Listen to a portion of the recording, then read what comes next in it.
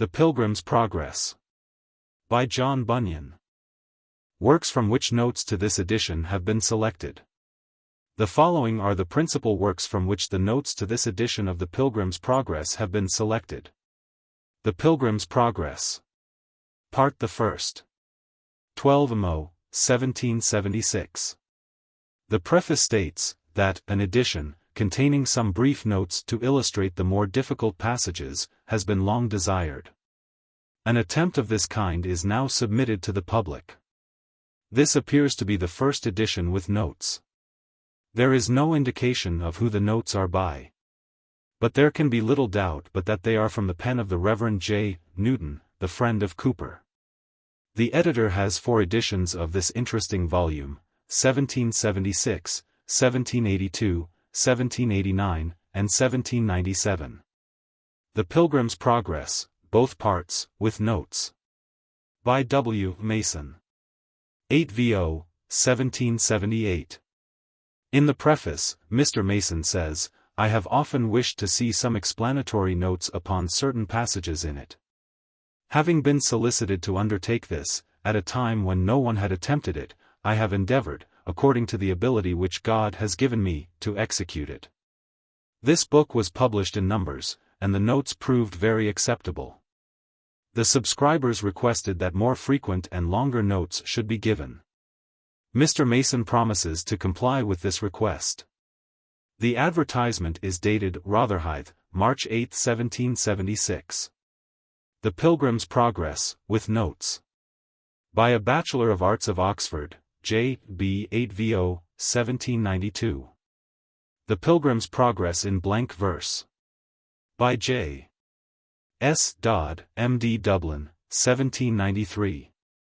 The Pilgrim's Progress, with a key to the allegory.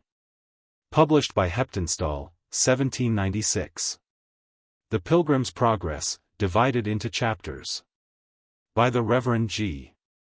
Buddha, of Coventry. 12 Mo, 1797. A Key to the Pilgrim's Progress. By Andronicus.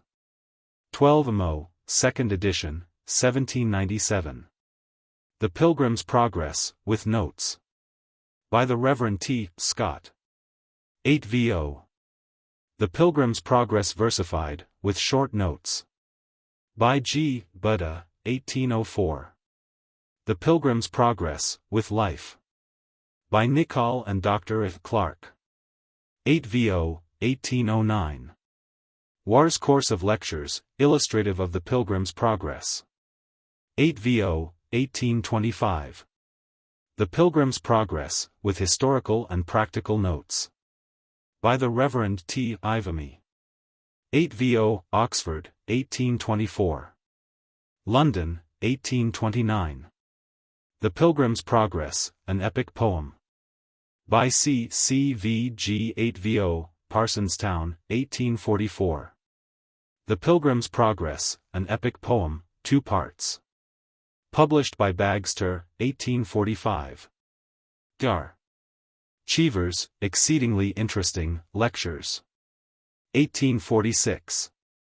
The extracts from Bunyan's other works, which so admirably illustrate his Pilgrim's Progress, have a reference to this new edition. How do you find this book? Any thoughts about the book or the author? Any suggestion for improvement? Please take a moment to share your thoughts in a comment. If you like it, share it with your friends who might enjoy it as well. Subscribe to keep in touch. Visit CompleteAudiobooks.com for more quality content. The Pilgrim's Progress. The author's apology for his book. When at the first I took my pen in hand. Thus for to write, I did not understand. That I at all should make a little book. In such a mode. Nay, I had undertook. To make another, which, when almost done. Before I was aware, I this begun. And thus it was, I, writing of the way. And race of saints, in this our gospel day. Fell suddenly into an allegory. About their journey, and the way to glory. In more than 20 things which I set down. This done, I 20 more had in my crown.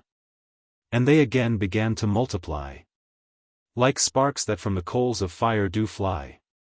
Nay, then, thought I, if that you breed so fast, I'll put you by yourselves, lest you at last should prove ad infinitum, and eat out the book that I already am about. Well, so I did, but yet I did not think to show to all the world my pen and ink.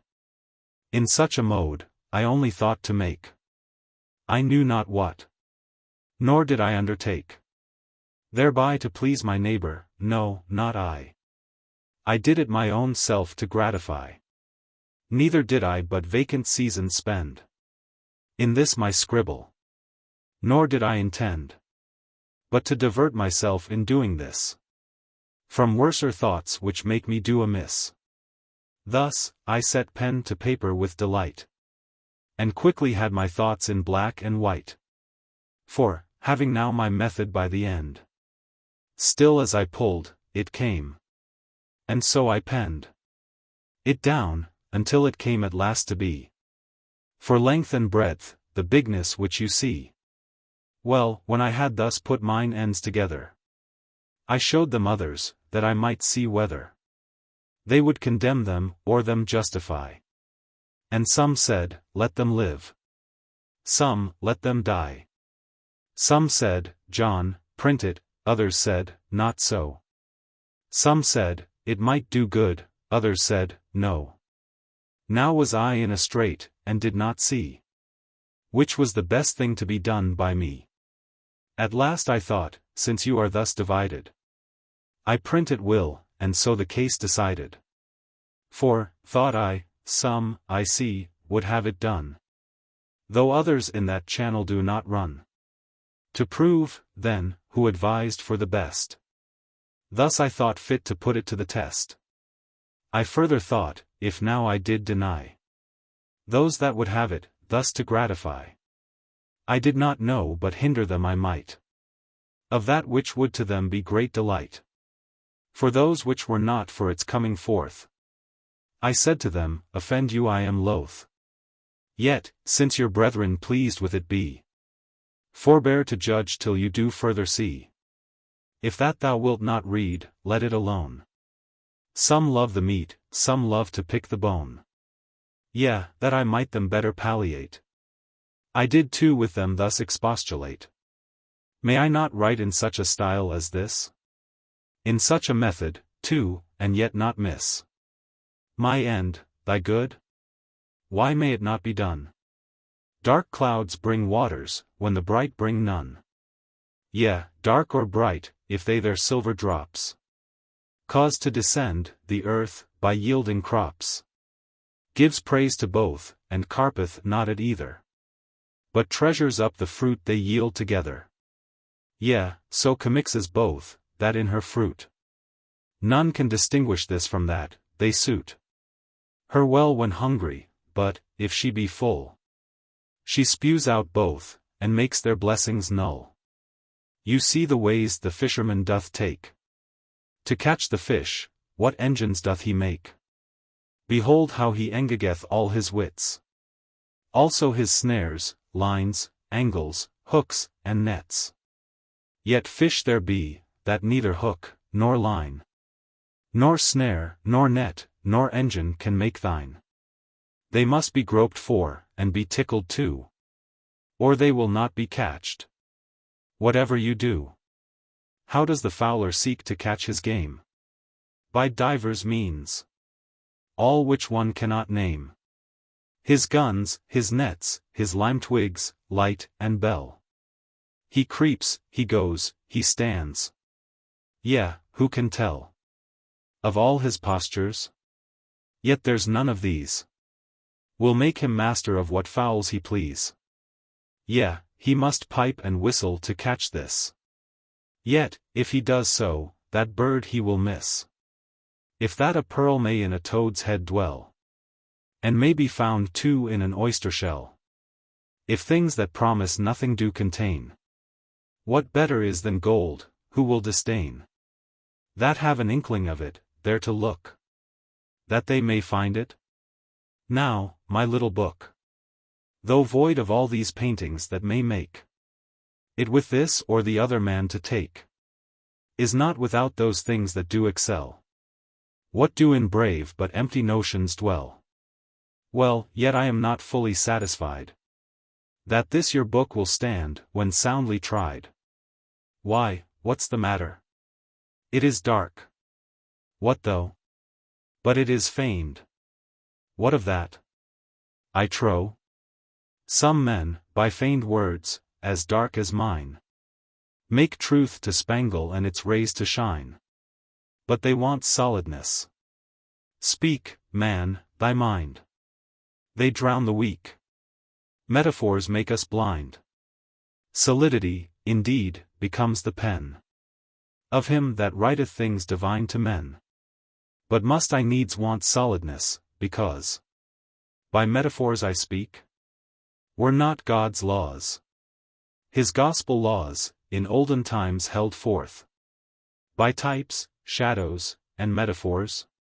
Yet loath will any sober man be to find fault with them, lest he be found for to assault the highest wisdom. No, he rather stoops and seeks to find out what by pins and loops, by calves and sheep, by heifers and by rams, by birds and herbs, and by the blood of lambs, God speaketh to him.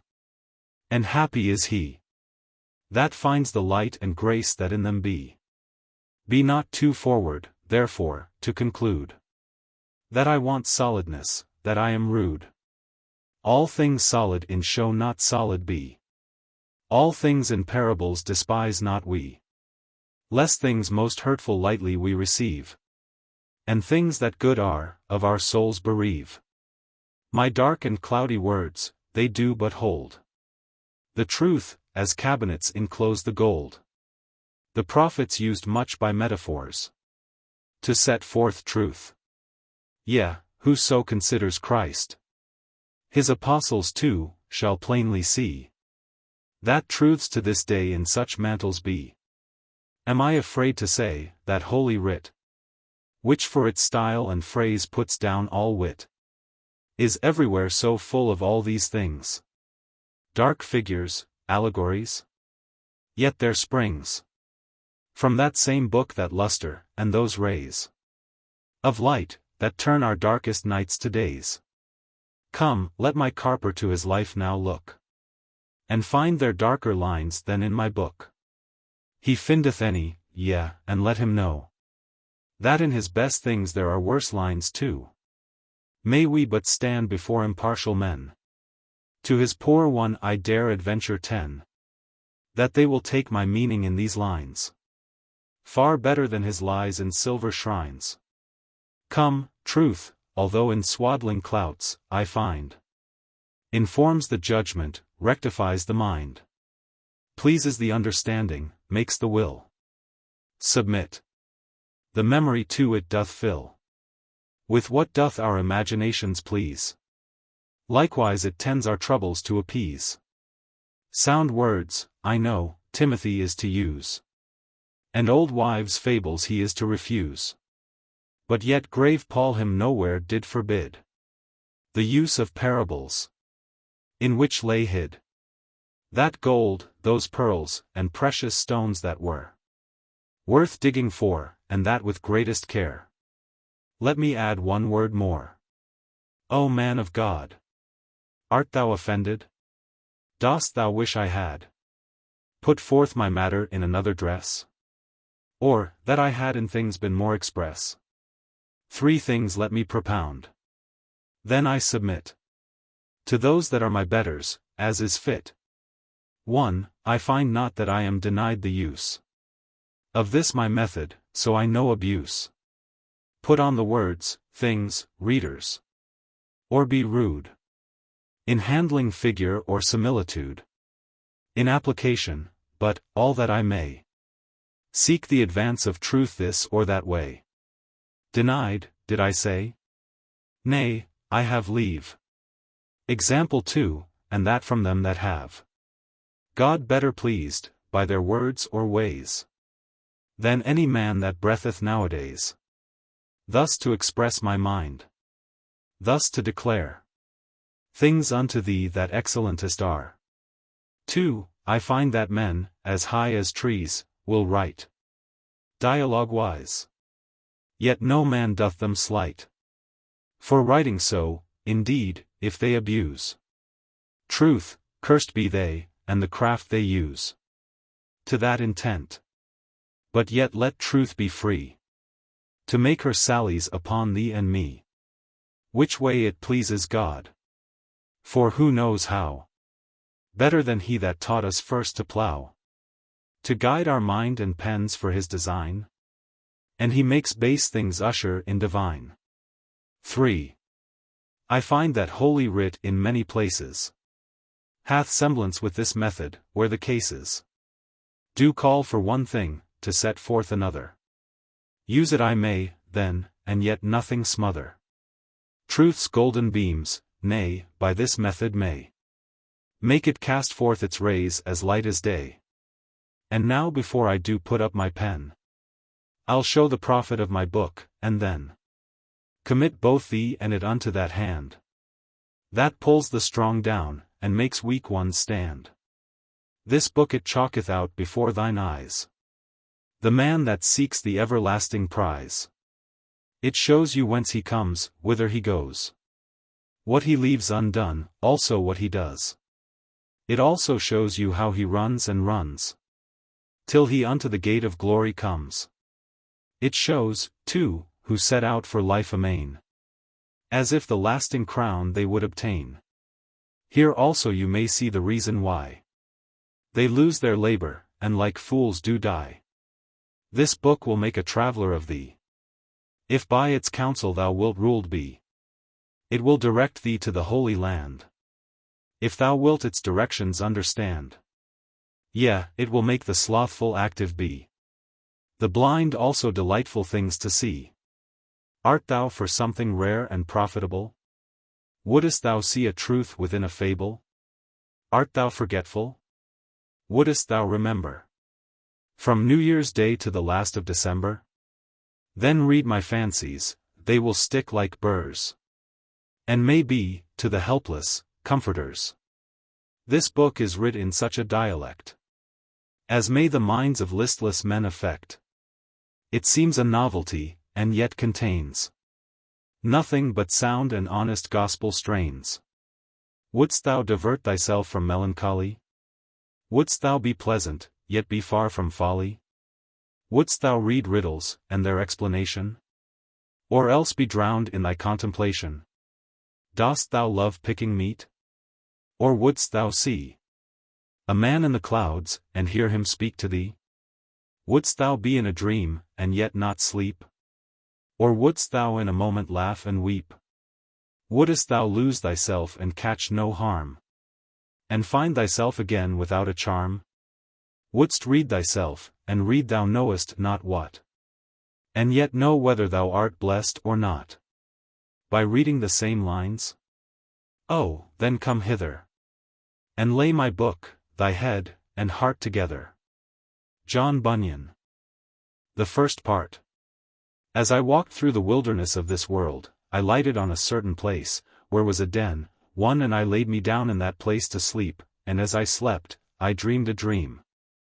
I dreamed, and, behold, I saw a man clothed with rags, standing in a certain place, with his face from his own house, a book in his hand, and a great burden upon his back. 2 I looked, and saw him open the book. 3 and read therein, and as he read, he wept and trembled, and not being able longer to contain, he brake out with a lamentable cry, saying, What shall I do? 4. In this plight, therefore, he went home, and refrained himself as long as he could, that his wife and children should not perceive his distress. But he could not be silent long, because that his trouble increased. Wherefore at length he brake his mind to his wife and children.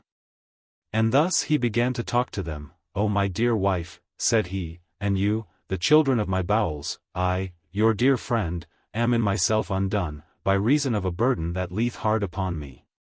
Moreover, I am for certain informed that this our city will be burned with fire from heaven. In which fearful overthrow, both myself, with thee, my wife, and you, my sweet babes, shall miserably come to ruin, except, the which yet I see not, some way of escape can be found, whereby we may be delivered. At this, his relations were sore amazed, not for that they believed that what he had said to them was true, but because they thought that some frenzied distemper had got into his head. 5 Therefore, it drawing towards night, and they hoping that sleep might settle his brains, with all haste they got him to bed. But the night was as troublesome to him as the day. Wherefore, instead of sleeping, he spent it in sighs and tears. So when the morning was come, they would know how he did. He told them, worse and worse. He also set to talking to them again, but they began to be hardened. They also thought to drive away his distemper by harsh and surly carriages to him. Sometimes they would deride, sometimes they would chide, and sometimes they would quite neglect him. Wherefore he began to retire himself to his chamber to pray for, and pity them, and also to condole his own misery. He would also walk solitarily in the fields, sometimes reading, and sometimes praying, and thus for some days he spent his time. 6. Now I saw upon a time, when he was walking in the fields, that he was, as he was wont, reading in his book, and greatly distressed in his mind. And as he read, he burst out, as he had done before, crying, What shall I do to be saved? 7. I saw also that he looked this way and that way, as if he would run. Yet he stood still, because, as I perceived, he could not tell which way to go. 8 I looked then, and saw a man named Evangelist coming to him, who asked, Wherefore dost thou cry? He answered, Sir, I perceive, by the book in my hand, that I am condemned to die, and after that to come to judgment. 9 And I find that I am not willing 10 to do the first, nor able 11 to do the second. Then said Evangelist, Why not willing to die, since this life is attended with so many evils? The man answered, Because I fear that this burden that is upon my back will sink me lower than the grave, and I shall fall into Tophet. 12 And, Sir, if I be not fit to go to prison, I am not fit, I am sure, to go to judgment, and from thence to execution, and the thoughts of these things make me cry. Then said Evangelist, If this be thy condition, why standest thou still? He answered, Because I know not whither to go. Then he gave him a parchment roll, and there was written within, Fly from the wrath to come. 13. The man therefore, read it, and looking upon Evangelist very carefully, said, Whither must I fly? Then said Evangelist, pointing with his finger over a very wide field, Do you see yonder wicket gate? 14 The man said, No. Then said the other, Do you see yonder shining light? 15 He said, I think I do. Then said Evangelist, Keep that light in your eye, and go up directly thereto, so shalt thou see the gate. At which, when thou knockest, it shall be told thee what thou shalt do. 16 So I saw in my dream that the man began to run. Now, he had not ran far from his own door, but his wife and children perceiving it, began to cry after him to return. 17 But the man put his fingers in his ears, and ran on, crying, Life! Life! Eternal life! So he looked not behind him. 18 But fled towards the middle of the plain. 19. The neighbors also came out to see him run, and as he ran, some mocked, others threatened, and some cried after him to return. And among those that did so, there were 2 that were resolved to fetch him back by force. 20 The name of the one was Obstinate, and the name of the other Pliable. 21 Now by this time, the man was got a good distance from them, but, however, they were resolved to pursue him, which they did, and in a little time they overtook him. Then said the man, Neighbors, wherefore are ye come? They said, To persuade you to go back with us. But he said, That can by no means be. You dwell, said he, in the city of destruction, the place also where I was born, I see it to be so. And dying there, sooner or later, you will sink lower than the grave, into a place that burns with fire and brimstone. Be content, good neighbors, and go along with me. What, said Obstinate, and leave our friends and our comforts behind us? 22. Yes, said Christian, for that was his name, because that all, which you shall forsake, 23 is not worthy to be compared with a little of that which I am seeking to enjoy. And if you will go along with me, and hold it, you shall fare as I myself, for there, where I go, is enough and to spare. 24 Come away, and prove my words. Obst. What are the things you seek, since you leave all the world to find them? Chr. I seek an inheritance incorruptible, undefiled, and that fadeth not away. 25 And it is laid up in heaven. 26 And safe there, to be bestowed, at the time appointed, on them that diligently seek it. Read it so, if you will, in my book. Obst. Tush, said Obstinate, away with your book. Will you go back with us, or no? Chr. No, not I, saith the other, because I have laid my hand to the plough. 27. Obst. Come, then, neighbor pliable, let us turn again, and go home without him. There is a company of these crazed-headed coxcombs, that when they take a fancy by the end, are wiser in their own eyes than 7 men that can render a reason. 28. Ply. Then said Pliable, do not revile, if what the good Christian says is true, the things he looks after are better than ours, my heart inclines to go with my neighbor. Obst. What? More fool still. Be ruled by me, and go back, who knows whither such a brainsick fellow will lead you. Go back, and be wise. Chr. Nay, but do thou come with thy neighbor Pliable, there are such things to be had which I spoke of, and many more glories besides.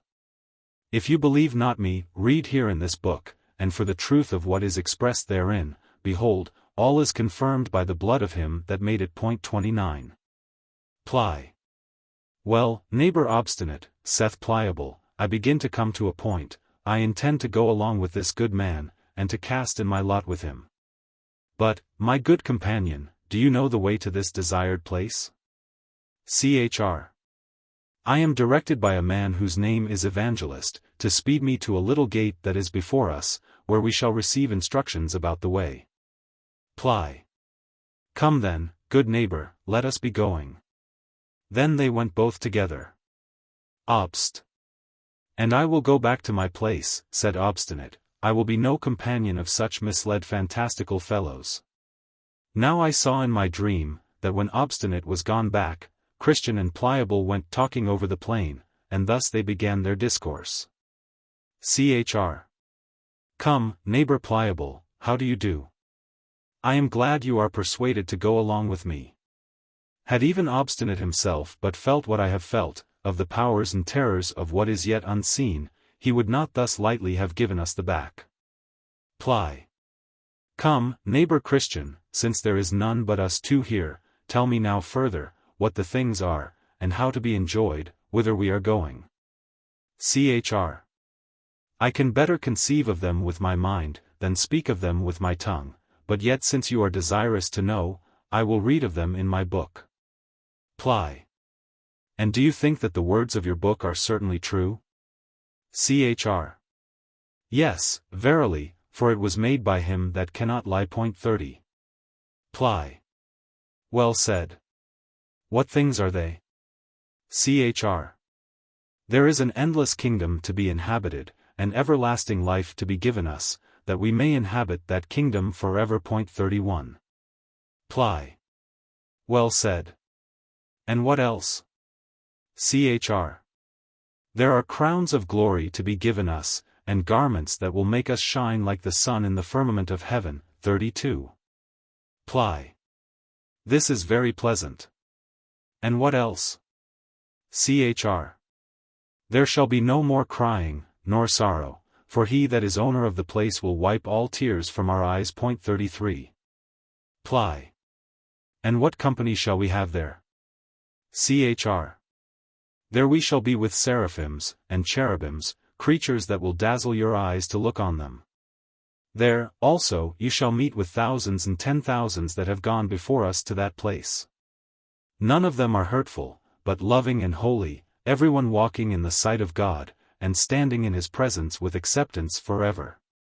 In a word, there we shall see the elders with their golden crowns, there we shall see the holy virgins with their golden harps. There we shall see men, that by the world were cut in pieces, burnt in flames, eaten of beasts, drowned in the seas, for the love that they bear to the Lord of the place. All well, and clothed with immortality as with a garment. 34. Ply. The hearing of this is enough to ravish one's heart, but are these things to be enjoyed? How shall we get to be sharers thereof? Chr. The Lord, the governor of the country, hath recorded, that in this book, the substance of which is, if we be truly willing to have it, he will bestow it upon us freely. 35. Ply. Well, my good companion, glad am I to hear of these things. Come on, let us mend our pace. 36. Chr. I cannot go so fast as I would, by reason of this burden that is on my back. Now I saw in my dream, that, just as they had ended this talk, they drew near to a very miry slough that was in the midst of the plain, and they, being heedless, did both fall suddenly into the bog. The name of the slough was Despond. 37 here, therefore, they wallowed for a time, being grievously bedaubed with the dirt. And Christian, because of the burden that was on his back, began to sink in the mire. Ply. Then said Pliable, Ah! Neighbor Christian, where are you now?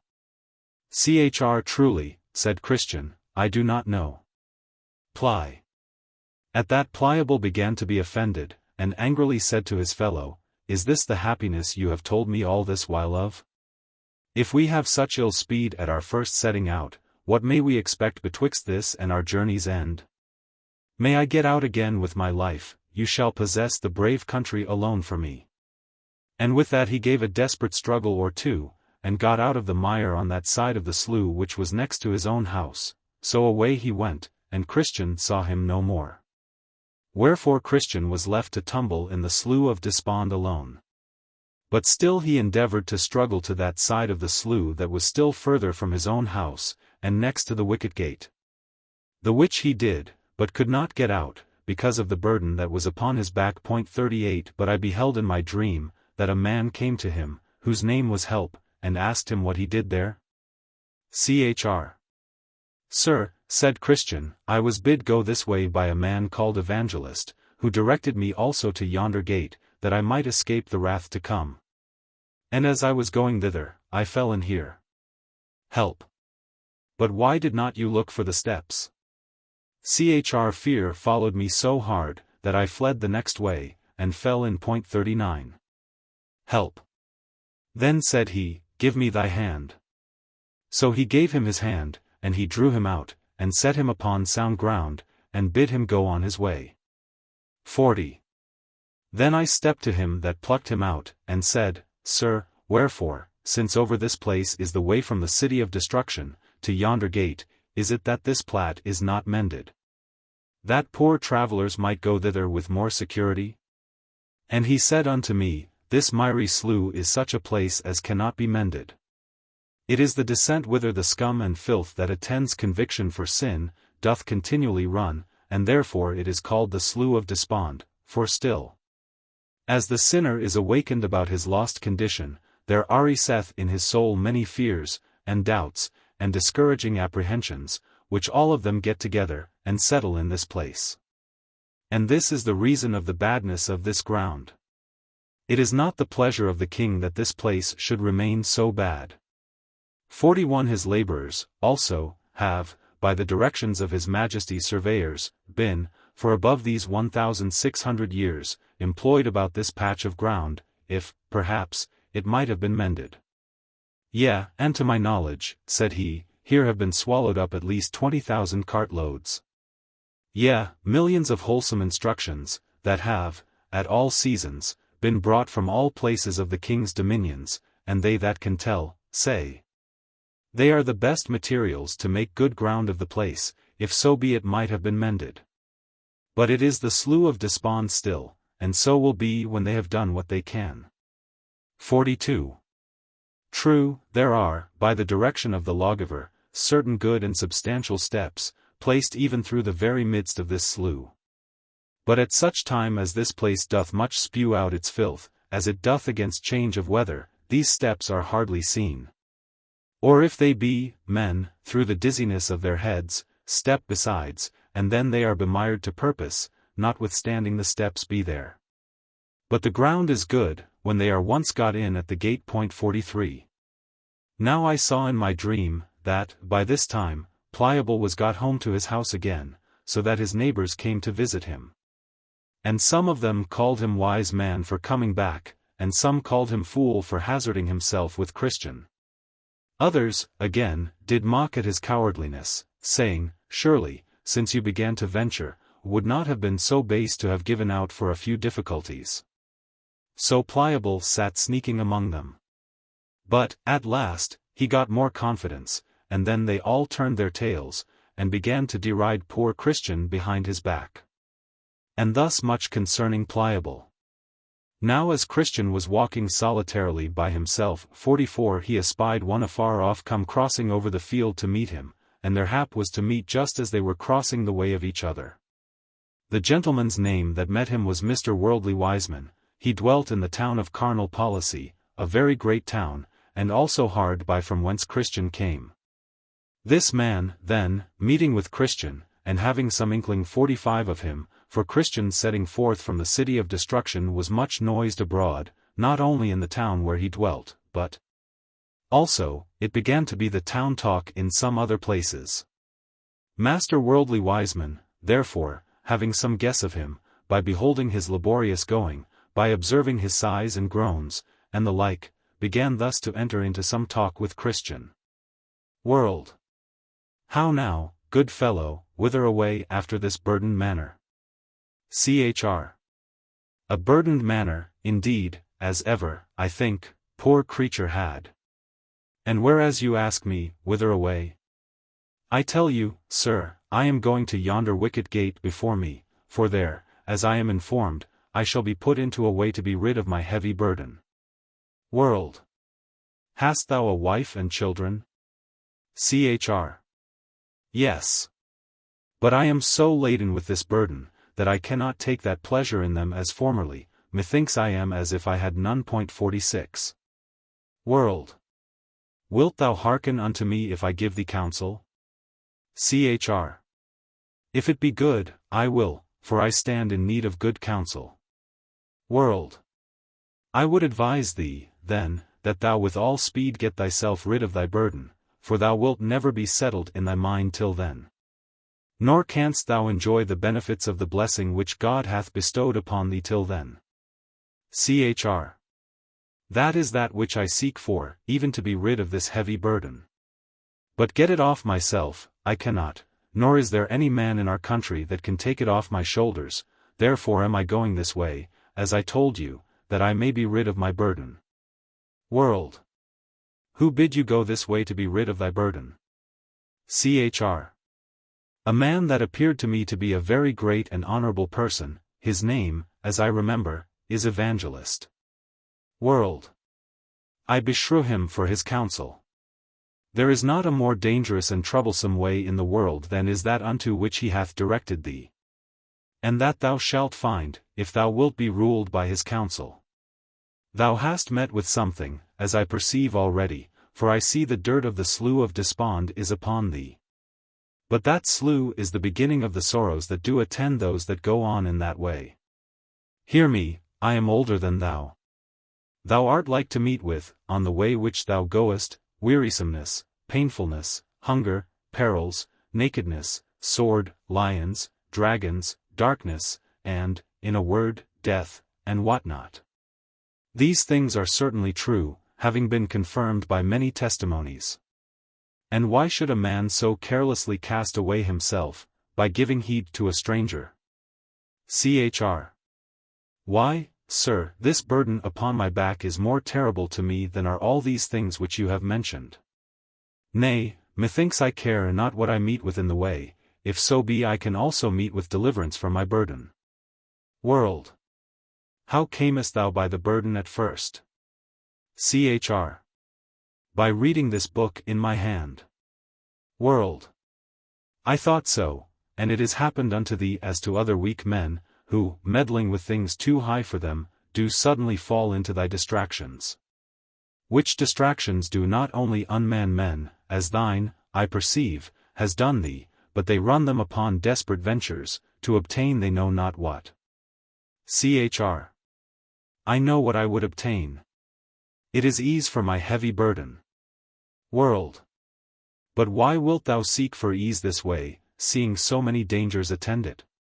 Especially since, hadst thou but patience to hear me, I could direct thee to the obtaining of what thou desirest, without the dangers that thou in this way wilt run thyself into. Yea, and the remedy is at hand. Besides, I will add, that, instead of those dangers, thou shalt meet with much safety, friendship, and content. 47. Chr. Pray, sir, open this secret to me. World. Why, in yonder village, the village is named Morality, there dwells a gentleman whose name is Legality, a very judicious man, and a man of a very good name. That has skill to help men off with such burdens as thine are from their shoulders, yea, to my knowledge, he hath done a great deal of good this way. Aye, and besides, he hath skill to cure those that are somewhat crazed in their wits with their burdens. 48 To him, as I said, thou mayest go, and be helped presently. His house is not quite a mile from this place, and if he should not be at home himself, he hath a pretty young man to his son, whose name is Civility. That can do it, to speak on, as well as the old gentleman himself. There, I say, thou mayest be eased of thy burden. And if thou art not minded to go back to thy former habitation, as, indeed, would not wish thee, thou mayest send for thy wife and children to thee to this village. Where there are houses now stand empty, one of which thou mayest have at reasonable rates. Provision is there also cheap and good. And that which will make thy life the more happy is, to be sure, there thou shalt live by honest neighbors, in credit and good fashion.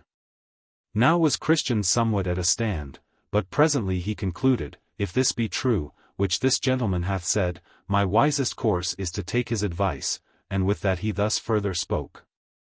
Chr. Sir, which is my way to this honest man's house? World. Do you see yonder hill? Chr. Yes, very well. World. By that hill you must go, and the first house you come at is his. So Christian turned out of his way, to go to Mr. Legality's house for help.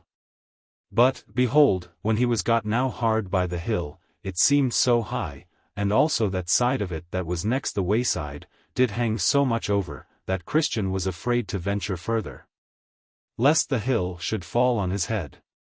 Wherefore there he stood still, and what 49 not what to do. Also his burden now seemed heavier to him, than while he was in his way. There came also flashes of fire out of the hill, that made Christian afraid that he should be burned. 50 Here, therefore, he sweat and did quake for fear. 51 And now he began to be sorry that he had taken Mr. Worldly Wiseman's counsel. And with that he saw Evangelist coming to meet him, at the sight also of whom he began to blush for shame. So Evangelist drew nearer and nearer, and coming up to him, he looked upon him with a severe and dreadful countenance, and thus began to reason with Christian. Evan. What dost thou here, Christian? Said he, at which words Christian knew not what to answer, wherefore at present he stood speechless before him. Then said Evangelist further, Art not thou the man that I found crying without the walls of the city of destruction? Chr. Yes, dear sir, I am the man. Evan. Did not I direct thee the way to the little wicket gate? Chr. Yes, dear sir, said Christian. Evan. How is it, then, that thou art so quickly turned aside? For thou art now out of the way. Chr.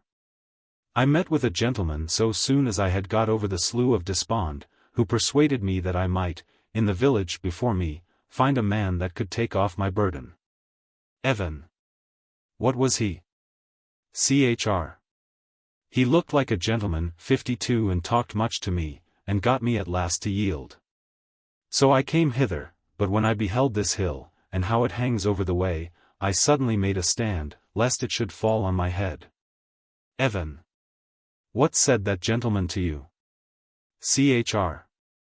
Why, he asked me whither I was going. And I told him. Evan. And what said he then? Chr. He asked me if I had a family. And I told him. But, said I am so loaden with the burden that is on my back, that I cannot take pleasure in them as formerly. Evan.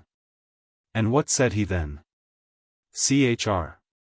He bid me with speed get rid of my burden. And I told him it was ease that I sought. And, said I am therefore going to yonder gate, to receive further direction how I may get to the place of deliverance. So he said that he would show me a better way, and short, not so attended with difficulties as the way, sir, that you set me in. Which way, said he, will direct you to a gentleman's house that hath skill to take off these burdens. So I believed him. 53 and turned out of that way into this. If haply I might be soon eased of my burden. But when I came to this place, and beheld things as they are, I stopped for fear, as I said, of danger, but I now know not what to do. Evan. Then, said Evangelist, stand still a little, that I may show thee the words of God. So he stood trembling. Then said Evangelist, see that ye refuse not him that speaketh. For if they escaped not who refused him that spake on earth, much more shall not we escape, if we turn away from him that speaketh from heaven. 54 He said, moreover, now the just shall live by faith, but if any man draw back, my soul shall have no pleasure in him. 55 He also did thus apply them, thou art the man that art running into this misery. Thou hast begun to reject the counsel of the Most High, and to draw back thy foot from the way of peace, even almost to the hazarding of thy perdition. Then Christian fell down at his foot as dead, crying, Woe is me, for I am undone. At the sight of which, Evangelist caught him by the right hand, saying, All manner of sin and blasphemies shall be forgiven unto men. 56 Be not faithless, but believing. 57 Then did Christian again a little revive, and stood up trembling, as at first, before Evangelist.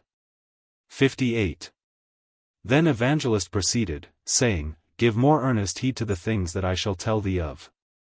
I will now show thee who it was that deluded thee, and who it was also to whom he sent thee. The man that met thee is one worldly wiseman, and rightly is he so called. Partly, because he savoreth only the doctrine of this world. 59 Therefore he always goes to the town of morality to church. And partly because he loveth that doctrine best, for it saveth him best from the cross. 60 And because he is of this carnal temper, therefore he seeketh to prevent my ways, though right. Now there are 3 things in this man's counsel, that thou must utterly abhor. 1. His turning thee out of the way. 2. His laboring to render the cross odious to thee. And, 3. His setting thy feet in that way that leadeth unto the administration of death. First, thou must abhor his turning thee out of the way. Yea, and thine own consenting thereto, because this is to reject the counsel of God for the sake of the counsel of a worldly wiseman. The Lord says, Strive to enter in at the strait gate. 61 The gate to which I send thee, for strait is the gate which leadeth unto life, and few there be that find it. 62 From this little wicket gate, and from the way thereto, hath this wicked man turned thee, to the bringing of thee almost to destruction. Hate, therefore, his turning thee out of the way, and abhor thyself for hearkening to him.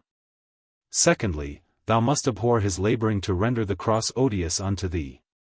For thou art to prefer it before the treasures in Egypt. 63 Besides, the King of glory hath told thee, that he that will save his life shall lose it. 64 And, he that comes after him, and hate not his father, and mother, and wife, and children, and brethren, and sisters, yea, and his own life also, he cannot be my disciple. 65 I say, therefore, for man to labor to persuade thee, that shall be thy death, without which, the truth hath said, thou canst not have eternal life, this doctrine thou must abhor. Thirdly, thou must hate his setting of thy feet in the way that leadeth to the ministration of death. And for this thou must consider to whom he sent thee, and also how unable that person was to deliver thee from thy burden. He to whom thou wast sent for ease, being by name Legality, is the son of the bondwoman which now is, and is in bondage with her children. 66 And is, in a mystery, this Mount Sinai, which thou hast feared will fall on thy head. Now, if she, with her children, are in bondage, how canst thou expect by them to be made free? This Legality, therefore, is not able to set thee free from thy burden. No man was as yet ever rid of his burden by him, no, nor ever is like to be. Ye cannot be justified by the works of the law. For by the deeds of the law no man living can be rid of his burden, therefore, Mr. Worldly Wiseman is an alien, and Mr. Legality is a cheat. And for his son Civility, notwithstanding his simpering looks, he is but a hypocrite, and cannot help thee. Believe me, there is nothing in all this noise, that thou hast heard of these sottish men, but a design to beguile thee of thy salvation, by turning thee from the way in which I had set thee. After this, Evangelist called aloud to the heavens for confirmation of what he had said, and with that there came words and fire out of the mountain under which poor Christian stood. That made the hair of his flesh stand up. The words were thus pronounced, as many as are of the works of the law are under the curse. For it is written, Cursed is everyone that continueth not in all things which are written in the book of the law to do them. 67. Now Christian looked for nothing but death, and began to cry out lamentably, even cursing the time in which he met with Mr. Worldly Wiseman. Still calling himself 1,000 fools for hearkening to his counsel, he also was greatly ashamed to think that this gentleman's arguments, flowing only from the flesh, should have the prevalency with him as to cause him to forsake the right way. This done, he applied himself again to Evangelist, in words and sense as follows. Chr. Sir, what think you? Is there hope? May I now go back, and go up to the wicket gate? Shall I not be abandoned for this, and sent back from thence ashamed? I am sorry I have hearkened to this man's counsel. But may my sin be forgiven? Evan. Then said Evangelist to him, Thy sin is very great, for by it thou hast committed two evils, thou hast forsaken the way that is good, to tread in forbidden paths. Yet will the man at the gate receive thee, for he has goodwill for men. Only, said he, take heed that thou turn not aside again, lest thou perish from the way, when his wrath is kindled but a little. 68 Then did Christian address himself to go back. And Evangelist, after he had kissed him, gave him one smile, and bid him Godspeed. So he went on with haste, neither spake he to any man by the way. Nor, if any asked him, would he vouchsafe them an answer. He went like one that was all the while treading on forbidden ground, and could by no means think himself safe, till again he was got into the way which he left, to follow Mr. Worldly Wiseman's counsel. So, in process of time, Christian got up to the gate. Now, over the gate there was written, Knock, and it shall be opened unto you. 69. He knocked, therefore, more than once or twice, saying, May I now enter here? Will he within open to sorry me, though I have been an undeserving rebel? Then shall I not fail to sing his lasting praise on high. At last there came a grave person to the gate, named Goodwill, who asked who was there, and whence he came, and what he would have. 70. Chr. Here is a poor burdened sinner. I come from the city of destruction, but am going to Mount Zion, that I may be delivered from the wrath to come. I would, therefore, sir, since I am informed that by this gate is the way thither, know if you are willing to let me in. Goodwill. I am willing with all my heart, said he. And with that he opened the gate. 71. So when Christian was stepping in, the other gave him a pull. Then said Christian, What means that? The other told him. A little distance from this gate, there is erected a strong castle, of which Beelzebub is the captain. From thence, both he and them that are with him shoot arrows at those that come up to this gate, if haply they may die before they can enter in. 72. Then said Christian, I rejoice and tremble. So when he was got in, the man of the gate asked him who directed him thither. Evangelist bid me come hither, and knock, as I did, and he said that you, sir, would tell me what I must do. Goodwill. An open door is set before thee, and no man can shut it.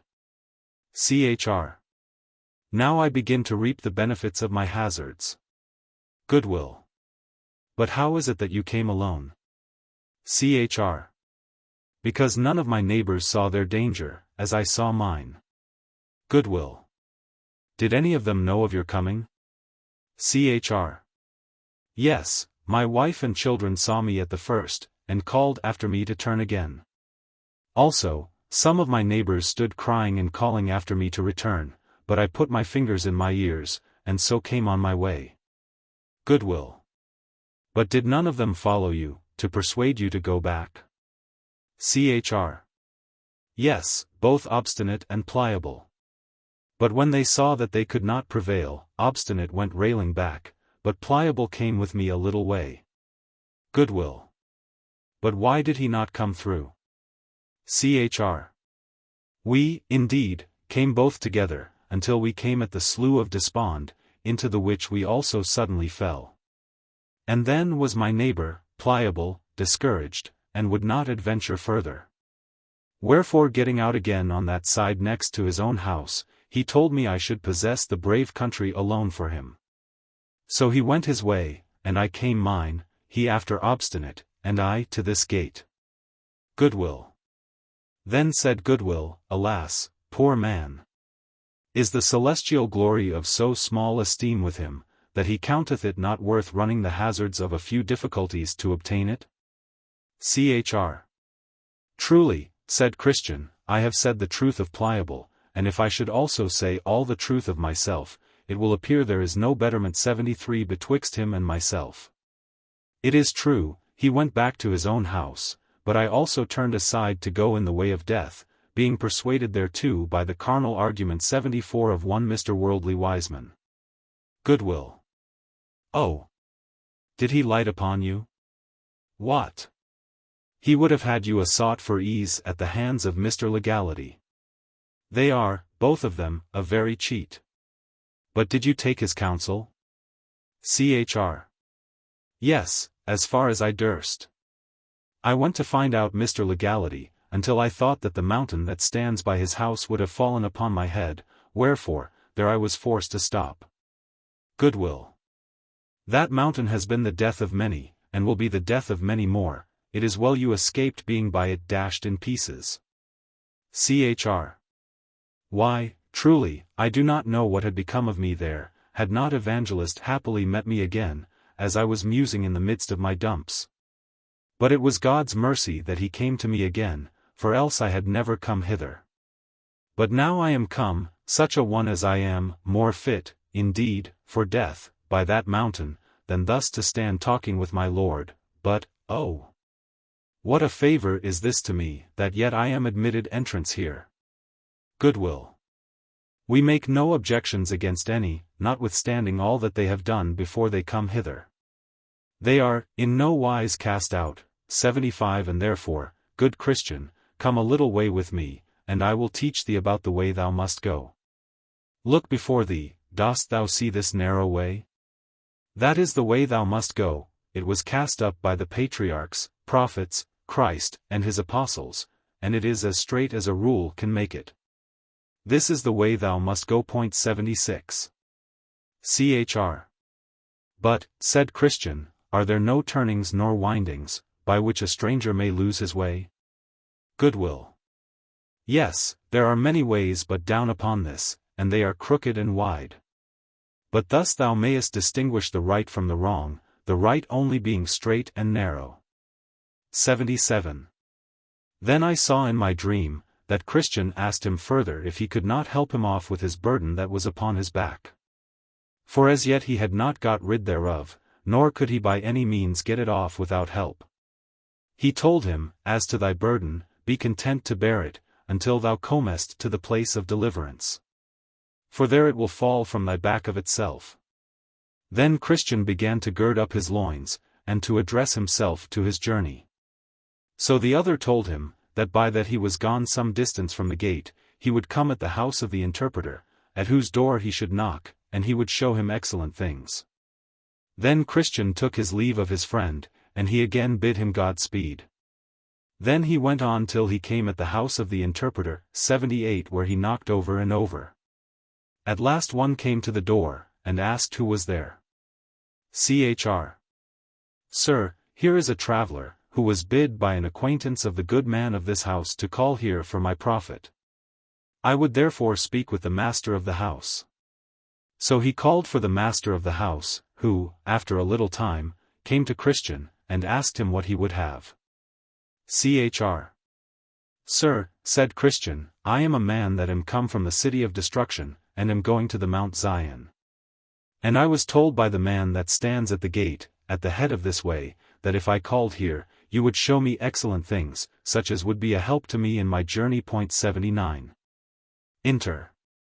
Then said the interpreter, Come in, I will show thee that which will be profitable to thee. So he commanded his man to light the candle 80 and bid Christian follow him, so he had him into a private room, and bid his man open a door. The which when he had done, Christian saw the picture of a very grave person hang up against the wall, and this was the fashion of it. It had eyes lifted up to heaven, the best of books in his hand, the law of truth was written upon his lips, the world was behind his back. It stood as if it pleaded with men, and a crown of gold did hang over its head. 81. Chr. Then said Christian, What meaneth this? Enter. The man whose picture this is one of 1,000. He can beget children 82, travail in birth with children 83, and nurse them himself when they are born.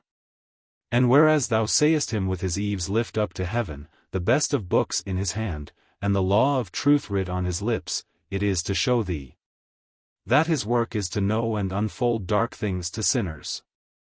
Even as also thou sayest him stand as if he pleaded with men. And whereas thou sayest the world as cast behind him, and that a crown hangs over his head, that is to show thee that slighting and despising the things that are present. For the love that he hath to his master's service, he is sure in the world that comes next to have glory for his reward. Now, said the interpreter, I have showed thee this picture first, because the man whose picture this is the only man whom the Lord of the place whither thou art going hath authorized to be thy guide in all difficult places thou mayest meet with in the way. Wherefore, take good heed to what I have showed thee, and bear well in thy mind what thou hast seen, lest in thy journey thou meet with some that pretend to lead thee right, but their way goes down to death. Then he took him by the hand, and led him into a very large parlor that was full of dust, because never swept. The which, after he had reviewed a little while, the interpreter called for a man to sweep.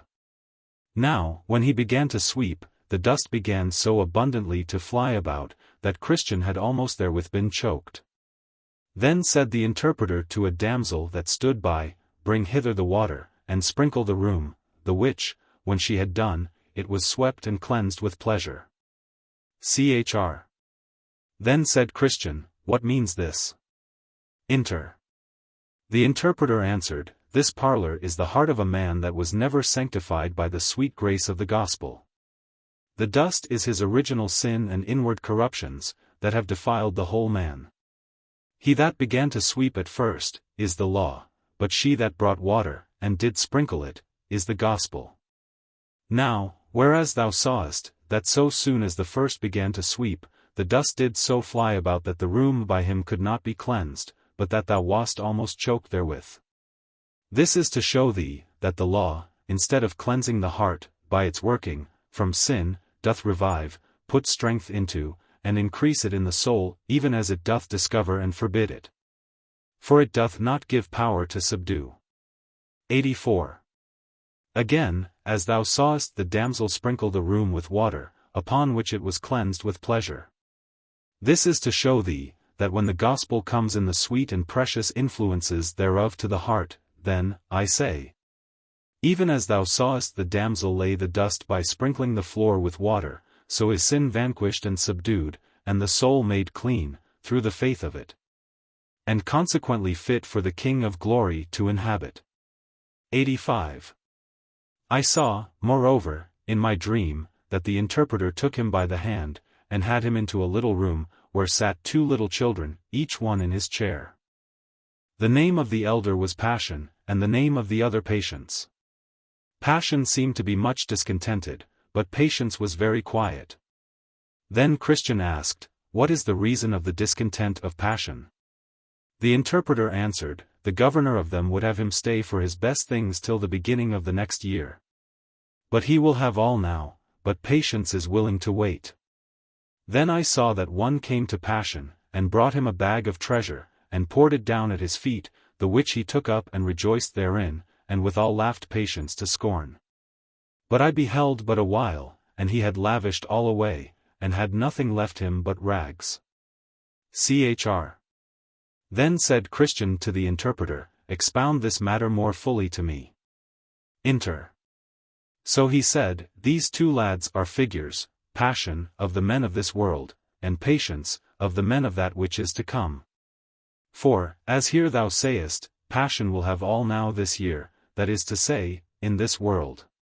So are the men of this world, they must have all their good things now, they cannot stay till next year, that is, until the next world, for their portion of good. That proverb, 'A bird in the hand is worth 2 in the bush,' is of more authority with them than are all the divine testimonies of the good of the world to come. But as thou sawest that he had quickly lavished all away, and had presently left him nothing but rags, so will it be with all such men at the end of this world. 86. Chr. Then said Christian, "Now I see that Patience has the best wisdom, and that upon many accounts. First, because he stays for the best things. Second, and also because he will have the glory of his, when the other has nothing but rags." Inter. Nay, you may add another, to wit, the glory of the next world will never wear out. But these are suddenly gone. Therefore Passion had not so much reason to laugh at Patience, because he had his good things first, as Patience will have to laugh at Passion, because he had his best things last. For first must give place to last, because last must have his time to come, but last gives place to nothing, for there is not another to succeed. He, therefore, that hath his portion first, must needs have a time to spend it, but he that hath his portion last, must have it lastingly. Therefore it is said of Dives, "Thou in thy lifetime receivedst thy good things, and likewise Lazarus evil things, but now he is comforted, and thou art tormented." 87. Chr. Then I perceive it is not best to covet things that are now, but to wait for things to come. Inter. You say the truth, for the things which are seen are temporal. But the things which are not seen are eternal. 88. But though this be so, yet since things present, and our fleshly appetite, are such near neighbors one to another. And again, because things to come, and carnal sense, are such strangers one to another. Therefore it is that the first of these so suddenly fall into amity, and that distance is so continued between the second. Then I saw in my dream that the interpreter took Christian by the hand, and led him into a place where was a fire burning against a wall, and one standing by it, always casting much water upon it, to quench it. Yet did the fire burn higher and hotter. Then said Christian, "What means this?" The interpreter answered, "This fire is the work of grace that is wrought in the heart. He that casts water upon it, to extinguish and put it out, is the devil, but in that thou sayest the fire notwithstanding burn higher and hotter, thou shalt also see the reason of that." So he had him about to the backside of the wall, where he saw a man with a vessel of oil in his hand, of the which he did also continually cast, but secretly, into the fire. 89. Then said Christian, "What means this?" The interpreter answered, "This is Christ, who continually, with the oil of his grace, maintains the work already begun in the heart, by the means of which, notwithstanding what the devil can do, the souls of his people prove gracious still." 90. And in that thou sawest that the man stood behind the wall to maintain the fire, that is to teach thee that it is hard for the tempted to see how this work of grace is maintained in the soul. I saw also, that the interpreter took him again by the hand, and led him into a pleasant place, where was builded a stately palace, beautiful to behold. At the sight of which Christian was greatly delighted. He saw also, upon the top thereof, certain persons walking, who were clothed all in gold. Then said Christian, May we go in thither? Then the interpreter took him, and led him up towards the door of the palace, and behold, at the door stood a great company of men, as desirous to go in, but durst not. There also sat a man at a little distance from the door, at a table side, with a book and his inkhorn before him, to take the name of him that should enter therein. He saw also, that in the doorway stood many men in armor to keep it, being resolved to do the men that would enter what hurt and mischief they could. Now was Christian somewhat in amaze. At last, when every man started back for fear of the armed men, Christian saw a man of a very stout countenance come up to the man that sat there to write, saying, Set down my name. Sir, 91. The which when he had done, he saw the man draw his sword, and put an helmet upon his head, and rush toward the door upon the armed men, who laid upon him with deadly force, but the man, not at all discouraged, fell to cutting and hacking most fiercely. So after he had received and given many wounds to those that attempted to keep him out, he cut his way through them all, 92, and pressed forward into the palace. At which there was a pleasant voice heard from those that were within, even of those that walked upon the top of the palace, saying, Come in, come in. Eternal glory thou shalt win. So he went in, and was clothed with such garments as they. Then Christian smiled and said, I think verily I know the meaning of this. 93. Now, said Christian, let me go hence. Nay, stay, said the interpreter, till I have showed thee a little more, and after that thou shalt go on thy way. So he took him by the hand again, and led him into a very dark room, where there sat a man in an iron cage. Now the man, to look on, seemed very sad. He sat with his eyes looking down to the ground, his hands folded together, and he sighed as if he would break his heart. Then said Christian, What means this? At which the interpreter bid him talk with the man. Then said Christian to the man, What art thou? The man answered, I am what I was not once. Chr. What wast thou once? Man. The man said, I was once a fair and flourishing professor, both in mine own eyes, and also in the eyes of others. I once was, as I thought, fair for the celestial city, and had then even joy at the thoughts that I should get thither. 94. Chr. Well, but what art thou now? Man. I am now a man of despair, and am shut up in it, as in this iron cage. I cannot get out. Oh, now I cannot. Chr. But how camest thou in this condition? Man.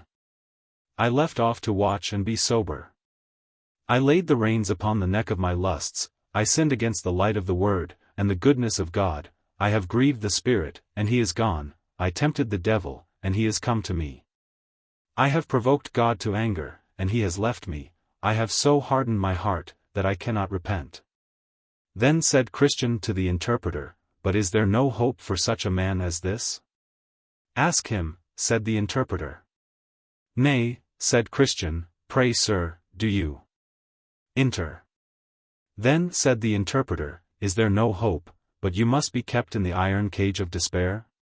Man. No, none at all. Enter. Why, the Son of the Blessed is very pitiful. Man. I have crucified him to myself afresh. 95. I have despised his person. 96. I have despised his righteousness. I have counted his blood an unholy thing, I have done despite to the Spirit of grace. 97. Therefore I have shut myself out of all the promises, and there now remains to me nothing but threatenings, dreadful threatenings, fearful threatenings of certain judgment and fiery indignation, which shall devour me as an adversary. 98. Enter. For what did you bring yourself into this condition? Man. For the lusts, pleasures, and profits of this world, in the enjoyment of which I did then promise myself much delight.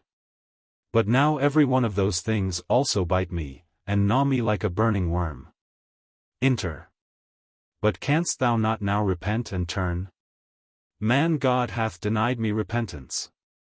His word gives me no encouragement to believe, yea, himself hath shut me up in this iron cage, nor can all the men in the world let me out. O eternity! Eternity! How shall I grapple with the misery that I must meet with in eternity? Inter.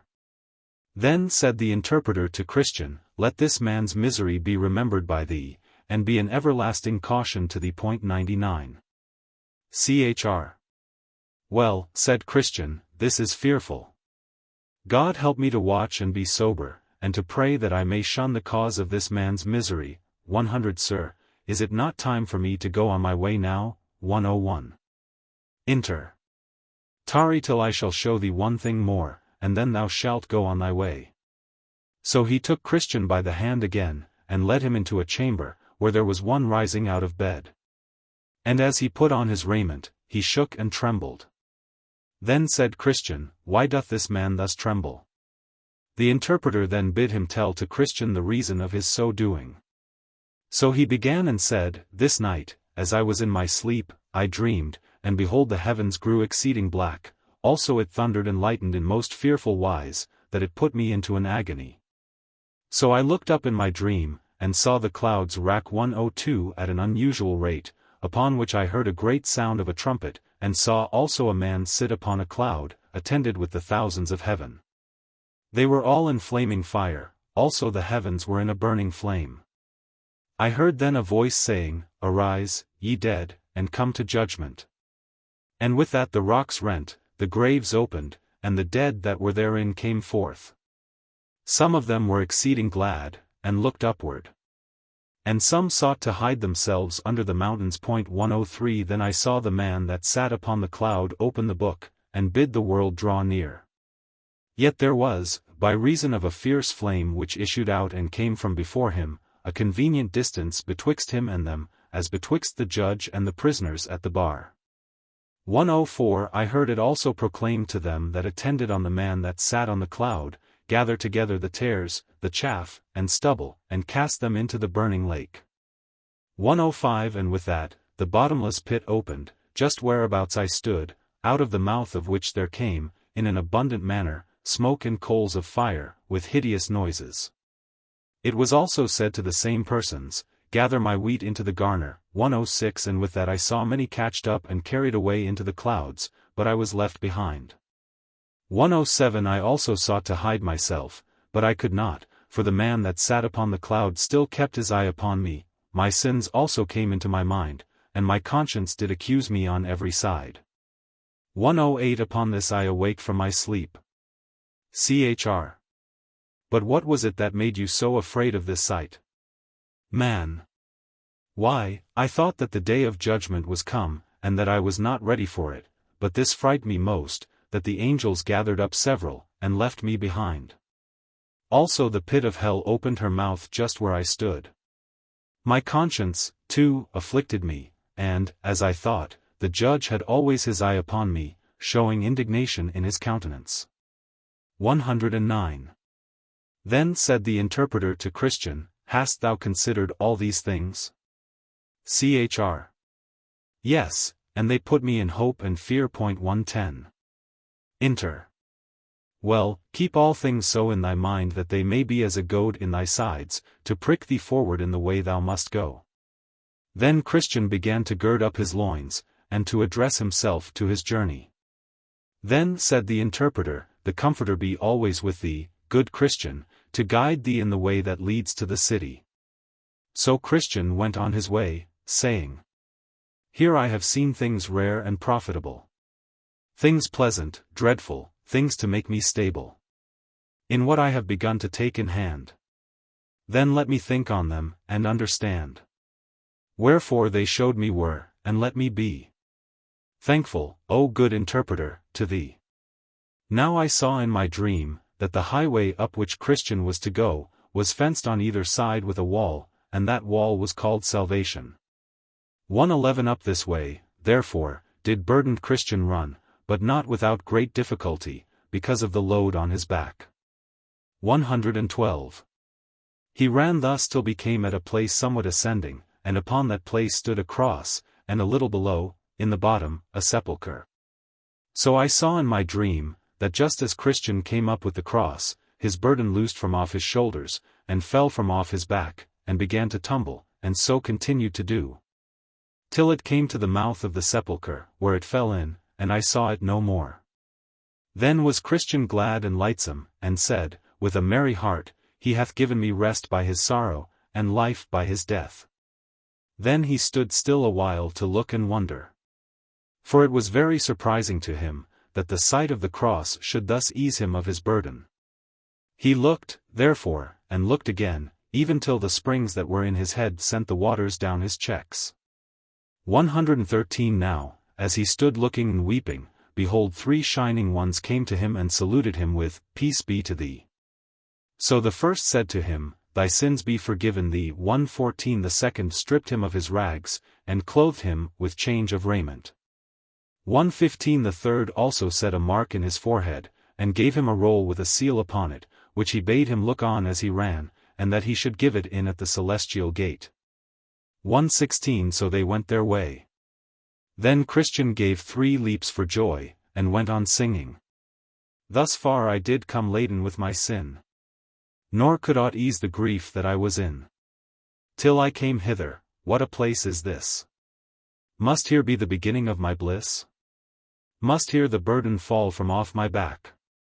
Must here the strings that bound it to me crack? Blessed cross! Blessed sepulchre! Blessed rather be the man that there was put to shame for me. 117. I saw then in my dream, that he went on thus, even until he came at a bottom, where he saw, a little out of the way, 3 men fast asleep, with fetters upon their heels. The name of the one was Simple, another Sloth, and the third Presumption. Christian then seeing them lie in this case, went to them, if peradventure he might awake them, and cried, You are like them that sleep on the top of a mast. For the Dead Sea is under you, a gulf that hath no bottom.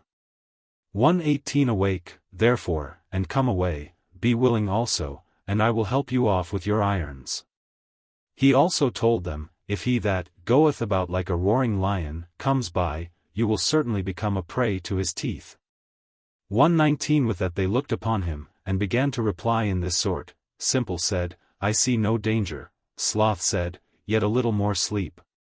And Presumption said, Every fat 120 must stand upon its own bottom. What is the answer else that I should give thee?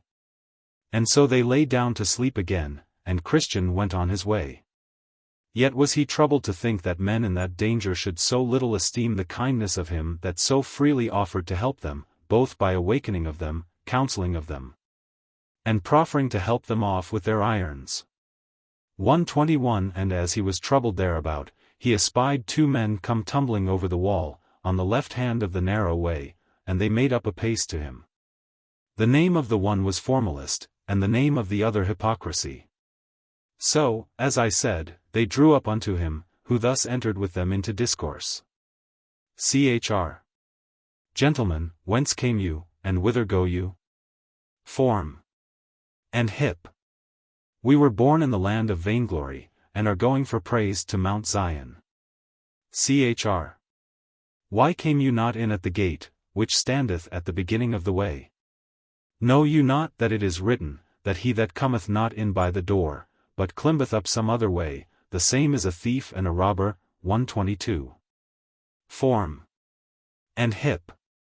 They said, that to go to the gate for entrance was, by all their countrymen, counted too far about. And that, therefore, their usual way was to make a short cut of it, and to climb over the wall, as they had done. Chr. But will it not be counted a trespass against the Lord of the city whither we are bound, thus to violate his revealed will? Form. And Hip. They told him, that, as for that, he needed not to trouble his head thereabout, for what they did, they had custom for. And could produce, if need were, testimony that would witness it for more than 1,000 years. Chr. But, said Christian, will your practice stand a trial at law? Form. And Hip. They told him, that custom, it being of so long a standing as above 1,000 years, would, doubtless, now be admitted as a thing legal by any impartial judge. And beside, said they, if we get into the way, what's matter which way we get in? If we are in, thou art but in the way, who, as we perceive, came in at the gate. And we are also in the way, that came tumbling over the wall, wherein, now, is thy condition better than ours? Chr. I walk by the rule of my master, you walk by the rude working of your fancies. You are counted thieves already, by the Lord of the way, therefore, I doubt you will not be found true men at the end of the way. You come in by yourselves, without his direction. And shall go out by yourselves, without his mercy. 123. To this they made him but little answer, only they bid him look to himself. Then I saw that they went on every man in his way, without much conference one with another. Save that these two men told Christian, that as to laws and ordinances, they doubted not but they should as conscientiously do them as he.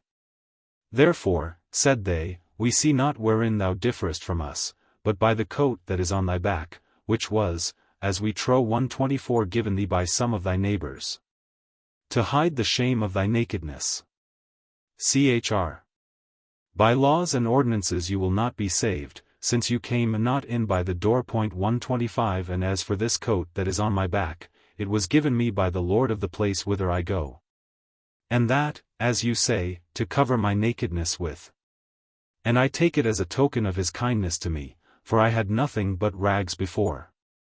And, besides, thus I comfort myself as I go, surely, think I, when I come to the gate of the city, the Lord thereof will know me for good. Since I have his coat on my back, a coat that he gave me in the day that he stripped me of my rags. I have, moreover, a mark in my forehead, of which, perhaps, you have taken no notice, which one of my Lord's most intimate associates fixed there in the day that my burden fell off my shoulders. I will tell you, moreover, that I had then given me a roll, sealed, to comfort me by reading, as I go on the way. I was also bid to give it in at the celestial gate, in token of my certain going in after it, all which things, I doubt, you want, and want them because you came not in at the gate. To these things they gave him no answer, only they looked upon each other, and laughed. 126 Then I saw that they went on all, save that Christian kept before, who had no more talk but with himself, and that sometimes sighingly and sometimes comfortably. 127 Also he would be often reading in the roll that one of the shining ones gave him, by which he was refreshed. I beheld, then, that they all went on till they came to the foot of the hill Difficulty, at the bottom of which was a spring. There were also in the same place two other ways besides that which came straight from the gate, one turned to the left hand, and the other to the right, at the bottom of the hill. But the narrow way lay right up the hill, and the name of the going up the side of the hill is called Difficulty. Christian now went to the spring, and drank thereof, to refresh himself. 128 And then began to go up the hill, saying, The hill, though high, I covet to ascend. The difficulty will not me offend. For I perceive the way to life lies here. Come, pluck up heart, let's neither faint nor fear. Better, though difficult, the right way to go, than wrong, though easy, where the end is woe. The other two also came to the foot of the hill. But when they saw that the hill was steep and high, and that there were two other ways to go, and supposing also that these two ways might meet again, with that up which Christian went, on the other side of the hill, therefore they were resolved to go in those ways.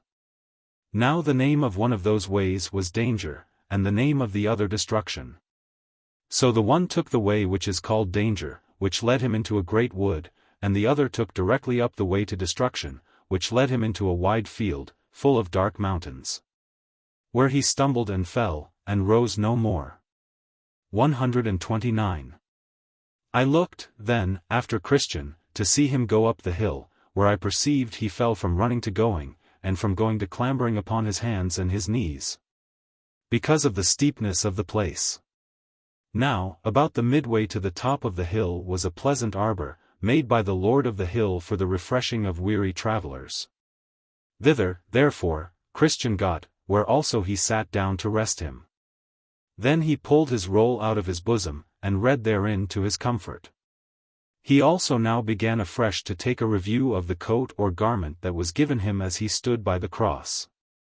Thus pleasing himself a while, he at last fell into a slumber, and thence into a fast sleep, 1:30, which detained him in that place until it was almost night.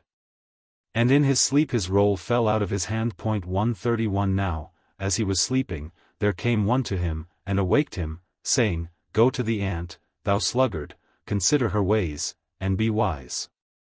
1:32 And with that Christian suddenly started up, and sped him on his way, and went apace, till he came to the top of the hill.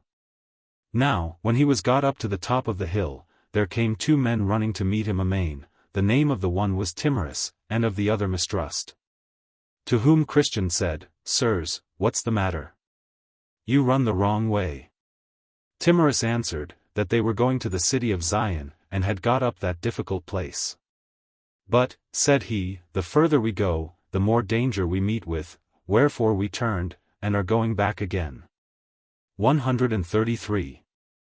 Yes, said Mistrust, for just before us lie a couple of lions in the way, whether sleeping or waking we know not, and we could not think, if we came within reach. But they would presently pull us in pieces. Chr. Then said Christian, You make me afraid, but whither shall I fly to be safe? If I go back to mine own country, that is prepared for fire and brimstone, and I shall certainly perish there. If I can get to the celestial city, I am sure to be in safety there. I must venture. To go back is nothing but death, to go forward is fear of death, and life everlasting beyond it. I will yet go forward. 134 So Mistrust and Timorous ran down the hill, and Christian went on his way. But, thinking again of what he heard from the men, he felt in his bosom for his roll, that he might read therein, and be comforted, but he felt, and found it not. Then was Christian in great distress, and knew not what to do, for he wanted that which used to relieve him, and that which should have been his pass into the celestial city. Here, therefore, he began to be much perplexed, and knew not what to do. 135 At last, he bethought himself, that he had slept in the arbor that is on the side of the hill. And, falling down upon his knees, he asked God's forgiveness for that his foolish act, and then went back to look for his roll. But all the way he went back, who can sufficiently set forth the sorrow of Christian's heart? Sometimes he sighed, sometimes he wept, and oftentimes he chid himself for being so foolish to fall asleep in that place, which was erected only for a little refreshment for his weariness.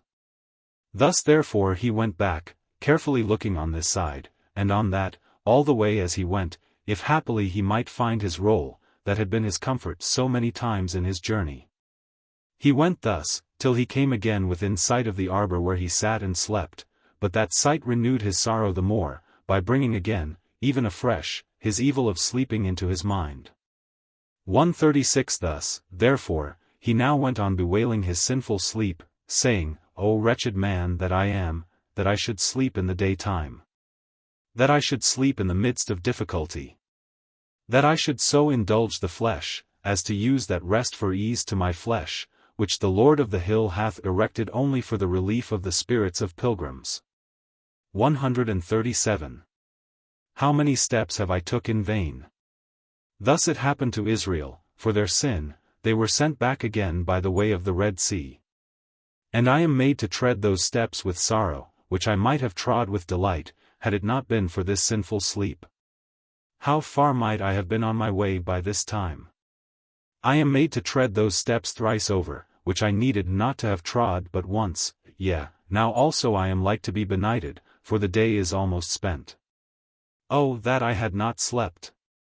Now by this time he was come to the arbor again, where for a while he sat down and wept. But at last, as Christian would have it, looking sorrowfully down under the settle, there he espied his roll, the which he, with trembling and haste, catched up, and put it into his bosom. But who can tell how joyful this man was when he had gotten his roll again? For this roll was the assurance of his life and acceptance at the desired haven.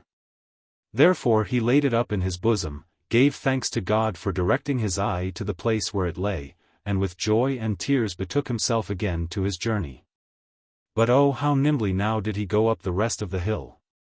Yet, before he got up, the sun went down upon Christian, and this made him again recall the vanity of his sleeping to his remembrance. And thus he again began to condole with himself. O thou sinful sleep! How, for thy sake am I like to be benighted in my journey? I must walk without the sun, darkness must cover the path of my feet. And I must hear the noise of the doleful creatures, because of my sinful sleep. 138 Now also he remembered the story that Mistrust and Timorous told him of, how they were frightened with the sight of the lions. Then said Christian to himself again, These beasts range in the night for their prey, and if they should meet with me in the dark, how should I shift them? How should I escape being by them torn in pieces? Thus he went on his way. But while he was thus bewailing his unhappy miscarriage, he lifted up his eyes, and behold there was a very stately palace before him, the name of which was Beautiful. And it stood just by the highway side. 139. So I saw in my dream, that he made haste and went forward, that if possible he might get lodging there. Now before he had gone far, he entered into a very narrow passage, which was about a furlong off of the porter's lodge. And looking very narrowly before him as he went, he espied 2 lions in the way. 140 Now, thought he, I see the dangers that Mistrust and Timorous were driven back by. The lions were chained, but he saw not the chains. Then he was afraid, and thought also himself to go back after them, for he thought nothing but death was before him. But the porter at the lodge, whose name is Watchful, perceiving that Christian made a halt as if he would go back, cried unto him, saying, Is thy strength so small? 141 Fear not the lions, for they are chained, and are placed there for trial of faith where it is, and for discovery of those that have none. Keep in the midst of the path, and no hurt shall come unto thee. Then I saw that he went on, trembling for fear of the lions, but taking good heed to the directions of the porter. He heard them roar, but they did him no harm. Then he clapped his hands, and went on till he came and stood before the gate, where the porter was. Then said Christian to the porter, Sir, what house is this? And may I lodge here tonight? The porter answered, This house was built by the Lord of the Hill, and he built it for the relief and security of pilgrims. The porter also asked whence he was, and whither he was going. Chr. I am come from the city of destruction, and am going to Mount Zion, but because the sun is now set, I desire, if I may, to lodge here tonight. Poor. What is your name? Chr. My name is now Christian, but my name at the first was Graceless. I came of the race of Japheth, whom God will persuade to dwell in the tents of Shem. 142. Poor. But how doth it happen that you come so late? The sun is set. Chr. I had been here sooner, but that, wretched man that I am. I slept in the arbor that stands on the hillside. Nay, I had, notwithstanding that, been here much sooner, but that, in my sleep, I lost my evidence, and came without it to the brow of the hill. And then feeling for it, and finding it not, I was forced, with sorrow of heart, to go back to the place where I slept my sleep, where I found it, and now I am come. Poor. Well, I will call out one of the virgins of this place, who will, if she likes your talk, bring you into the rest of the family, according to the rules of the house. So Watchful, the porter, rang a bell, at the sound of which came out at the door of the house, a grave and beautiful damsel, named Discretion, and asked why she was called. The porter answered, This man is in a journey from the city of destruction to Mount Zion, but being weary and benighted, he asked me if he might lodge here tonight. So I told him I would call for thee, who, after discourse had with him, mayest do as seemeth thee good, even according to the law of the house. Then she asked him whence he was, and whither he was going, and he told her. She asked him also how he got into the way, and he told her. Then she asked him what he had seen and met with in the way. And he told her. And last she asked his name. So he said, It is Christian, and I have so much the more a desire to lodge here tonight, because, by what I perceive, this place was built by the Lord of the Hill. for the relief and security of pilgrims. So she smiled, but the water stood in her eyes, and after a little pause, she said, I will call forth 2 or 3 more of the family. So she ran to the door, and called out Prudence, Piety, and Charity, who, after a little more discourse with him, had him into the family. And many of them meeting him at the threshold of the house, said, Come in, thou blessed of the Lord, this house was built by the Lord of the hill, on purpose to entertain such pilgrims in. 143 Then he bowed his head, and followed them into the house. So when he was come in and sat down, they gave him something to drink, and consented together, that until supper was ready, some of them should have some particular discourse with Christian, for the best improvement of time. And they appointed Piety, and Prudence, and Charity to discourse with him, and thus they began. Piety. Come, good Christian, since we have been so loving to you, to receive you into our house this night, let us, if perhaps we may better ourselves thereby, talk with you of all things that have happened to you in your pilgrimage. Chr. With a very good will, and I am glad that you are so well disposed. Piety. What moved you at first to betake yourself to a pilgrim's life? Chr. I was driven out of my native country, by a dreadful sound that was in mine ears, to wit, that unavoidable destruction did attend me, if I abode in that country place where I was. Piety. But how did it happen that you came out of your country this way? Chr. It was as God would have it, for when I was under the fears of destruction, I did not know whither to go. But by chance there came a man, even to me, as I was trembling and weeping, whose name is Evangelist, and he directed me to the wicket gate, which else I should never have found. And so set me into the way that hath led me directly to this house. Piety. But did you not come by the house of the interpreter? Chr. Yes, and did see such things there, the remembrance of which will stick by me as long as I live. Especially 3 things, to wit, how Christ, in despite of Satan, maintains his work of grace in the heart, how the man had sinned himself quite out of hopes of God's mercy. And also the dream of him that thought in his sleep the day of judgment was come. Piety. Why, did you hear him tell his dream? Chr. Yes, and a dreadful one it was. I thought it made my heart ache as he was telling of it, but yet I am glad I heard it. Piety. Was that all that you saw at the house of the interpreter? Chr. No. He took me and had me where he showed me a stately palace, and how the people were clad in gold that were in it. And how there came a venturous man and cut his way through the armed men that stood in the door to keep him out, and how he was bid to come in, and win eternal glory. Methought those things did ravish my heart. I would have stayed at that good man's house a 12-month, but that I knew I had further to go. Piety. And what saw you else in the way? Chr. Saw. Why, I went but a little further, and I saw one, as I thought in my mind, hang bleeding upon the tree. And the very sight of him made my burden fall off my back, for I groaned under a very heavy burden, but then it fell down from off me. It was a strange thing to me, for I never saw such a thing before, and while I stood looking up, for then I could not forbear looking, 3 shining ones came to me. One of them testified that my sins were forgiven me, another stripped me of my rags, and gave me this broidered coat which you see. And the third set the mark which you see in my forehead, and gave me this sealed roll. And with that he plucked it out of his bosom. Piety. But you saw more than this, did you not? Chr.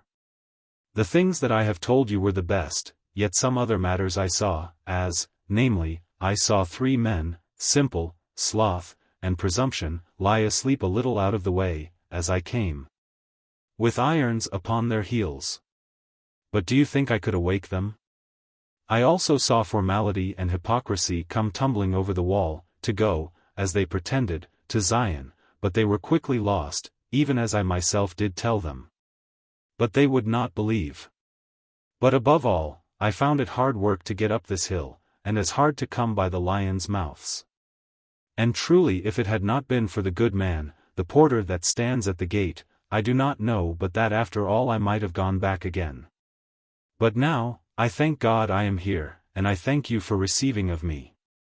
Then Prudence thought good to ask him a few questions, and desired his answer to them. Prud. Do you not think sometimes of the country from whence you came? Chr. Yes, but with much shame and detestation. Truly if I had been mindful of that country from whence I came out, I might have had opportunity to have returned. But now I desire a better country, that is, an heavenly 144. Prud. Do you not yet bear away with you some of the things that then you were conversant withal? Chr. Yes, but greatly against my will. Especially my inward and carnal cogitations, with which all my countrymen, as well as myself, were delighted, but now all those things are my grief. And might I but choose mine own things, would choose never to think of those things more, but when I would be doing of that which is best, that which is worst is with me. 145. Prud. Do you not find sometimes, as if those things were vanquished, which at other times are your perplexity? Chr. Yes, but that is but seldom.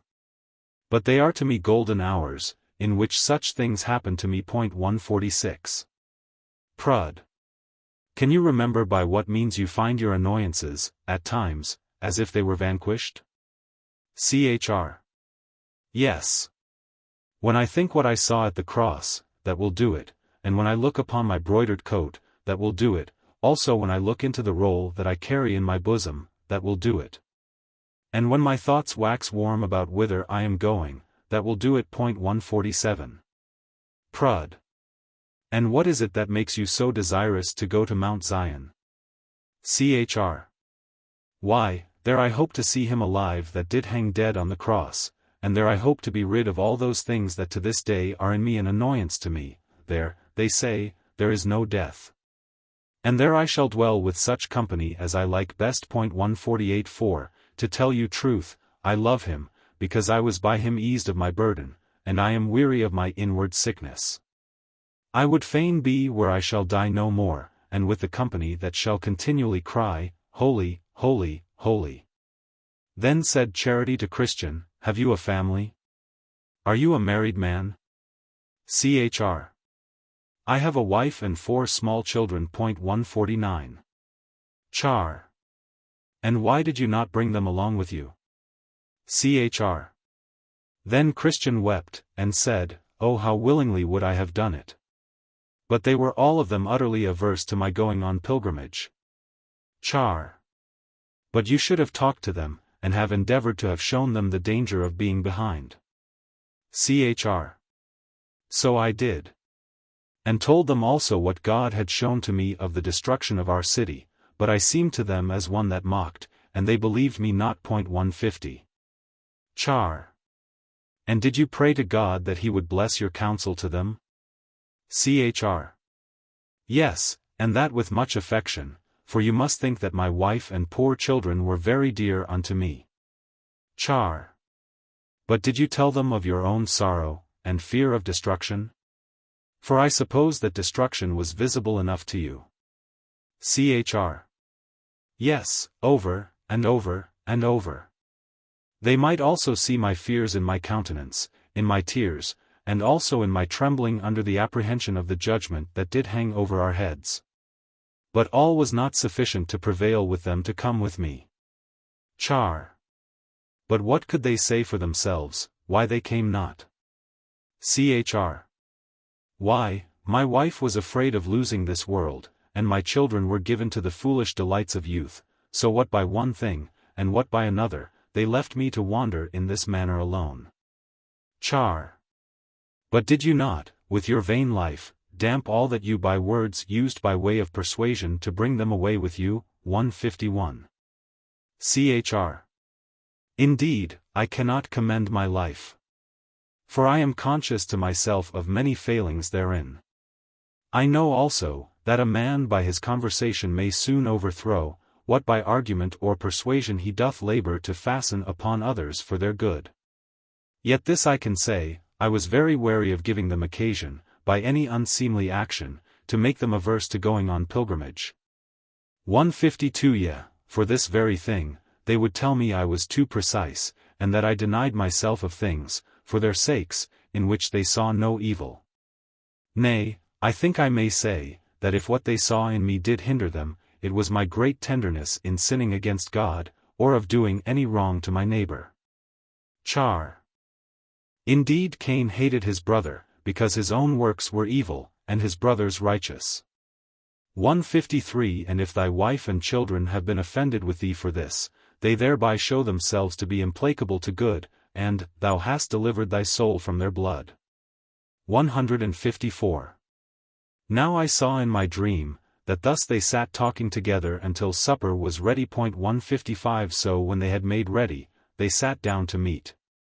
Now the table was furnished, with fat things, and with wine that was well refined, and all their talk at the table was about the Lord of the hill.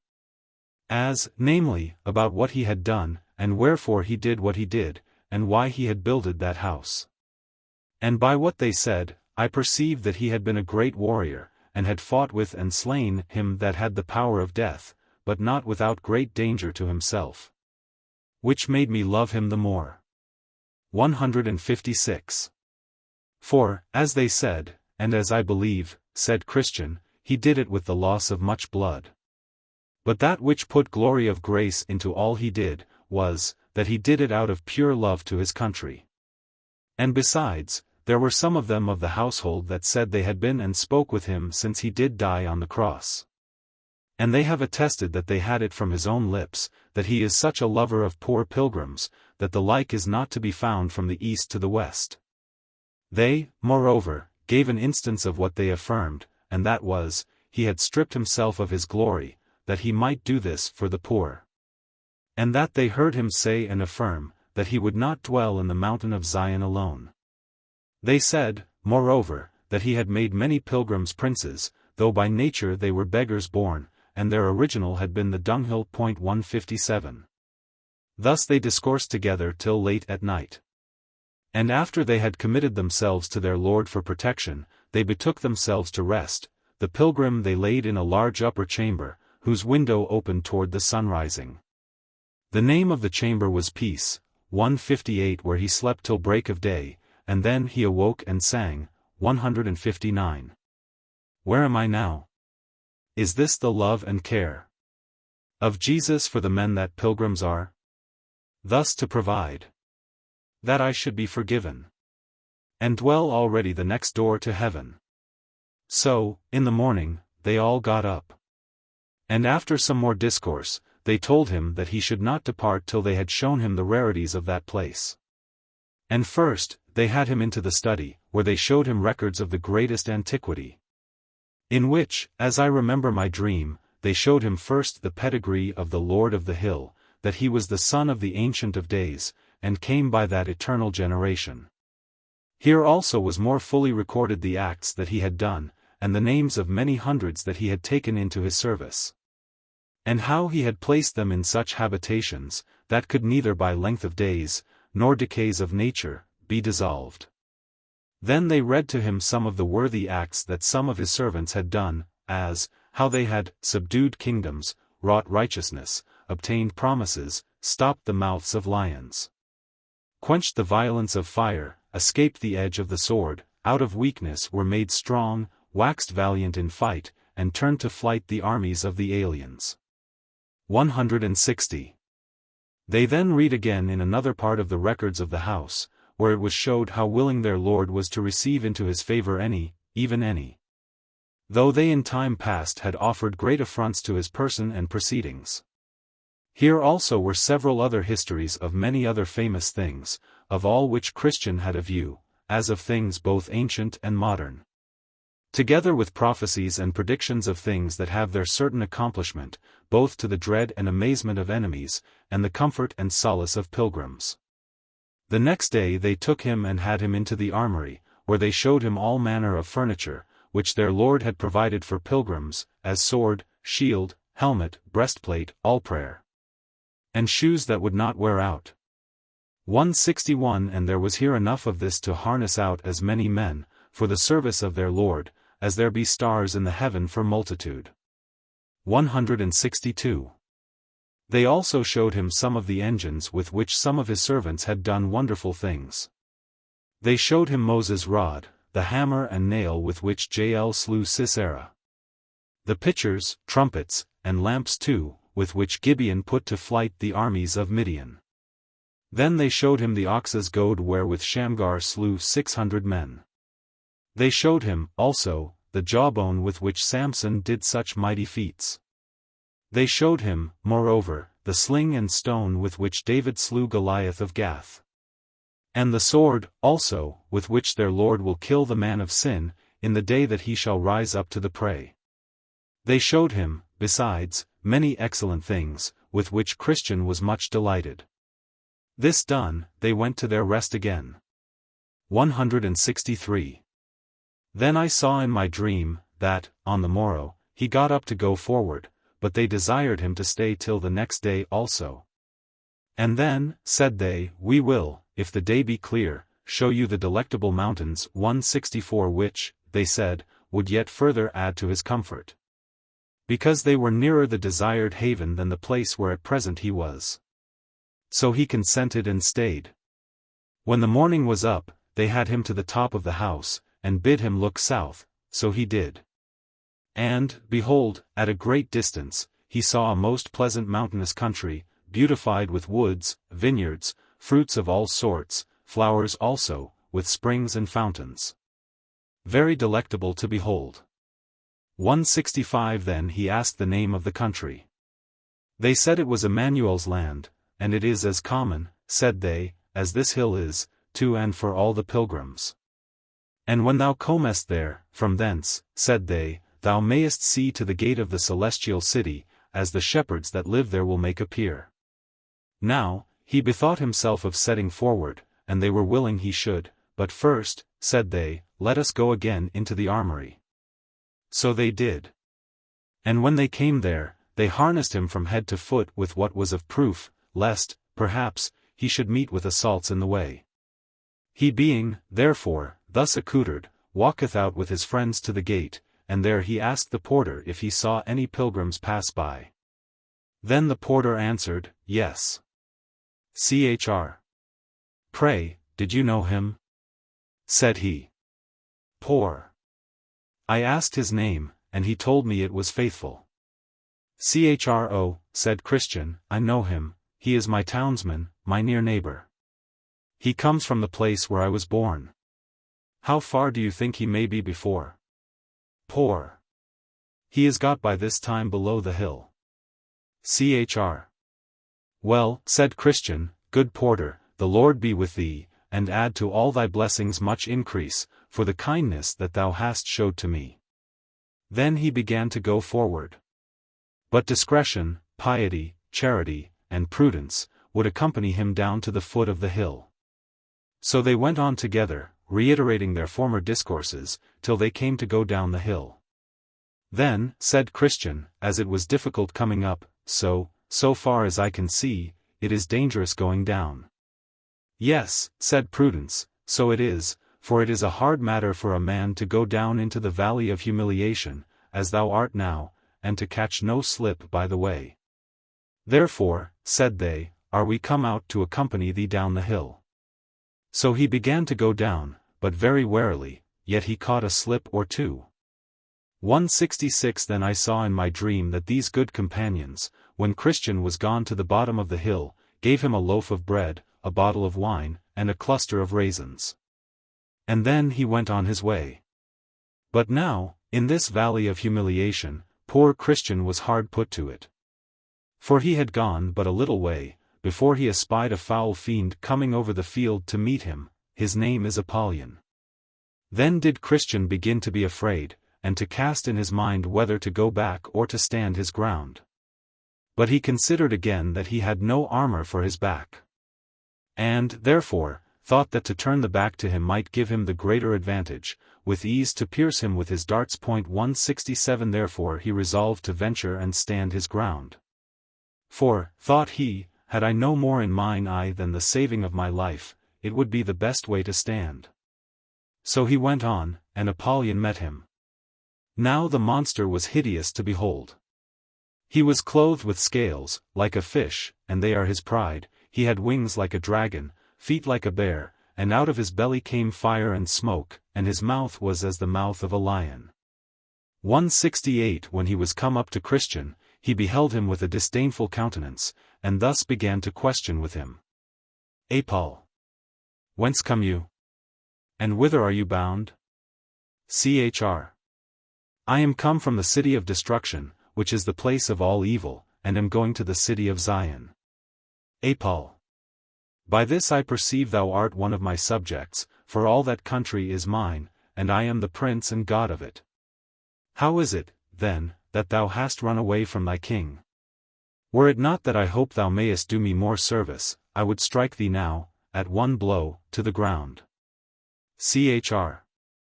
I was born, indeed, in your dominions, but your service was hard, and your wages such as a man could not live on, for the wages of sin is death.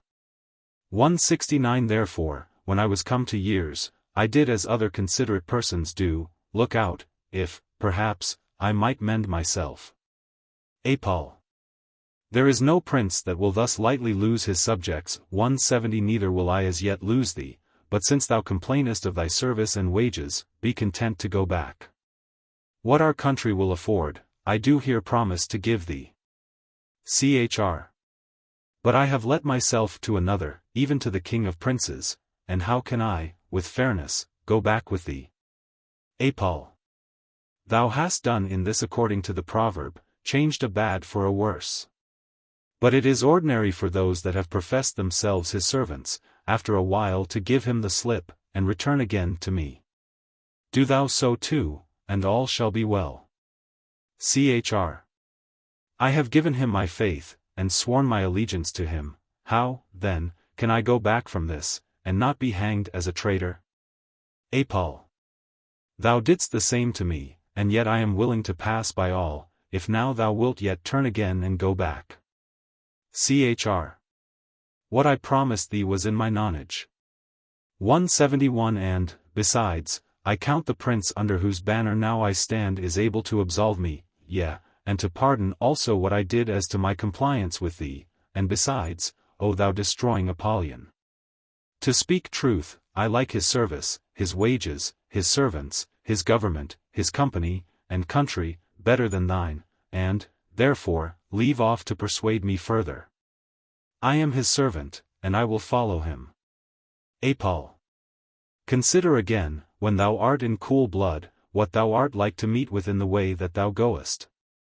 Thou knowest that, for the most part, his servants come to an ill end, because they are transgressors against me and my ways. How many of them have been put to shameful deaths? And, besides, thou countest his service better than mine, whereas he never came yet from the place where he is to deliver any that served him out of their hands. But as for me, how many times, as all the world very well knows, have I delivered, either by power or fraud, those that have faithfully served me, from him and his, though taken by them. And so I will deliver thee. Chr. His forbearing at present to deliver them is on purpose to try their love, whether they will cleave to him to the end. And as for the ill end thou sayest they come to, that is most glorious in their account. For present deliverance, they do not much expect it, for they stay for their glory, and then they shall have it, when their prince comes in his and the glory of the angels. Paul. Thou hast already been unfaithful in thy service to him, and how dost thou think to receive wages of him? Chr. Wherein, O Apollyon? Have I been unfaithful to him? Paul. Thou didst faint at first setting out, when thou wast almost choked in the gulf of despond. Thou didst attempt wrong ways to be rid of thy burden, whereas against thou shouldest have stayed till thy prince had taken it off. Thou didst sinfully sleep, and lose thy choice thing. Thou wast, also, almost persuaded to go back, at the sight of the lions. And when thou talkest of thy journey, and of what thou hast heard and seen, thou art inwardly desirous of vainglory in all that thou sayest or doest. 172. Chr. All this is true, and much more which thou hast left out, but the prince, whom I serve and honor, is merciful, and ready to forgive.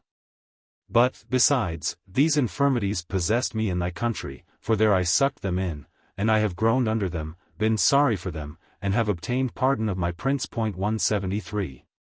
Apol.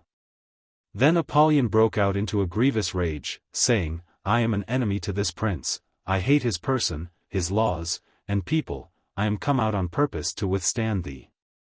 Chr. Apollyon, beware what you do, for I am in the king's highway, the way of holiness, therefore take heed to yourself. Apol. Then Apollyon straddled quite over the whole breadth of the way, and said, I am void of fear in this matter, prepare thyself to die, for I swear by my infernal den, that thou shalt go no further. Here will I spill thy soul. And with that he threw a flaming dart at his breast. 174. But Christian had a shield in his hand, with which he caught it, and so prevented the danger of that. Then did Christian draw, for he saw it was time to bestir him, and Apollyon as fast made at him, throwing darts as thick as hail. By the which, notwithstanding all that Christian could do to avoid it, Apollyon wounded him in his head, his hand, and foot. This made Christian give a little back. Apollyon, therefore, followed his work amain, and Christian again took courage, and resisted as manfully as he could. This sore combat lasted for above half a day, even till Christian was almost quite spent, for you must know, that Christian, by reason of his wounds, must needs grow weaker and weaker. Then Apollyon, espying his opportunity, began to gather up close to Christian, and wrestling with him, gave him a dreadful fall, and with that, Christian's sword flew out of his hand. Then said Apollyon, I am sure of thee now. 175. And with that he had almost pressed him to death. So that Christian began to despair of life, but as God would have it, while Apollyon was fetching of his last blow, thereby to make a full end of this good man, Christian nimbly stretched out his hand for his sword, and caught it, saying, Rejoice not against me, O mine enemy, when I fall, I shall arise. 176. And with that gave him a deadly thrust, which made him give back, as one that had received his mortal wound. Christian perceiving that, made at him again, saying, Nay, in all these things we are more than conquerors, through him that loved us. 177. And with that Apollyon spread forth his dragon's wings, and sped him away, that Christian for a season. 178 saw him no more. 179. In this combat no man can imagine, unless he had seen and heard as I did, what yelling and hideous roaring Apollyon made all the time of the fight. He spake like a dragon. And, on the other side, what sighs and groans burst from Christian's heart. I never saw him all the while give so much as one pleasant look, till he perceived he had wounded Apollyon with his two-edged sword, then, indeed, he did smile, and look upward. But it was the most dreadful sight that ever I saw. 180. So when the battle was over, Christian said, I will here give thanks to him that delivered me out of the mouth of the lion, to him that did help me against Apollyon. And so he did, saying, Great Beelzebub, the captain of this fiend, designed my ruin, therefore to this end he sent him harnessed out. And he with rage that hellish was, did fiercely me engage. But blessed Michael helped me, and I, by dint of sword, did quickly make him fly. Therefore to him let me give lasting praise, and thank and bless his holy name always. Then there came to him a hand, with some of the leaves of the tree of life, the which Christian took, and applied to the wounds that he had received in the battle, and was healed immediately. 181. He also sat down in that place to eat bread, and to drink of the bottle that was given him a little before. So being refreshed, he addressed himself to his journey, with his sword drawn in his hand, for he said, I know not but some other enemy may be at hand. But he met with no other affront from Apollyon quite through this valley. Now, at the end of this valley, was another, the valley of the shadow of death, and Christian must needs go through it, because the way to the celestial city lay through the midst of it. Now this valley is a very solitary place. The prophet Jeremiah thus describes it, a wilderness, a land of deserts, and of pits, a land of drought, and of the shadow of death, a land that no man, but a Christian, passed through. and where no man dwelt. 182. Now here Christian was worse put to it than in his fight with Apollyon, as by the sequel you shall see. 183. I saw then in my dream, that when Christian was got to the borders of the shadow of death, there met him two men, children of them that brought up an evil report of the good land. 184 Making haste to go back. To whom Christian spake as follows. Chr. Whither are you going? Men. They said, Back. Back. And we would have you to do so too, if either life or peace is prized by you. Chr. Why? What's the matter? Said Christian. Men. Matter. Said they, we were going that way as you are going, and went as far as we durst, and indeed we were almost past coming back. For had we gone a little further, we had not been here to bring the news to thee. Chr. But what have you met with? Said Christian. Men. Why, we were almost in the valley of the shadow of death. But that, by good hap, we looked before us, and saw the danger before we came to it. 185. Chr. But what have you seen? Said Christian. Men. Seen. Why, the valley itself, which is as dark as pitch. We also saw there the hobgoblins, satyrs, and dragons of the pit. We heard also in that valley a continual howling and yelling, as of a people under unutterable misery, who there sat bound in affliction and irons. And over that valley hangs the discouraging clouds of confusion. Death also doth always spread his wings over it. In a word, it is every whit dreadful, being utterly without order. 186. Chr. Then said Christian, I perceive not yet, by what you have said, but that this is my way to the desired haven. 187. Men. Be it thy way, we will not choose it for ours.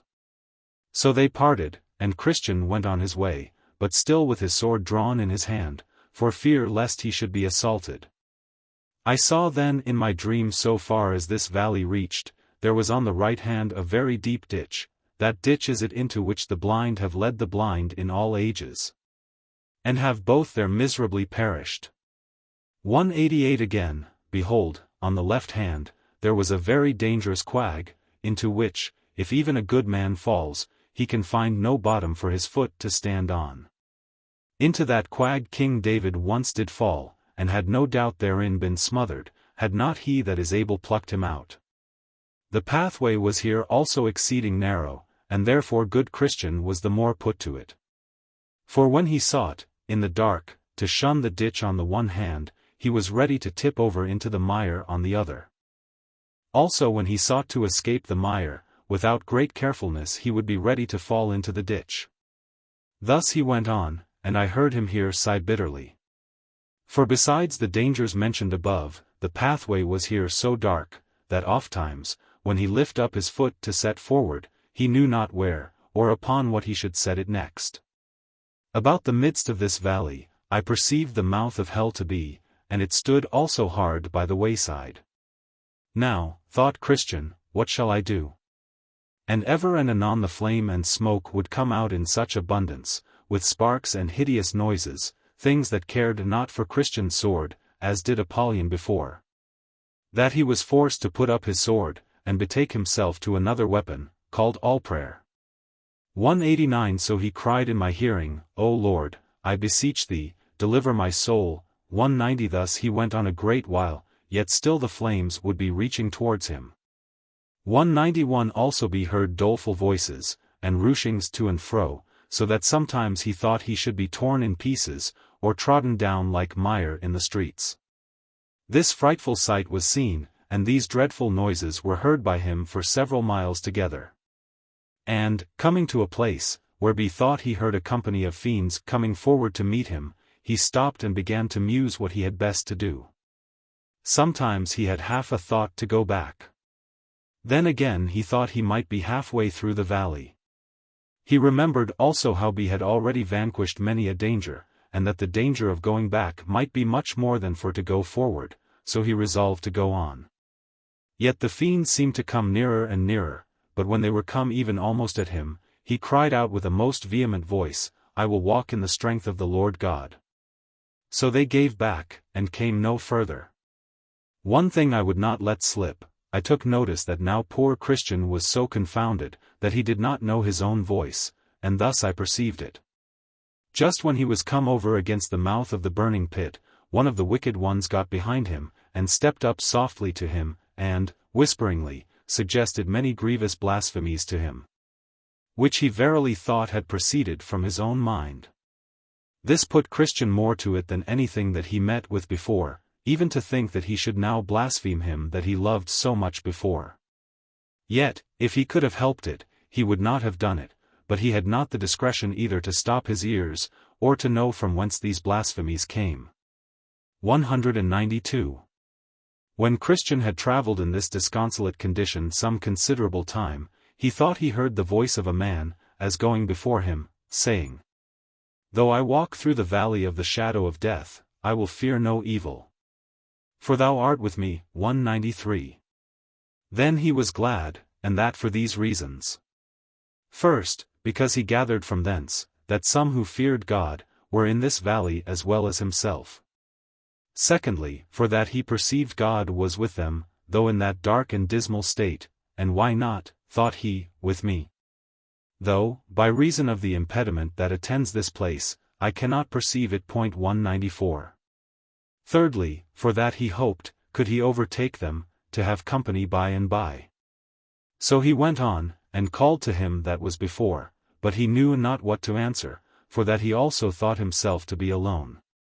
And by the day broke. Then said Christian, He hath turned the shadow of death into the morning. 195. Now morning being come, he looked back, not out of desire to return, but to see, by the light of the day, what hazards he had gone through in the dark. So he saw more perfectly the ditch that was on the one hand, and the quag that was on the other, also how narrow the way was which led betwixt them both. Also now he saw the hobgoblins, and satyrs, and dragons of the pit, but all afar off, for after break of day, they came not nigh.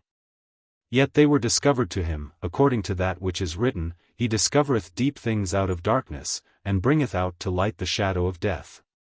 196.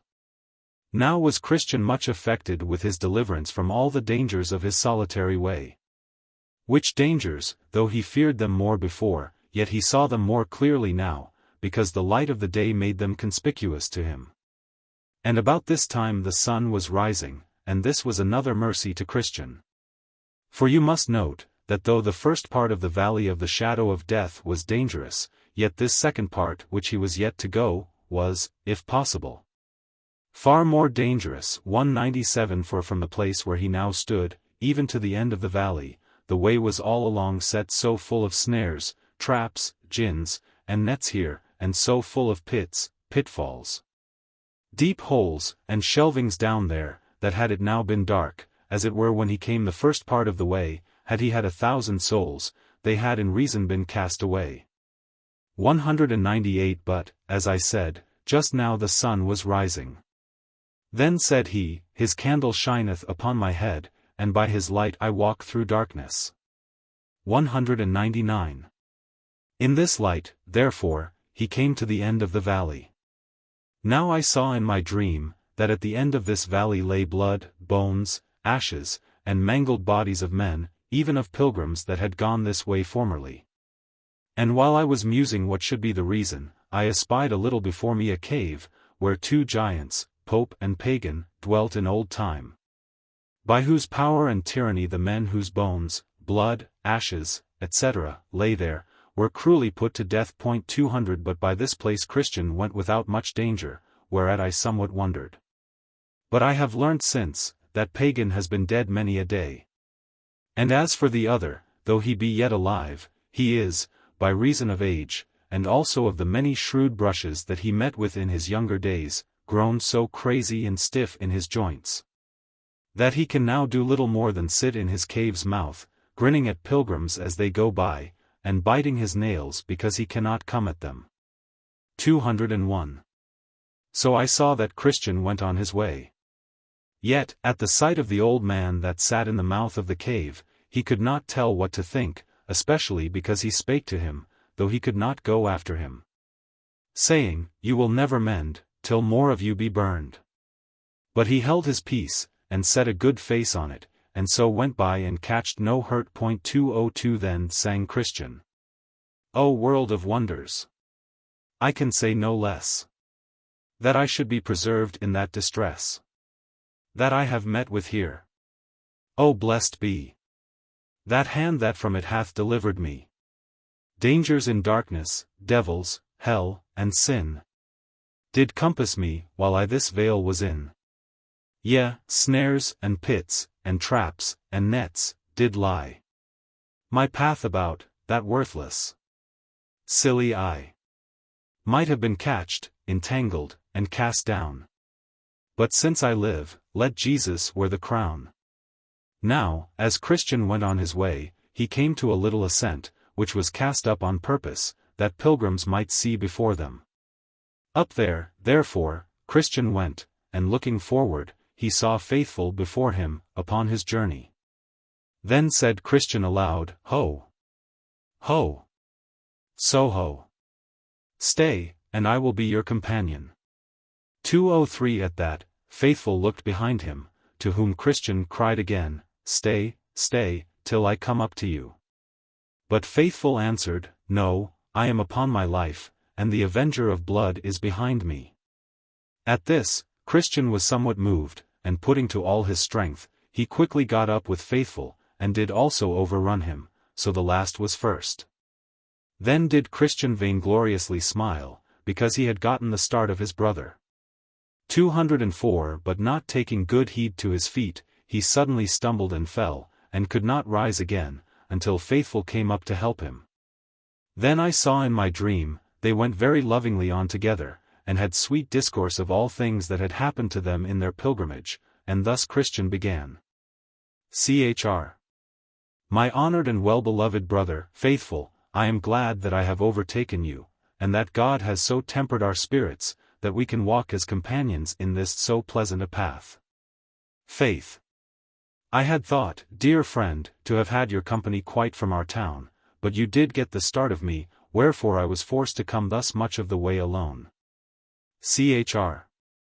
How long did you stay in the city of destruction, before you set out after me on your pilgrimage? Faith. Till I could stay no longer. For there was great talk presently after you were gone out, that our city would, in short time, with fire from heaven, be burned down to the ground. Chr. What? Did your neighbors talk so? Faith. Yes, it was for a while in everybody's mouth. Chr. What? And did no more of them but you come out to escape the danger? Faith. Though there were, as I said, a great talk thereabout, yet I do not think they did firmly believe it. For in the heat of the discourse, I heard some of them deridingly speak of you, and of your desperate journey, for so they called this your pilgrimage, but I did believe, and do still, that the end of our city will be with fire and brimstone from above. And therefore I have made my escape. Chr. Did you hear no talk of neighbor Pliable? Faith. Yes, Christian, I heard that he followed you till he came at the Slough of Despond, where, as some said, he fell in, but he would not be known to have so done. But I am sure he was soundly bedabbled with that kind of dirt. Chr. And what said the neighbors to him? Faith. He hath, since his going back, been had greatly in derision, and that among all sorts of people, some do mock and despise him, and scarce will any set him on work. He is now 7 times worse than if he had never gone out of the city. 205. Chr. But why should they be so set against him, since they also despise the way that he forsook? Faith. Oh! They say, hang him, he is a turncoat, he was not true to his profession. I think God has stirred up even his enemies to hiss at him, and make him a proverb, because he hath forsaken the way. 206. Chr. Had you no talk with him before you came out? Faith. I met him once in the streets, but he leered away on the other side, as one ashamed of what he had done, so I spake not to him. Chr. Well, at my first setting out, I had hopes of that man, but now I fear he will perish in the overthrow of the city. For it has happened to him according to the true proverb, the dog is turned to his own vomit again, and the sow that was washed, to her wallowing in the mire. 207. Faith. These are my fears of him too, but who can hinder that which will be? Chr. Well, neighbor faithful, said Christian, let us leave him, and talk of things that more immediately concern ourselves. Tell me now, what you have met with in the way as you came, for I know you have met with some things, or else it may be writ for a wonder. Faith. I escaped the slough that I perceived you fell into, and got up to the gate without that danger, only I met with one whose name was Wanton, who had like to have done me a mischief. Chr. It was well you escaped her net, Joseph was hard put to it by her, and he escaped her as you did, but it had like to have cost him his life. 208. But what did she do to you? Faith. You cannot think, but that you know something, what a flattering tongue she had, she lay at me hard to turn aside with her, promising me all manner of content. Chr. Nay, she did not promise you the content of a good conscience. Faith. You know what I mean, all carnal and fleshly content. Chr. Thank God you have escaped her. The abhorred of the Lord shall fall into her ditch. 209. Faith. Nay, I know not whether I did wholly escape her or no. Chr. Why, I trow 210 you did not consent to her desires. Faith. No, not to defile myself, for I remembered an old writing that I had seen, which said, her steps take hold on hell. 211. So I shut mine eyes, because I would not be bewitched with her looks. 212. Then she railed on me, and I went my way. 213. Chr. Did you meet with no other assault as you came? Faith. When I came to the foot of the hill called Difficulty, I met with a very aged man, who asked me what I was, and whither bound. I told him that I am a pilgrim, going to the celestial city. Then said the old man, Thou lookest like an honest fellow, wilt thou be content to dwell with me for the wages that I shall give thee? Then I asked him his name, and where he dwelt. He said his name was Adam the First, and that he dwelt in the town of Deceit. 214. I asked him then, what was his work, and what the wages that he would give. He told me, that his work was many delights, and his wages, that I should be his heir at last. I further asked him, what house he kept, and what other servants he had. So he told me, that his house was maintained with all the dainties in the world, and that his servants were those of his own begetting. Then I asked if he had any children. He said that he had but 3 daughters, the lust of the flesh, the lust of the eyes, and the pride of life, and that I should marry them all. 215. If I would. 216. Then I asked how long time he would have me live with him. And he told me, as long as he lived himself. Chr. Well, and what conclusion came the old man and you to, at last? Faith. Why, at first, I found myself somewhat inclinable to go with the man, for I thought he spake very fair. But looking in his forehead, as I talked with him, I saw there written, Put off the old man with his deeds. Chr.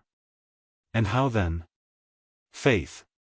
Then it came burning hot into my mind, whatever he said, and however he flattered, when he got me home to his house, he would sell me for a slave.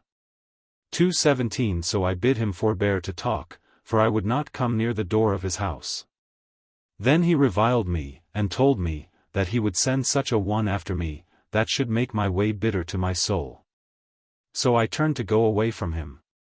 But just as I turned myself to go thence, I felt him take hold of my flesh, and give me such a deadly twitch back, that I thought he had pulled part of me after himself. This made me cry, O wretched man. 218. So I went on my way up the hill. Now when I had got about halfway up, I looked behind, and saw one coming after me, swift as the wind. So he overtook me just about the place where the settle stands. Chr. Just there, said Christian, did I sit down to rest me, but being overcome with sleep, I there lost this roll out of my bosom. Faith. But, good brother, hear me out. So soon as the man overtook me, he was but a word and a blow, for down he knocked me, and laid me for dead. 2:19 But when I was a little come to myself again, I asked him wherefore he served me so.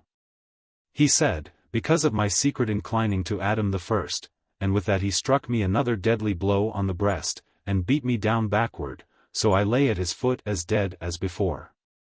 So, when I came to myself again, I cried him mercy, but he said, I know not how to show mercy, and with that knocked me down again.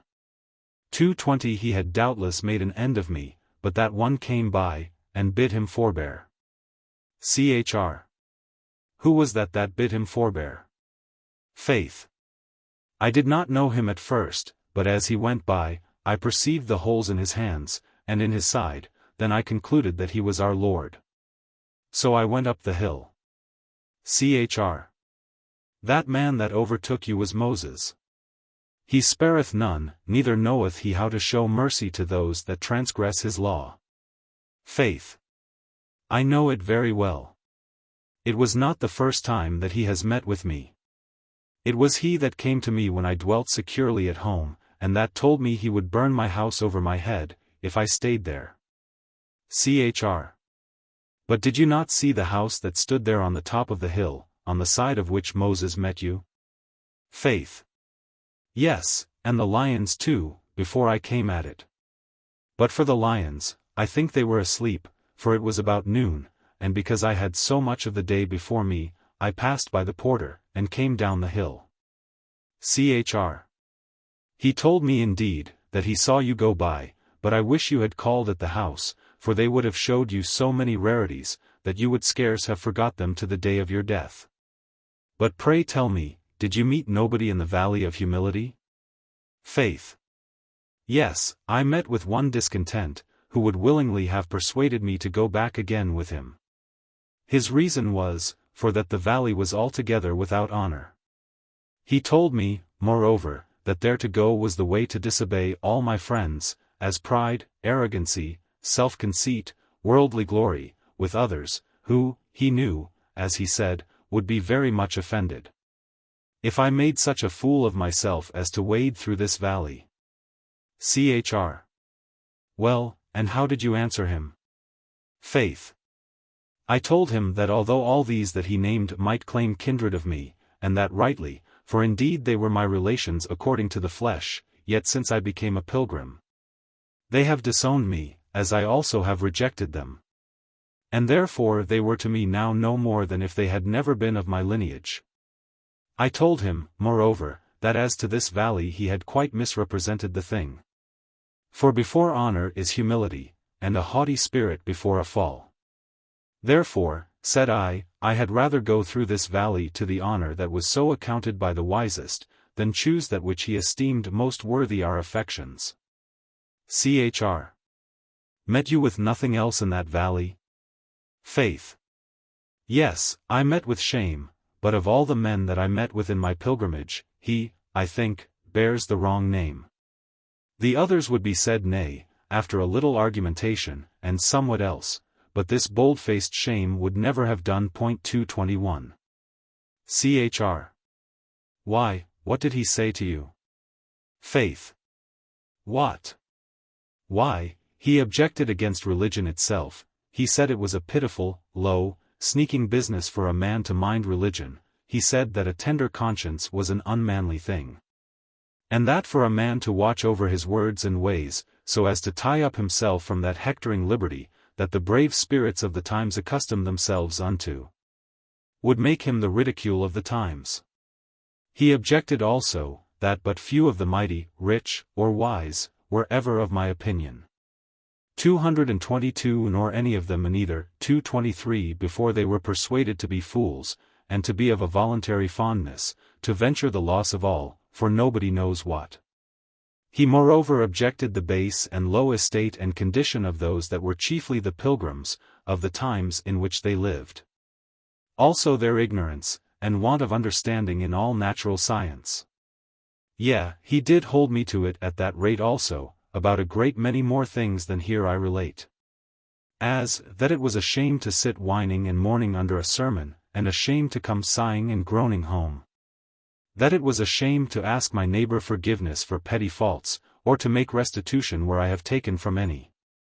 He said also, that religion made a man grow strange to the great, because of a few vices, which he called by finer names.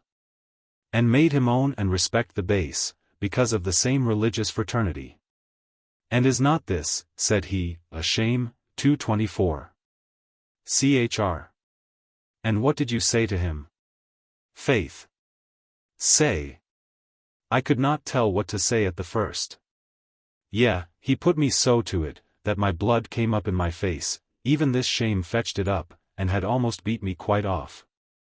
But, at last, I began to consider, that which is highly esteemed among men, is had in abomination with God. 225. And I thought again, this shame tells me what men are. But it tells me nothing what God, or the word of God is. And I thought, moreover, that at the day of doom, we shall not be doomed to death or life, according to the hectoring spirits of the world, but according to the wisdom and law of the highest. Therefore, thought I, what God says is best, indeed is best, though all the men in the world are against it.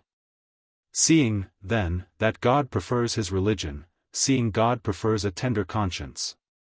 Seeing they that make themselves fools for the kingdom of heaven are wisest, and that the poor man that loveth Christ is richer than the greatest man in the world that hates him. Shame, depart, thou art an enemy to my salvation. Shall I entertain thee against my sovereign Lord? How then shall I look him in the face at his coming? Should I now be ashamed of his ways and servants, how can I expect the blessing? 226. But, indeed, this shame was a bold villain, I could scarce shake him out of my company. He would be haunting of me, and continually whispering me in the ear, with some one or other of the infirmities that attend religion. But at last I told him it was but in vain to attempt further in this business, for those things that he disdained, in those did I see most glory, and so at last I got past this importunate one. And when I had shaken him off, then I began to sing.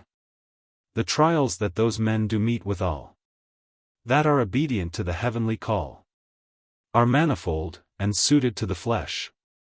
And come, and come, and come again afresh. That now, or sometime else, we by them may be taken, overcome, and cast away. Oh, let the pilgrims, then, be vigilant, and quit themselves like men. Chr. I am glad, my brother, that thou didst withstand this villain so bravely, for of all, as thou sayest, I think he has the wrong name. For he is so bold as to follow us in the streets, and to attempt to put us to shame before all men, that is, to make us ashamed of that which is good. But if he were not himself audacious, he would never attempt to do as he does.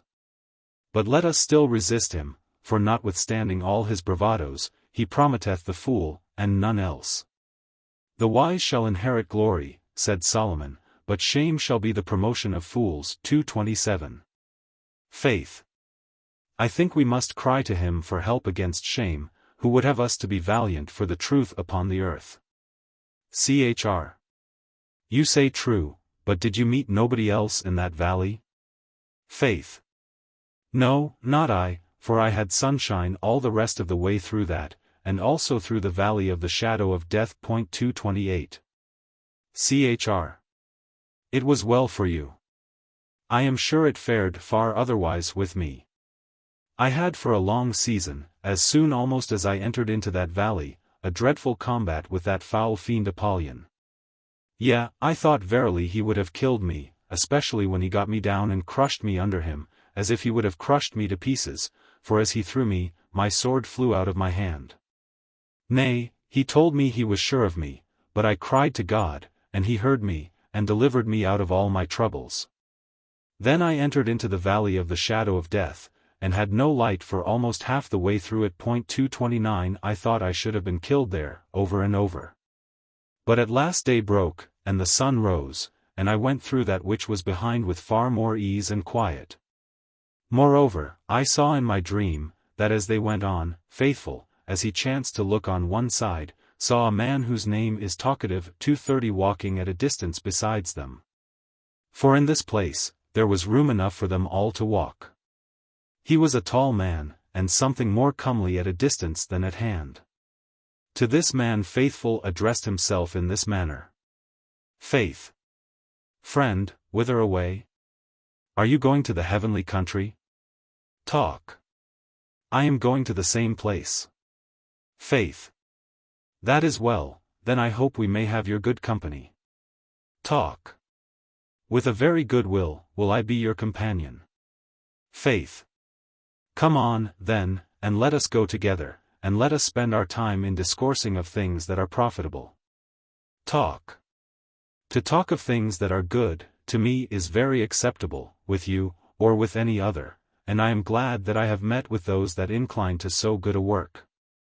For, to speak the truth, there are but few that care thus to spend their time, as they are in their travels, but choose much rather to be speaking of things to no profit. And this hath been a trouble to me. Faith. That is indeed a thing to be lamented. For what things so worthy of the use of the tongue and mouth of men on earth, as are the things of the God of heaven? Talk. I like you wonderful well, for your sayings are full of conviction. And I will add, what thing is so pleasant, and what so profitable, as to talk of the things of God? What thing so pleasant, that is, if a man hath any delight in things that are wonderful? For instance, if a man doth delight to talk of the history or the mystery of things. Or if a man doth love to talk of miracles, wonders, or signs, where shall he find things recorded so delightful, and so sweetly penned, as in the Holy Scripture? Faith. That is true. But to be profited by such things in our talk should be that which we design. Talk. That is it that I said, for to talk of such things is most profitable. For by so doing, a man may get knowledge of many things, as of the vanity of earthly things, and the benefit of things above. Thus, in general, but more particularly, by this, a man may learn the necessity of the new birth, the insufficiency of our works, the need of Christ's righteousness, etc. Besides, by this a man may learn, by talk, what it is to repent, to believe, to pray, to suffer, or the like. By this also a man may learn what are the great promises and consolations of the gospel, to his own comfort. Further, by this a man may learn to refute false opinions, to vindicate the truth, and also to instruct the ignorant. 231. Faith. All this is true, and glad am I to hear these things from you. Talk. Alas! The want of this is the cause why so few understand the need of faith, and the necessity of a work of grace in their soul, in order to eternal life. But ignorantly live in the works of the law, by which a man can by no means obtain the kingdom of heaven. Faith. But, by your leave, heavenly knowledge of these is the gift of God. No man attaineth to them by human industry, or only by the talk of them. Talk. All this I know very well. For a man can receive nothing, except it be given him from heaven. All is of grace, not of works. I could give you 100 scriptures for the confirmation of this. Faith. Well, then, said Faithful, what is that one thing that we shall at this time found our discourse upon? Talk. What you will. I will talk of things heavenly, or things earthly. Things moral, or things evangelical, things sacred, or things profane, things past, or things to come, things foreign, or things at home, things more essential, or things circumstantial. Provided that all be done to our profit. Faith. Now did Faithful begin to wonder. And stepping to Christian, for he walked all this while by himself, he said to him, but softly, what a brave companion have we got. Surely this man will make a very excellent pilgrim. Chr. At this Christian modestly smiled, and said, this man, with whom you are so taken, will beguile, with that tongue of his, 20 of them that know him not. Faith. Do you know him, then? Chr. Know him. Yes, better than he knows himself. Faith. Pray, what is he? Chr. His name is talkative, he dwelleth in our town. I wonder that you should be a stranger to him, only I consider that our town is large. Faith. Whose son is he? And whereabout does he dwell?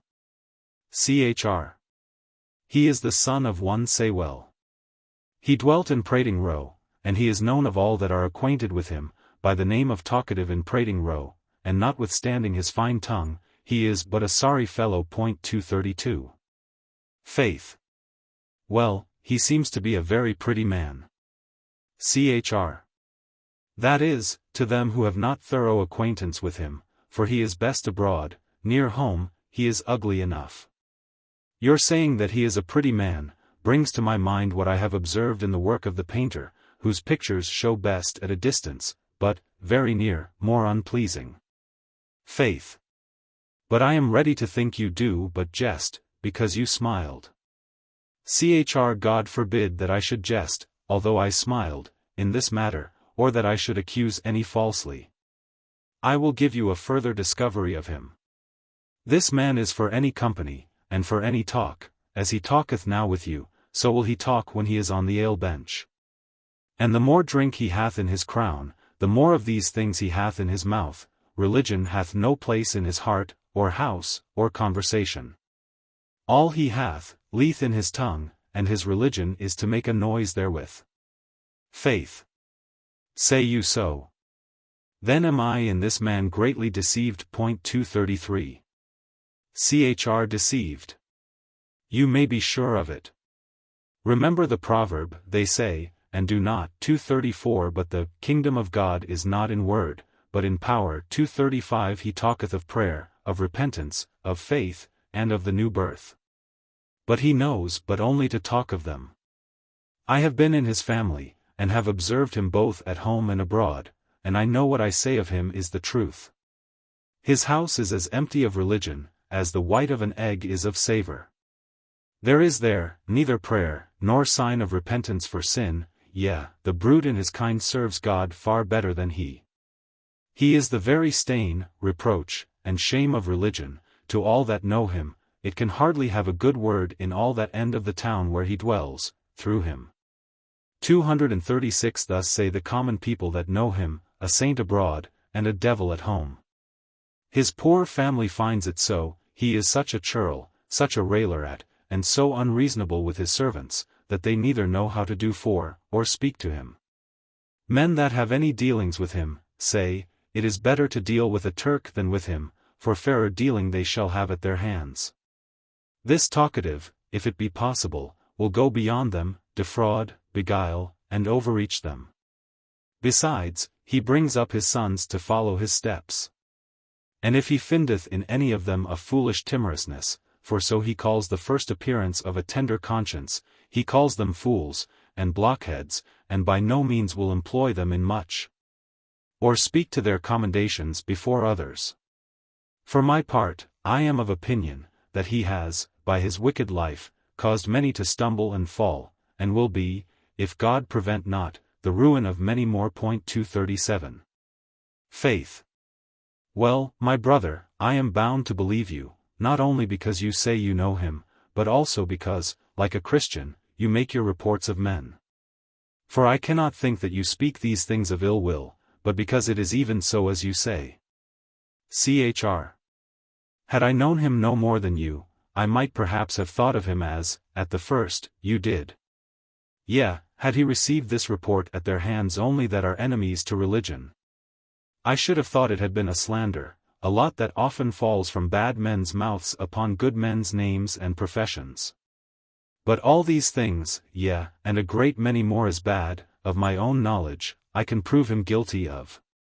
Besides, good men are ashamed of him, they can neither call him brother, nor friend. The very naming of him among them makes them blush, if they know him. Faith. Well, I see that saying and doing are two things, and hereafter I shall better observe this distinction. Chr. They are two things indeed, and are as diverse as are the soul and the body, for as the body without the soul is but a dead carcass, so saying, if it be alone, is but a dead carcass also. The soul of religion is the practical part, pure religion and undefiled, before God and the Father, is this, to visit the fatherless and widows in their affliction, and to keep himself unspotted from the world. 238 This talkative is not aware of, he thinks that hearing and saying will make a good Christian, and thus he deceiveth his own soul. Hearing is but as the sowing of the seed. Talking is not sufficient to prove that fruit is indeed in the heart and life, and let us assure ourselves, that at the day of doom men shall be judged according to their fruits. 239 It will not be said then, did you believe? But, were you doers, or talkers only? And accordingly shall they be judged. The end of the world is compared to our harvest. And you know men at harvest regard nothing but fruit. Not that anything can be accepted that is not of faith, but I speak this to show you how insignificant the profession of talkative will be at that day. Faith. This brings to my mind that of Moses, by which he describeth the beast that is clean. 240 He is such a one that parteth the hoof and cheweth the cud. Not that parteth the hoof only, or that cheweth the cud only. The hare cheweth the cud, but yet is unclean, because he parteth not the hoof. And this truly resembleth talkative, he cheweth the cud, he seeketh knowledge, he cheweth upon the word, but he divideth not the hoof, he parteth not with the way of sinners. But, as the hare, he retaineth the foot of a dog or bear, and therefore he is unclean. 241. Chr. You have spoken, for aught I know, the true gospel sense of those texts. And I will add another thing, Paul calleth some men, yea, and those great talkers too, sounding brass, and tinkling cymbals, that is, as he expounds them in another place, things without life. Giving sound. 242 Things without life, that is, without the true faith and grace of the gospel. And consequently, things that shall never be placed in the kingdom of heaven among those that are the children of life. Though their sound, by their talk, be as if it were the tongue or voice of an angel. Faith. Well, I was not so fond of his company at first, but I am as sick of it now. What shall we do to be rid of him? Chr. Take my advice, and do as I bid you, and you shall find that he will soon be sick of your company too, except God shall touch his heart, and turn it. Faith. What would you have me to do? Chr. Why, go to him, and enter into some serious discourse about the power of religion. And ask him plainly, when he has approved of it, for that he will, whether this thing be set up in his heart, house, or conversation. 243. Faith. Then Faithful stepped forward again, and said to Talkative, Come, what cheer? How is it now? Talk. Thank you, well. I thought we should have had a great deal of talk by this time. Faith. Well, if you will, we will fall to it now, and since you left it with me to state the question, let it be this, how doth the saving grace of God discover itself, when it is in the heart of man? Talk. I perceive then, that our talk must be about the power of things. Well, it is a very good question, and I shall be willing to answer you. And take my answer in brief, thus, first, where the grace of work of God is in the heart, it causeth there a great outcry against sin. Secondly, faith. Nay, hold, let us consider of one at once.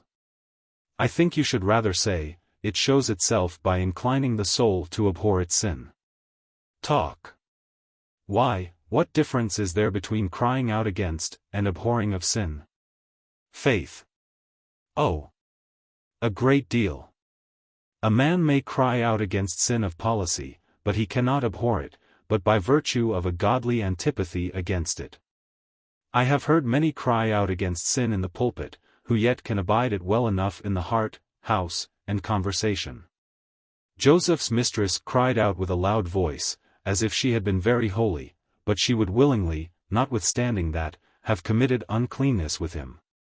244 Some cry out against sin, even as the mother cries out against her child in her lap, when she calleth it slut and naughty girl, and then falls to hugging and kissing it. 245. Talk. You lie at the catch, I perceive. 246. Faith. No, not I am only for setting things right. But what is the second thing whereby you would prove a discovery of a work of grace in the heart? Talk. Great knowledge of gospel mysteries. Faith. This sign should have been first, but first or last, it is also false. For knowledge, great knowledge, may be obtained in the mysteries of the gospel, and yet no work of grace in the soul. 247. Yea, if a man have all knowledge, he may yet be nothing, and so consequently be no child of God. When Christ said, Do you know all these things? And the disciples had answered, Yes. He addeth, Blessed are ye if ye do them. He doth not lay the blessing in the knowing of them, but in the doing of them. For there is a knowledge that is not attended with doing, he that knoweth his master's will, and doeth it not. A man may know like an angel, and yet be no Christian, therefore your sign of it is not true. Indeed, to know is a thing that pleaseth talkers and boasters, but to do is that which pleaseth God. Not that the heart can be good without knowledge, for without that the heart is naught. There is, therefore, knowledge and knowledge. Knowledge that resteth in the bare speculation of things. And knowledge that is accompanied with the grace of faith and love, which puts a man upon doing even the will of God from the heart. The first of these will serve the talker. But without the other the true Christian is not content. Give me understanding, and I shall keep thy law, yea, I shall observe it with my whole heart. 248. Talk. You lie at the catch again. This is not for edification. 249. Faith. Well, if you please, propound another sign how this work of grace discovereth itself where it is. Talk. Not I, for I see we shall not agree. Faith. Well, if you will not, will you give me leave to do it? Talk. You may use your liberty. Faith. A work of grace in the soul discovereth itself, either to him that hath it, or to standers by. To him that hath it thus, it gives him conviction of sin, especially of the defilement of his nature and the sin of unbelief, for the sake of which he is sure to be damned. If he findeth not mercy at God's hand, by faith in Jesus Christ. 250. This sight and sense of things worketh in him sorrow and shame for sin.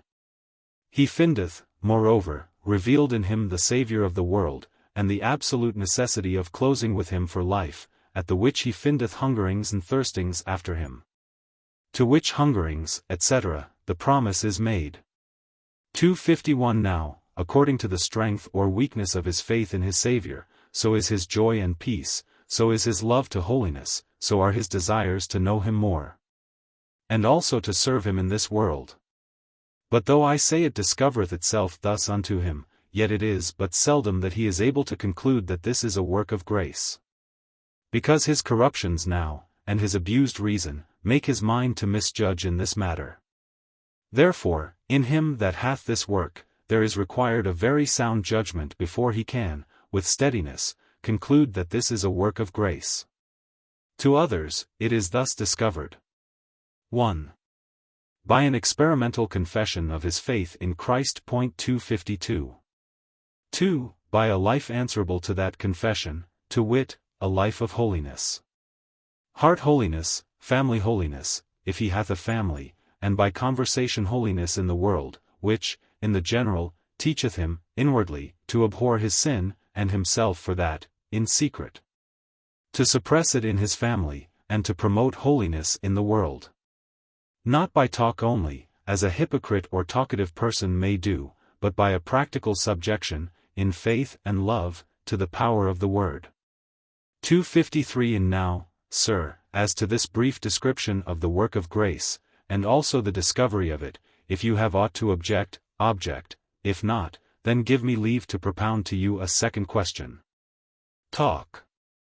Nay, my part is not now to object, but to hear. Let me, therefore, have your second question. Faith. It is this: do you experience this first part of this description of it? And doth your life and conversation testify the same? Or standeth your religion in word or in tongue, and not in deed and truth? Pray, if you incline to answer me in this, say no more than you know the God above will say amen to, and, also, nothing but what your conscience can justify you in. For, not he that commendeth himself is approved, but whom the Lord commendeth. Besides, to say, I am thus, and thus, when my conversation, and all my neighbors, tell me I lie, is great wickedness. 254. Talk. Then talkative at first began to blush, but, recovering himself, thus he replied, You come now to experience, to conscience, and God. And to appeal to him for justification of what is spoken. This kind of discourse I did not expect. Nor am I disposed to give an answer to such questions, because I count not myself bound thereto, unless you take upon you to be a catechizer, and, though you should so do, yet I may refuse to make you my judge. But, I pray, will you tell me why you ask me such questions? 255. Faith. Because I saw you forward to talk, and because I knew not that you had aught else but notion. Besides, to tell you all the truth, I have heard of you, that you are a man whose religion lies in talk, and that your conversation gives this your mouth profession the lie. They say, you are a spot among Christians, and that religion fareth the worse for your ungodly conversation. That some already have stumbled at your wicked ways, and that more are in danger of being destroyed thereby. Your religion, and an alehouse, and covetousness, and uncleanness, and swearing, and lying, and vain company keeping, etc., will stand together. The proverb is true of you which is said of a whore, to wit, that she is a shame to all women, so are you a shame to all professors. 256. Talk. Since you are ready to take up reports, and to judge so rashly as you do, I cannot but conclude you are some peevish or melancholy man, not fit to be discoursed with, and so adieu. 257. Chr. Then came up Christian, and said to his brother, I told you how it would happen, your words and his lusts could not agree, he had rather leave your company than reform his life. But he is gone, as I said, let him go, the loss is no man's but his own, he has saved us the trouble of going from him. For he continuing, as I suppose he will do, as he is, he would have been but a blot in our company, besides, the apostle says, from such withdraw thyself. Faith. But I am glad we had this little discourse with him, it may happen that he will think of it again, however, I have dealt plainly with him, and so am clear of his blood, if he perisheth. Chr.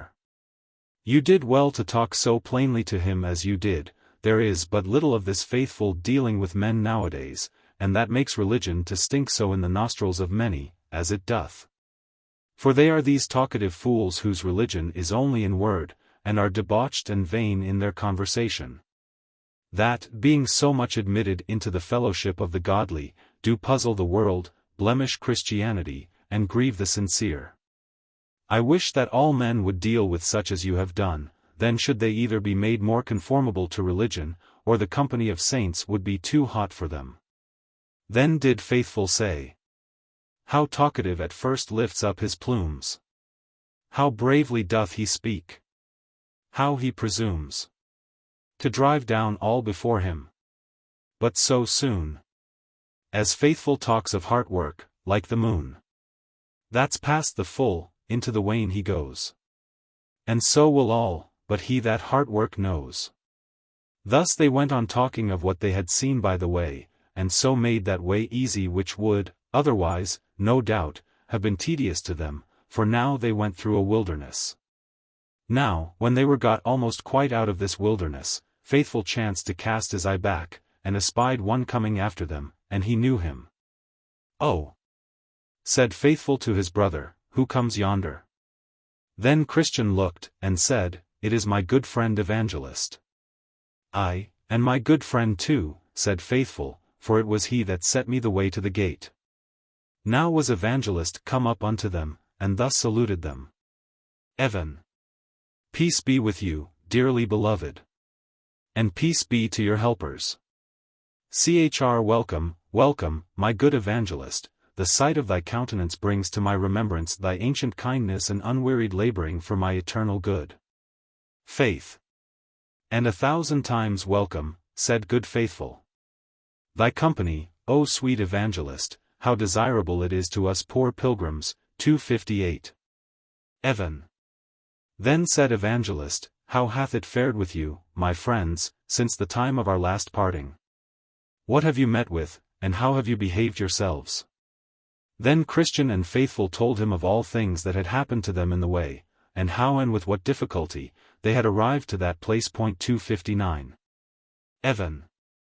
Right glad am I, said Evangelist, not that you have met with trials, but that you have been victors, and for that you have, notwithstanding many weaknesses, continued in the way to this very day. I say, right glad am I of this thing, and that for mine own sake and yours. I have sowed, and you have reaped.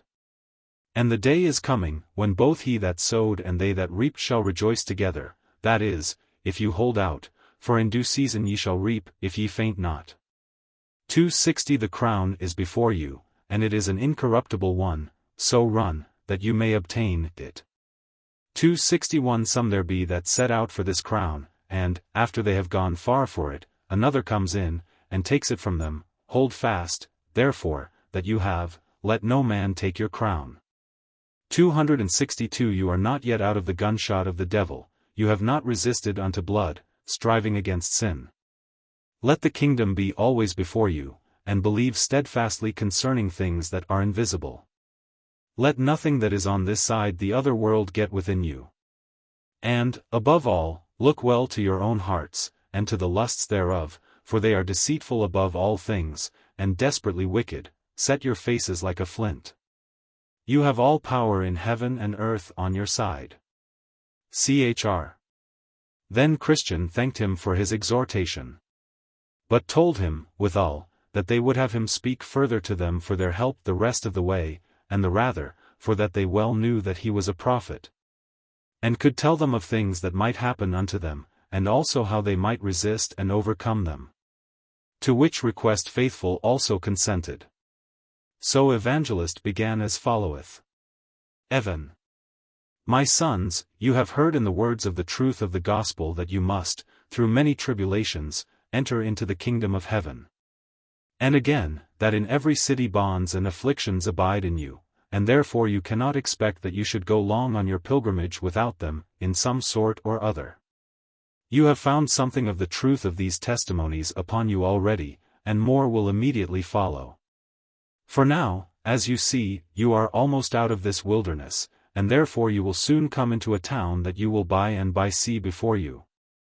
And in that town you will be hardly beset with enemies, who will strain hard but they will kill you, and be you sure that one or both of you must seal the testimony which you hold, with blood. But be you faithful unto death, and the king will give you a crown of life. He that shall die there, although his death will be unnatural, and his pain perhaps great, he will yet have the better of his fellow. Not only because he will be arrived at the celestial city soonest, but because he will escape many miseries that the other will meet with in the rest of his journey. But when you are come to the town, and shall find fulfilled what I have here related, then remember your friend and quit yourselves like men. And commit the keeping of your souls to your God in well-doing, as unto a faithful Creator. 263. Then I saw in my dream, that when they were got out of the wilderness, they presently saw a town before them, and the name of that town is Vanity. And at the town there is a fair kept, called Vanity Fair. It is kept all the year long, it beareth the name of Vanity Fair, because the town where it is kept is lighter than vanity. And also because all that is there sold, or that cometh thither, is vanity. As is the saying of the wise, all that cometh is vanity. 264.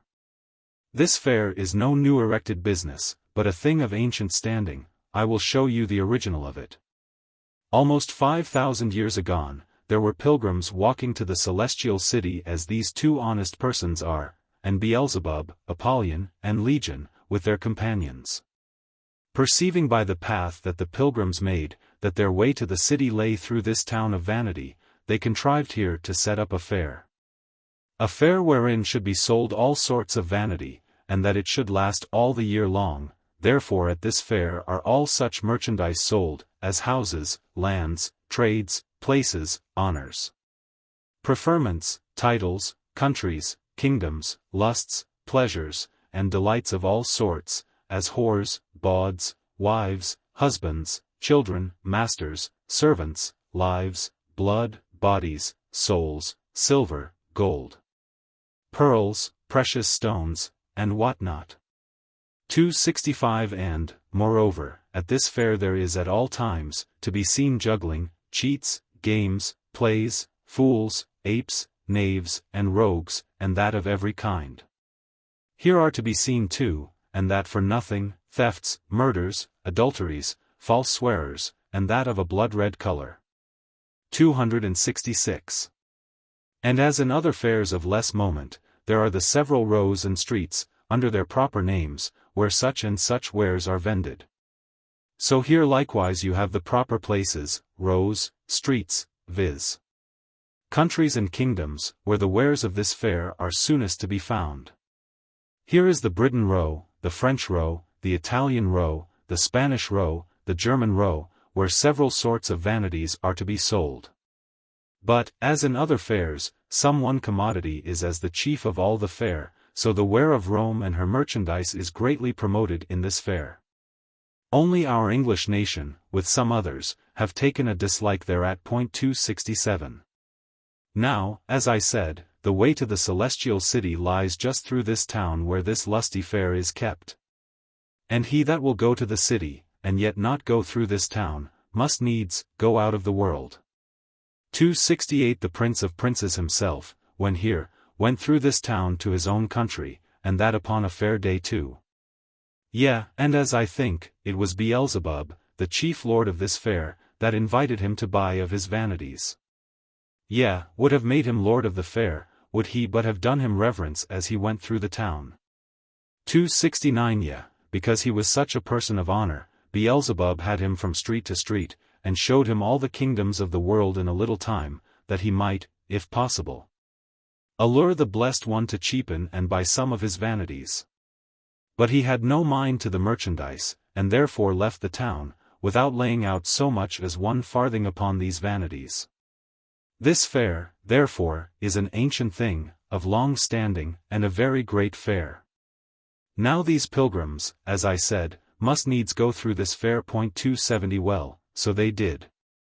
But, behold, even as they entered into the fair, all the people in the fair were moved, and the town itself as it were in a hubbub about them, and that for several reasons. 4. First, the pilgrims were clothed with such kind of raiment as was diverse from the raiment of any that traded in that fair. The people, therefore, of the fair, made a great gazing upon them. Some said they were fools, some they were bedlams, and some they are outlandish men. 271. Secondly, and as they wondered at their apparel, so they did likewise at their speech, for few could understand what they said. They naturally spoke the language of Canaan, but they that kept the fair were the men of this world, so that, from one end of the fair to the other, they seemed barbarians each to the other. Thirdly, but that which did not a little amuse the merchandisers was, that these pilgrims set very light by all their wares, they cared not so much as to look upon them. And if they called upon them to buy, they would put their fingers in their ears, and cry, "Turn away mine eyes from beholding vanity," 272, and look upwards. Signifying that their trade and traffic was in heaven. 273. One chanced mockingly, beholding the carriage of the men, to say unto them, "What will ye buy?" But they, looking gravely upon him, answered, "We buy the truth." 274. At that there was an occasion taken to despise the men the more, some mocking, some taunting, some speaking reproachfully, and some calling upon others to smite them. At last things came to a hubbub, and great stir in the fair, insomuch that all order was confounded. Now was word presently brought to the great one of the fair, who quickly came down, and deputed some of his most trusty friends to take these men into examination, about whom the fair was almost overturned. So the men were brought to examination, and they that sat upon them, asked them whence they came, whither they went, and what they did there in such an unusual garb. The men told them, that they were pilgrims and strangers in the world, and that they were going to their own country, which was the heavenly Jerusalem. 275 And that they had given no occasion to the men of the town, nor yet to the merchandisers, thus to abuse them, and to let them in their journey, except it was, for that. When one asked them what they would buy, they said they would buy the truth. But they that were appointed to examine them did not believe them to be any other than bedlams and mad, or else such as came to put all things into a confusion in the fair. Therefore they took them and beat them, and besmeared them with dirt, and then put them into the cage, that they might be made a spectacle to all the men of the fair. There, therefore, they lay for some time, and were made the objects of any man's sport, or malice, or revenge, the great one of the fair laughing still at all that befell them. But the men being patient, and not rendering railing for railing, but contrariwise, blessing, and giving good words for bad, and kindness for injuries done. Some men in the fair that were more observing, and less prejudiced than the rest, began to check and blame the baser sort for their continual abuses done by them to the men. They, therefore, in angry manner, let fly at them again, counting them as bad as the men in the cage, and telling them that they seemed confederates, and should be made partakers of their misfortunes. 276 The other replied, that for aught they could see, the men were quiet, and sober, and intended nobody any harm. And that there were many that traded in their fare, that were more worthy to be put into the cage, yea, and pillory too, than were the men that they had abused. Thus, after diverse words had passed on both sides, the men behaving themselves all the while very wisely and soberly before them, they fell to some blows among themselves, and did harm one to another. Then were these two poor men brought before their examiners again, and they're charged as being guilty of the late hubbub that had been in the fair. So they beat them pitifully, and hanged irons upon them, and led them in chains up and down the fair, for an example and a terror to others, lest any should speak in their behalf, or join themselves unto them. 277 But Christian and faithful behaved themselves yet more wisely, and received the ignominy and shame that was cast upon them, with so much meekness and patience, that it won to their side. Though but few in comparison of the rest, several of the men in the fair. This put the other party yet into greater rage, insomuch that they concluded the death of these two men. Wherefore they threatened, that the cage nor irons should serve their turn, but that they should die, for the abuse they had done, and for deluding the men of the fair. Then were they remanded to the cage again, until further order should be taken with them. So they put them in, and made their feet fast in the stocks. Here, therefore, they called again to mind what they had heard from their faithful friend Evangelist, and were the more confirmed in their way and sufferings, by what he told them would happen to them. 278 They also now comforted each other, that whose lot it was to suffer, even he should have the best of it. Therefore each man secretly wished that he might have that preferment, but committing themselves to the all-wise disposal of him that ruleth all things. With much content they abode in the condition in which they were, until they should be otherwise disposed of. 279 Then a convenient time being appointed, they brought them forth to their trial, in order to their condemnation.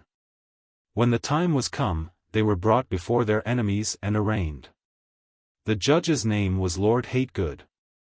Their indictment was one and the same in substance, though somewhat varying in form, the contents whereof were this: that they were enemies to, and disturbers of their trade.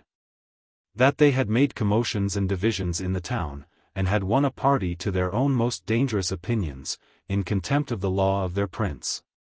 280 Then Faithful began to answer, that he had only set himself against that which had set itself against him that is higher than the highest.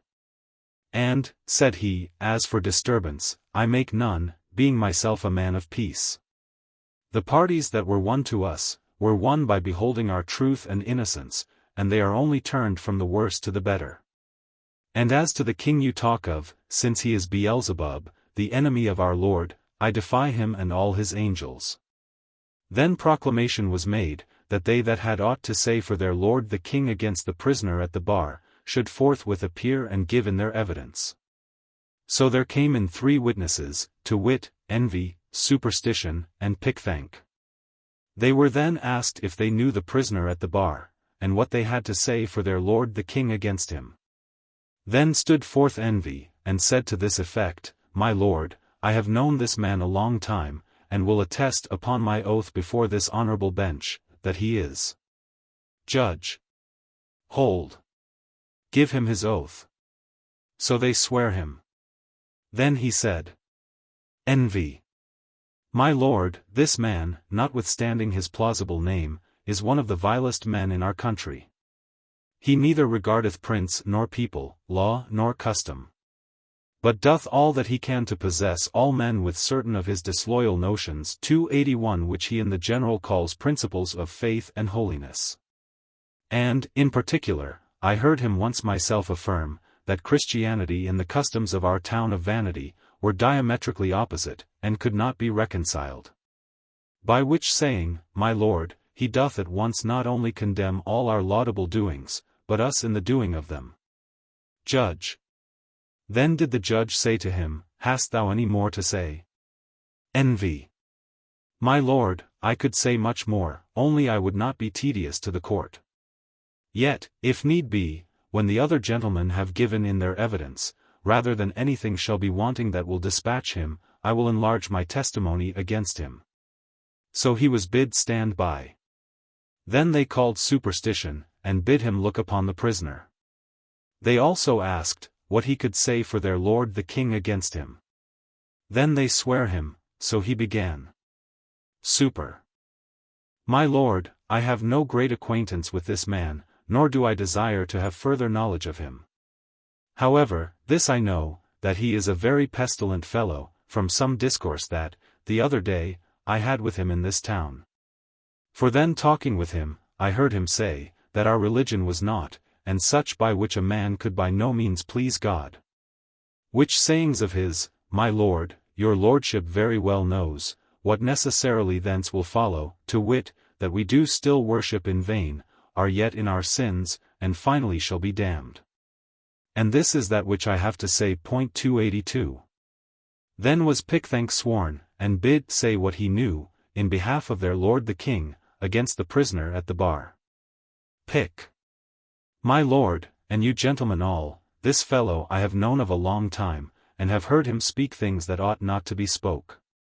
For he hath railed on our noble prince Beelzebub, and hath spoken contemptibly of his honorable friends, whose names are the Lord Old Man, the Lord Carnal Delight, the Lord Luxurious, the Lord Desire of Vain Glory, my old Lord Lechery, Sir Having Greedy, with all the rest of our nobility.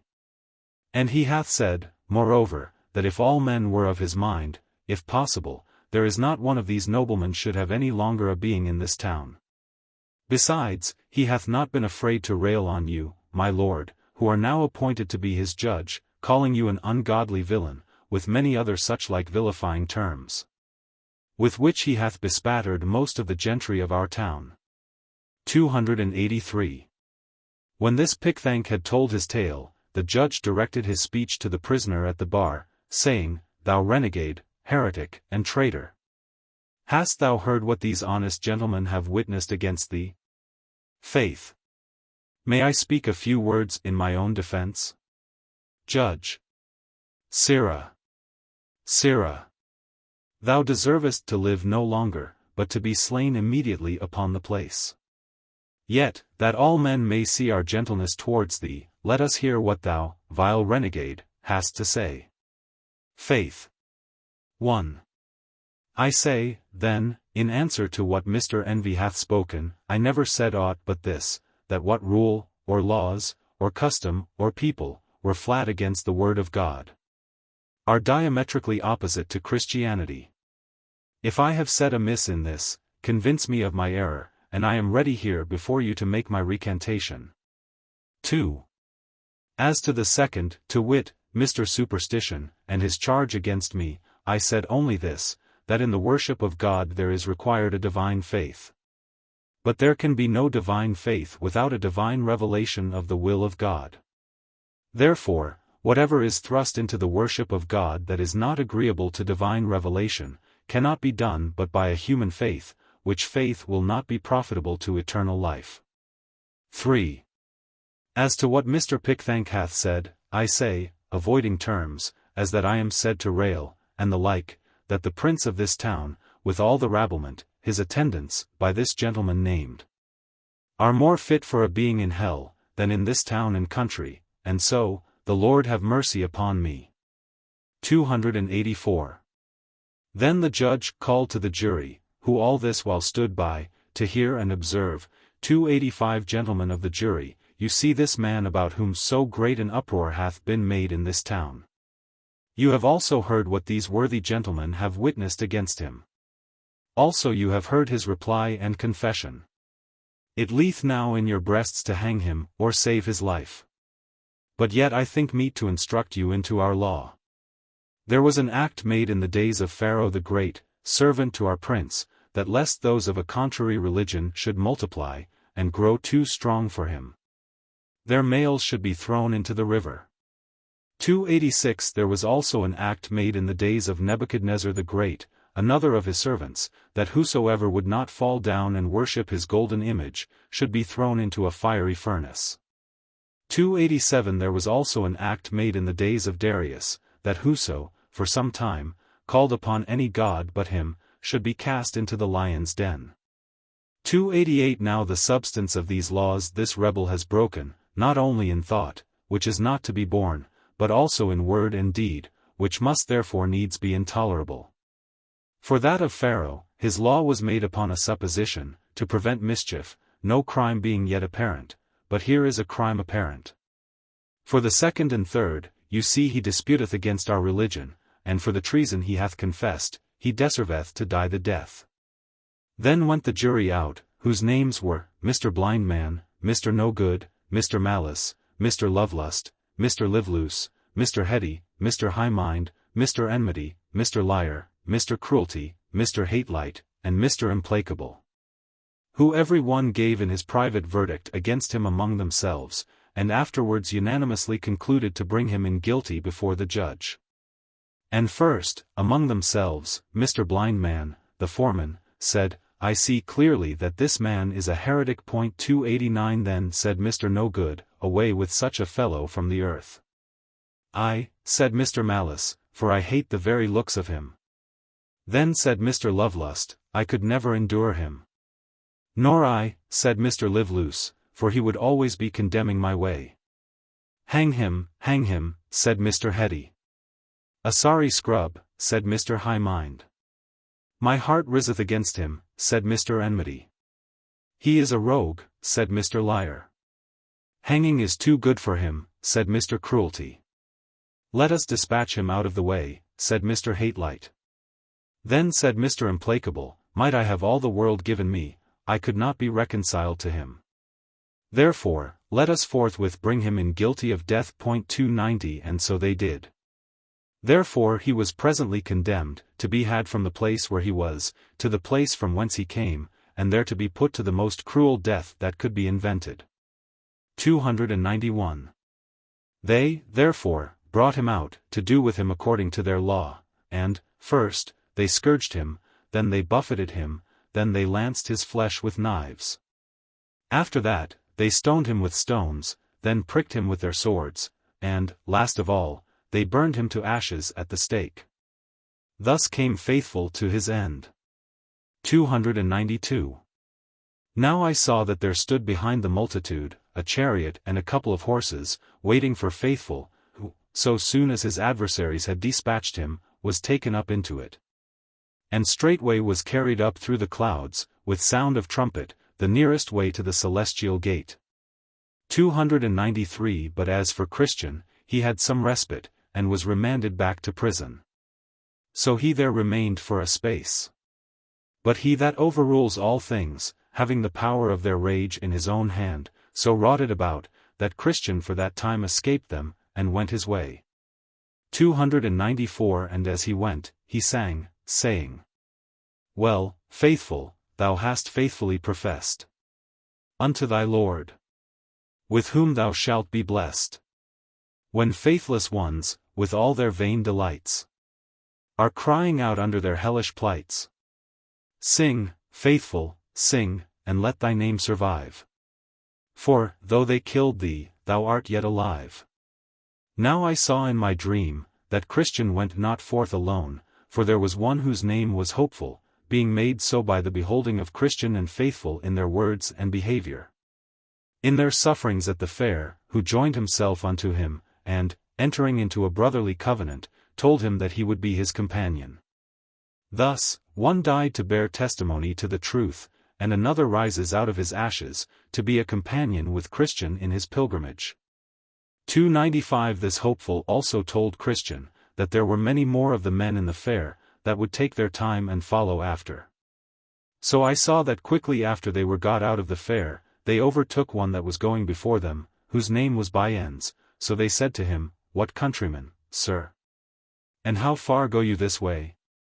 He told them, that he came from the town of Fair Speech, and he was going to the celestial city, but told them not his name. From Fair Speech, said Christian. Is there any good that lives there? 296. Bunyan. Yes, said Bunyan, I hope. Pray, sir, what may I call you? Said Christian. Bunyan. I am a stranger to you, and you to me. If you be going this way, I shall be glad of your company, if not, I must be content. This town of Fair Speech, said Christian, I have heard of. And, as I remember, they say it is a wealthy place. Bunyan.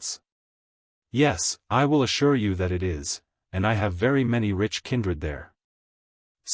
Pray, who are your kindred there? If a man may be so bold. Bunyan. Almost the whole town.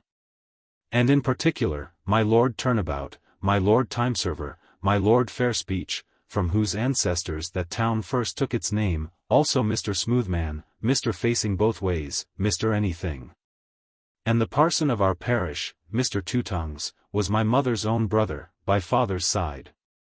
And to tell you the truth, I am become a gentleman of good quality, yet my great-grandfather was but a waterman, looking one way and rowing another. And I got most of my estate by the same occupation. Are you a married man? Bunyan. Yes, and my wife is a very virtuous woman, the daughter of a virtuous woman. She was my Lady Faining's daughter, therefore she came of a very honorable family, and is arrived to such a pitch of breeding, that she knows how to carry it to all, even to prince and peasant. It is true we somewhat differ in religion from those of the stricter sort, yet but in two small points. First, we never strive against wind and tide. Secondly, we are always most zealous when religion goes in his silver slippers. We love much to walk with him in the street, if the sun shines, and the people applaud him. 297. Then Christian stepped a little aside to his fellow Hopeful, saying, It runs in my mind that this is one Bunyan of Fair Speech. And if it be he, we have as very a knave in our company, as dwelleth in all these parts.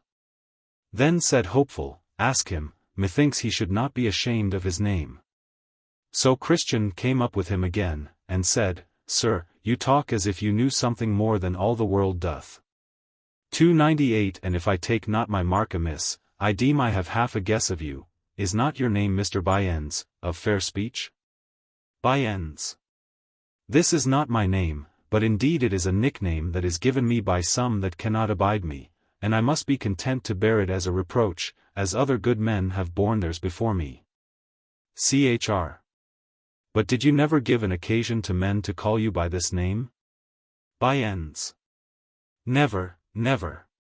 The worst that ever I did to give them an occasion to give me this name was, that I had always the luck to jump in my judgment with the present way of the times, whatever it was.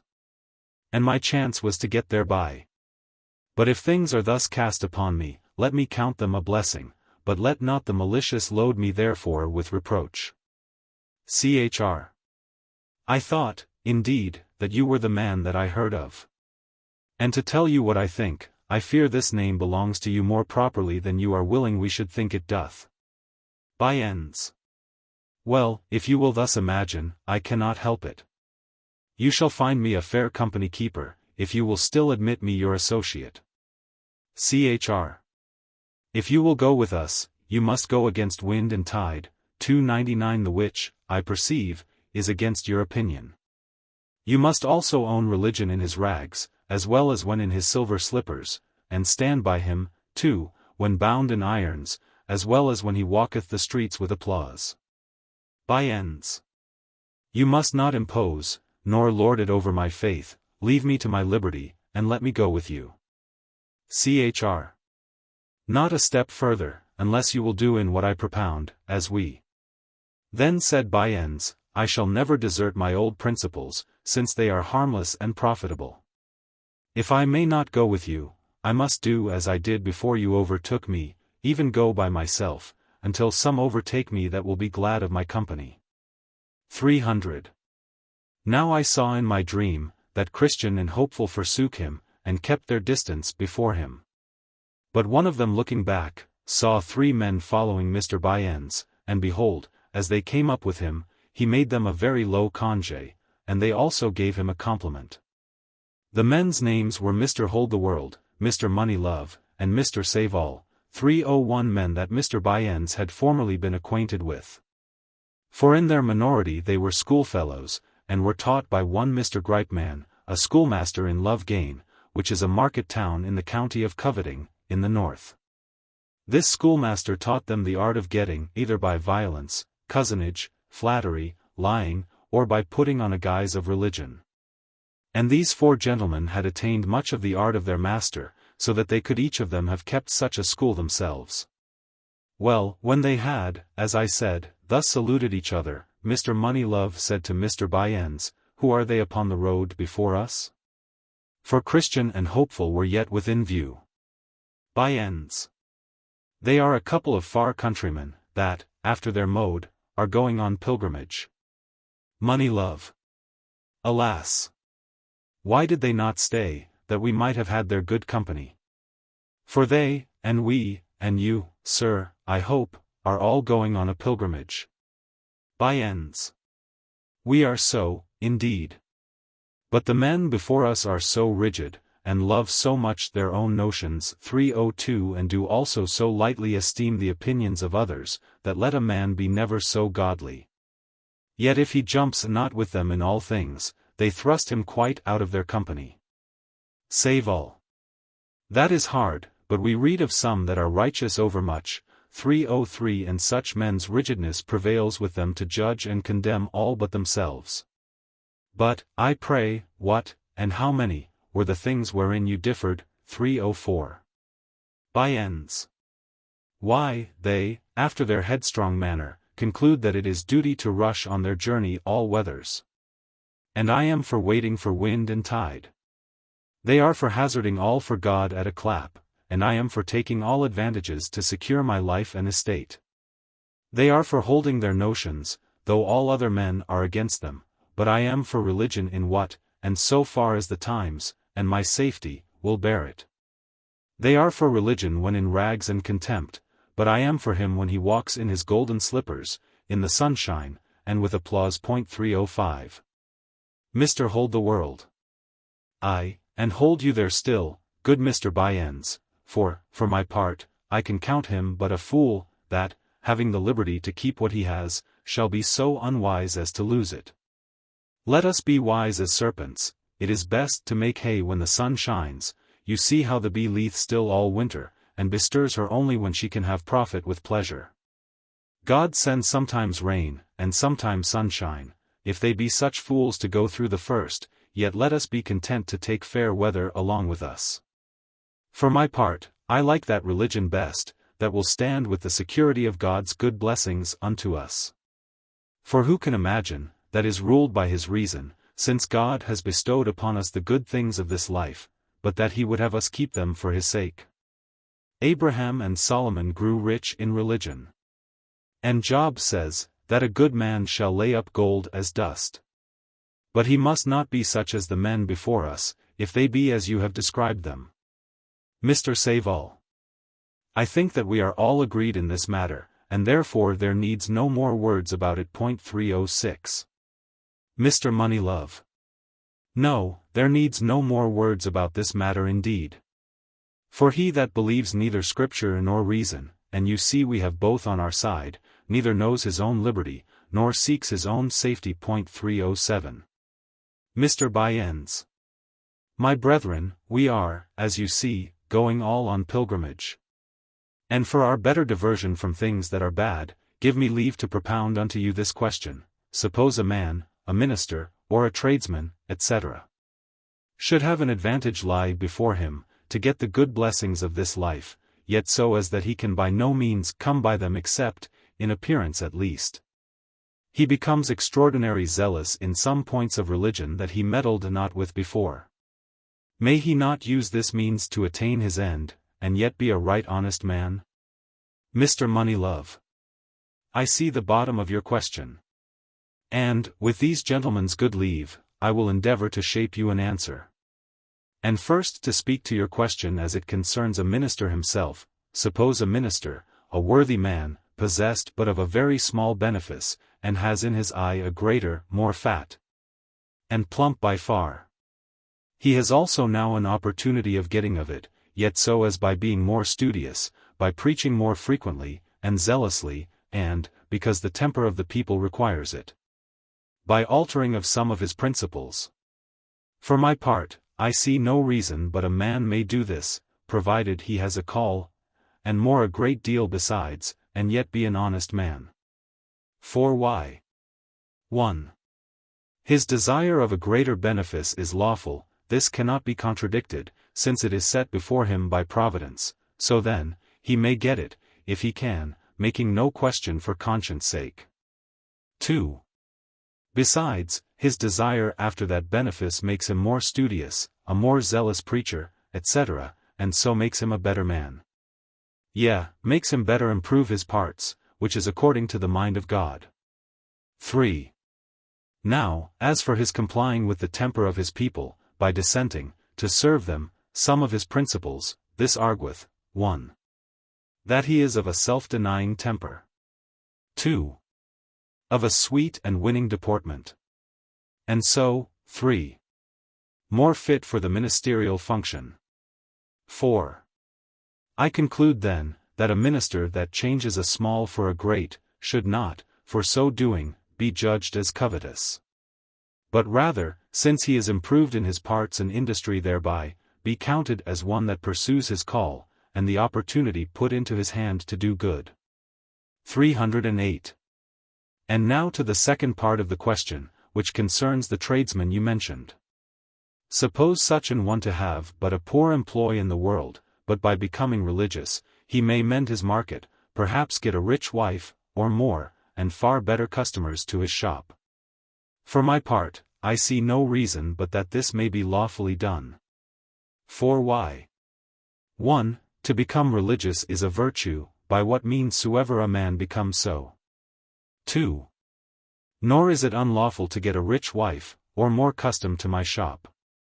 3. Besides, the man that gets these by becoming religious, gets that which is good, of them that are good, by becoming good himself. So then here is a good wife, and good customers, and good gain, and all these by becoming religious, which is good. Therefore, to become religious to get all these, is a good and profitable design. 309. This answer, thus made by this Mr. Moneylove to Mr. Bunyan's question, was highly applauded by them all, wherefore they concluded, upon the whole, that it was most wholesome and advantageous. And because, as they thought, no man was able to contradict it, and because Christian and Hopeful were yet within call, they jointly agreed to assault them with the question as soon as they overtook them. And the rather because they had opposed Mr. Bunyan's before. So they called after them, and they stopped, and stood still till they came up to them. But they concluded, as they went, that not Mr. Bunyan's, but old Mr. Hold the World, should propound the question to them, because, as they supposed, their answer to him would be without the remainder of that heat that was kindled betwixt Mr. Bunyan's and them, at their parting a little before. So they came up to each other, and after a short salutation, Mr. Hold the World propounded the question to Christian and his fellow, and bid them to answer it if they could. Chr. Then said Christian, even a babe in religion may answer 10,000 such questions. For if it be unlawful to follow Christ for loaves, as it is in the 6th of John, how much more abominable is it to make of him and religion a stalking horse, to get and enjoy the world. 3:10 Nor do we find any other than heathens, hypocrites, devils, and witches, that are of this opinion. 3:11. 1. Heathens. For when Hamor and Shechem had a mind to the daughter and cattle of Jacob, and saw that there was no ways for them to come at them, but by becoming circumcised. They say to their companions, If every male of us be circumcised, as they are circumcised, shall not their cattle, and their substance, and every beast of theirs, be ours? Their daughter and their cattle were that which they sought to obtain, and their religion the stalking horse they made use of to come at them. Read the whole story. 3:12. 2. The hypocritical Pharisees were also of this religion. Long prayers were their pretense, but to get widows' houses was their intent, and greater damnation was from God their judgment. 3:13. 3. Judas the devil was also of this religion. He was religious for the bag, that he might be possessed of what was therein, but he was lost, cast away, and the very son of perdition. 4. Simon the witch was of this religion too, for he would have had the Holy Ghost, that he might have got money therewith, and his sentence from Peter's mouth was according. 3:14. 5. Neither will it out of my mind, but that man that takes up religion for the world, will throw away religion for the world. For so surely as Judas designed the world in becoming religious, so surely did he also sell religion and his master for the same. To answer the question therefore affirmatively, as I perceive you have done, and to accept of, as authentic, such answer, is both heathenish, hypocritical, and devilish. And your reward will be according to your works. 3:15 Then they stood staring one upon another, but had not wherewith to answer Christian. Hopeful also approved of the soundness of Christian's answer. So there was a great silence among them. Mr. Bunyan and his company also staggered and kept behind, that Christian and Hopeful might outgo them. Then said Christian to his fellow, If these men cannot stand before the sentence of men, what will they do with the sentence of God? And if they are mute when dealt with by vessels of clay, what will they do when they shall be rebuked by the flames of a devouring fire? 316. Then Christian and Hopeful outwent them again, and went till they came at a delicate plain, called Ease, where they went with much content. But that plain was but narrow, so they were quickly got over it. Now at the further side of that plain, was a little hill called Lucre, and in that hill a silver mine, which some of them that had formerly gone that way, because of the rarity of it, had turned aside to see. But going too near the brink of the pit, the ground being deceitful under them, broke, and they were slain. Some also had been maimed there, and could not, to their dying day, be their own men again. Then I saw in my dream, that a little off the road, over against the silver mine, stood Demas, gentlemanlike, to call to passengers to come and see, who said to Christian and his fellow, Ho!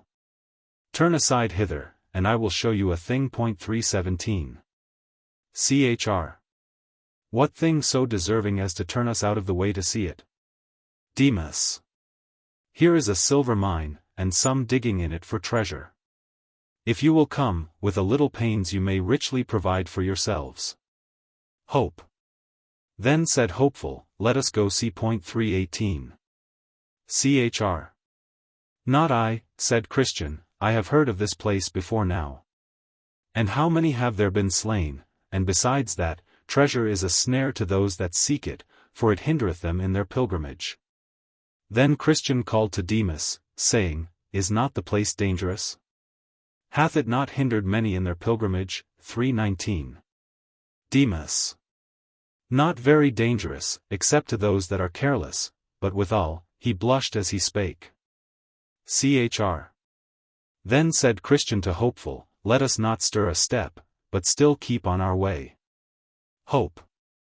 I will warrant you, when Bunyan comes up, if he hath the same invitation as we, he will turn in thither to see. Chr. No doubt thereof, for his principles lead him that way, and 100 to 1 but he dies there. Demas. Then Demas called again, saying, But will you not come over and see? Chr. Then Christian roundly answered, saying, Demas, thou art an enemy to the right ways of the Lord of this way, and hast been already condemned for thine own turning aside by one of his Majesty's judges. 3:20 And why seekest thou to bring us into the like condemnation? Besides, if we at all turn aside, our lord the king will certainly hear thereof, and will there put us to shame, where we would stand with boldness before him. Demas cried again, that he also was one of their fraternity, and that if they would tarry a little, he also himself would walk with them. Chr. Then said Christian, What is thy name? Is it not the same by the which I have called thee? Demas. Yes, my name is Demas, I am the son of Abraham. Chr. I know you, Gehazi was your great-grandfather, and Judas your father. And you have trod in their steps. 3:21 It is but a devilish prank that thou usest, thy father was hanged for a traitor, and thou deservest no better reward. Assure thyself, that when we come to the king, we will do him word of this thy behavior. Thus they went their way. By this time Bunyan and his companions were come again within sight, and they, at the first beck, went over to Demas. Now, whether they fell into the pit by looking over the brink thereof, or whether they went down to dig, or whether they were smothered in the bottom by the damps that commonly arise. Of these things I am not certain. But this I observed, that they never were seen again in the way. 3:22 Then sang Christian. Bunyan and Silver Demas both agree. One calls, the other runs, that he may be a sharer in his lucre, so these do take up in this world, and no further go. Now I saw that, just on the other side of this plain, the pilgrims came to a place where stood an old monument, hard by the highway strange side. At the sight of which they were both concerned, because of the strangeness of the form thereof, for it seemed to them as if it had been a woman transformed into the shape of a pillar. Here therefore they stood looking, and looking upon it, but could not for a time tell what they should make thereof. At last Hopeful espied written above the head thereof, a writing in an unusual hand, but he being no scholar, called to Christian, for he was learned, to see if he could pick out the meaning. So he came, and after a little laying of letters together, he found the same to be this, Remember Lot's wife. So he read it to his fellow. After which they both concluded that that was the pillar of salt into which Lot's wife was turned, for her looking back with a covetous heart, when she was going from Sodom for safety. 323 Which sudden and amazing sight gave them occasion of this discourse. Chr. Ah, my brother! This is a seasonable sight. It came opportunely to us after the invitation which Demas gave us to come over to view the hill lucre. And had we gone over, as he desired us, and as thou wast inclining to do, my brother, we had, for aught I know, been made ourselves like this woman. A spectacle for those that shall come after to behold. Hope. I am sorry that I was so foolish, and am made to wonder that I am not now as Lot's wife, for wherein was the difference betwixt her sin and mine? She only looked back. And I had a desire to go see. Let grace be adored, and let me be ashamed, that ever such a thing should be in mine heart. Chr. Let us take notice of what we see here, for our help for time to come. This woman escaped one judgment, for she fell not by the destruction of Sodom, yet she was destroyed by another, as we see she is turned into a pillar of salt. Hope. True, and she may be to us both caution and example, caution, that we should shun her sin, or a sign of what judgment will overtake such as shall not be prevented by this caution. So Korah, Dathan, and Abram, with the 250 men that perished in their sin, did also become a sign or example to others to beware. 324 But above all, I muse at one thing, to wit, how Demas and his fellows can stand so confidently yonder to look for that treasure, which this woman, but for looking behind her. After, for we read not that she stepped 1 foot out of the way, was turned into a pillar of salt. Especially since the judgment which overtook her did make her an example, within sight of where they are, for they cannot choose but see her, did they but lift up their eyes. Chr. It is a thing to be wondered at, and it argueth that their hearts are grown desperate in the case. And I cannot tell who to compare them to so fitly, as to them that pick pockets in the presence of the judge, or that will out purses under the gallows. 3:25 It is said of the men of Sodom, that they were sinners exceedingly, because they were sinners before the Lord, that is, in his eyesight, and notwithstanding the kindnesses that he had showed them. 3:26 For the land of Sodom was now like the Garden of Eden heretofore. 3:27 This, therefore, provoked him the more to jealousy, and made their plague as hot as the fire of the Lord out of heaven could make it.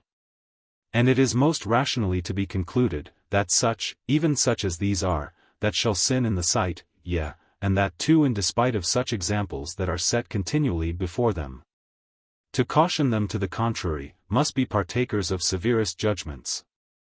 Hope. Doubtless thou hast said the truth, but what a mercy is it, that neither thou, but especially I, am not made myself this example. This ministereth occasion to us to thank God, to fear before him, and always to remember Lot's wife. 3:28. I saw, then, that they went on their way to a pleasant river, which David the king called the river of God, but John the river of the water of life. 3:29 Now their way lay just upon the bank of the river. Here, therefore, Christian and his companion walked with great delight. They drank also of the water of the river, which was pleasant, and enlivening to their weary spirits. 3:30 Besides, on the banks of this river, on either side, were green trees, that bore all manner of fruit. And the leaves of the trees were good for medicine, with the fruit of these trees they were also much delighted. And the leaves they eat to prevent surfeits, and other diseases that are incident to those that heat their blood by travels. On either side of the river was also a meadow, curiously beautified with lilies, and it was green all the year long. In this meadow they lay down, and slept, for here they might lie down safely. When they awoke, they gathered again of the fruit of the trees, and drank again of the water of the river, and then lay down again to sleep. 3:31 Thus they did several days and nights. 3:32 Then they sang, Behold ye how these crystal streams do glide, to comfort pilgrims by the highway side. The meadows green, besides their fragrant smell, yield dainties for them, and he that can tell what pleasant fruit, yea, leaves, these trees do yield, will soon sell all that he may buy this field. So when they were disposed to go on, for they were not, as yet, at their journey's end, they ate and drank, and departed. 333. Now, I beheld in my dream, that they had not journeyed far, but the river and the way for a time parted, at which they were not a little sorry, yet they durst not go out of the way. Now the way from the river was rough, and their feet tender, by reason of their travels, so the souls of the pilgrims were much discouraged because of the way. 334 Wherefore, still as they went on, they wished for better way. 335 Now, a little before them, there was on the left hand of the road a meadow, and a stile to go over into it. And that meadow is called Bypath Meadow. Then said Christian to his fellow, If this meadow leath along by our wayside, let us go over into it. 336 Then he went to the stile to see, and behold, a path lay along by the way, on the other side of the fence. It is according to my wish, said Christian. Here is the easiest going. Come, good hopeful, and let us go over. Hope. But how if this path should lead us out of the way? 337. Chr. That is not like, said the other. Look, doth it not go along by the wayside? So hopeful, being persuaded by his fellow, went after him over the stile. When they were gone over, and were got into the path, they found it very easy for their feet. And withal, they, looking before them, espied a man walking as they did, and his name was Vain Confidence, so they called after him, and asked him whither that way led. He said, To the celestial gate. 338 Look, said Christian, did not I tell you so? By this you may see we are right. So they followed, and he went before them. But, behold, the night came on, and it grew very dark, so that they that were behind, lost the sight of him that went before. He, therefore, that went before. 339, vain confidence by name, not seeing the way before him, fell into a deep pit, 340 which was on purpose there made, by the prince of those grounds, to catch vainglorious fools withal, and was dashed in pieces with his fall. 341. Now Christian and his fellow heard him fall. So they called to know the matter, but there was none to answer, only they heard a groaning. Then said Hopeful, Where are we now? Then was his fellow silent, as mistrusting that he had led him out of the way, and now it began to rain, and thunder, and lighten 342 in a very dreadful manner, and the water rose amain. 343. Then Hopeful groaned in himself, saying, Oh that I had kept on my way. Chr. Who could have thought that this path should have led us out of the way? Hope. I was afraid on it at the very first, and therefore gave you that gentle caution. I would have spoke plainer, but that you are older than I. 344. Chr. Good brother, be not offended. I am sorry I have brought thee out of the way, and that I have put thee into such imminent danger. Pray, my brother, forgive me, I did not do it of an evil intent. 345. Hope. Be comforted, my brother, for I forgive thee, and believe too that this shall be for our good. Chr. I am glad I have with me a merciful brother. But we must not stand thus, let us try to go back again. Hope. But, good brother, let me go before. Chr. No, if you please, let me go first, that if there be any danger, I may be first therein, because by my means we are both gone out of the way. Hope. No, said Hopeful, you shall not go first. For your mind being troubled may lead you out of the way again. Then, for their encouragement, they heard the voice of one saying, Set thine heart toward the highway, even the way which thou wentest, turn again. 346. But by this time the waters were greatly risen, by reason of which the way of going back was very dangerous. Then I thought that it is easier going out of the way when we are in, than going in when we are out.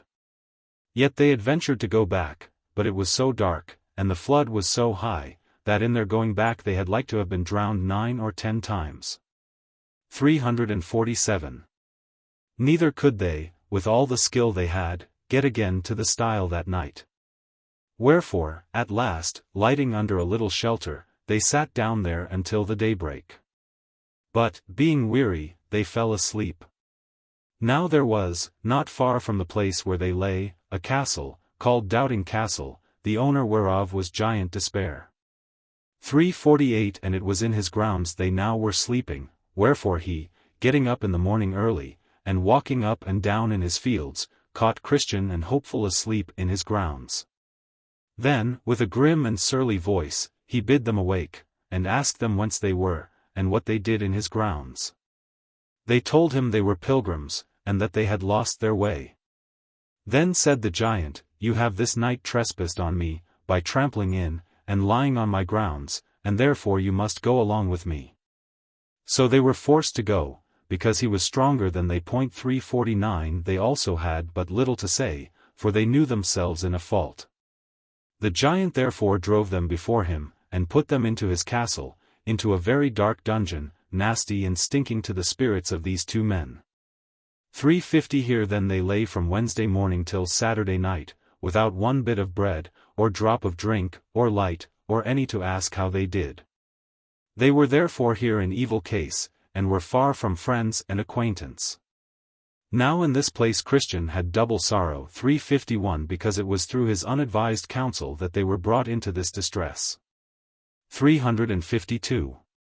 Now, Giant Despair had a wife, and her name was Diffidence. 353. So, when he was gone to bed, he told his wife what he had done. To wit, that he had taken a couple of prisoners, and cast them into his dungeon, for trespassing on his grounds. Then he asked her also what he had best to do further to them.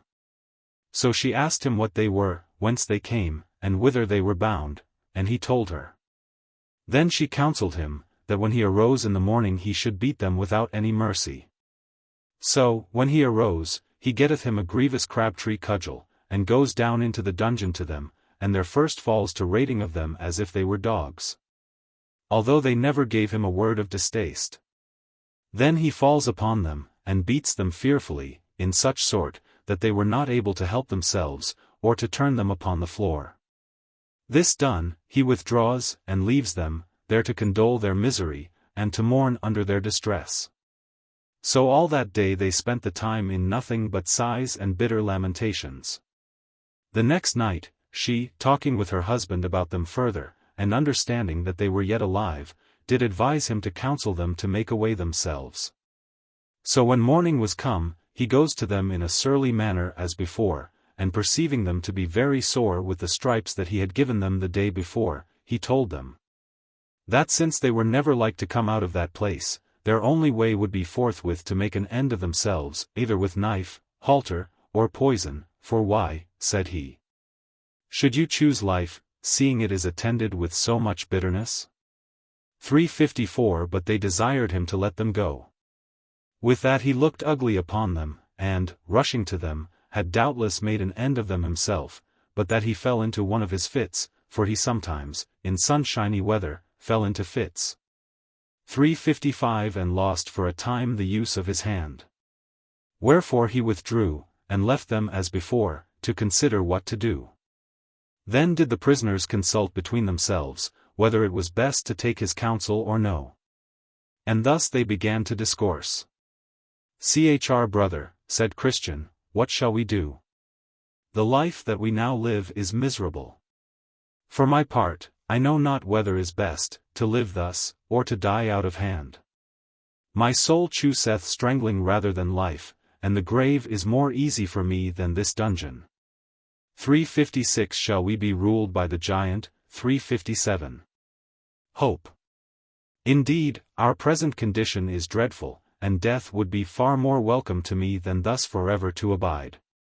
But yet, let us consider, the Lord of the country to which we are going hath said, "Thou shalt do no murder, no, not to another man's person." Much more, then, are we forbidden to take his counsel to kill ourselves.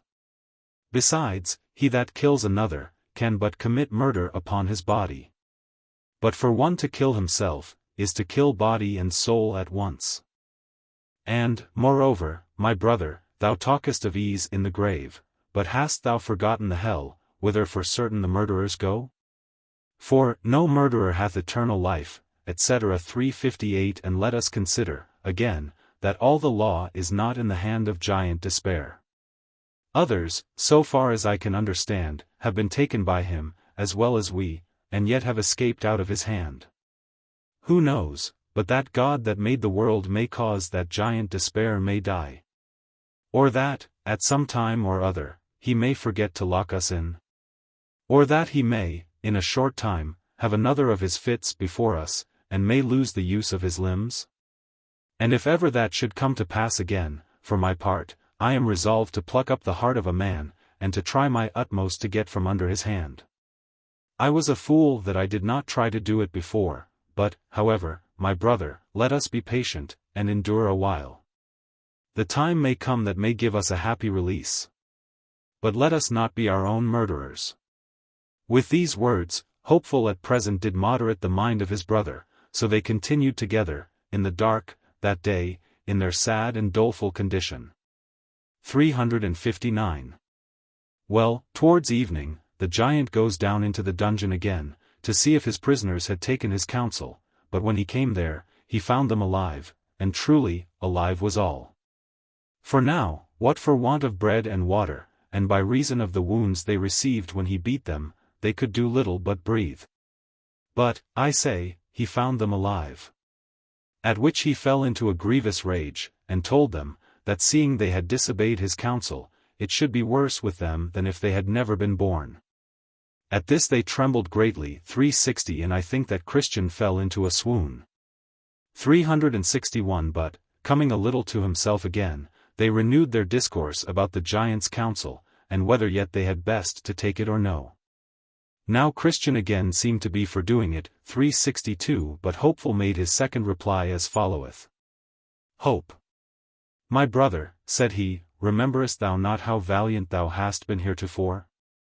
Apollyon could not crush thee, nor could all that thou didst hear, or see, or feel, in the valley of the shadow of death. What hardship, terror, and amazement hast thou already gone through? And art thou now nothing but fear? Thou sayest that I am in the dungeon with thee, a far weaker man by nature than thou art. Also, this giant has wounded me as well as thee, and hath also cut off the bread and water from my mouth, and with thee I mourn without the light. But let us exercise a little more patience. Remember how thou playedst the man Vanity Fair, and wast neither afraid of the chain, nor cage, nor yet of bloody death. Wherefore let us, at least to avoid the shame, that becomes not a Christian to be found in, bear up with patience as well as we can. 363. Now, night being come again, and the giant and his wife being in bed, she asked him concerning the prisoners, and if they had taken his counsel. To which he replied, They are sturdy rogues, they choose rather to bear all hardship, than to make away themselves. Then said she, Take them into the castle yard tomorrow, and show them the bones and skulls of those that thou hast already dispatched, and make them believe, ere a week comes to an end. Thou also wilt tear them in pieces, as thou hast done their fellows before them. 364. So when the morning was come, the giant goes to them again, and takes them into the castle yard, and shows them, as his wife had bidden him. These, said he, were pilgrims as you are, once, and they trespassed in my grounds, as you have done, and when I thought fit, I tore them in pieces, and so, within 10 days, I will do you. Go, get you down to your den again, and with that, he beat them all the way thither. They lay, therefore, all day on Saturday in a lamentable case, as before. 365 Now, when night was come, and when Mrs. Diffidence and her husband, the giant, were got to bed, they began to renew their discourse of their prisoners. And withal the old giant wondered, that he could neither by his blows nor his counsel bring them to an end. And with that his wife replied, I fear, said she, that they live in hope that some will come to relieve them, or that they have picklocks about them, by the means of which they hope to escape. And sayest thou so, my dear? Said the giant, I will, therefore, search them in the morning. Well, on Saturday, about midnight, they began to pray, and continued in prayer till almost break of day. 366. Now, a little before it was day, good Christian, as one half amazed, brake out in this passionate speech, What a fool, quoth he, am I, thus to lie in a stinking dungeon, when I may as well walk at liberty. I have a key in my bosom, called Promise, that will, I am persuaded, open any lock in Doubting Castle. Then said Hopeful, That is good news, good brother, pluck it out of thy bosom, and try. 367. Then Christian pulled it out of his bosom, and began to try at the dungeon door, whose bolt, as he turned the key, gave back, and the door flew open with ease. And Christian and Hopeful both came out. Then he went to the outward door that leads into the castle yard, and, with his key, opened that door also. After, he went to the iron gate, for that must be opened too. But that lock went damnable hard. 368 Yet the key did open it. Then they thrust open the gate to make their escape with speed, but that gate, as it opened, made such a creaking, that it waked Giant Despair, who, hastily rising to pursue his prisoners, felt his limbs to fail, for his fits took him again, so that he could by no means go after them. 369 Then they went on, and came to the king's highway, and so were safe, because they were out of his jurisdiction. 370. Now, when they were gone over the stile, they began to contrive with themselves what they should do at that stile, to prevent those that should come after from falling into the hands of Giant Despair. 371 So they consented to erect there a pillar, and to engrave upon the side thereof this sentence, Over this stile is the way to Doubting Castle, which is kept by Giant Despair, who despiseth the king of the celestial country, and seeks to destroy his holy pilgrims. Many, therefore, that followed after, read what was written, and escaped the danger. This done, they sang as follows. Out of the way we went, and then we found what 'twas to tread upon forbidden ground. And let them that come after have a care, Lest heedlessness makes them, as we, to fare. Lest they for trespassing his prisoners are. Whose castles doubting, and whose names despair. They went then till they came to the delectable mountains, which mountains belong to the Lord of that hill of which we have spoken before. So they went up to the mountains, to behold the gardens and orchards, the vineyards and fountains of water, where also they drank and washed themselves, and did freely eat of the vineyards. 372 Now there were on the tops of these mountains, shepherds feeding their flocks, and they stood by the highway side. The pilgrims therefore went to them, and leaning upon their staves, as is common with weary pilgrims, when they stand to talk with any by the way, they asked, Whose delectable mountains are these? And whose be the sheep that feed upon them? Shep. These mountains are Emmanuel's land, and they are within sight of his city, and the sheep also are his, and he laid down his life for them. 373. Chr. Is this the way to the celestial city? Shep. You are just in your way. Chr. How far is it thither? Shep. Too far for any but those that shall get thither indeed. Chr. Is the way safe or dangerous? Shep. Safe for those for whom it is to be safe, but the transgressors shall fall therein. 374. Chr. Is there, in this place, any relief for pilgrims that are weary and faint in the way? Shep. The Lord of these mountains hath given us a charge not to be forgetful to entertain strangers. 375 Therefore the good of the place is before you. I saw also in my dream, that when the shepherds perceived that they were wayfaring men, they also put questions to them, to which they made answer as in other places, as, Whence came you? And, How got you into the way? And, By what means have you so persevered therein? For but few of them that begin to come hither, do show their face on these mountains. But when the shepherds heard their answers, being pleased therewith, they looked very lovingly upon them, and said, Welcome to the delectable mountains. 376. The shepherds, I say, whose names were knowledge, experience, watchful, and sincere, took them by the hand, and had them to their tents, and made them partake of that which was ready at present. 377 They said, Moreover, we would that ye should stay here a while, to be acquainted with us, and yet more to solace yourselves with the good of these delectable mountains.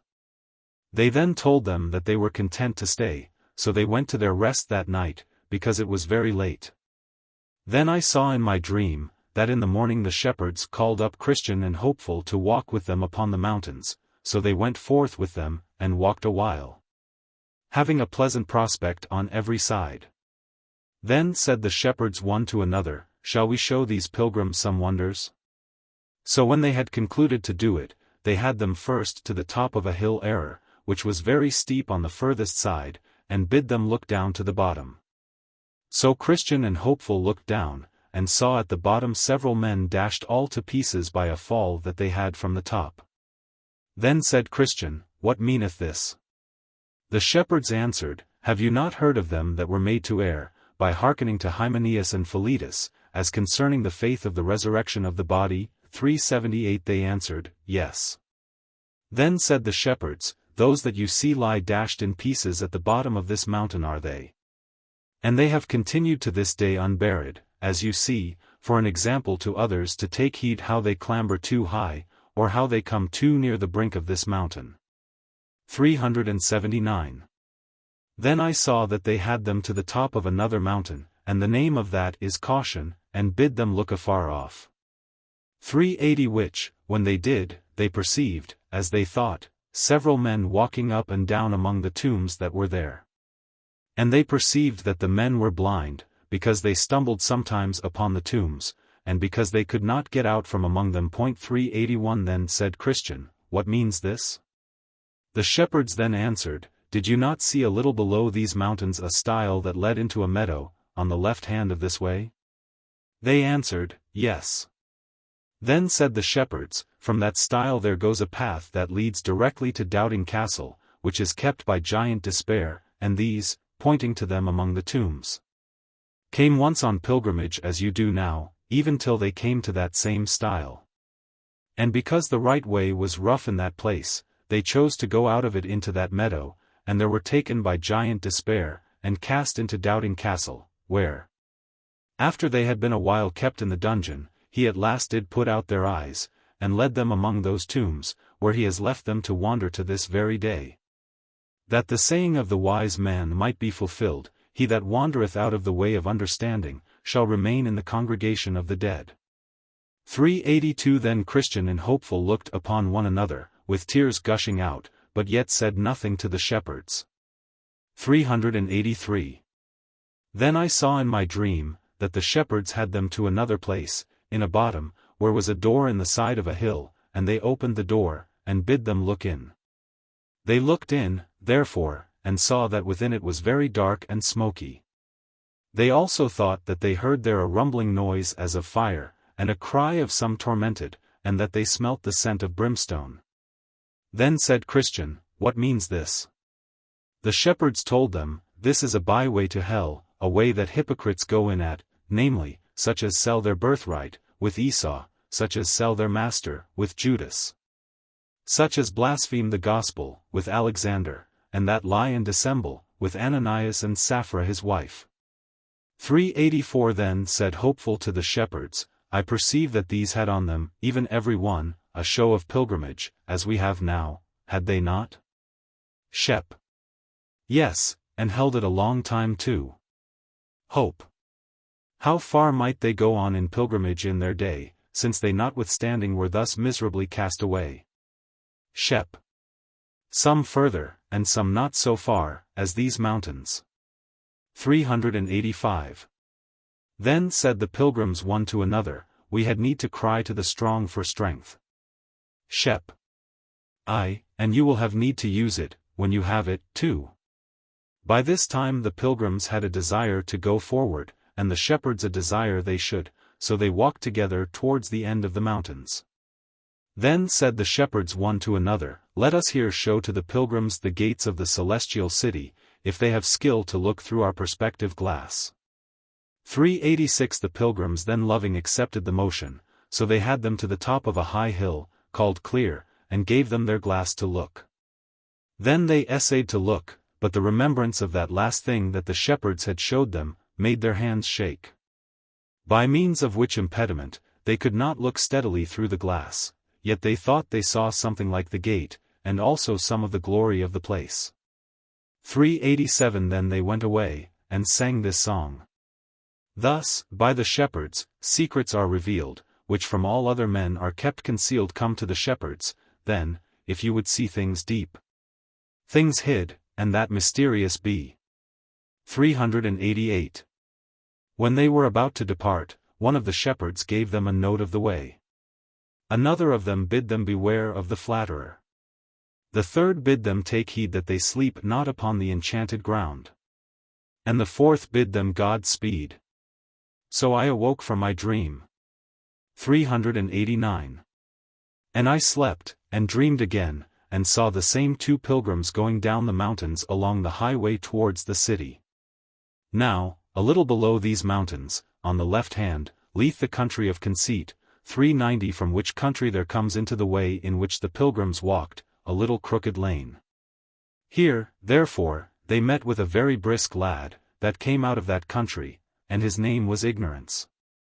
So Christian asked him from what parts he came, and whither he was going. Ignore. Sir, I was born in the country that lieth off there, a little on the left hand, and I am going to the celestial city. Chr. But how do you think to get in at the gate? For you may find some difficulty there. Ignore. As other good people do, said he. Chr. But what have you to show at that gate, that may cause that the gate should be opened to you? Ignore. I know my Lord's will, and I have been a good liver, I pay every man his own, I pray, fast, pay tithes, and give alms, and have left my country for whither I am going. 391. Chr. But thou camest not in at the wicket gate that is at the head of this way. Thou camest in hither through that same crooked lane, and therefore, I fear, however thou mayest think of thyself, when the reckoning day shall come. Thou wilt have laid to thy charge that thou art a thief and a robber, instead of getting admittance into the city. Ignore.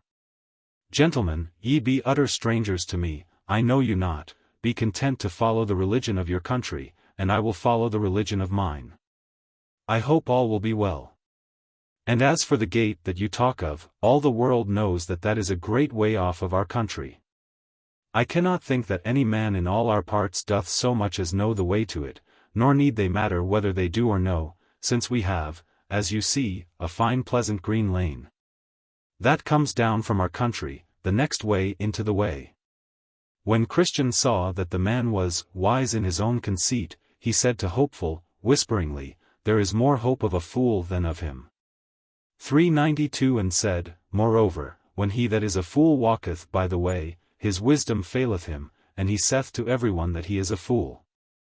393 What, shall we talk further with him, or outgo him at present, and so leave him to think of what he hath heard already, and then stop again for him afterwards? And see if by degrees we can do any good to him? Then said Hopeful, Let ignorance a little while now muse on what is said, and let him not refuse good counsel to embrace, lest he remain still ignorant of what's the chiefest gain.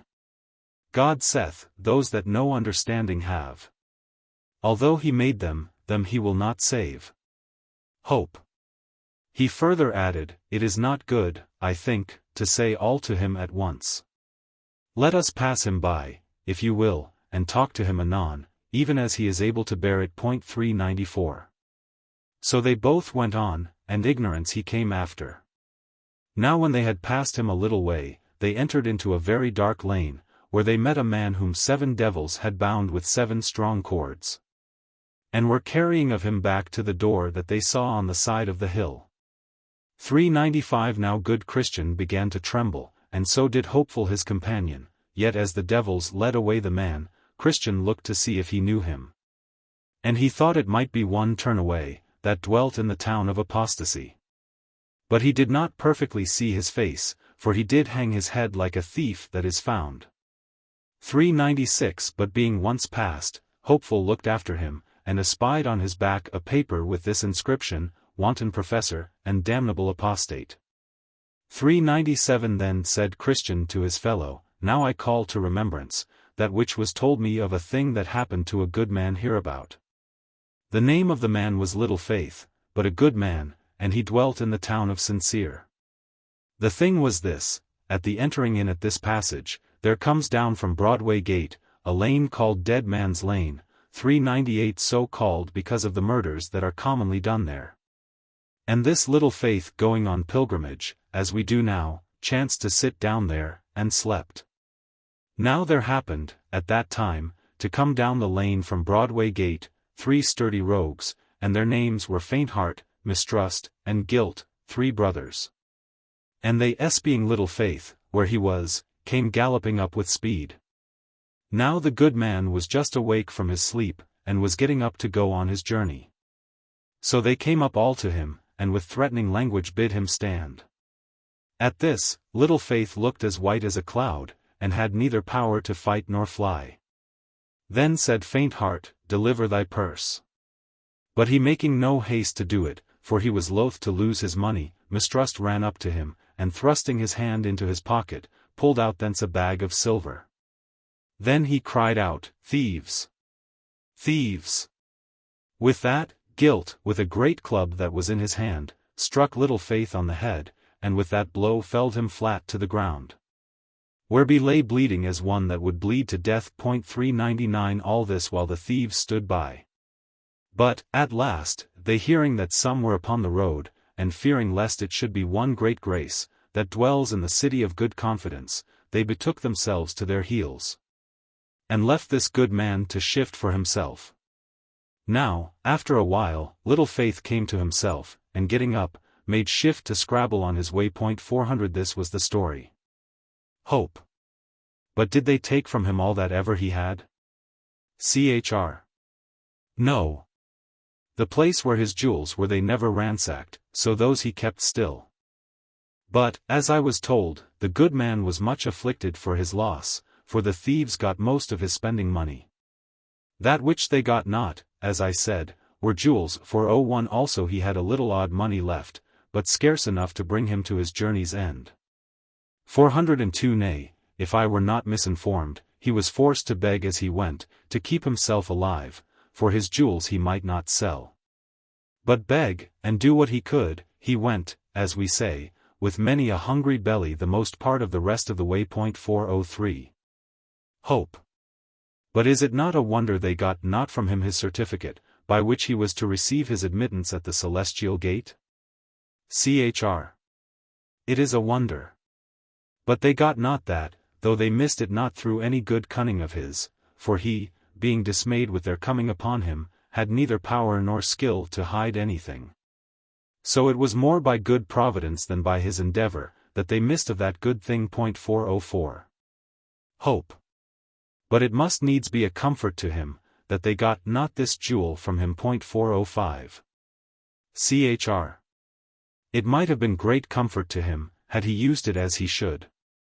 But they that told me the story said, that he made but little use of it all the rest of the way, and that because of the dismay that he had in the taking away his money.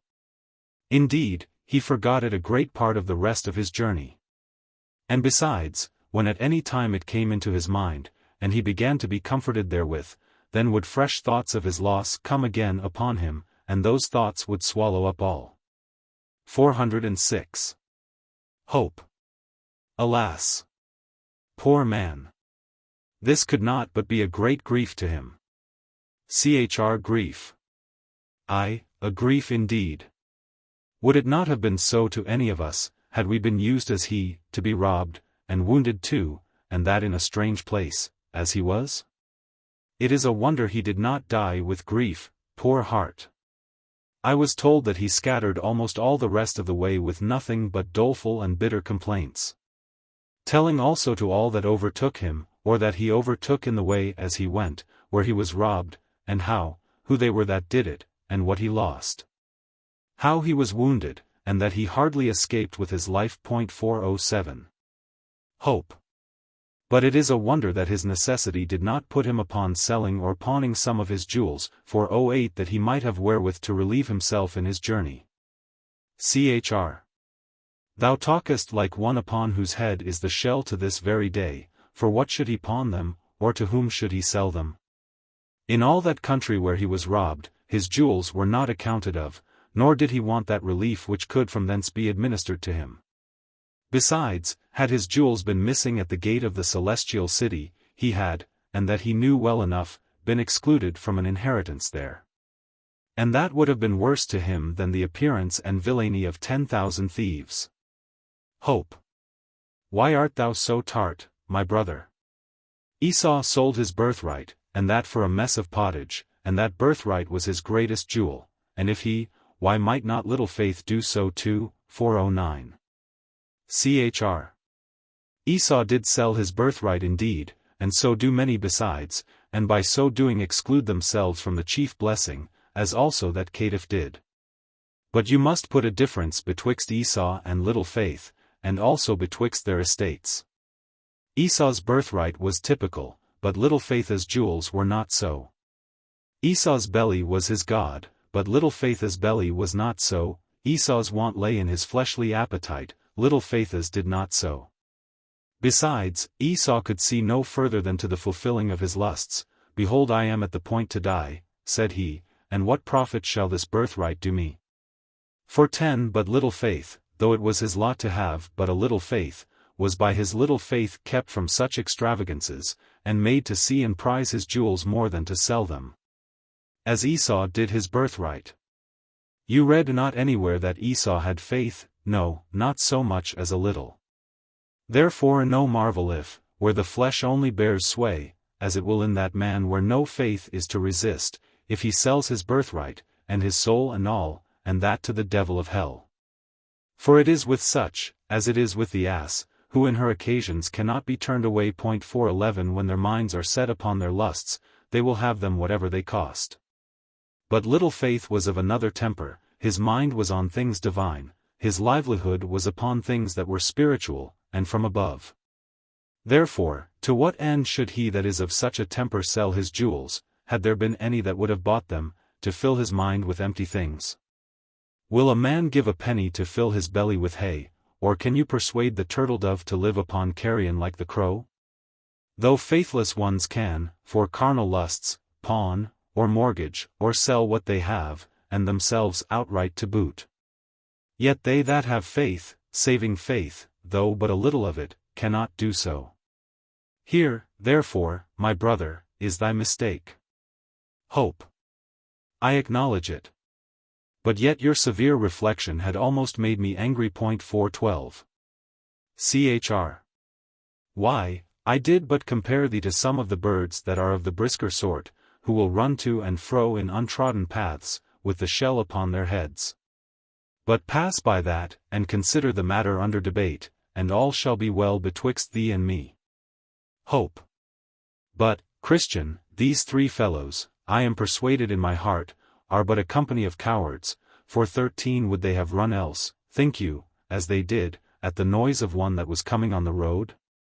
Why did not little Faith pluck up a greater heart? He might, methinks, have stood one brush with them, and have yielded when there had been no remedy.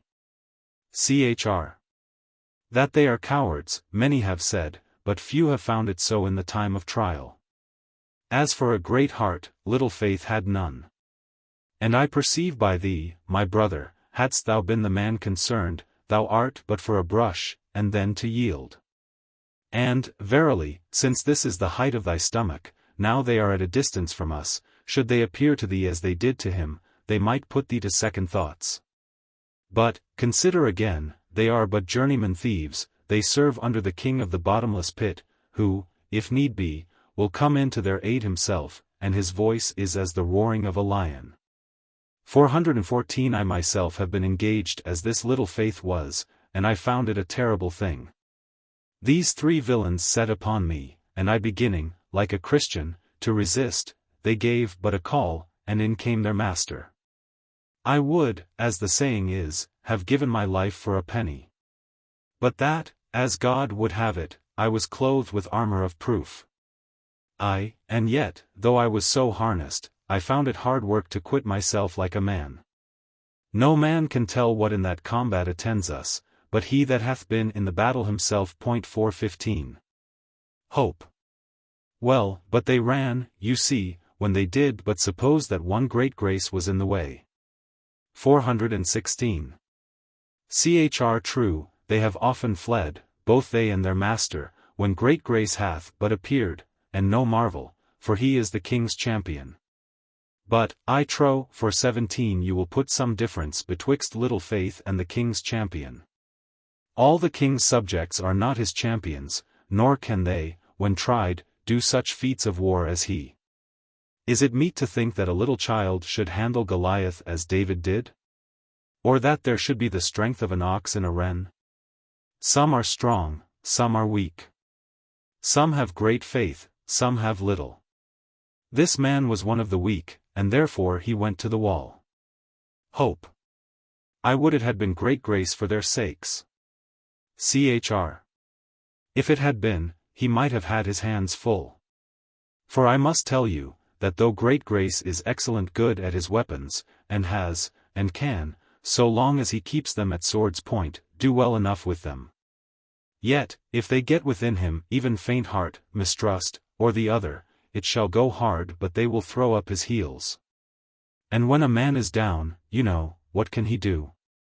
Whoso looks well upon great grace's face, shall see those scars and cuts there, that shall easily give demonstration of what I say. Yea, once I heard that he should say, and that when he was in the combat, we despaired even of life. For 18 How did these sturdy rogues and their fellows make David groan, mourn, and roar? Yea, Heman and Hezekiah, too, though champions in their day, were forced to bestir them, when by these assaulted, and yet, notwithstanding, they had their coats soundly brushed by them. Peter, upon a time, would go try what he could do, but though some do say of him that he is the prince of the apostles, they handled him so, that they made him at last afraid of a sorry girl. Besides, their king is at their whistle. He is never out of hearing, and if at any time they be put to the worst, he, if possible, comes in to help them. And of him it is said, the sword of him that layeth at him cannot hold, the spear, the dart, nor the habergeon, he estameth iron as straw, and brass as rotten wood. The arrow cannot make him flee. Sling stones are turned with him into stubble. Darts are counted as stubble, he laugheth at the shaking of a spear, for 19 What can a man do in this case? It is true, if a man could, at every turn, have Job's horse, and had skill and courage to ride him, he might do notable things. For his neck is clothed with thunder, he will not be afraid of the grasshopper, the glory of his nostrils is terrible. He paweth in the valley, and rejoiceth in his strength, he goeth on to meet the armed men. He mocketh at fear, and is not affrighted, neither turneth he back from the sword.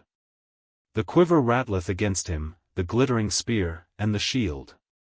He swalloweth the ground with fierceness and rage, neither believeth he that it is the sound of the trumpet. He saith among the trumpets, Ha, ha. And he smelleth the battle afar off, the thunder of the captains, and the shouting. 420. But for such footmen as thee and I are, let us never desire to meet with an enemy, nor vaunt as if we could do better, when we hear of others that they have been toiled. Nor be tickled at the thoughts of our own manhood. For such commonly come by the worst when tried. 421 Witness Peter, of whom I made mention before. He would swagger, aye, he would. He would, as his vain mind prompted him to say, do better, and stand more for his master than all men, but who so foiled, and run down by these villains, as he? 422. When, therefore, we hear that such robberies are done on the king's highway, 2 things become us to do.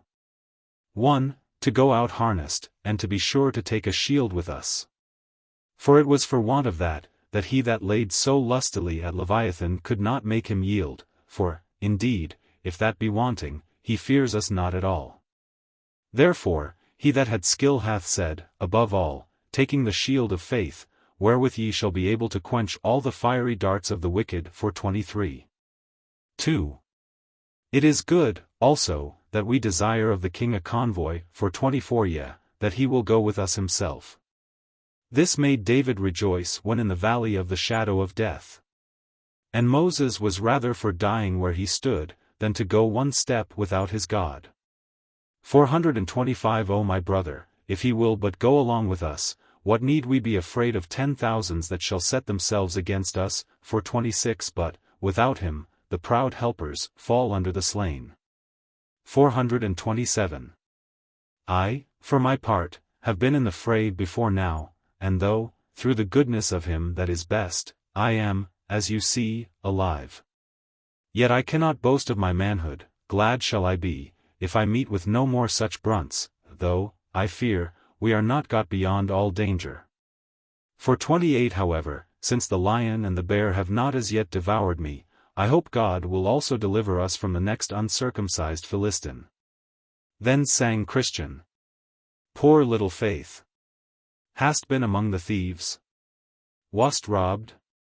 Remember this, whoso believes and gets more faith, shall then a victor be. Over 10,000, else scarce over 3. So they went on, and ignorance followed. They went then till they came at a place where they saw a way put itself into their way, and seemed withal to lie as straight as the way which they should go. And here they knew not which of the 2 to take, for both seemed straight before them, therefore, here they stood still to consider.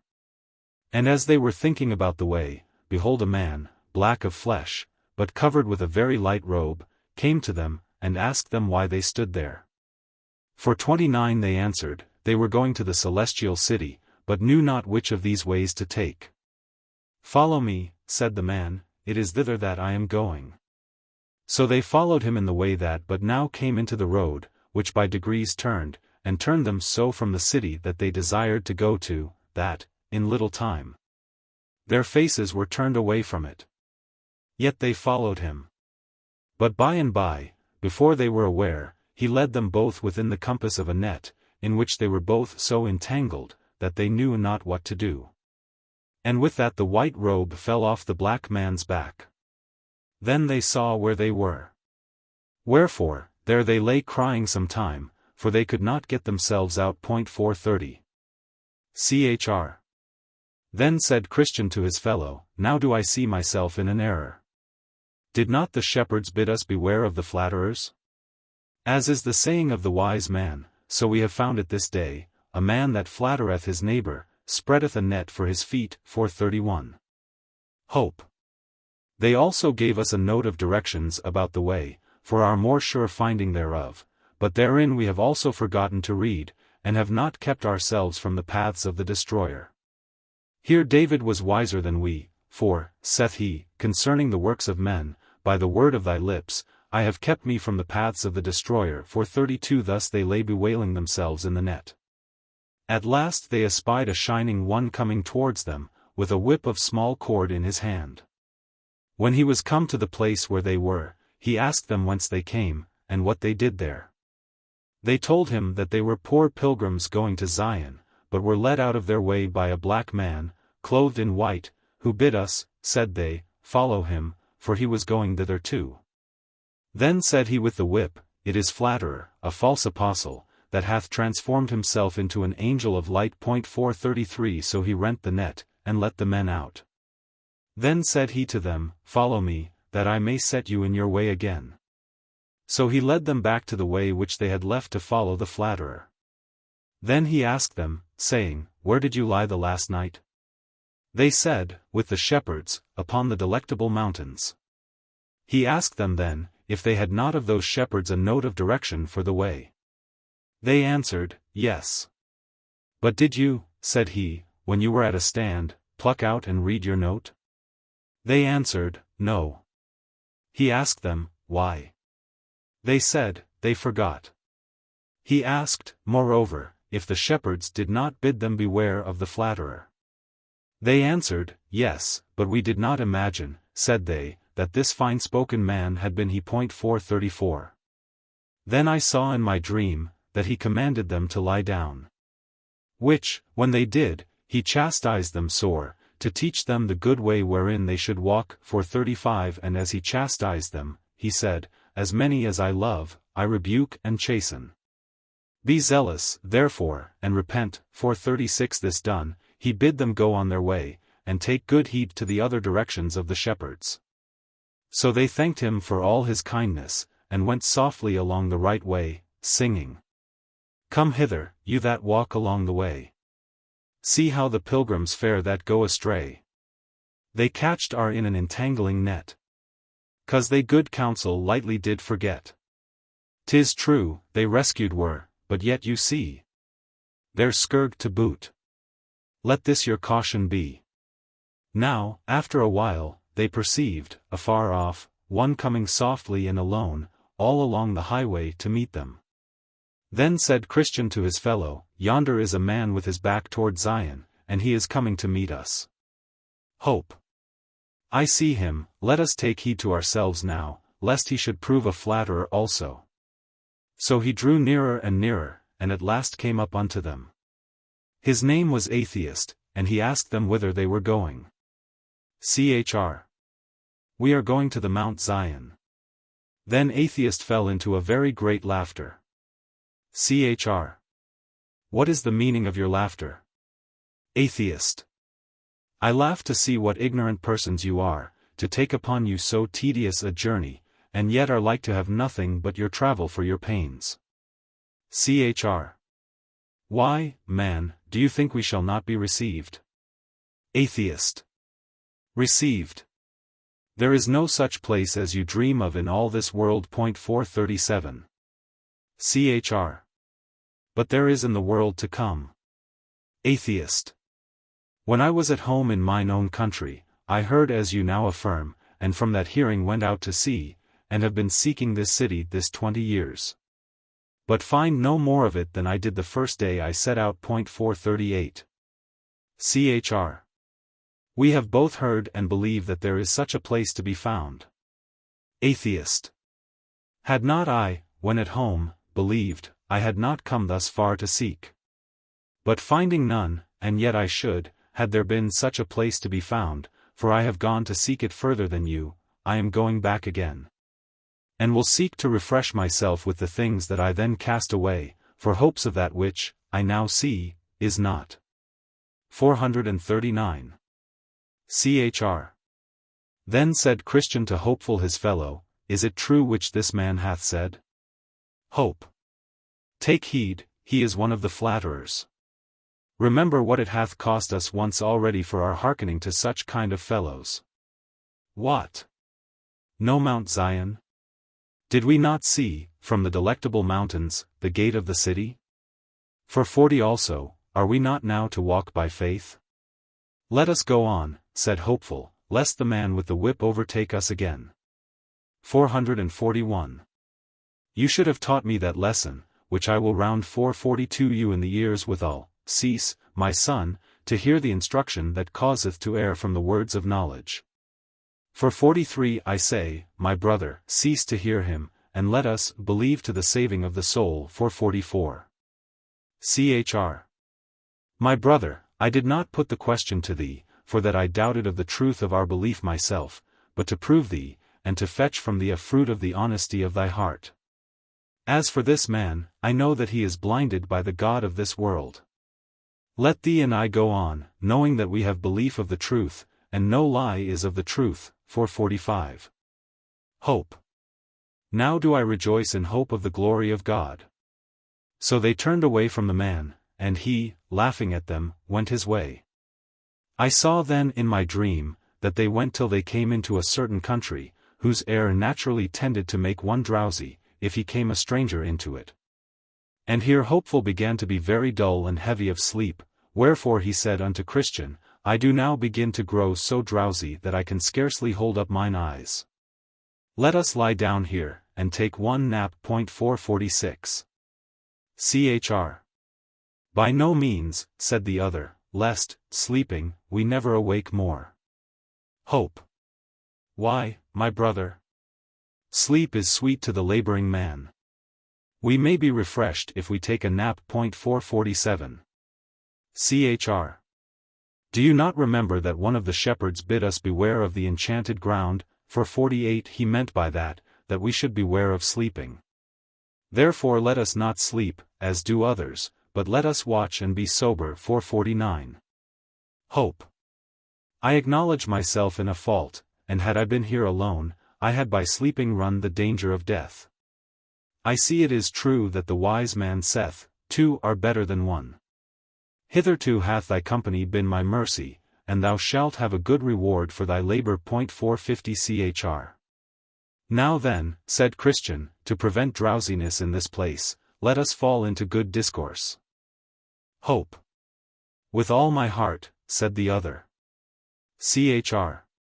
Where shall we begin? Hope. Where God began with us. But do you begin, if you please. Chr. I will sing you first this song. When saints do sleepy grow, let them come hither. And hear how these 2 pilgrims talk together. Yea, let them learn of them, in any wise. Thus to keep ope their drowsy slumbering eyes. Saints' fellowship, if it be managed well, keeps them awake, and that in spite of hell. Chr. Then Christian began, and said, I will ask you a question.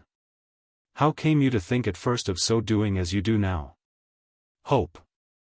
Do you mean, how came I at first to look after the good of my soul? Chr. Yes, that is my meaning. Hope.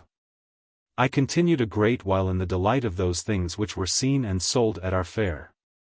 Things which, I believe now, would have, had I continued in them still, drowned me in perdition and destruction. Chr.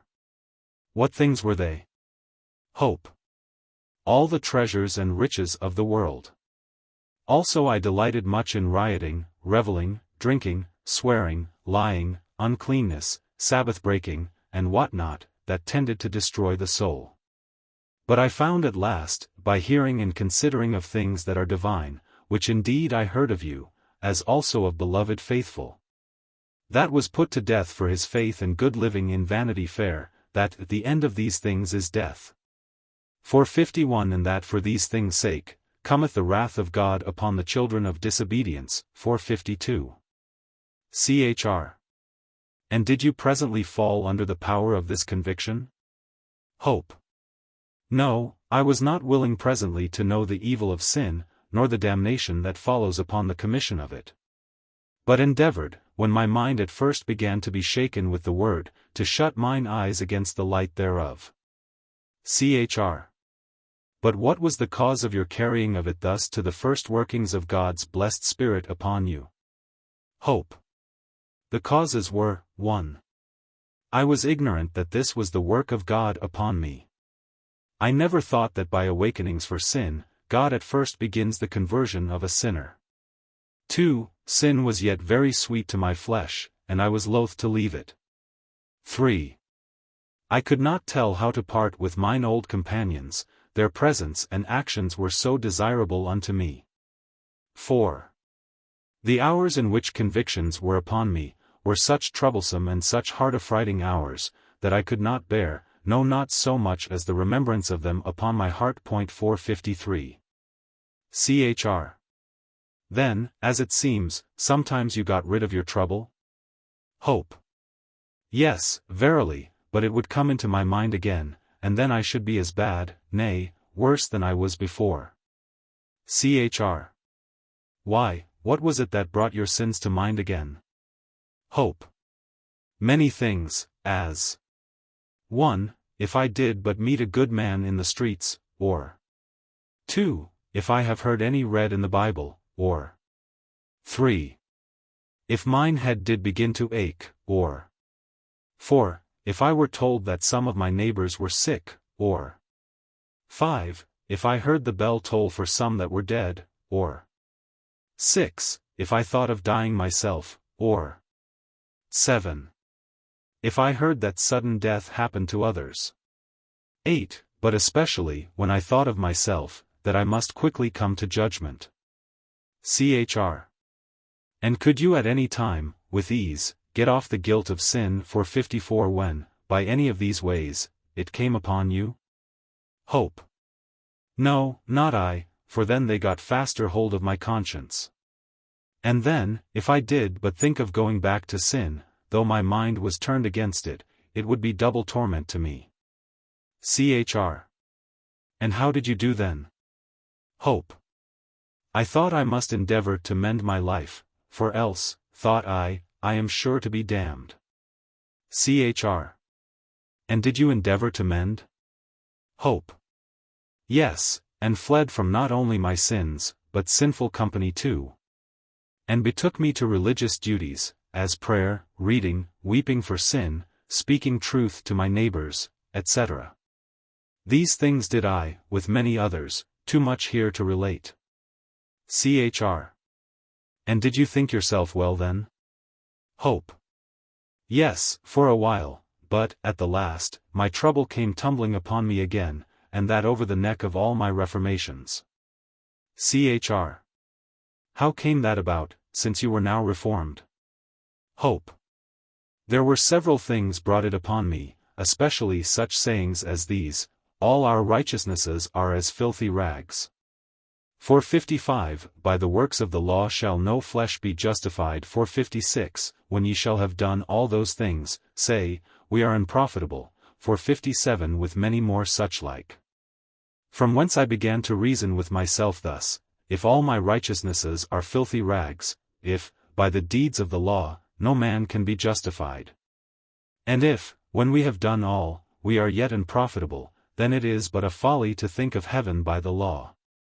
I further thought thus: if a man runs £100 into the shopkeeper's debt, and after that shall pay for all that he shall fetch. Yet, if this old debt stand still in the book uncrossed, for that the shopkeeper may sue him, and cast him into prison till he shall pay the debt. Chr. Well, and how did you apply this to yourself? Hope. Why, I thought thus with myself: I have, by my sins, run a great way into God's book, and that my now reforming will not pay off that score. Therefore I should think still, under all my present amendments, but how shall I be freed from that damnation that I have brought myself in danger of, by my former transgressions? Chr. A very good application, but, pray, go on. Hope. Another thing that hath troubled me, even since my late amendments, is, that if I look narrowly into the best of what I do now, I still see sin, new sin, mixing itself with the best of that I do. So that now I am forced to conclude, that notwithstanding my former fond conceits of myself and duties, I have committed sin enough in one duty to send me to hell. 458 Though my former life had been faultless. 459. Chr. And what did you do then? Hope. Do. I could not tell what to do, until I brake my mind to Faithful, for he and I were well acquainted. And he told me, that unless I could obtain the righteousness of a man that never had sinned, neither mine own, nor all the righteousness of the world, could save me. Chr. And did you think he spake true? Hope. Had he told me so when I was pleased and satisfied with mine own amendment, I had called him fool for his pains. But now, since I see mine own infirmity, and the sin that cleaves to my best performance, I have been forced to be of his opinion. Chr. But did you think, when at first he suggested it to you, that there was such a man to be found, of whom it might justly be said, that he never committed sin? Hope. I must confess the words at first sounded strangely, but after a little more talk and company with him, I had full conviction about it. Chr. And did you ask him what man this was, and how you must be justified by him? Hope. Yes, and he told me it was the Lord Jesus, that dwelleth on the right hand of the Most High. And thus, said he, you must be justified by him, even by trusting to what he hath done by himself in the days of his flesh, and suffered when he did hang on the tree. I asked him further, how that man's righteousness could be of that efficacy to justify another before God. And he told me he was the mighty God, and did what he did, and died the death also, not for himself, but for me. To whom his doings, and the worthiness of them, should be imputed, if I believed on him. 460. Chr. And what did you do then? Hope. I made my objections against my believing, for that I thought he was not willing to save me. Chr. And what said Faithful to you then? Hope. He bid me go to him and see. Then I said it was presumption, but he said, no, for I was invited to come. 461 Then he gave me a book of Jesus, his inditing, to encourage me the more freely to come. And he said, concerning that book, that every jot and tittle thereof stood firmer than heaven and earth. 462 Then I asked him, what I must do when I came. And he told me, I must entreat upon my knees, with all my heart and soul, the Father to reveal him to me. 463 Then I asked him further, how I must make my supplication to him. And he said, go, and thou shalt find him upon a mercy seat, where he sits all the year long, to give pardon and forgiveness to them that come. I told him that I knew not what to say when I came. And he bid me say to this effect, God be merciful to me a sinner, and make me to know and believe in Jesus Christ. For I see, that if his righteousness had not been, or I have not faith in that righteousness, I am utterly cast away. 464 Lord, I have heard that thou art a merciful God, and hast ordained that thy Son Jesus Christ should be the Saviour of the world.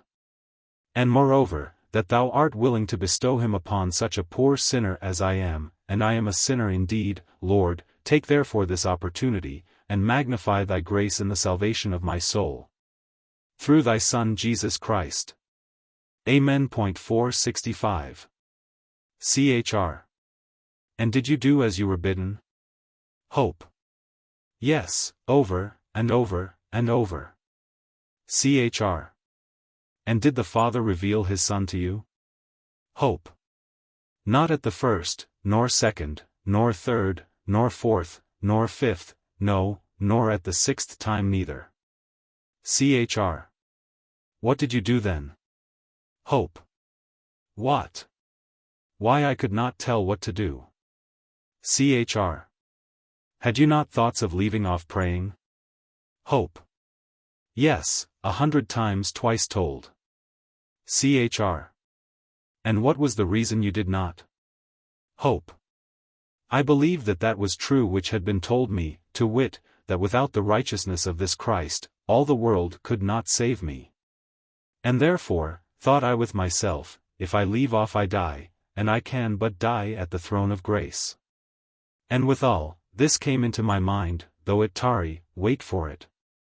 Because it will surely come, it will not tarry. 466 So I continued praying until the Father showed me his Son. 467 Chr. And how was he revealed unto you? Hope. I did not see him with my bodily eyes, but with the eyes of my understanding. 468 And thus it was, one day I was very sad, I think sadder than at any one time in my life, and this sadness was through a fresh sight of the greatness and vileness of my sins. And as I was then looking for nothing but hell, and the everlasting damnation of my soul, suddenly, as I thought, I saw the Lord Jesus look down from heaven upon me, and saying, Believe on the Lord Jesus Christ, and thou shalt be saved. 469 But I replied, Lord, I am a very great sinner. And he answered, My grace is sufficient for thee. 470 Then I said, But, Lord, what is believing? And then I saw from that saying, He that cometh to me shall never hunger, and he that believeth on me shall never thirst, that believing and coming was all one. And that he that came, that is, ran out in his heart and affections after salvation by Christ, he indeed believed in Christ. 471 Then the water stood in mine eyes, and I asked further, But, Lord, may such a great sinner as I am, be indeed accepted of thee, and be saved by thee? And I heard him say, And him that cometh to me, I will in no wise cast out. 472 Then I said, But how, Lord, must I consider of thee in my coming to thee, that my faith may be placed aright upon thee? Then he said, Christ Jesus came into the world to save sinners.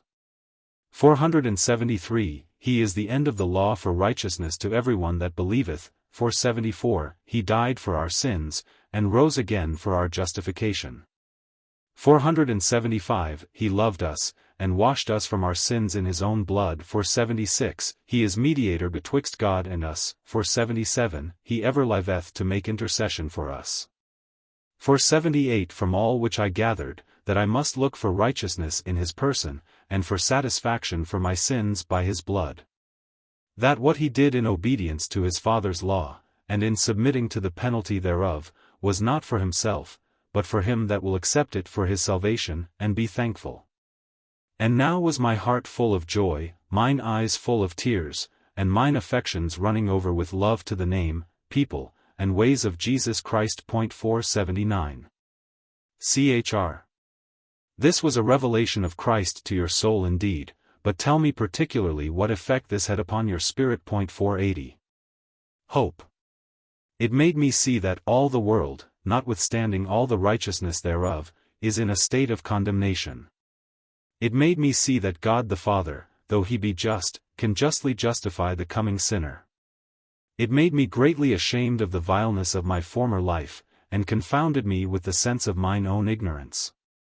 For there never came thought into my heart before now, that showed me so the beauty of Jesus Christ. It made me love a holy life, and long to do something for the honor and glory of the name of the Lord Jesus. Yea, I thought that had I now 1,000 gallons of blood in my body, I could spill it all for the sake of the Lord Jesus. 481 I saw then in my dream that Hopeful looked back and saw Ignorance, whom they had left behind, coming after. Look, said he to Christian, how far yonder youngster loitereth behind. Chr. I see him, he careth not for our company. Hope. But I trow it would not have hurt him, had he kept pace with us hitherto. Chr. That is true, but I warrant you he thinketh otherwise. Hope. That I think he doth, but, however, let us tarry for him. So they did. Then Christian said to him, Come away, man, why do you stay so behind? Ignore. I take my pleasure in walking alone, even more a great deal than in company, unless I like it the better. 482 Then said Christian to Hopeful, but softly, did I not tell you he cared not for our company? But, however, said he, come up, and let us talk away the time in this solitary place.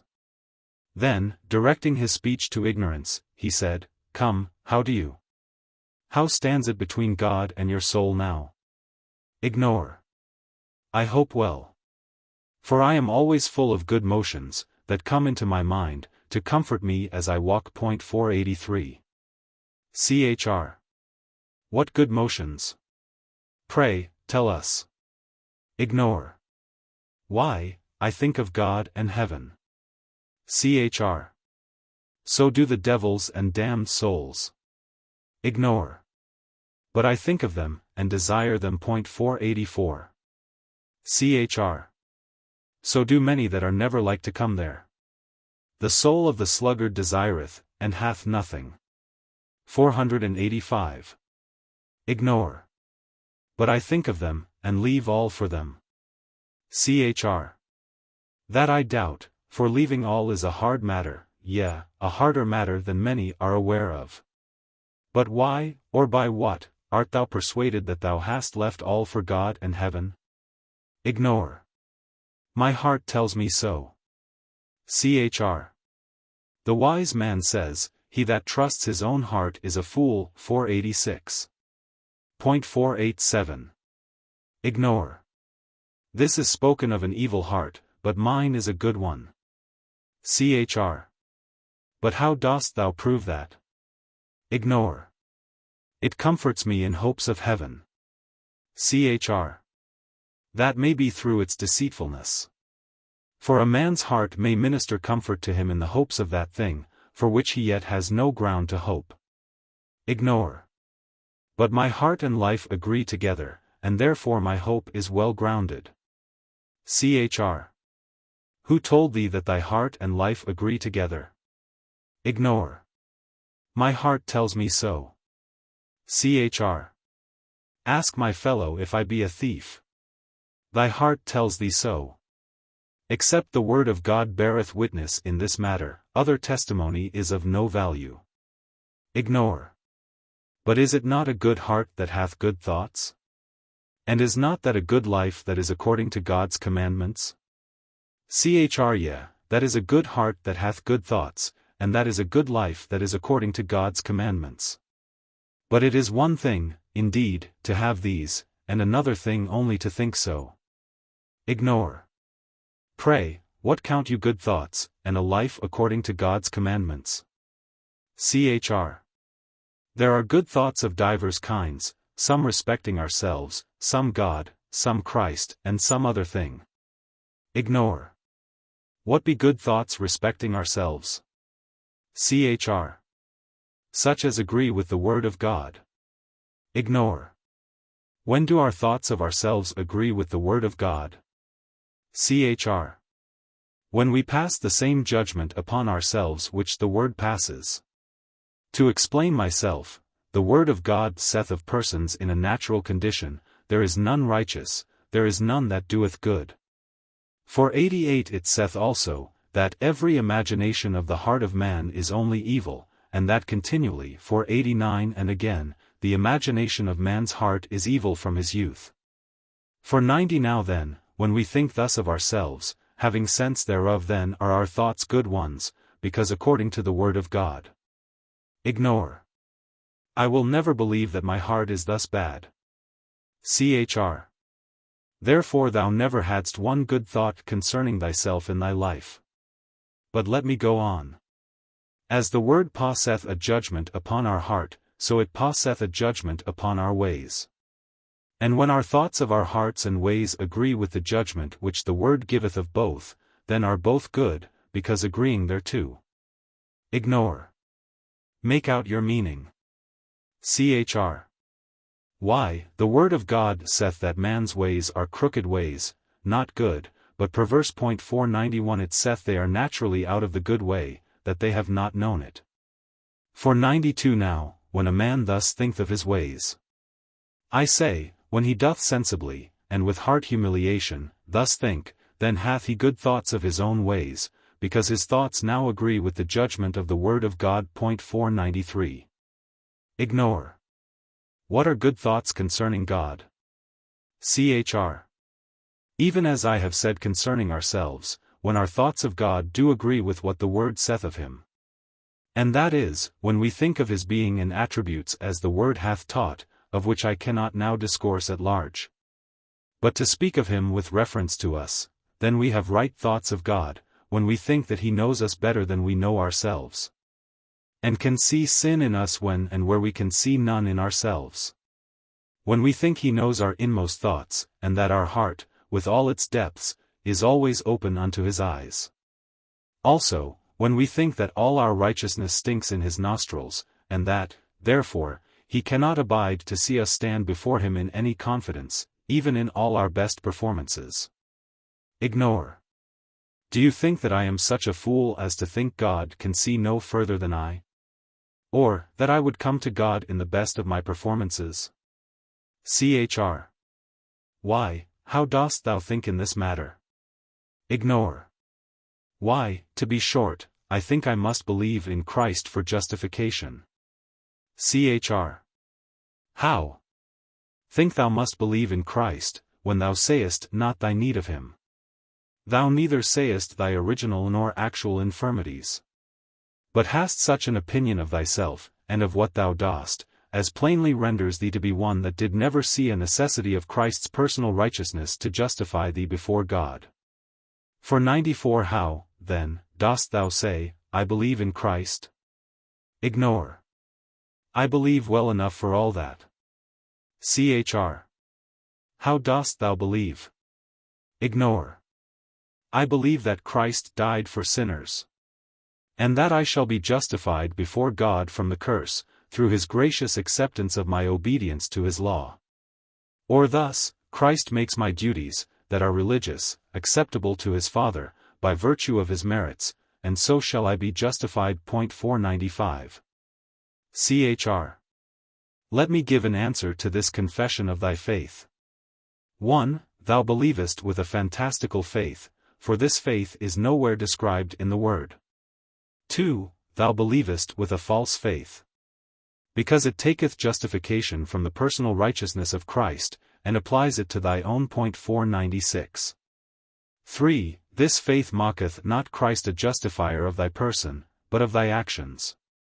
And of thy person for thy action's sake, which is false. 497. 4. Therefore, this faith is deceitful, even such as will leave thee under wrath, in the day of God Almighty.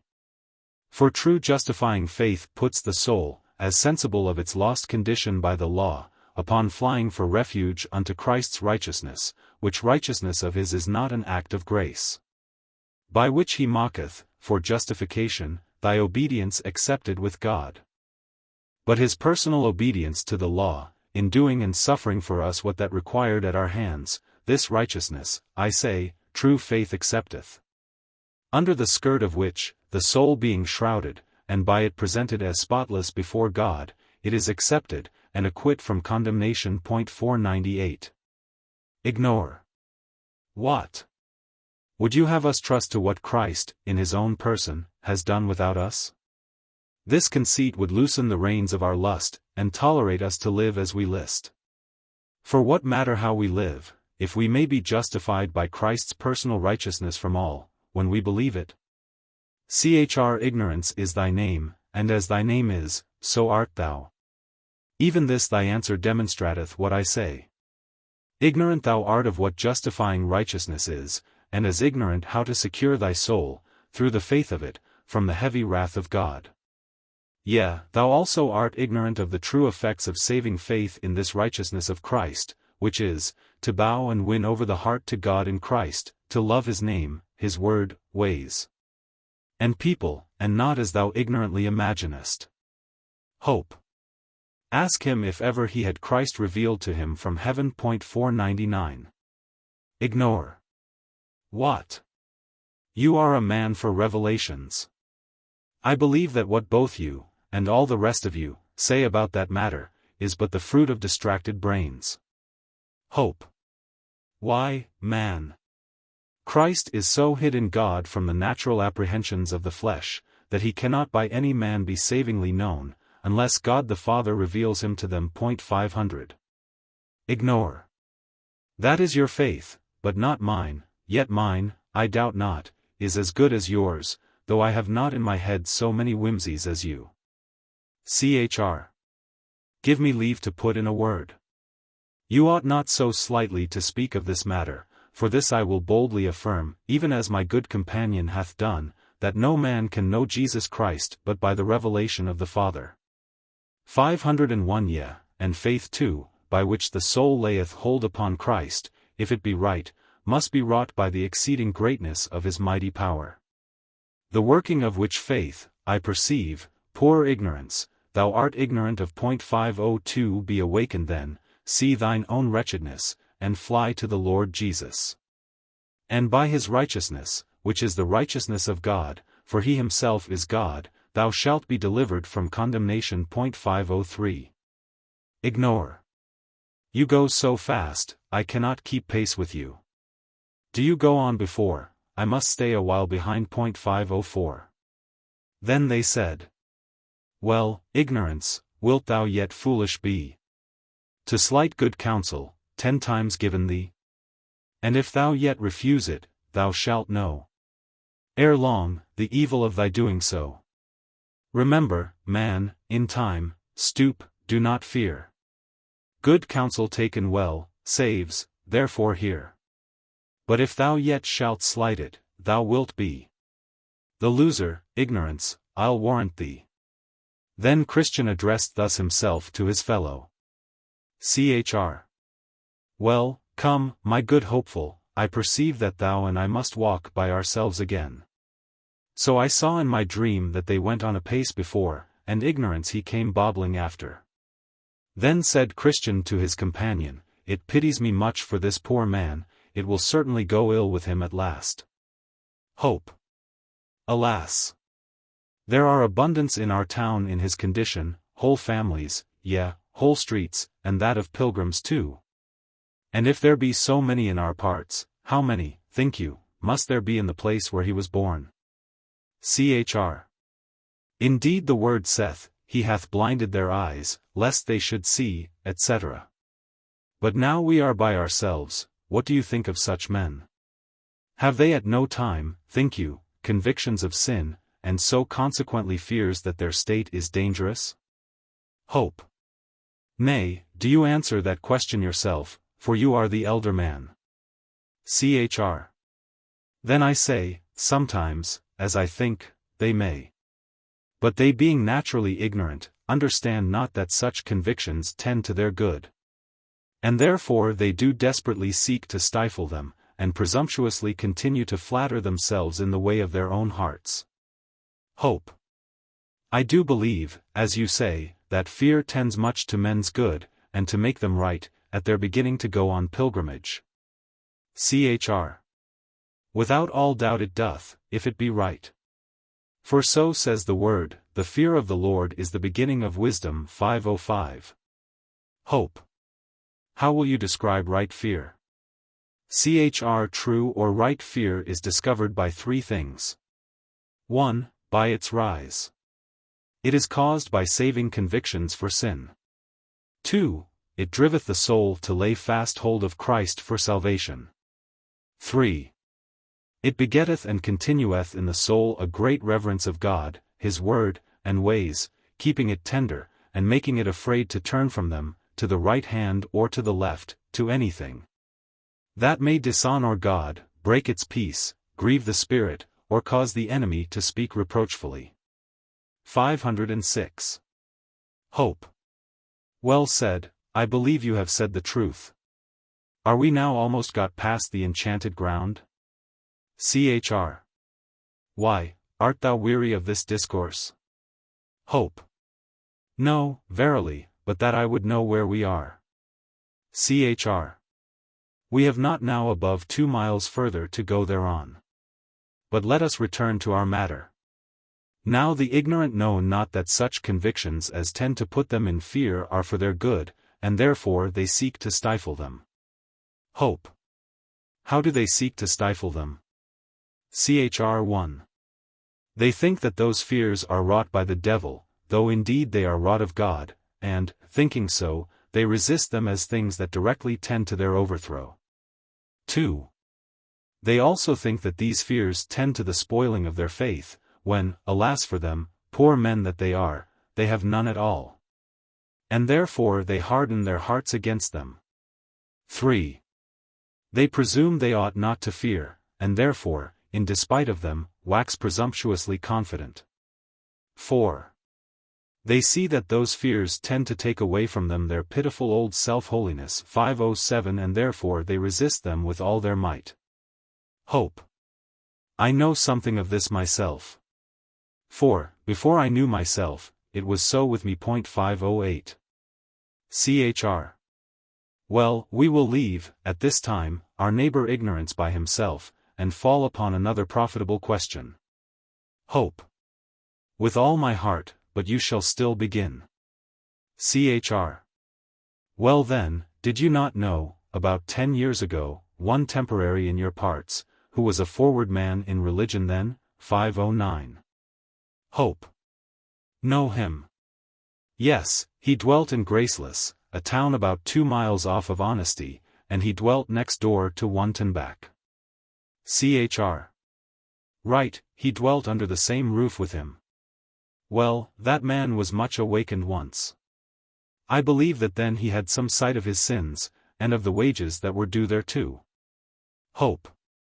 I am of your mind, for, my house not being above 3 miles from him, he would ofttimes come to me, and that with many tears. Truly I pitied the man, and was not altogether without hope of him. But one may see, it is not everyone that cries, Lord, Lord. Chr. He told me once that he was resolved to go on pilgrimage, as we do now. But all of a sudden he grew acquainted with one save self, and then he became a stranger to me. Hope. Now, since we are talking about him, let us a little inquire into the reason of the sudden backsliding of him and such others. Chr. It may be very profitable, but do you begin? Hope. Well then, there are in my judgment 4 reasons for it. 1. Though the consciences of such men are awakened, yet their minds are not changed. Therefore, when the power of guilt weareth away, that which provoked them to be religious saith, wherefore they naturally turn to their own course again. Even as we see the dog that is sick of what he has eaten, so long as his sickness prevails, he vomits and casts up all. Not that he doth this of a free mind, if we may say a dog has a mind, but because it troubleth his stomach. But now, when his sickness is over, and so his stomach eased, his desire being not at all alienate from his vomit, he turns him about and licks up all, and so it is true which is written. The dog is turned to his own vomit again. 5:10 Thus I say, being hot for heaven, by virtue only of the sense and fear of the torments of hell, as their sense of hell, and the fears of damnation, chills and cools. So their desires for heaven and salvation cool also. So then it comes to pass, that when their guilt and fear is gone, their desires for heaven and happiness die, and they return to their course again. 5:11. 2.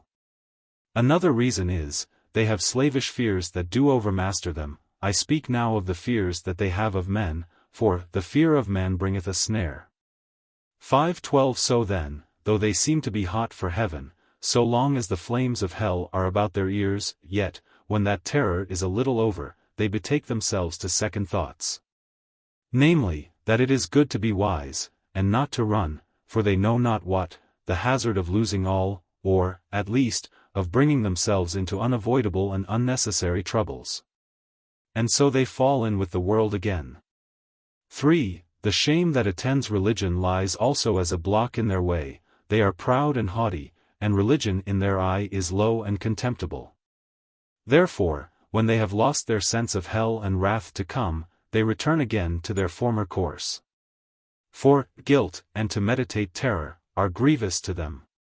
They like not to see their misery before they come into it, though perhaps the sight of it first, if they love that sight, might make them fly whither the righteous fly and are safe. But because they do, as I hinted before, even shun the thoughts of guilt and terror, therefore, when once they are rid of their awakenings about the terrors and wrath of God. They harden their hearts gladly, and choose such ways as will harden them more and more. Chr. You are pretty near the business, for the bottom of all is, for want of a change in their mind and will. And therefore they are but like the felon that standeth before the judge, he quakes and trembles, and seems to repent most heartily, but the bottom of all is the fear of the halter. Not that he hath any detestation of the offense, as is evident, because, let but this man have his liberty, and he will be a thief, and so a rogue still, whereas, if his mind were changed, he would be otherwise. Hope. Now, I have showed you the reasons of their going back, do you show me the manner thereof. 513. Chr. So I will, willingly. 1. They draw off their thoughts, all that they may, from the remembrance of God, death, and judgment to come. 2. Then they cast off by degrees private duties, as closet prayer, curbing their lusts, watching, sorrow for sin, and the like. 3. Then they shun the company of lively and warm Christians. 4. After that, they grow cold to public duty, as hearing, reading, godly conference, and the like. 5. Then they begin to pick holes, as we say, in the coats of some of the godly. And that devilishly, that they may have a seeming color to throw religion, for the sake of some infirmity they have espied in them, behind their backs. 6. Then they begin to adhere to and associate themselves with carnal, loose, and wanton men. 7. Then they give way to carnal and wanton discourses in secret. And glad are they if they can see such things in any that are counted honest, that they may the more boldly do it through their example. 8. After this, they begin to play with little sins openly. 9. And then, being hardened, they show themselves as they are. Thus, being launched again into the gulf of misery, unless a miracle of grace prevent it, they everlastingly perish in their own deceivings. 514. Now I saw in my dream, that by this time the pilgrims were got over the enchanted ground, and entering into the country of Beulah, whose air was very sweet and pleasant. The way lying directly through it, they solaced themselves there for a season. 515. Here they heard continually the singing of birds, and saw every day the flowers appear in the earth, and heard the voice of the turtle in the land. 516. In this country the sun shineth night and day. Wherefore this was beyond the valley of the shadow of death, and also out of the reach of giant despair, neither could they from this place so much as see Doubting Castle. 517. Here they were within sight of the city they were going to, also here met them some of the inhabitants thereof. For in this land the shining ones commonly walked, because it was upon the borders of heaven. In this land also the contract between the bride and the bridegroom was renewed. Yea, here, as the bridegroom rejoiceth over the bride, so did their God rejoice over them. 518. Here they had no want of corn and wine. For in this place they met with abundance of what they had sought for in all their pilgrimage. 519. Here they heard voices from out of the city, loud voices, saying, Say ye to the daughter of Zion, Behold, thy salvation cometh. Behold, his reward is with him. 520. Here all the inhabitants of the country called them, the holy people, the redeemed of the Lord, sought out, etc. 521. Now, as they walked in this land, they had more rejoicing than in parts more remote from the kingdom to which they were bound. And drawing near to the city, they had yet a more perfect view thereof. It was builded of pearls and precious stones, also the street thereof was paved with gold. So that by reason of the natural glory of the city, and the reflection of the sunbeams upon it, Christian with desire fell sick. Hopeful also had a fit or two of the same disease. 522. Wherefore, here they lay by it a while, crying out, because of their pangs, If ye find my beloved, tell him that I am sick of love. 523. But being a little strengthened, and better able to bear their sickness, they walked on their way, and came yet nearer and nearer, where were orchards, vineyards, and gardens. And their gates opened into the highway. Now, as they came up to these places, behold, the gardener stood in the way, to whom the pilgrims said, Whose goodly vineyards and gardens are these? He answered, They are the king's, and are planted here for his own delight, and also for the solace of pilgrims. So the gardener had them into the vineyards, and bid them refresh themselves with the dainties. 524 He also showed them there the king's walks, and the arbors, where he delighted to be. And here they tarried and slept. 525 Now I beheld in my dream, that they talked more in their sleep at this time than ever they did in all their journey. And being in a muse thereabout, the gardener said even to me, Wherefore musest thou at the matter? It is the nature of the fruit of the grapes of these vineyards to go down so sweetly, as to cause the lips of them that are asleep to speak. 526 So I saw that when they awoke, they addressed themselves to go up to the city. But, as I said, the reflection of the sun upon the city, for the city was pure gold, 527, was so extremely glorious, that they could not, as yet, with open face behold it. But through an instrument made for that purpose. 528 So I saw, that as they went on, there met them two men, in raiment that shone like gold, also their faces shone as the light. 529 These men asked the pilgrims whence they came, and they told them. They also asked them where they had lodged, what difficulties and dangers, what comforts and pleasures they had met in the way, and they told them. Then said the men that met them, You have but two difficulties more to meet with, and then you are in the city. 530 Christian then, and his companion, asked the men to go along with them. So they told them they would. But, said they, you must obtain it by your own faith. So I saw in my dream that they went on together, until they came in sight of the gate. Now, I further saw, that betwixt them and the gate was a river, but there was no bridge to go over, the river was very deep. At the sight, therefore, of this river, the pilgrims were much stunned, but the men that went with them said, You must go through, or you cannot come at the gate. 531 The pilgrims then began to inquire if there was no other way to the gate, to which they answered, Yes. But there hath not any, save two, to wit, Enoch and Elijah, been permitted to tread that path, since the foundation of the world, nor shall, until the last trumpet shall sound. 532 The pilgrims then, especially Christian, began to despond in their minds, and looked this way and that, but no way could be found by them, by which they might escape the river. 533 Then they asked the men if the waters were all of a depth. They said, No, yet they could not help them in that case. For, said they, you shall find it deeper or shallower, as you believe in the king of the place. They then addressed themselves to the water. And entering, Christian began to sink, and crying out to his good friend Hopeful, he said, I sink in deep waters, the billows go over my head, all his waves go over me. Selah. 534 Then said the other, Be of good cheer, my brother, I feel the bottom, and it is good. Then, said Christian, Ah! My friend, the sorrows of death have compassed me about. I shall not see the land that flows with milk and honey, and with that a great darkness and horror fell upon Christian, so that he could not see before him. Also here he in great measure lost his senses, so that he could neither remember, nor orderly talk of any of those sweet refreshments that he had met with in the way of his pilgrimage.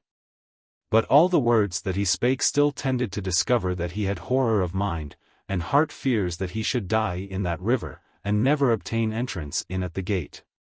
Here also, as they that stood by perceived, he was much in the troublesome thoughts of the sins that he had committed, both since and before he began to be a pilgrim. It was also observed that he was troubled with apparitions of hobgoblins and evil spirits, for ever and anon he would intimate so much by words. 535 Hopeful, therefore, here had much ado to keep his brother's head above water, sometimes he would be quite gone down, and then, ere a while, he would rise up again half dead. Hopeful also would endeavor to comfort him, saying, Brother, I see the gate, and men standing by to receive us, but Christian would answer, It is you they wait for.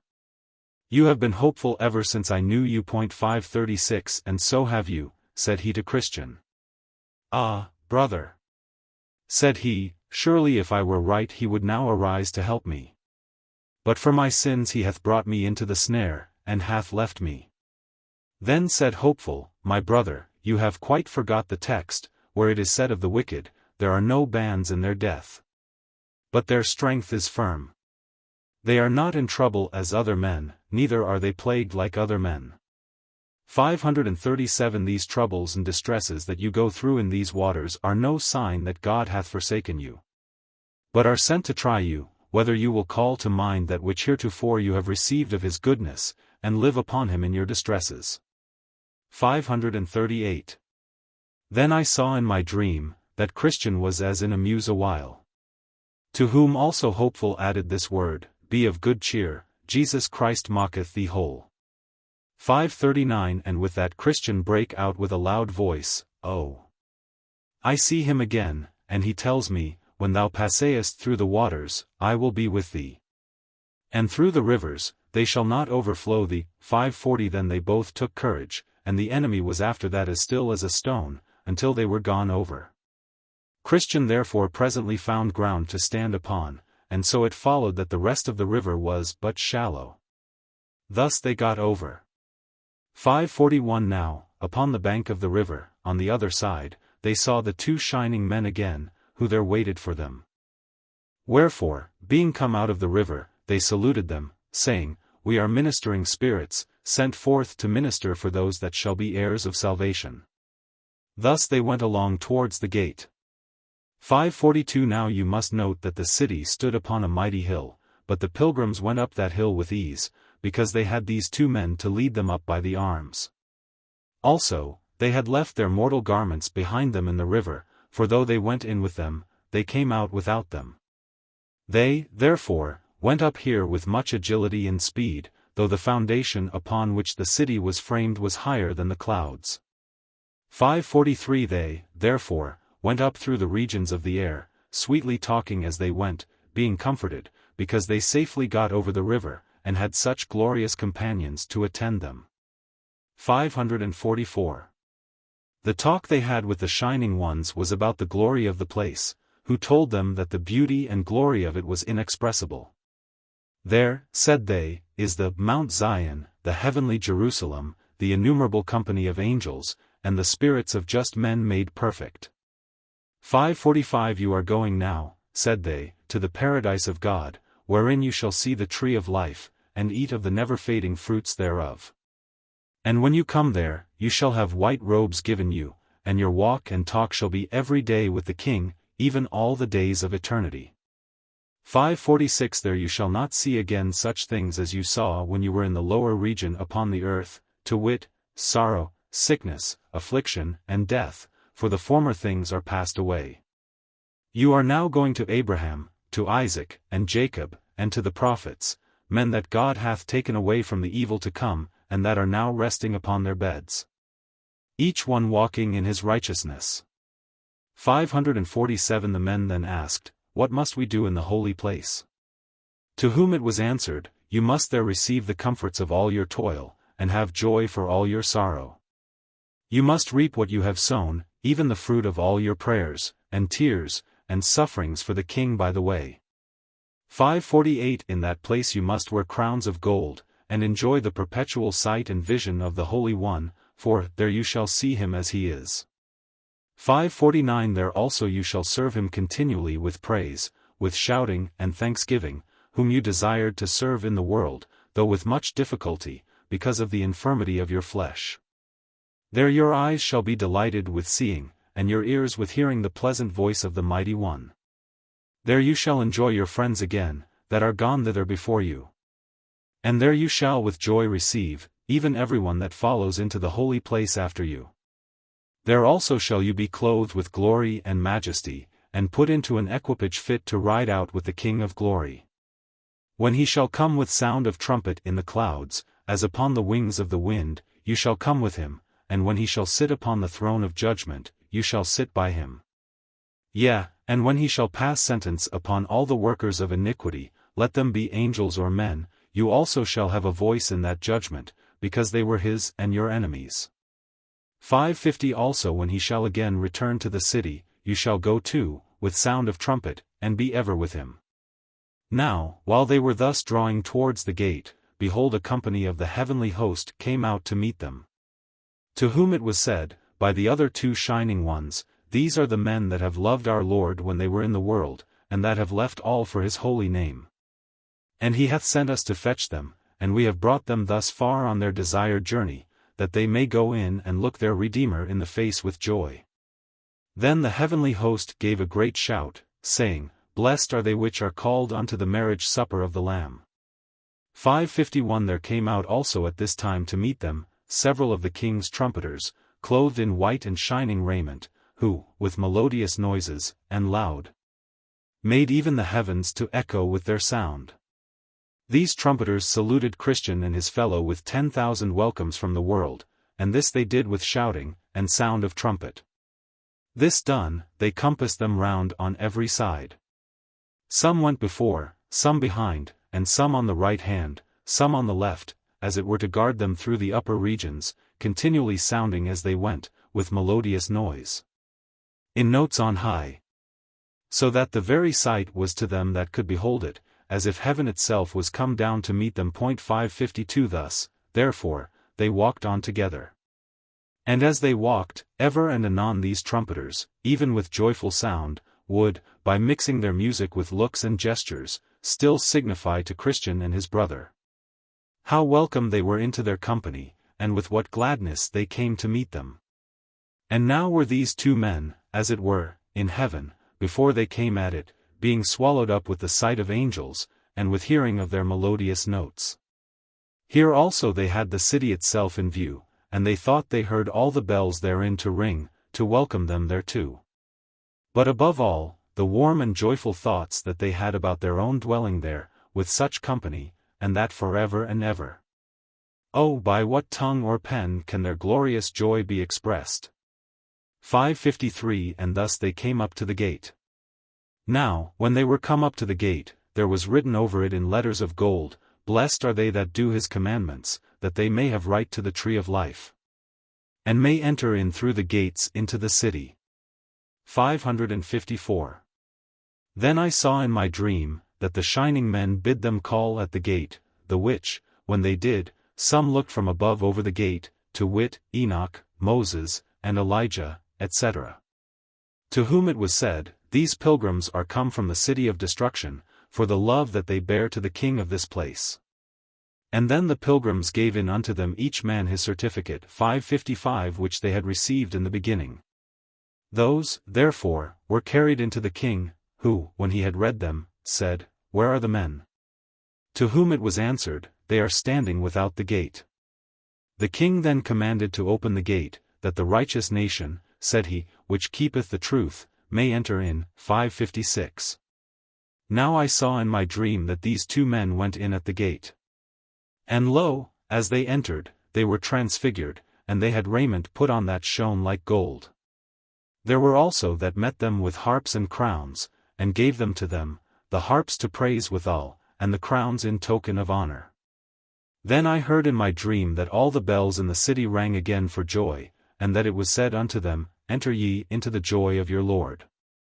557 I also heard the men themselves, that they sang with a loud voice, saying, Blessing, and honor, and glory, and power, be unto him that sitteth upon the throne, and unto the Lamb, forever and ever.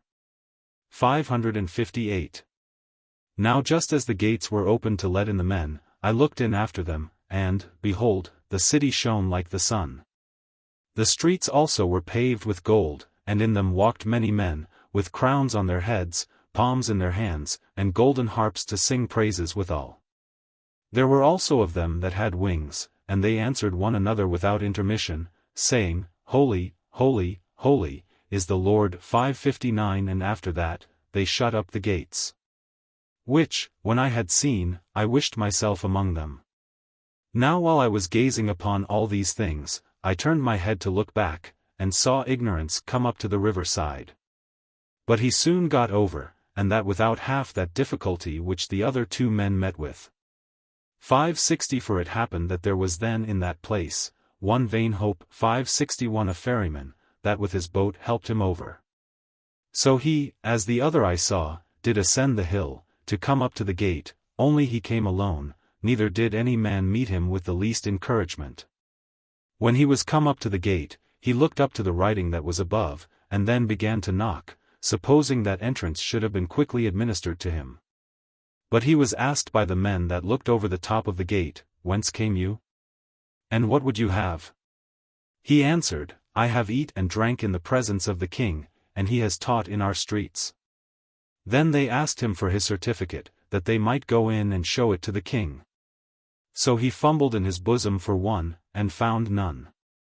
Then said they, Have you none? But the man answered never a word. So they told the king, but he would not come down to see him, but commanded the two shining ones that conducted Christian and Hopeful to the city, to go out and take ignorance, and bind him hand and foot, and have him away. Then they took him up, and carried him through the air, to the door that I saw in the side of the hill, and put him in there. Then I saw that there was a way to hell, even from the gates of heaven, as well as from the city of destruction. 562 So I awoke, and behold it was a dream. The conclusion. Now, reader, I have told my dream to thee. See if thou canst interpret it to me, or to thyself, or neighbor, but take heed of misinterpreting. For that, instead of doing good, will but thyself abuse. By misinterpreting, evil ensues. Take heed also, that thou be not extreme in playing with the outside of my dream, nor let my figure or similitude put thee into a laughter or a feud. Leave this for boys and fools, but as for thee, do thou the substance of my matter see. Put by the curtains, look within my veil. Turn up my metaphors, and do not fail.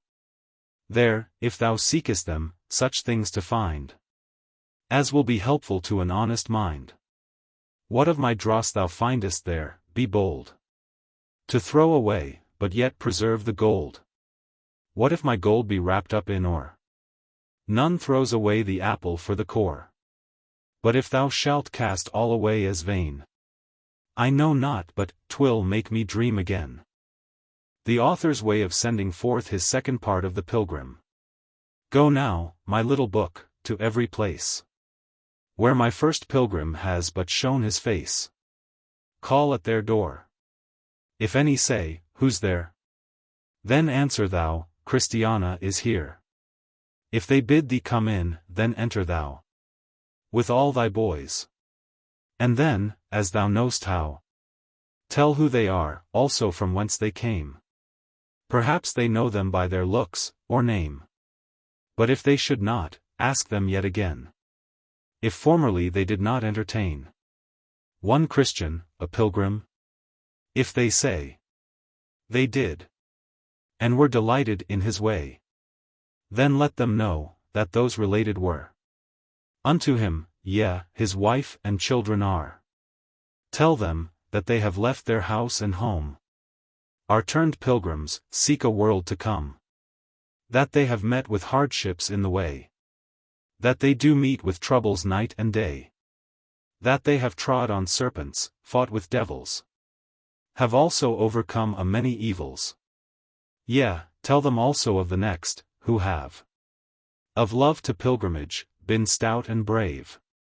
Defenders of that way, and how they still refuse this world, to do their Father's will. Go, tell them also of those dainty things that pilgrimage unto the pilgrim brings. Let them acquainted be, too, how they are beloved of their King, under his care. What goodly mansions for them he provides, though they meet with rough winds, and swelling tides.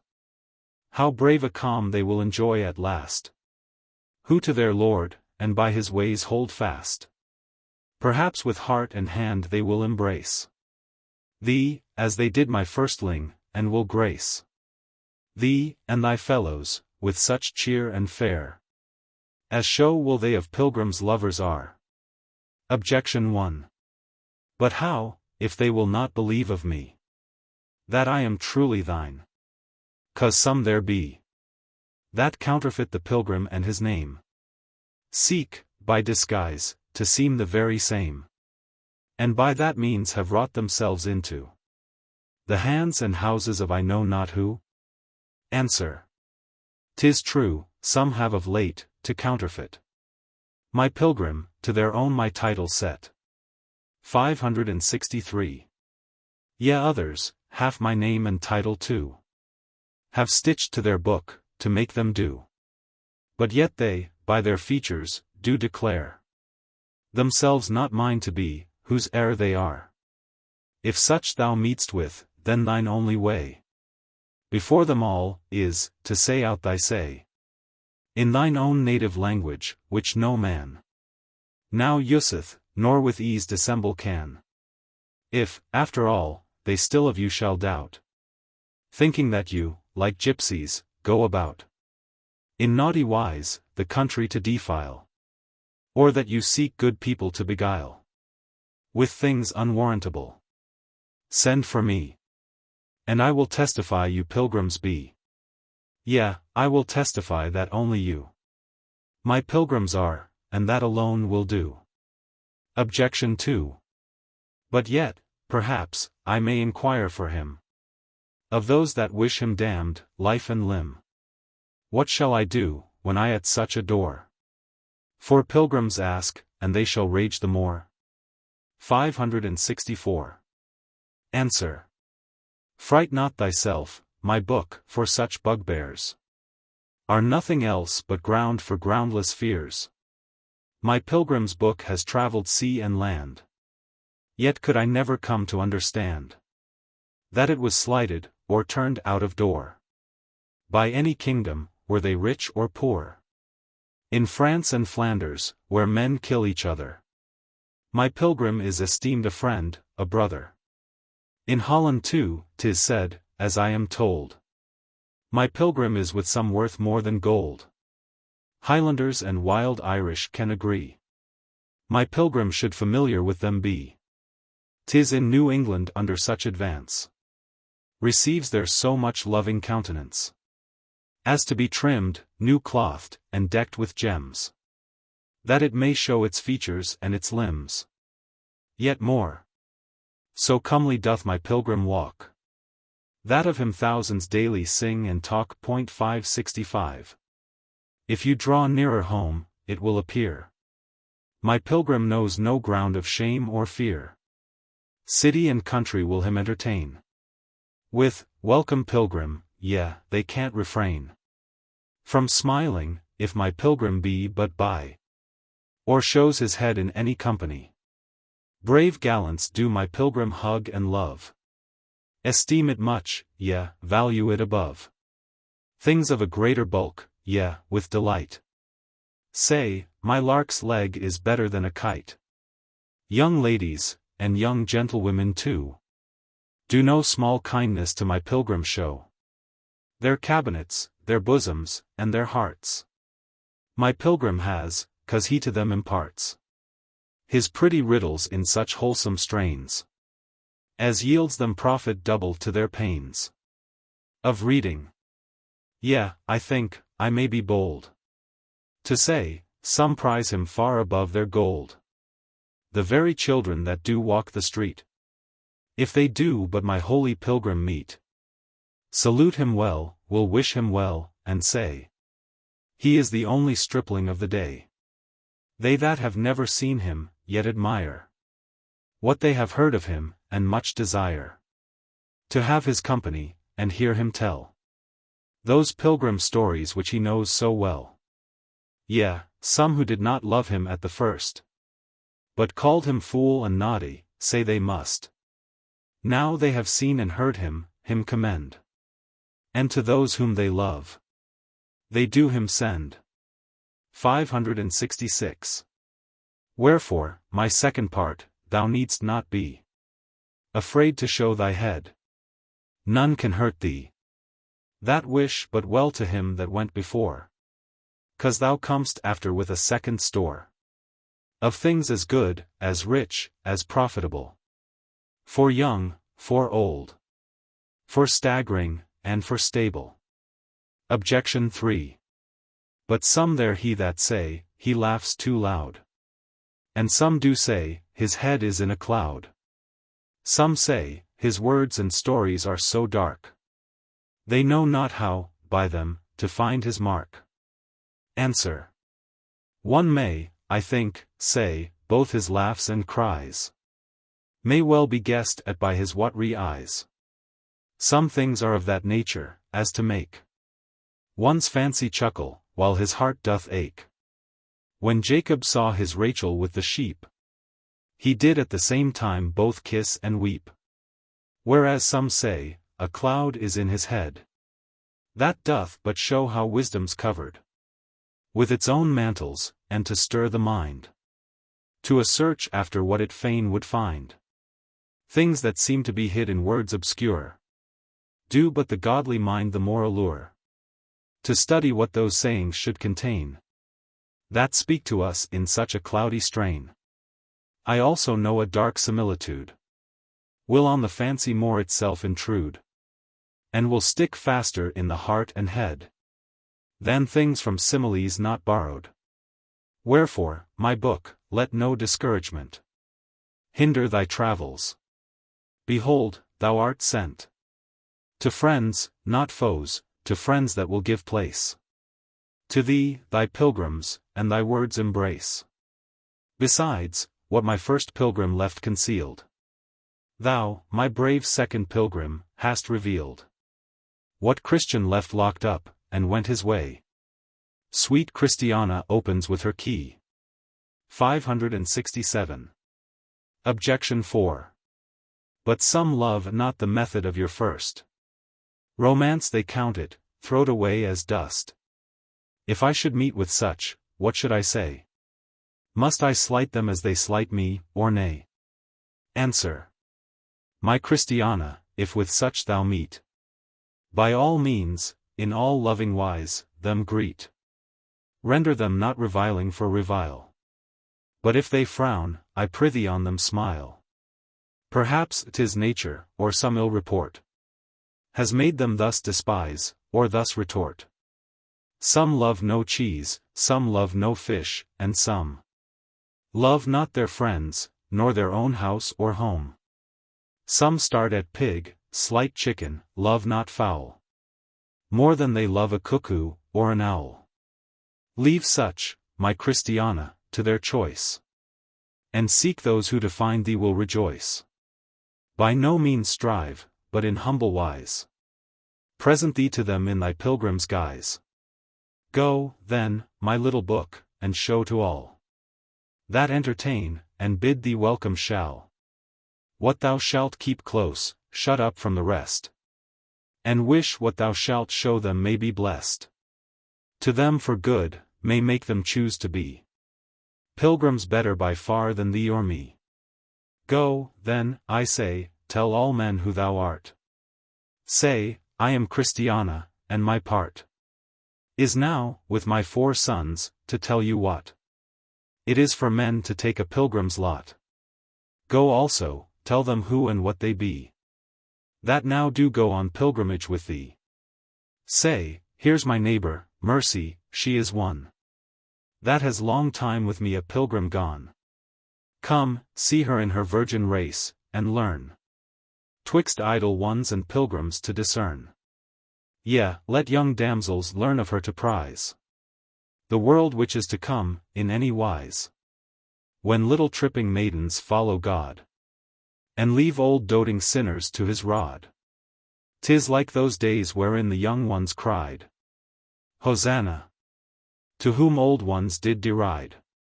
Next, tell them of old Honest, who you found with his white hairs, treading the pilgrim's ground.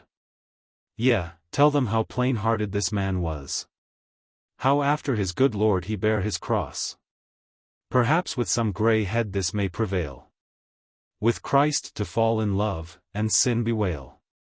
Tell them also, how Master fearing went on pilgrimage, and how the time he spent in solitariness, with fears and cries, and how, at last, he won the joyful prize.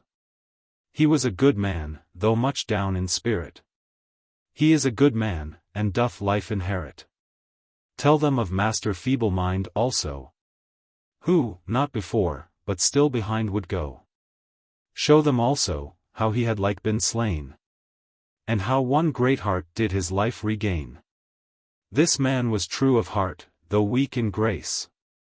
One might true godliness read in his face. Then tell them of Master Ready to Halt, a man with crutches, but much without fault. Tell them how Master Feeble-mind and he did love, and in opinions much agree. And let all know, though weakness was their chance, yet sometimes one could sing, the other dance. Forget not Master Valiant for the truth, that man of courage, though a very youth. Tell everyone his spirit was so stout, no man could ever make him face about. And how great heart and he could not forbear, but put down doubting castle, slay despair. Overlook not Master Despondency, nor much afraid, his daughter, though they lie under such mantles, as may make them look with some, as if their God had them forsook.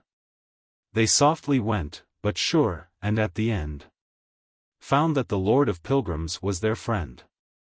When thou hast told the world of all these things, then turn about, my book, and touch these strings, which, if but touched, will such music make. They'll make a cripple dance, a giant quake. These riddles that lie couched within thy breast, freely propound, expound, and for the rest of thy mysterious lines, let them remain for those whose nimble fancies shall them gain. Now may this little book a blessing be to those who love this little book and me. And may its buyer have no cause to say his money is but lost or thrown away. Yea, may this second pilgrim yield that fruit, as may with each good pilgrim's fancy suit, and may it persuade some that go astray, to turn their feet and heart to the right way. Is the hearty prayer of the author, John Bunyan. The second part. I have used similitudes. Hosea 12 verse 10. Courteous companions. Some time since, to tell you my dream that I had of Christian the Pilgrim, and of his dangerous journey towards the celestial country, was pleasant to me, and profitable to you. I told you then, also, what I saw concerning his wife and children, and how unwilling they were to go with him on pilgrimage, insomuch that he was forced to go on his progress without them. For he durst not run the danger of that destruction which he feared would come by staying with them in the city of destruction. Wherefore, as I then showed you, he left them and departed. 568. Now it hath so happened, through the multiplicity of business, that I have been much hindered and kept back from my wonted travels into those parts whence he went, and so could not, till now, obtain an opportunity to make further inquiry after whom he left behind, that I might give you an account of them. 569. But having had some concerns that way of late, I went down again thitherward. Now, having taken up my lodgings in a wood, about a mile off the place, as I slept, I dreamed again. 570. And as I was in my dream, behold, an aged gentleman came by where I lay, and because he was to go some part of the way that I was traveling, methought I got up and went with him. So as we walked, and as travelers usually do, I was as if we fell into discourse, and our talk happened to be about Christian and his travels. For thus I began with the old man. Sir, said I, what town is that there below, that lieth on the left hand of our way? Then said Mr. Sagacity, for that was his name, it is the city of destruction, a populous place, but possessed with a very ill-conditioned and idle sort of people. I thought that was that city, quoth I went once myself through that town, and, therefore, know that this report you give of it is true. Sag. Too true. I wish I could speak truth in speaking better of them that dwell therein. Well, sir, quoth I, then I perceive you to be a well-meaning man, and so one that takes pleasure to hear and tell of that which is good. Pray, did you never hear what happened to a man some time ago in this town, whose name was Christian, that went on pilgrimage up towards the higher regions? Sag. Hear of him. And I also heard of the molestations, troubles, wars, captivities, cries, groans, frights, and fears that he met with and had in his journey. Besides, I must tell you, all our country rings of him. There are but few houses that have heard of him and his doings but have sought after and got the records of his pilgrimage. Yeah, I think I may say that his hazardous journey has got a many well-wishers to his ways. For though, when he was here, he was fool in every man's mouth, yet, now he is gone, he is highly commended of all. For, it is said, he lives bravely where he is. Yea, many of them that are resolved never to run his hazards, yet have their mouths water at his gains. 571. They may, quoth I, well think, if they think anything that is true, that he liveth well where he is. For he now lives at and in the fountain of life, and has what he has without labor and sorrow, for there is no grief mixed therewith. But, pray, what talk have the people about him? 572. Sag. Talk. The people talk strangely about him. Some say that he now walks in white, 573, that he has a chain of gold about his neck, that he has a crown of gold, beset with pearls, upon his head. Others say that the shining ones, that sometimes showed themselves to him in his journey, are become his companions.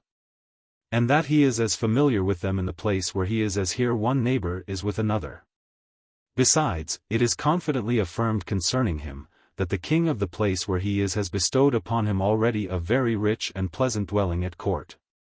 574, and that he every day eateth, 575, and drinketh, and walketh, and talketh with him, and receiveth of the smiles and favors of him that is judge of all there. Moreover, it is expected of some, that his prince, the lord of that country, will shortly come into these parts, and will know the reason, if they can give any, why his neighbors set so little by him, and had him so much in derision, when they perceived that he would be a pilgrim. 576. For, they say, that now he is so in the affections of his prince, and that his sovereign is so much concerned with the indignities that were cast upon Christian, when he became a pilgrim, that he will look upon all as if done unto himself. 577. And no marvel, for it was for the love that he had to his prince that he ventured as he did. 578. I dare say, quoth I am glad on it. I am glad for the poor man's sake, for that he now has rest from his labor. 579. And for that he now reapeth the benefit of his tears with joy. 580. And for that he has got beyond the gunshot of his enemies, and is out of the reach of them that hate him. I also am glad, for that a rumor of these things is noised abroad in this country. Who can tell but that it may work some good effect on some that are left behind? But, pray sir, while it is fresh in my mind, do you hear anything of his wife and children? Poor hearts! I wonder in my mind what they do. 581. Sag. Who? Christiana and her sons? They are like to do as well as did Christian himself. For though they all played the fool at the first, and would by no means be persuaded by either the tears or entreaties of Christian, yet second thoughts have wrought wonderfully with them. So they have packed up, and are also gone after him. 582. Better and better, quoth I. But what? Wife and children, and all. Sag. It is true. I can give you an account of the matter, for I was upon the spot at the instant, and was thoroughly acquainted with the whole affair.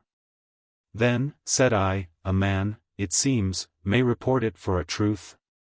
Sag. You need not fear to affirm it. I mean that they are all gone on pilgrimage, both the good woman and her 4 boys.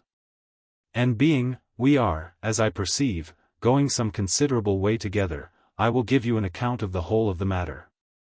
This Christiana, for that was her name from the day that she, with her children, betook themselves to a pilgrim's life, after her husband was gone over the river, and she could hear of him no more.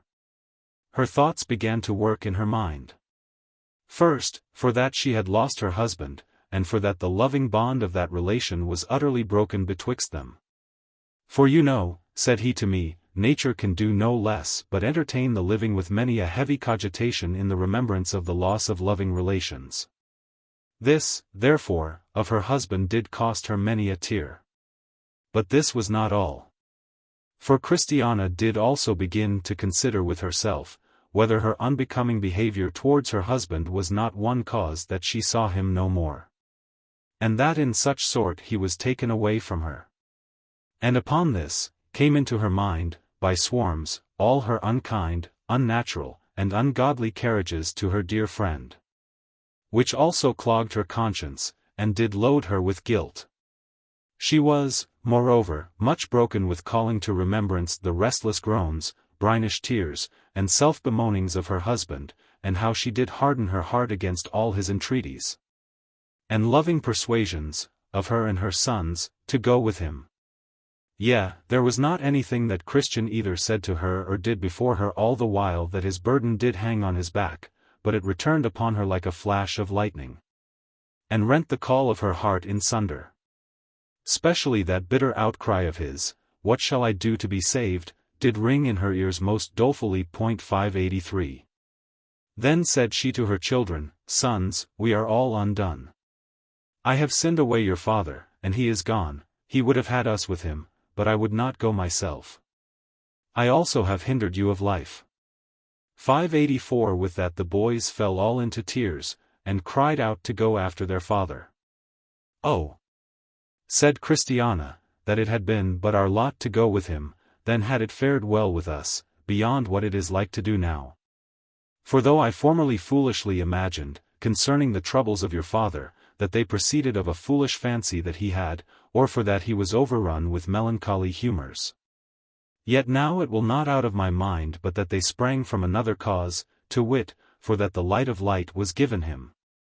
585. By the help of which, as I perceive, he has escaped the snares of death. 586. Then they all wept again, and cried out, "O woe worth the day." 587. The next night Christiana had a dream. And, behold, she saw as if a broad parchment was opened before her, in which were recorded the sum of her ways. 588. And the times, as she thought, looked very black upon her.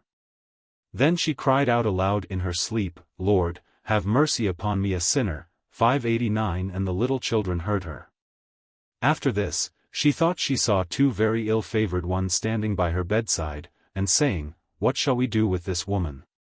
For she cries out for mercy waking and sleeping. If she be suffered to go on as she begins, we shall lose her as we have lost her husband. Wherefore we must, by one way or other, seek to take her off from the thoughts of what shall be hereafter, else all the world cannot help it but she will become a pilgrim." Now she awoke in a great sweat, also a trembling was upon her, but after a while she fell to sleeping again. And then she thought she saw Christian her husband in a place of bliss, among many immortals, with a harp in his hand, standing and playing upon it before one that sat on a throne, with a rainbow about his head. She saw also as if he bowed his head, with his face to the paved work that was under the prince's feet, saying, "I heartily thank my lord and king, for bringing of me into this place." Then shouted a company of them that stood round about, and harped with their harps, but no man living could tell what they said, but Christian and his companions. 590. Next morning, when she was up, had prayed to God, and talked with her children a while, one knocked hard at the door, to whom she spake out, saying, "If thou comest in God's name, come in." So he said, "Amen," and opened the door, and saluted her with, "Peace be to this house." The which, when he had done, he said, "Christiana, knowest thou wherefore I am come?" Then she blushed and trembled, also her heart began to wax warm with desires to know whence he came, and what was his errand to her. So he said unto her, "My name is Secret." 591. I dwell with those that are high. It is talked of, where I dwell, as if thou hadst a desire to go thither. Also, there is a report, that thou art aware of the evil thou hast formerly done to thy husband, in hardening of thy heart against his way, and in keeping of these thy babes in their ignorance. Christiana, the merciful one has sent me to tell thee, that he is a God ready to forgive, and that he taketh delight to multiply to pardon offences.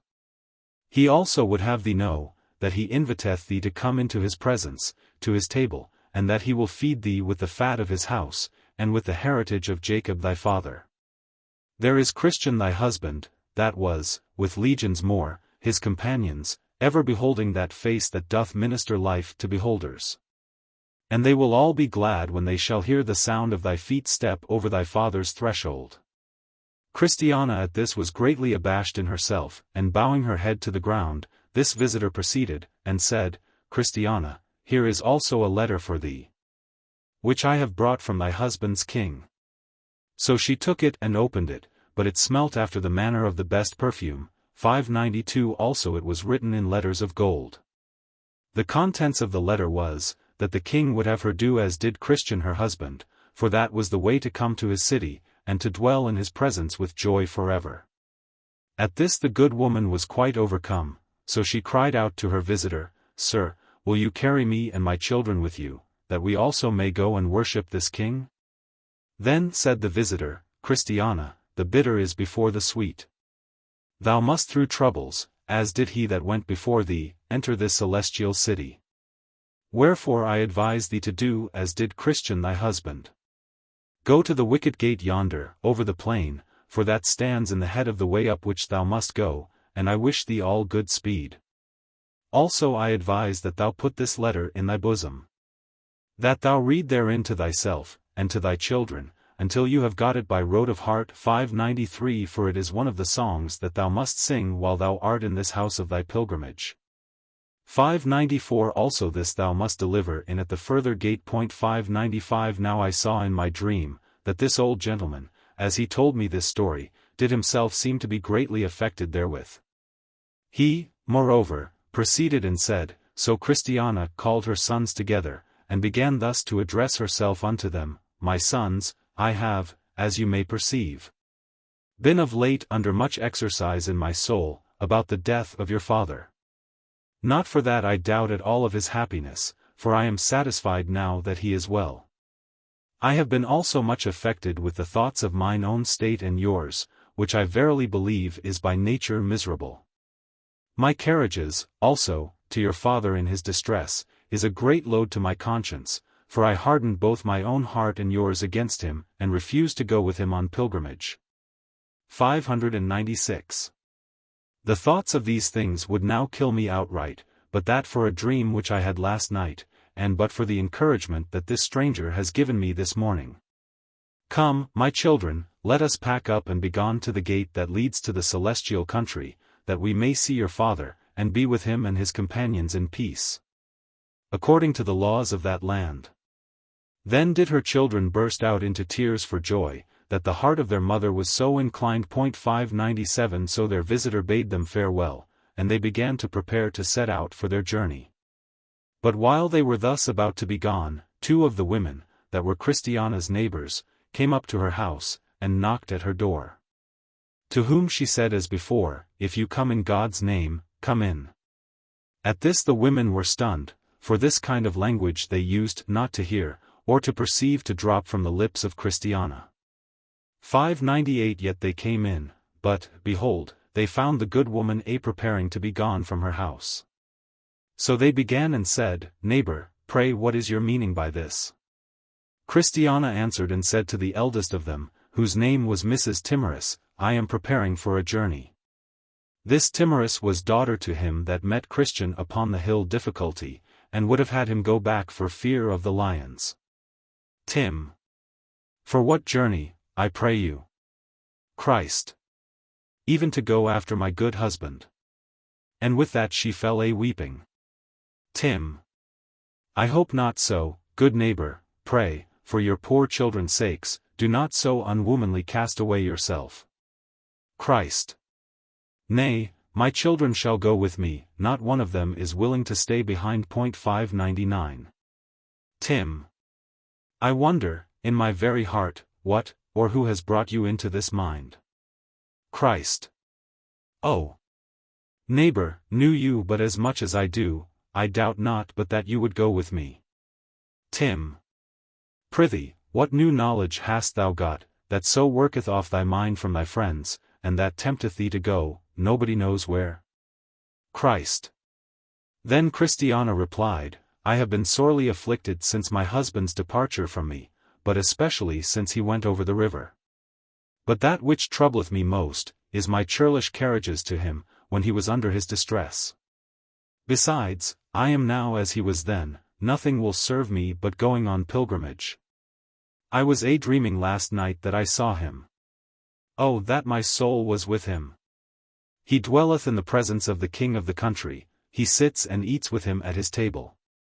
He is become a companion of immortals 600 and has a house now given him to dwell in, to which the best palaces on earth, if compared, seem to me to be but as a dunghill. The prince of the place has also sent for me, with promise of entertainment if I shall come to him, his messenger was here even now, and has brought me a letter, which invites me to come. And with that she plucked out her letter 601 and read it, and said to them, What now will ye say to this? Tim. Oh, the madness that has possessed thee and thy husband, to run yourselves upon such difficulties. You have heard, I am sure, what your husband did meet with, even, in a manner, at the first step that he took on his way, as our neighbor Obstinate can yet testify, for he went along with him. Yea, and Pliable too, until they, like wise men, were afraid to go any further. We also heard, over and above, how he met with the lions, Apollyon, the shadow of death, and many other things. Nor is the danger that he met with at Vanity Fair to be forgotten by thee, for if he, though a man, was so hard put to it, what canst thou, being but a poor woman, do? Consider also, that these 4 sweet babes are thy children, thy flesh and thy bones. Wherefore, though thou shouldest be so rash as to cast away thyself, yet, for the sake of the fruit of thy body, keep thou at home. 602. But Christiana said unto her, Tempt me not, my neighbor. I have now a price put into my hand to get gain, and I should be a fool of the greatest size, if I should have no heart to strike in with the opportunity. 603 And for that you tell me of all these troubles that I am like to meet with in the way, they are so far off from being to me a discouragement, that they show I am in the right. The bitter must come before the sweet, and that also will make the sweet the sweeter. Wherefore, since you came not to my house in God's name, as I said, I pray you to be gone, and not to disquiet me farther. 604. Then Timorous also reviled her, and said to her fellow, Come, neighbor Mercy, let us leave her in her own hands, since she scorns our counsel and company. But Mercy was at a stand, and could not so readily comply with her neighbor, and that for a twofold reason. First, her bowels yearned over Christiana. So she said within herself, If my neighbor will needs be gone, I will go a little way with her and help her. Secondly, her bowels yearned over her own soul, for what Christiana had said had taken some hold upon her mind. 605 Wherefore she said within herself again, I will yet have more talk with this Christiana, and if I find truth and life in what she shall say, myself with my heart shall also go with her. Wherefore Mercy began thus to reply to her neighbor Timorous. Mercy.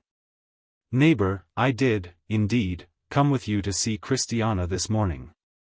And since she is, as you see, taking of her last farewell of her country, I think to walk, this sunshine morning, a little way with her, to help her on the way. But she told her not of the second reason, but kept that to herself. Tim. Well, I see you have a mind to go fooling too, but take heed in time, and be wise. While we are out of danger, we are out. But when we are in, we are in. So Mrs. Timorous returned to her house, and Christiana betook herself to her journey. 606 But when Timorous was got home to her house, she sends for some of her neighbors, to wit, Mrs. Batsize, Mrs. Inconsiderate, Mrs. Light Mind, and Mrs. Know Nothing.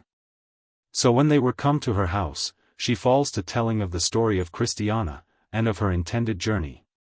And thus she began her tale. 607. Tim. Neighbors, having had little to do this morning, I went to give Christiana a visit. And when I came at the door, I knocked, as you know it is our custom. And she answered, If you come in God's name, come in. So in I went, thinking all was well. But when I came in, I found her preparing herself to depart the town, she, and also her children. So I asked her what was her meaning by that. And she told me, in short, that she was now of a mind to go on pilgrimage, as did her husband. She told me also a dream that she had, and how the king of the country where her husband was, had sent her an inviting letter to come thither. Then said Mrs. Know-Nothing, "What? Do you think she will go?" Tim. "Aye, go she will, whatever come on't, and methinks I know it by this.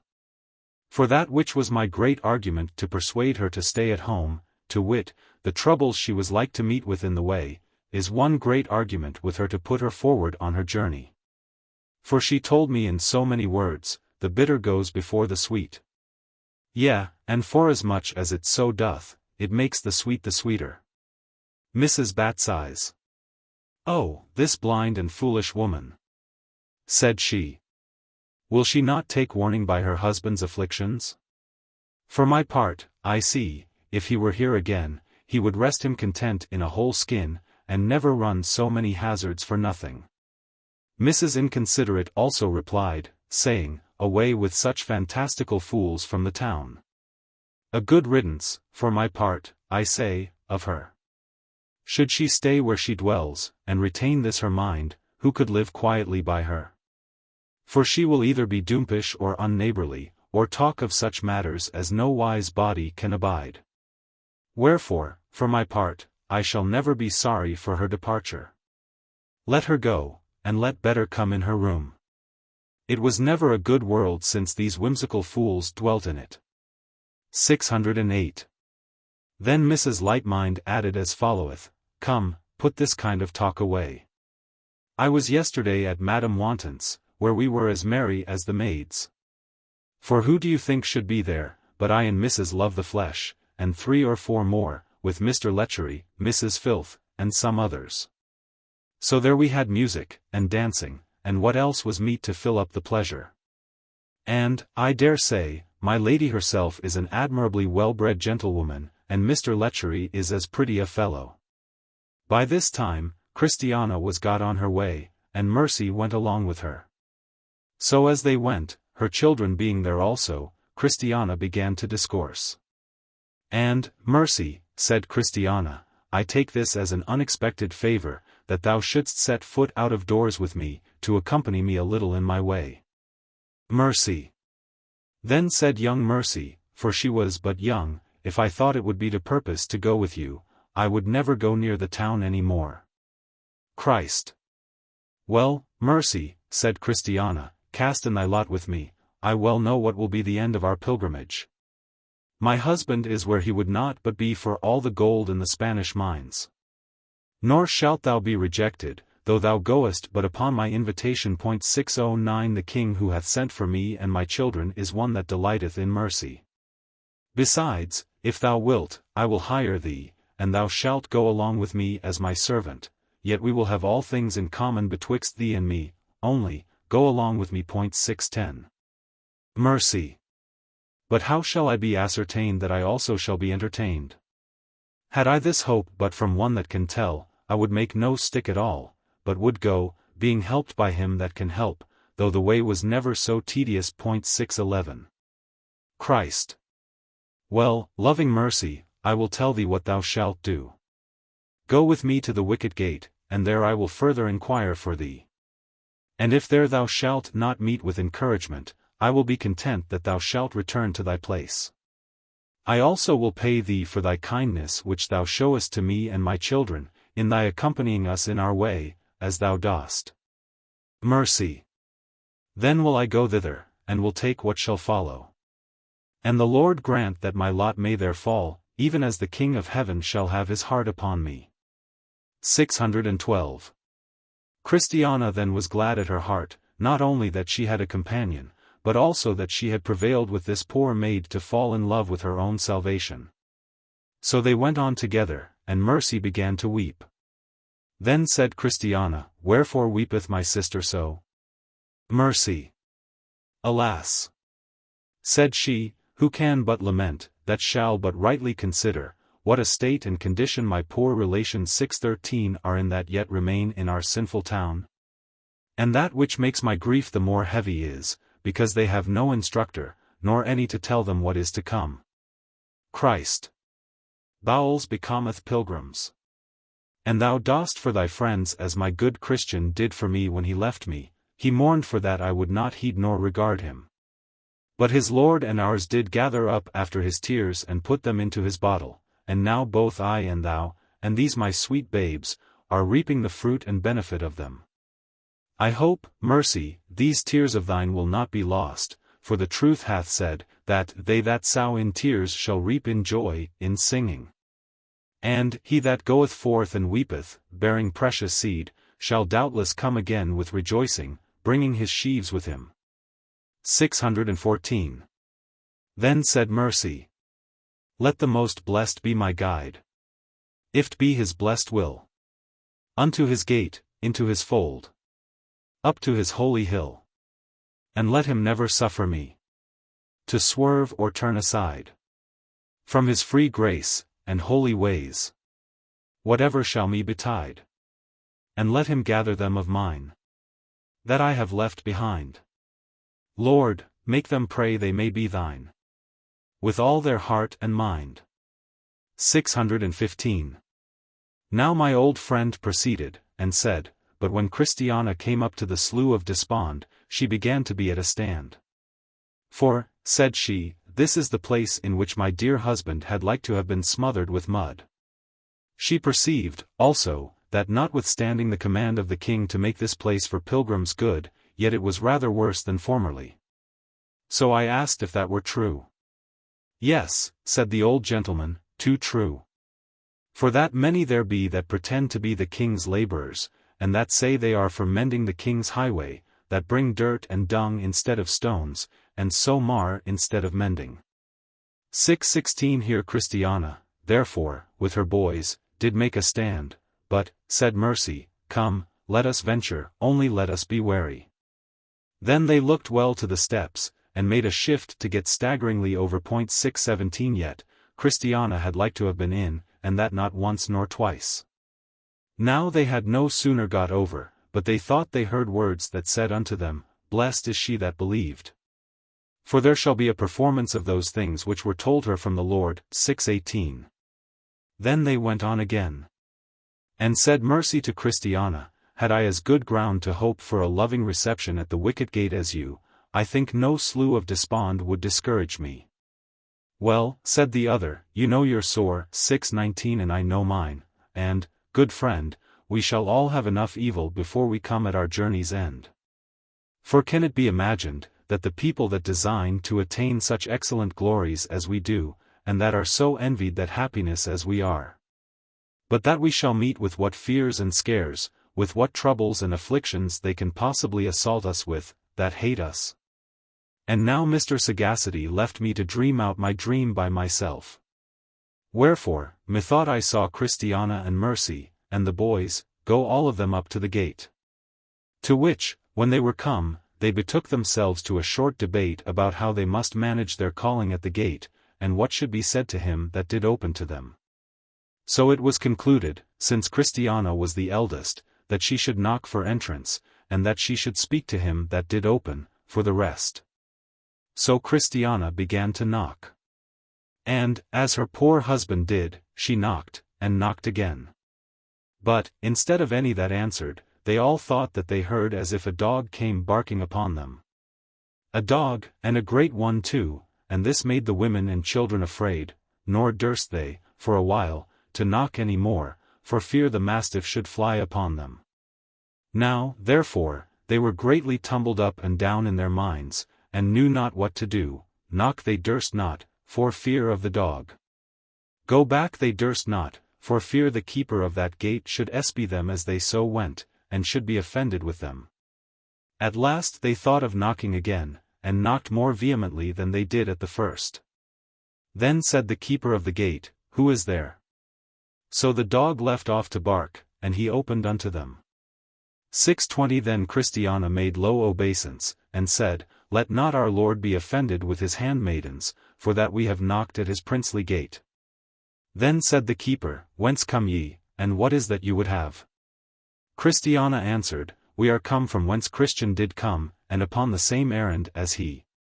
To wit, to be, if it shall please you, graciously admitted by this gate into the way that leads to the celestial city.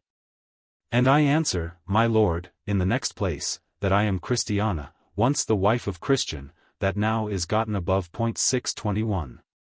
With that the keeper of the gate did marvel, saying, What? Is she become now a pilgrim that, but a while ago, abhorred that life?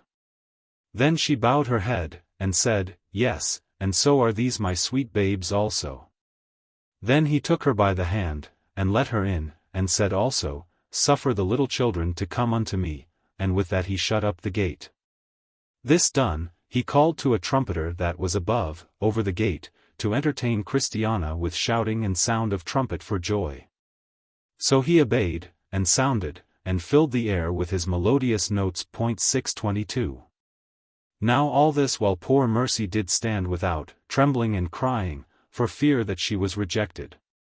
But when Christiana had gotten admittance for herself and her boys, then she began to make intercession for Mercy. Christ. And she said, My Lord, I have a companion of mine that stands yet without, that is come hither upon the same account as myself. One that is much dejected in her mind, for that she comes, as she thinks, without sending for, whereas I was sent to by my husband's king to come. Now Mercy began to be very impatient, for each minute was as long to her as an hour, wherefore she prevented Christiana from a fuller interceding for her, by knocking at the gate herself. And she knocked then so loud, that she made Christiana to start. Then said the keeper of the gate, Who is there? And said Christiana, It is my friend. So he opened the gate and looked out, but Mercy was fallen down without, in a swoon, for she fainted, and was afraid that no gate would be opened to her.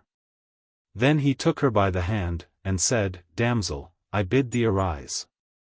O sir, said she, I am faint, there is scarce life left in me. But he answered, that one once said, When my soul fainted within me, I remembered the Lord, and my prayer came in unto thee, into thine holy temple. 623 Fear not, but stand upon thy feet, and tell me wherefore thou art come. 624. Mercy. I am come for that unto which I was never invited, as my friend Christiana was. Hers was from the king, and mine was but from her. Wherefore I fear I presume. 625. Keep. Did she desire thee to come with her to this place? Mercy. Yes, and, as my Lord sees, I am come. And, if there is any grace or forgiveness of sins to spare, I beseech that I, thy poor handmaid, may be partaker thereof. Then he took her again by the hand, and led her gently in, and said, I pray for all them that believe on me, by what means soever they come unto me. Then said he to those that stood by, Fetch something, and give it Mercy to smell on, thereby to stay her fainting. So they fetched her a bundle of myrrh, and a while after, she was revived.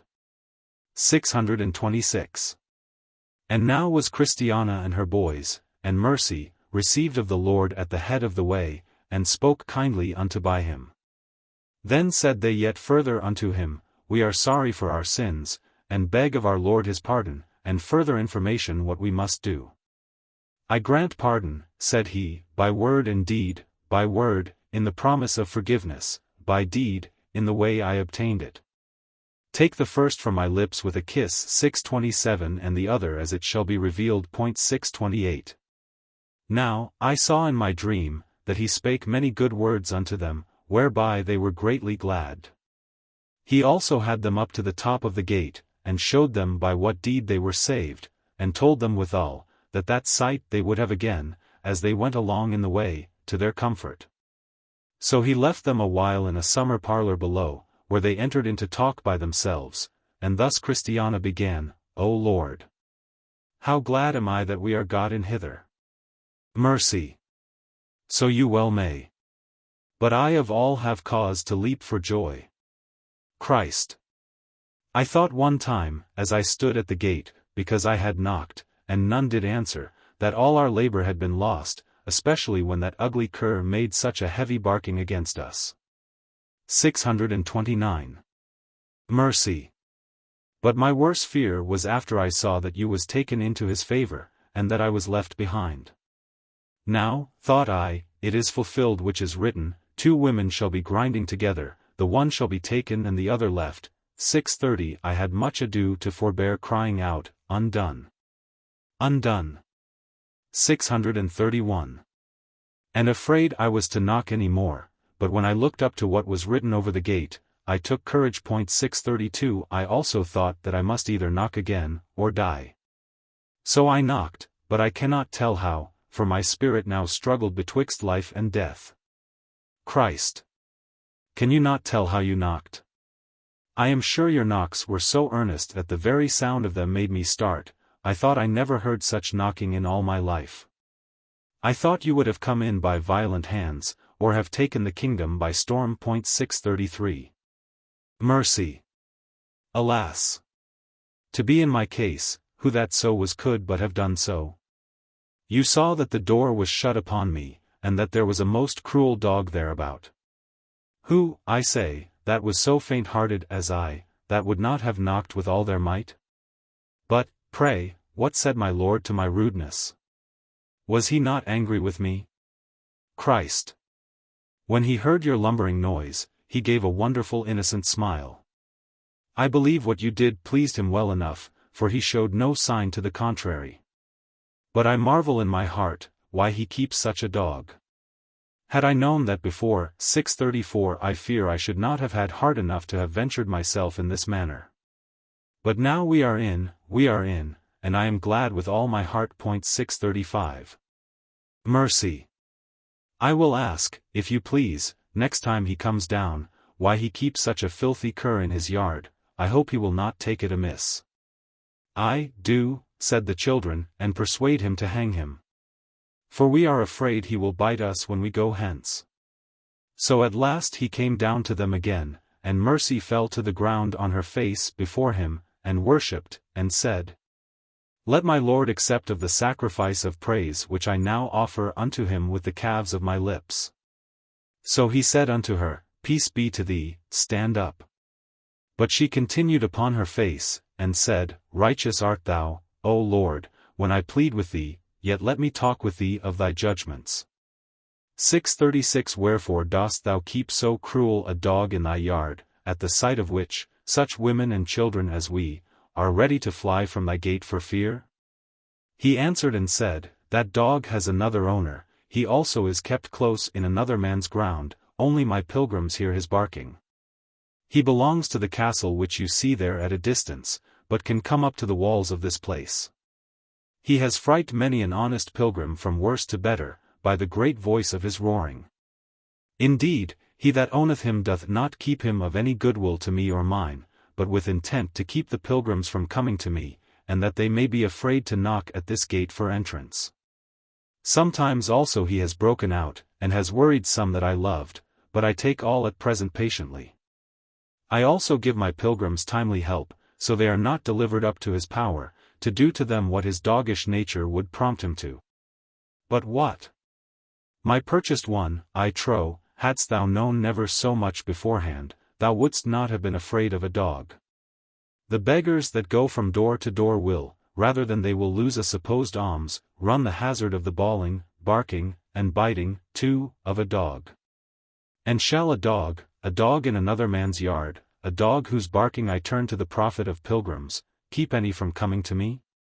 I deliver them from the lions, their darling from the power of the dog. 637. Mercy. Then said Mercy, I confess my ignorance, I spake what I understood not, I acknowledge that thou dost all things well. Christ. Then Christiana began to talk of their journey, and to inquire after the way. So he fed them, and washed their feet, and set them in the way of his steps, according as he had dealt with her husband before. So I saw in my dream, that they walked on in their way, and had the weather very comfortable to them.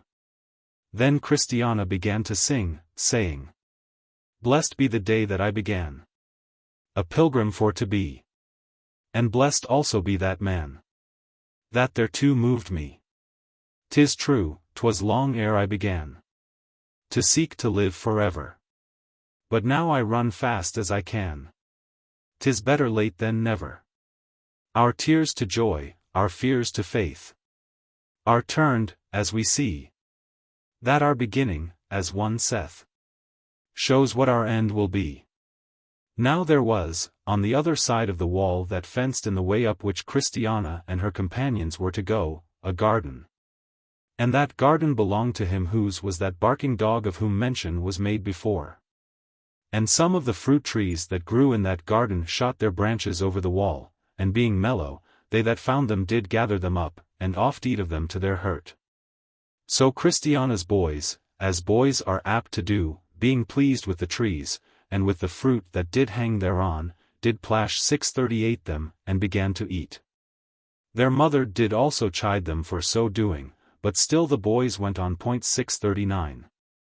Well, said she, my sons, you transgress, for that fruit is none of ours. But she did not know that they did belong to the enemy. I will warrant you, if she had, she would have been ready to die for fear. But that passed, and they went on their way.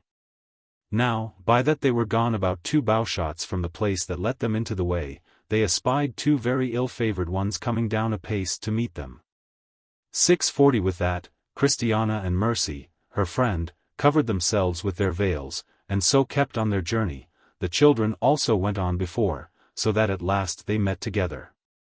Then they that came down to meet them, came just up to the women, as if they would embrace them, but Christiana said, Stand back, or go peaceably by, as you should.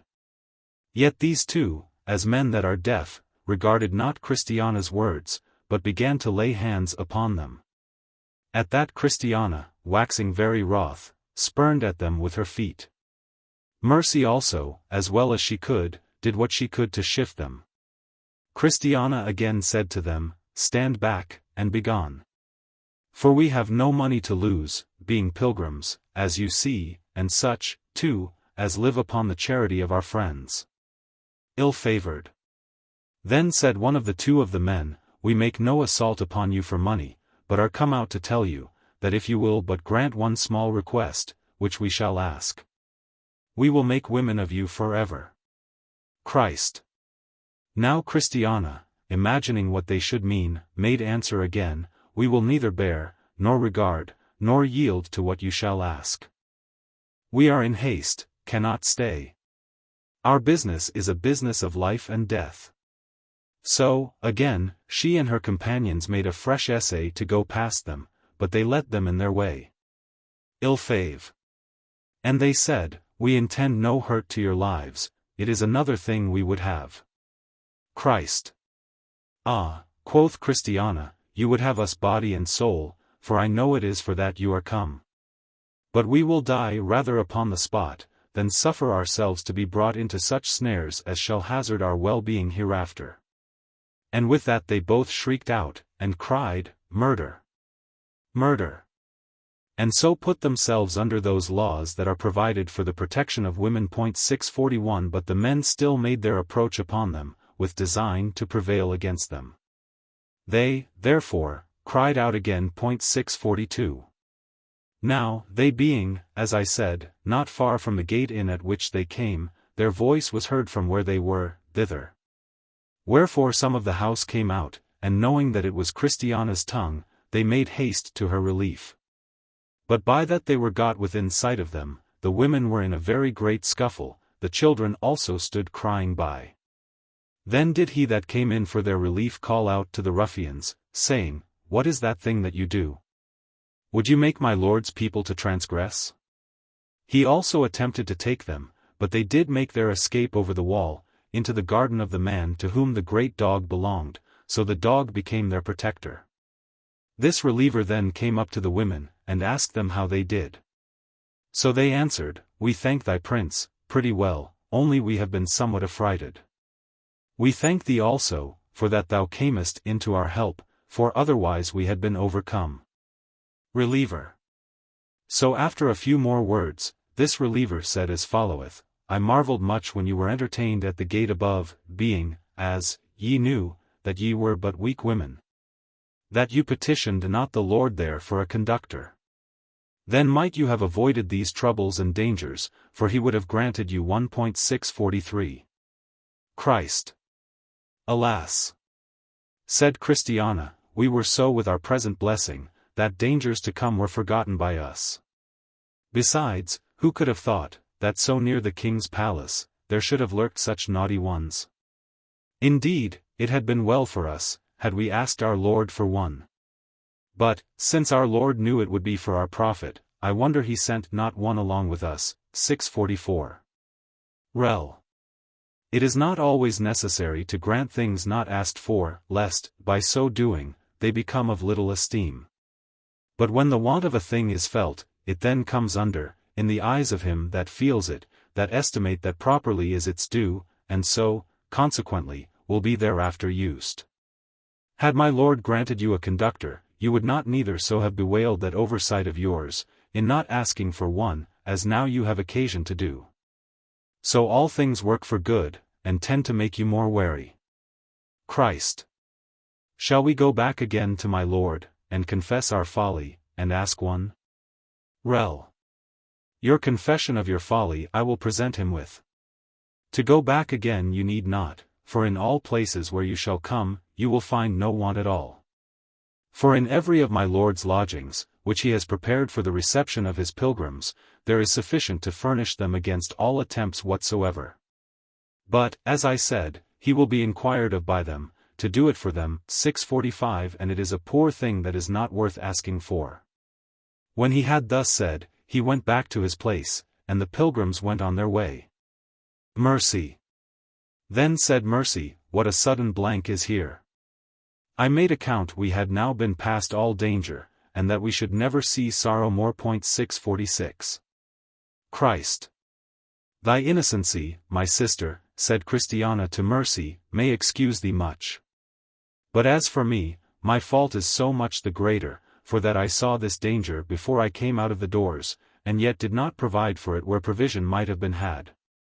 I am therefore much to be blamed. 647. Mercy. Then said Mercy, how knew you this before you came from home? Pray open to me this riddle. Christ. Why, I will tell you. Before I set foot out of doors, one night, as I lay in my bed, I had a dream about this. For, methought I saw two men, as like these as ever the world they could look, stand at my bed's feet, plotting how they might prevent my salvation. I will tell you their very words. They said, it was when I was in my troubles, what shall we do with this woman? For she cries out, waking and sleeping, for forgiveness. If she be suffered to go on as she begins, we shall lose her, as we have lost her husband. This, you know, might have made me take heed, and have provided when provision might have been had. Mercy. Well, said Mercy, as by this neglect we have an occasion ministered unto us, to behold our own imperfections, so our Lord has taken occasion thereby, to make manifest the riches of his grace. For he, as we see, has followed us with unasked kindness, and has delivered us from their hands that were stronger than we, of his mere good pleasure. 648. Thus, now when they had talked away a little more time, they drew nigh to a house which stood in the way, which house was built for the relief of pilgrims. As you will find more fully related in the first part of these records of the Pilgrim's Progress. So they drew on towards the house of the interpreter, and when they came to the door, they heard a great talk in the house. They then gave ear, and heard, as they thought, Christiana mentioned by name. For you must know that there went along, even before her, a talk of her and her children's going on pilgrimage. And this thing was the more pleasing to them, because they had heard that she was Christian's wife, that woman who was some time ago so unwilling to hear of going on pilgrimage. Thus, therefore, they stood still, and heard the good people within commending her, who, they little thought, stood at the door. At last Christiana knocked, as she had done at the gate before. Now, when she had knocked, there came to the door a young damsel, named Innocent, and opened the door and looked, and behold 2 women were there. Damsel. Then said the damsel to them, with whom would you speak in this place? Christ. Christiana answered, we understand that this is a privileged place for those that are become pilgrims, and we now at this door are such. Wherefore we pray that we may be partakers of that for which we at this time are come, for the day, as thou sayest, is very far spent, and we are loath tonight to go any further. Damsel. Pray, what may I call your name, that I may tell it to my Lord within? Christ. My name is Christiana. I was the wife of that pilgrim, that some years ago did travel this way, and these be his 4 children. This maiden also is my companion, and is going on pilgrimage too. Innocent. Then ran Innocent in, for that was her name, and said to those within, Can you think who is at the door? There is Christiana and her children, and her companion, all waiting for entertainment here. Then they leaped for joy, and went and told their master. So he came to the door, and looking upon her, he said, Art thou that Christiana whom Christian, the good man, left behind him, when he betook himself to a pilgrim's life? Christ. I am that woman that was so hard-hearted, as to slight my husband's troubles, and that left him to go on in his journey alone, and these are his 4 children. But now I also am come, for I am convinced that no way is right but this. Enter. Then is fulfilled that which also is written of the man that said to his son, Go, work today in my vineyard. He answered and said, I will not, but afterward he repented and went. 649. Christ. Then said Christiana, So be it, Amen. God make it a true saying upon me, and grant that I may be found at the last of him in peace, without spot, and blameless. Enter. But why standest thou thus at the door? Come in, thou daughter of Abraham. We were talking of thee but now, for tidings have come to us before, how thou art become a pilgrim. Come, children, come in, come, maiden, come in. So he had them all into the house. 650. So, when they were within, they were bidden sit down and rest them. The which when they had done, those that attended upon the pilgrims in the house, came into the room to see them. And one smiled, and another smiled, and they all smiled, for joy that Christiana was become a pilgrim. They also looked upon the boys. They stroked them over the faces with the hand, in token of their kind reception of them. They also carried it lovingly to Mercy, and bid them all welcome into their master's house. 651. After a while, because supper was not ready, the interpreter took them into his significant rooms, and showed them what Christiana's husband, had seen some time before. Here, therefore, they saw the man in the cage, the man and his dream, the man that cut his way through his enemies, and the picture of the biggest of them all. Together with the rest of those things that were then so profitable to Christian. This done, and after these things had been somewhat digested by Christiana and her company, the interpreter takes them apart again, and has them first into a room where was a man that could look no way but downwards, with a muckrake in his hand. There stood also one over his head with a celestial crown in his hand, and proffered him that crown for his muckrake. But the man did neither look up, nor regard, but raked to himself the straws, the small sticks, and dust of the floor. 652. Then said Christiana, I persuade myself that I know somewhat the meaning of this, for this is a figure of a man of this world, is it not, good sir? Enter.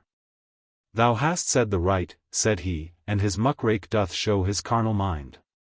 And whereas thou sayest him rather give heed to rake up straws and sticks, and the dust of the floor, than to what he says that calls to him from above with the celestial crown in his hand. It is to show that heaven is but as a fable to some, and that things here are counted the only thing substantial. Now, whereas, it was also showed thee, that the man could look no way but downwards, it is to let thee know that earthly things, when they are with power upon men's minds, quite carry their hearts away from God. 653. Christ. Then said Christiana, O deliver me from this muckrake. 654. Enter. That prayer, said the interpreter, has lain by till it is almost rusty. Give me not riches, is scarce the prayer of one of 10,000. 655 straws, and sticks, and dust, with most, are the great things now looked after. 656 With that mercy in Christiana wept, and said, it is, alas, too true. 657 When the interpreter had shown them this, he has them into the very best room in the house, a very brave room it was. So he bid them look round about, and see if they could find anything profitable there. Then they looked round and round. For there was nothing there to be seen but a very great spider on the wall, and that they overlooked. Mercy. Then said Mercy, Sir, I see nothing, but Christiana held her peace. Enter. But, said the interpreter, look again, and she therefore looked again, and said, here is not anything but an ugly spider, who hangs by her hands upon the wall. Then said he, is there but one spider in all this spacious room? Then the water stood in Christiana's eyes, for she was a woman quick of apprehension. And she said, Yea, Lord, there is here more than one. Yea, and spiders whose venom is far more destructive than that which is in her. The interpreter then looked pleasantly upon her, and said, Thou hast said the truth. This made Mercy blush, and the boys to cover their faces, for they all began now to understand the riddle. 658 Then said the interpreter again, the spider taketh hold with their hands, as you see, and is in kings' palaces. 659 And wherefore is this recorded, but to show you, that how full of the venom of sin soever you be, yet you may, by the hand of faith, lay hold of, and dwell in the best room that belongs to the king's house above. 660 Christ. I thought, said Christiana, of something of this, but I could not imagine it all. I thought that we were like spiders, and that we looked like ugly creatures, in what fine room soever we were. But that by this spider, this venomous and ill-favored creature, we were to learn how to act faith, that came not into my mind. And yet she has taken hold with her hands, as I see, and dwells in the best room in the house. God has made nothing in vain. Then they seemed all to be glad, but the water stood in their eyes. Yet they looked one upon another, and also bowed before the interpreter. He had them then into another room, where was a hen and chickens, and bid them observe a while. So one of the chickens went to the trough to drink, and every time she drank, she lift up her head, and her eyes towards heaven. See, said he, what this little chick doth, and learn of her to acknowledge whence your mercies come, by receiving them with looking up. Yet again, said he, observe and look. So they gave heed, and perceived that the hen did walk in a fourfold method towards her chickens. 1. She had a common call, and that she hath all day long. 2. She had a special call, and that she had but sometimes. 3. She had a brooding note. And 4. She had an outcry. 661 Now, said he, compare this hen to your king, and these chickens to his obedient ones.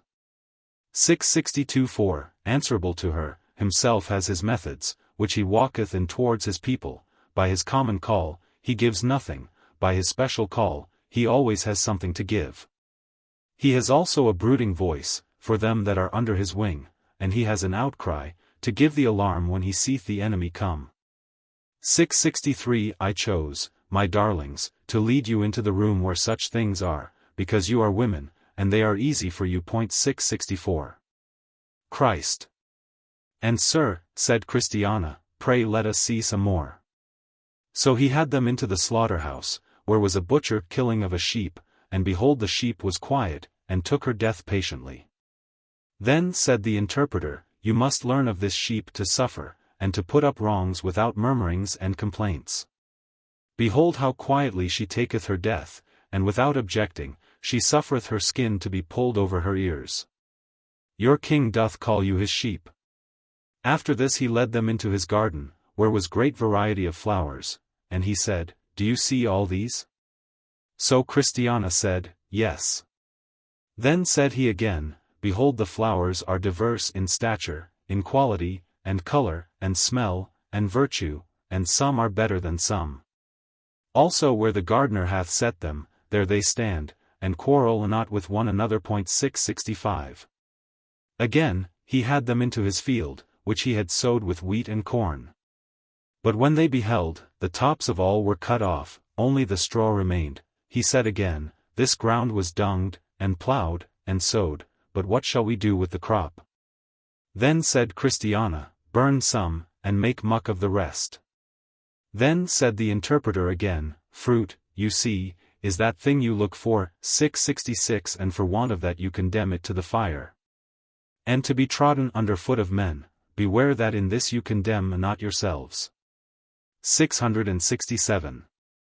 Then, as they were coming in from abroad, they espied a little robin with a great spider in his mouth, so the interpreter said, Look here.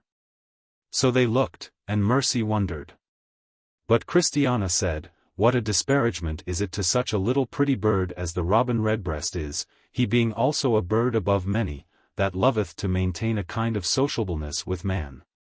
I had thought they had lived upon crumbs of bread, or upon other such harmless matter. I like him worse than I did. The interpreter then replied, This robin is an emblem, very apt to set forth some professors by, for to sight, they are, as this robin, pretty of note, color, and carriage. They seem also to have a very great love for professors that are sincere. And above all other, to desire to associate with them, and to be in their company, as if they could live upon the good man's crumbs. They pretend also, that therefore it is that they frequent the house of the godly, and the appointments of the Lord. But, when they are by themselves, as the robin, they can catch and gobble up spiders, they can change their diet, drink iniquity, and swallow down sin like water. 668. So, when they were come again into the house, because supper as yet was not ready, Christiana again desired that the interpreter would either show or tell of some other things that are profitable. Then the interpreter began, and said, The fatter the sow is, the more she desires the mire, the fatter the ox is, the more gamesomely he goes to the slaughter. And the more healthy the lusty man is, the more prone he is unto evil. There is a desire in women to go neat and fine, and it is a comely thing to be adorned with that in God's sight is of great price. It is easier watching a night or two, than to sit up a whole year together. So it is easier for one to begin to profess well, than to hold out as he should to the end. Every shipmaster, when in a storm, will willingly cast that overboard that is of the smallest value in the vessel, but who will throw the best out first? None but he that feareth not God. One leak will sink a ship, and one sin will destroy a sinner. He that forgets his friend, is ungrateful unto him, but he that forgets his Saviour, is unmerciful to himself. He that lives in sin, and looks for happiness hereafter, is like him that soweth cockle, and thinks to fill his barn with wheat or barley. If a man would live well, let him fetch his last day to him, and make it always his company keeper. Whispering, and change of thoughts, prove that sin is in the world. If the world, which God sets light by, is counted a thing of that worth with men, what is heaven, which God commendeth? If the life that is attended with so many troubles, is so loath to be let go by us, what is the life above? Everybody will cry up the goodness of men. But who is there that is, as he should, affected with the goodness of God? We seldom sit down to meat, but we eat and leave. So there is in Jesus Christ more merit and righteousness than the whole world has need of. 669. When the interpreter had done, he takes them out into his garden again, and had them to a tree, whose inside was all rotten and gone, and yet it grew and had leaves. Then said Mercy, What means this? This tree, said he, whose outside is fair, and whose inside is rotten, it is to which many may be compared, that are in the garden of God. Who with their mouth speak high in behalf of God, but indeed will do nothing for him, whose leaves are fair, but their heart good for nothing but to be tinder for the devil's tinder box. 670. Now supper was ready, the table spread, and all things set on the board, so they sat down and did eat, when one had given thanks. And the interpreter did usually entertain those that lodged with him, with music at meals, so the minstrels played. There was also one that did sing, and a very fine voice he had. His song was this. The Lord is only my support. And he that doth me feed. How can I then want anything? Whereof I stand in need? When the song and music was ended, 671 the interpreter asked Christiana what it was that at first did move her to betake herself to a pilgrim's life. Christiana answered, First, the loss of my husband came into my mind, at which I was heartily grieved, but all that was but natural affection. Then, after that, came the troubles and pilgrimage of my husband into my mind, and also how like a churl I had carried it to him as to that. So guilt took hold of my mind, and would have drawn me into the pond. But that opportunely I had a dream of the well-being of my husband, and a letter sent me by the king of that country where my husband dwells, to come to him. The dream and the letter together so wrought upon my mind, that they forced me to this way. Inter. But met you with no opposition before you set out of doors? Christ. Yes, a neighbor of mine, one Mrs. Timorous, she was akin to him that would have persuaded my husband to go back, for fear of the lions.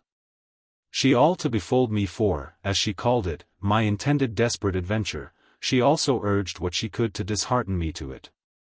The hardship and troubles that my husband met with in the way, but all this I got over pretty well. 672 But a dream that I had of two ill-looked ones, that I thought did plot how to make me miscarry in my journey, that hath troubled me much. Yea, it still runs in my mind, and makes me afraid of everyone that I meet, lest they should meet me to do me a mischief, and to turn me out of the way. Yea, I may tell my lord, though I would not have everybody know it, that between this and the gate by which we got into the way, we were both so sorely assaulted that we were made to cry out, Murder! And the two them made this assault upon us were like the two that I saw in my dream. Then said the interpreter, Thy beginning is good, thy latter end shall greatly increase. So he addressed himself to Mercy, and said unto her, And what moved thee to come hither, sweetheart? Then Mercy blushed and trembled, and for a while continued silent. Inter. Then, said he, Be not afraid, only believe, and speak thy mind. Mercy. So she began, and said, Truly, sir, my want of experience is that which makes me covet to be in silence, and that also that fills me with fears of coming short at last. I cannot tell of visions and dreams as my friend Christiana can, nor know I what it is to mourn for my refusing of the counsel of those that were good relations. 673. Inter. What was it then, dear heart, that hath prevailed with thee to do as thou hast done? Mercy. Why, when our friend here was packing up to be gone from our town, I and another went accidentally to see her, so we knocked at the door and went in. When we were within, and seeing what she was doing, we asked what was her meaning. She said, she was sent for to go to her husband. And then she up and told us how she had seen him in a dream, dwelling in a curious place, among immortals, wearing a crown, playing upon a harp, eating and drinking at his prince's table, and singing praises to him for bringing him thither, etc. Now, methought, while she was telling these things unto us, my heart burned within me. And I said in my heart, If this be true, I will leave my father and my mother, and the land of my nativity, and will, if I may, go along with Christiana. So I asked her further of the truth of these things, and if she would let me go with her, for I saw now that there was no dwelling, but with the danger of ruin, any longer in our town.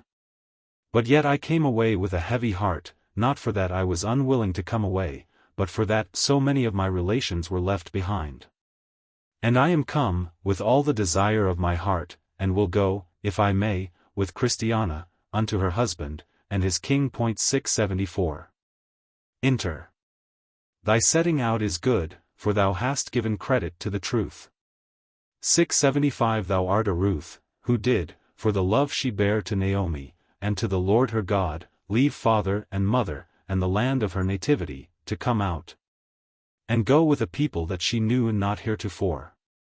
The Lord recompense thy work, and a full reward be given thee of the Lord God of Israel, under whose wings thou art come to trust. 676.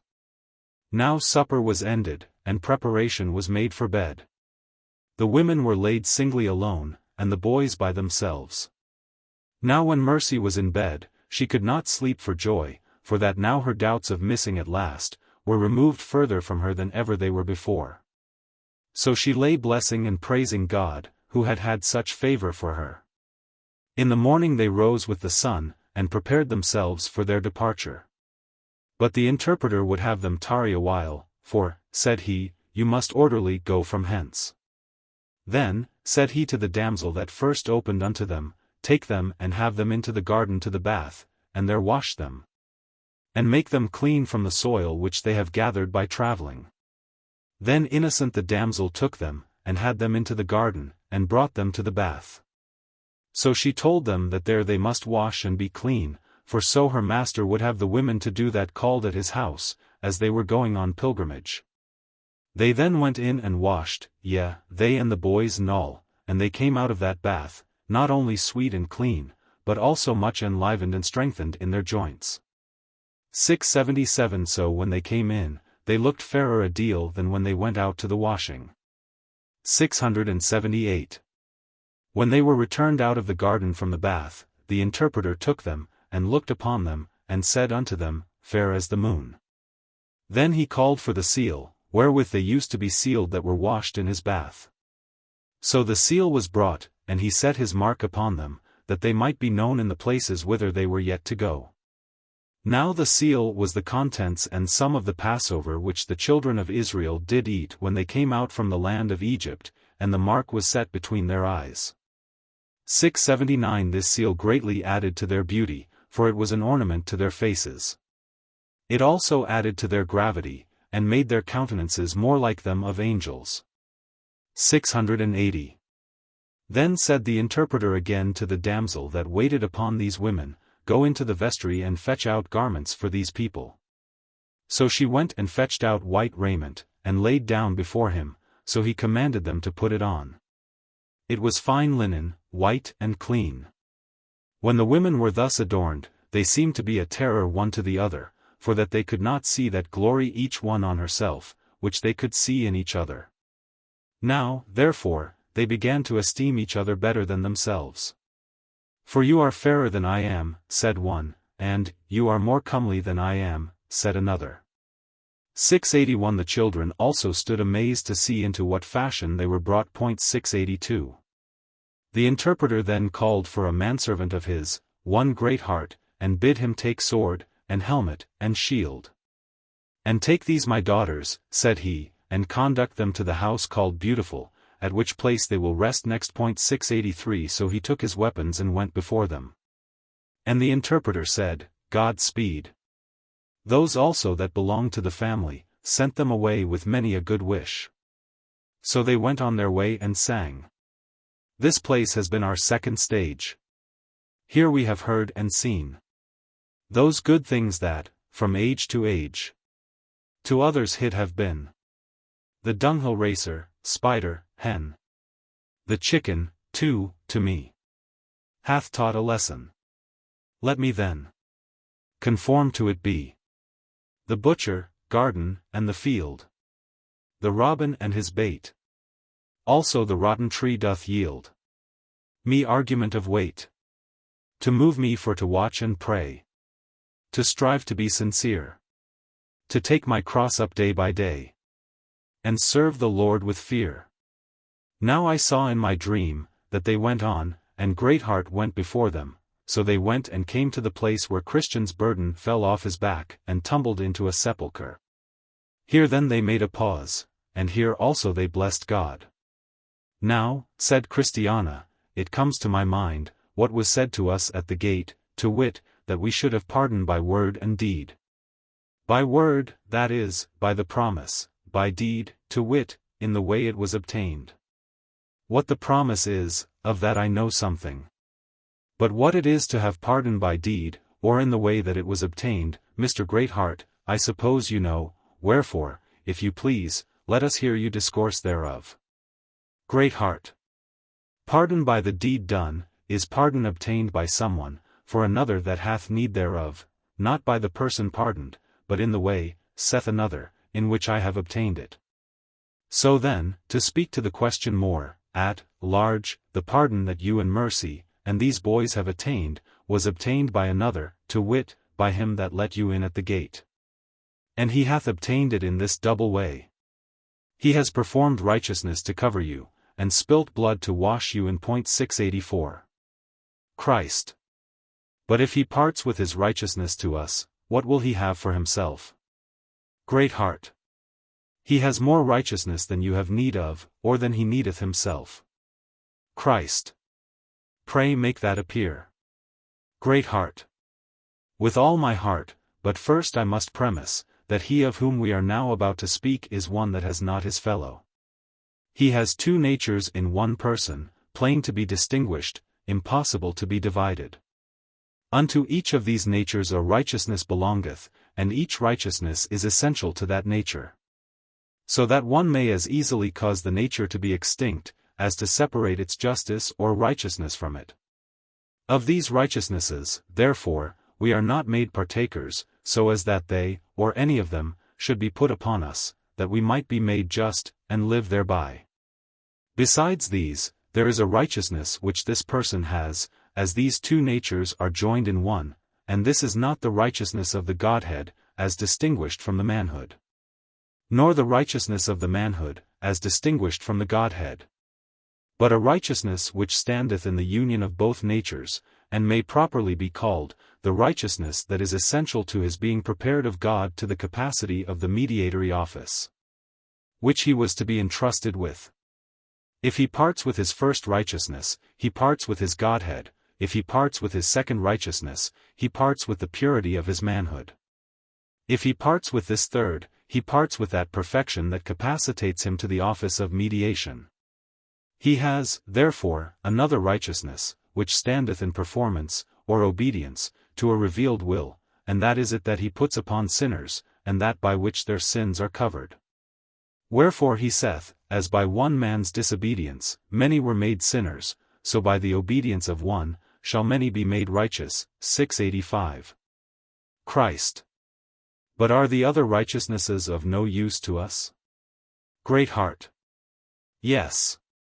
For though they are essential to his natures and office and so cannot be communicated unto another, yet it is by virtue of them, that the righteousness that justifies, is, for that purpose, efficacious. The righteousness of his Godhead gives virtue to his obedience, the righteousness of his manhood giveth capability to his obedience to justify. And the righteousness that standeth in the union of these two natures to his office, giveth authority to that righteousness to do the work for which it is ordained.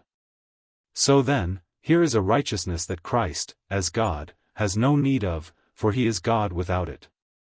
Here is a righteousness that Christ, as man, has no need of to make him so, for he is perfect man without it.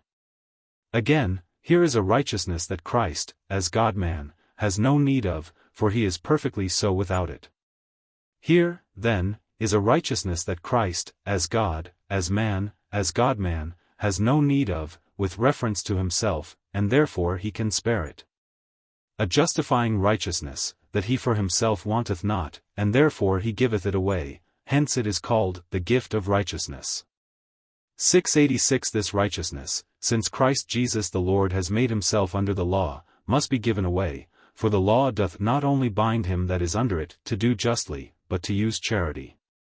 Wherefore he ought, by the law, if he hath two coats, to give one to him that hath none. Now, our Lord, indeed, hath two coats, one for himself, and one to spare. Wherefore he freely bestows one upon those that have none. And thus, Christiana, and Mercy, and the rest of you that are here, doth your pardon come by deed, or by the work of another man. Your Lord Christ is he that has worked, and has given away what he wrought for, to the next poor beggar he meets. 687. But, again, in order to pardon by deed, there must something be paid to God as a price, as well as something prepared to cover us withal. Sin has delivered us up to the just curse of a righteous law. Now, from this curse we must be justified by way of redemption, a price being paid for the harms we have done. 688 And this is by the blood of your Lord, who came and stood in your place instead, and died your death for your transgressions. 689 Thus has he ransomed you from your transgressions by blood, and covered your polluted and deformed souls with righteousness. For the sake of which, God passeth by you, and will not hurt you, when he comes to judge the world. Christ. This is brave. Now, I see there was something to be learned by our being pardoned by word and deed. Good mercy, let us labor to keep this in mind, and my children, do you remember it also? But, sir, was not this it that made my good Christian's burden fall from off his shoulder, and that made him give 3 leaps for joy? 690. Great heart. Yes, it was the belief of this, that cut those strings, that could not be cut by other means. And it was to give him a proof of the virtue of this, that he was suffered to carry his burden to the cross. Christ. I thought so. For though my heart was lightful and joyous before, yet it is 10 times more lightsome and joyous now. And I am persuaded by what I have felt, though I have felt but little as yet, that if the most burdened man in the world was here, and did see and believe as I now do, it would make his heart the more merry and blithe. 691. Great heart. There is not only comfort, and the ease of a burden brought to us, by the sight and consideration of these, but an endeared affection begot in us by it.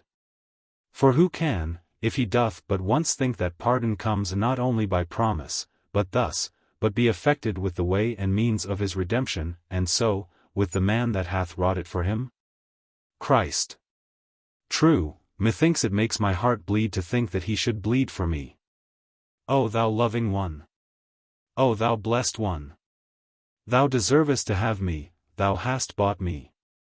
Thou deservest to have me all, thou hast paid for me 10,000 times more than I am worth. No marvel that this made the water stand in my husband's eyes, and that it made him trudge so nimbly on.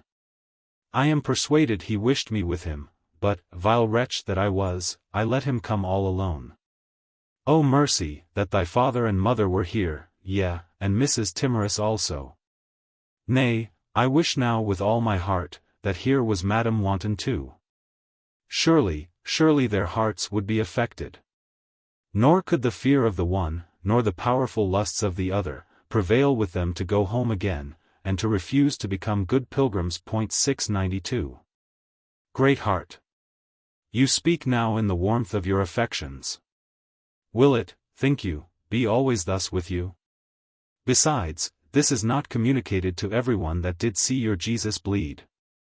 There were that stood by, and that saw the blood run from his heart to the ground, and yet were so far off this, that, instead of lamenting, they laughed at him. And, instead of becoming his disciples, did harden their hearts against him. So that all that you have, my daughters, you have by a peculiar impression made by a divine contemplating upon what I have spoken to you. Remember that it was told you, that the hen, by her common call, gives no meat to her chickens. This you have, therefore, by a special grace. 693.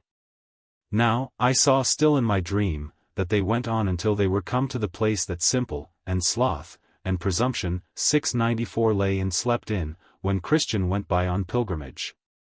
And, behold, they were hanged up in irons a little way off on the other side. 695. Mercy. Then said Mercy to him that was their guide and conductor, What are those 3 men? And for what are they hanged there? Great heart. These 3 men were men of very bad qualities. They had no mind to be pilgrims themselves, and whosoever they could they hindered. They were for sloth and folly themselves, and whoever they could persuade with, they made so too, and, withal, taught them to presume that they should do well at last. They were asleep when Christian went by, and now you go by, they are hanged. 696. Mercy. But could they persuade any to be of their opinion? Great heart. Yes, they turned several out of the way.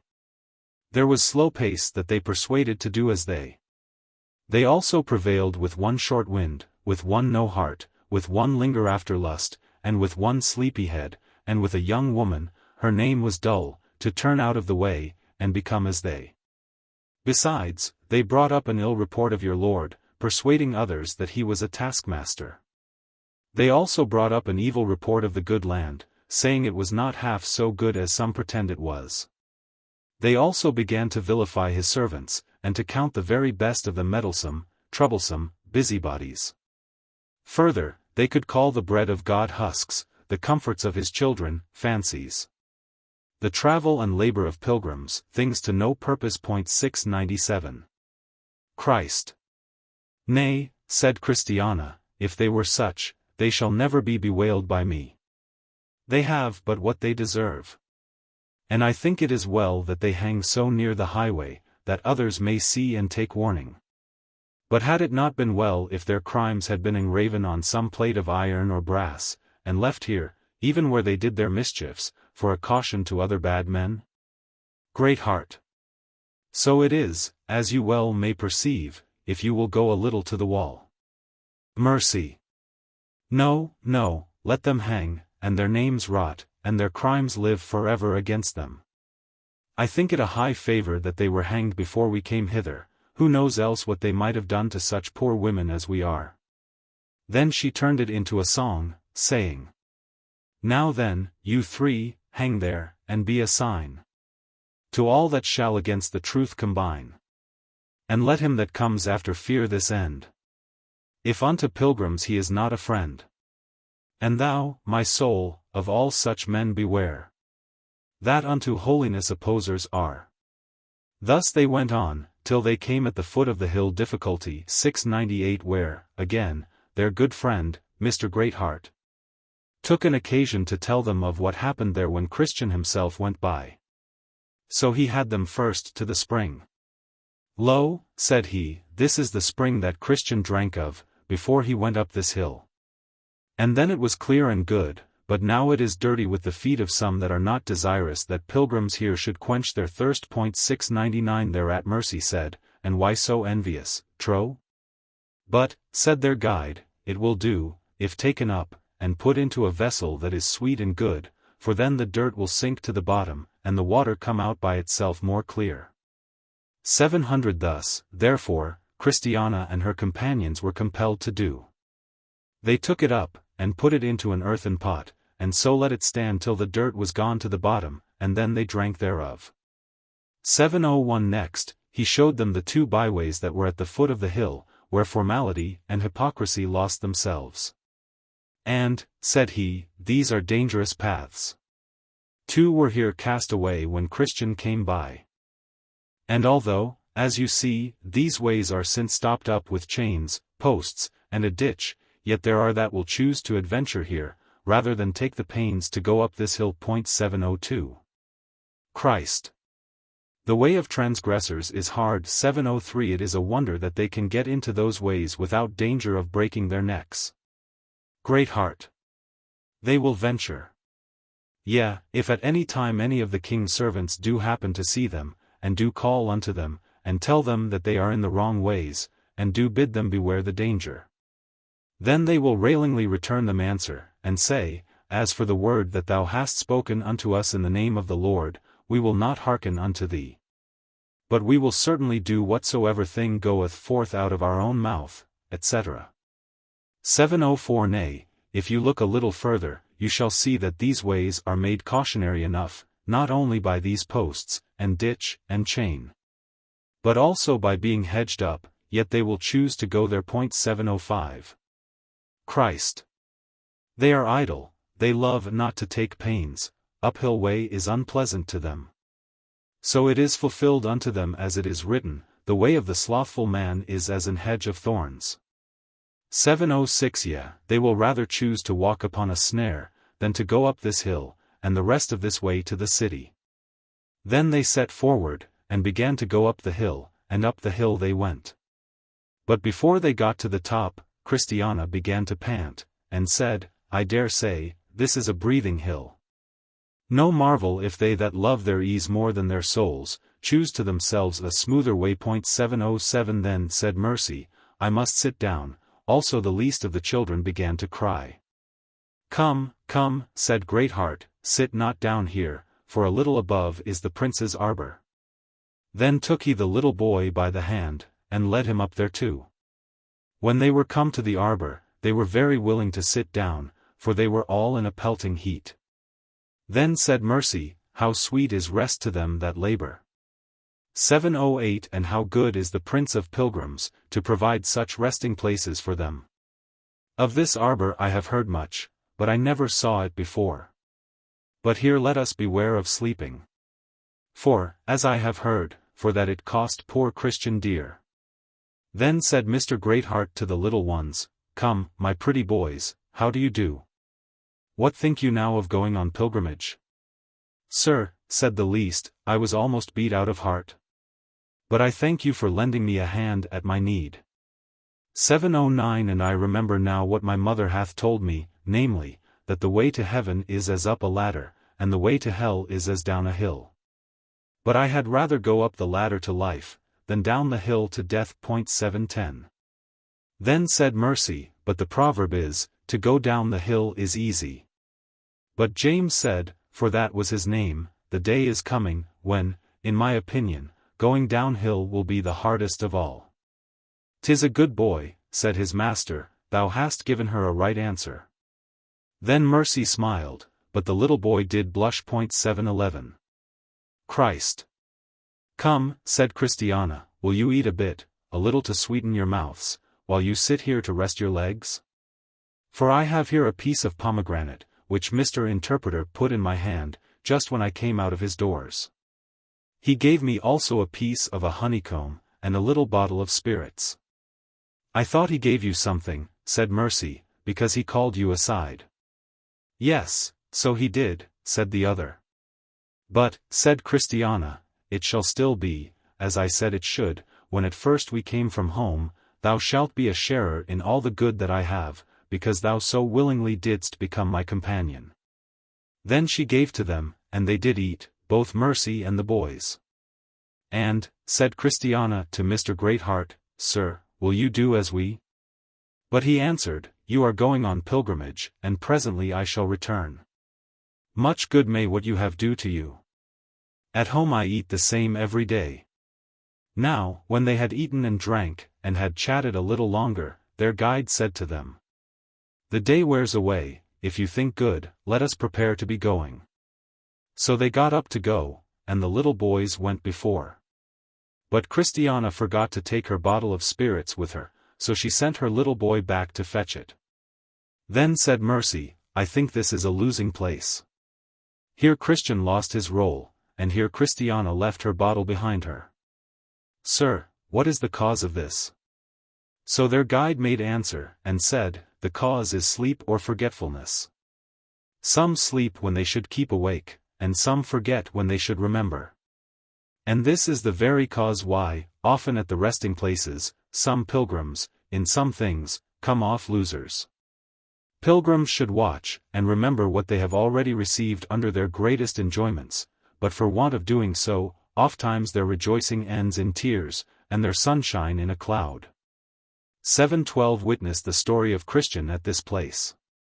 713 When they were come to the place where Mistrust and Timorous met Christian to persuade him to go back for fear of the lions, they perceived as it were a stage, and before it, towards the road, a broad plate, with a copy of verses written thereon, and underneath, the reason of raising up of that stage in that place, rendered. The verses were these. Let him who sees this stage take heed unto his heart and tongue, lest if he do not, here he speed, as some have long agone. The words underneath the verses were, This stage was built to punish such upon, who through timorousness or mistrust, shall be afraid to go further on pilgrimage. Also, on this stage, both Mistrust and Timorous were burned through the tongue with a hot iron, for endeavoring to hinder Christian in his journey. 714 Then said Mercy, This is much like to the saying of the Beloved, What shall be given unto thee? Or what shall be done unto thee, thou false tongue? Sharp arrows of the mighty, with coals of juniper. 715 So they went on, till they came within sight of the lions. Now Mr. Greatheart was a strong man, so he was not afraid of a lion. But yet when they were come up to the place where the lions were, the boys that went before were glad to cringe behind, for they were afraid of the lions, so they stepped back, and went behind. At this their guide smiled, and said, How now, my boys, do you love to go before, when no danger doth approach, and love to come behind so soon as the lions appear? Now, as they went up, Mr. Greatheart drew his sword, with intent to make a way for the pilgrims, in spite of the lions. Then there appeared one, that it seems, had taken upon him to back the lions. And he said to the pilgrim's guide, "What is the cause of your coming hither?" Now the name of that man was Grim, or Bloody Man, because of his slaying of pilgrims, and he was of the race of the giants. 716. Greatheart. Then said the pilgrim's guide, "These women and children are going on pilgrimage, and this is the way they must go, and go it they shall, in spite of thee and the lions." 717. Grim. This is not their way, neither shall they go therein. I am come forth to withstand them, and to that end will back the lions. 718. Now, to say truth, by reason of the fierceness of the lions, and of the grim carriage of him that did back them, this way had of late lain much unoccupied, and was almost all grown over with grass. Christ. Then said Christiana, though the highways have been unoccupied heretofore, and though the travelers have been made in time past to walk through bypaths, it must not be so now I am risen. Now I am risen a mother in Israel. 719. Grim. Then he swore by the lions, but it should, and therefore bid them turn aside, for they should not have passage there. Greatheart. But their guide made first his approach unto Grim, and laid so heavily at him with his sword, that he forced him to a retreat. 720.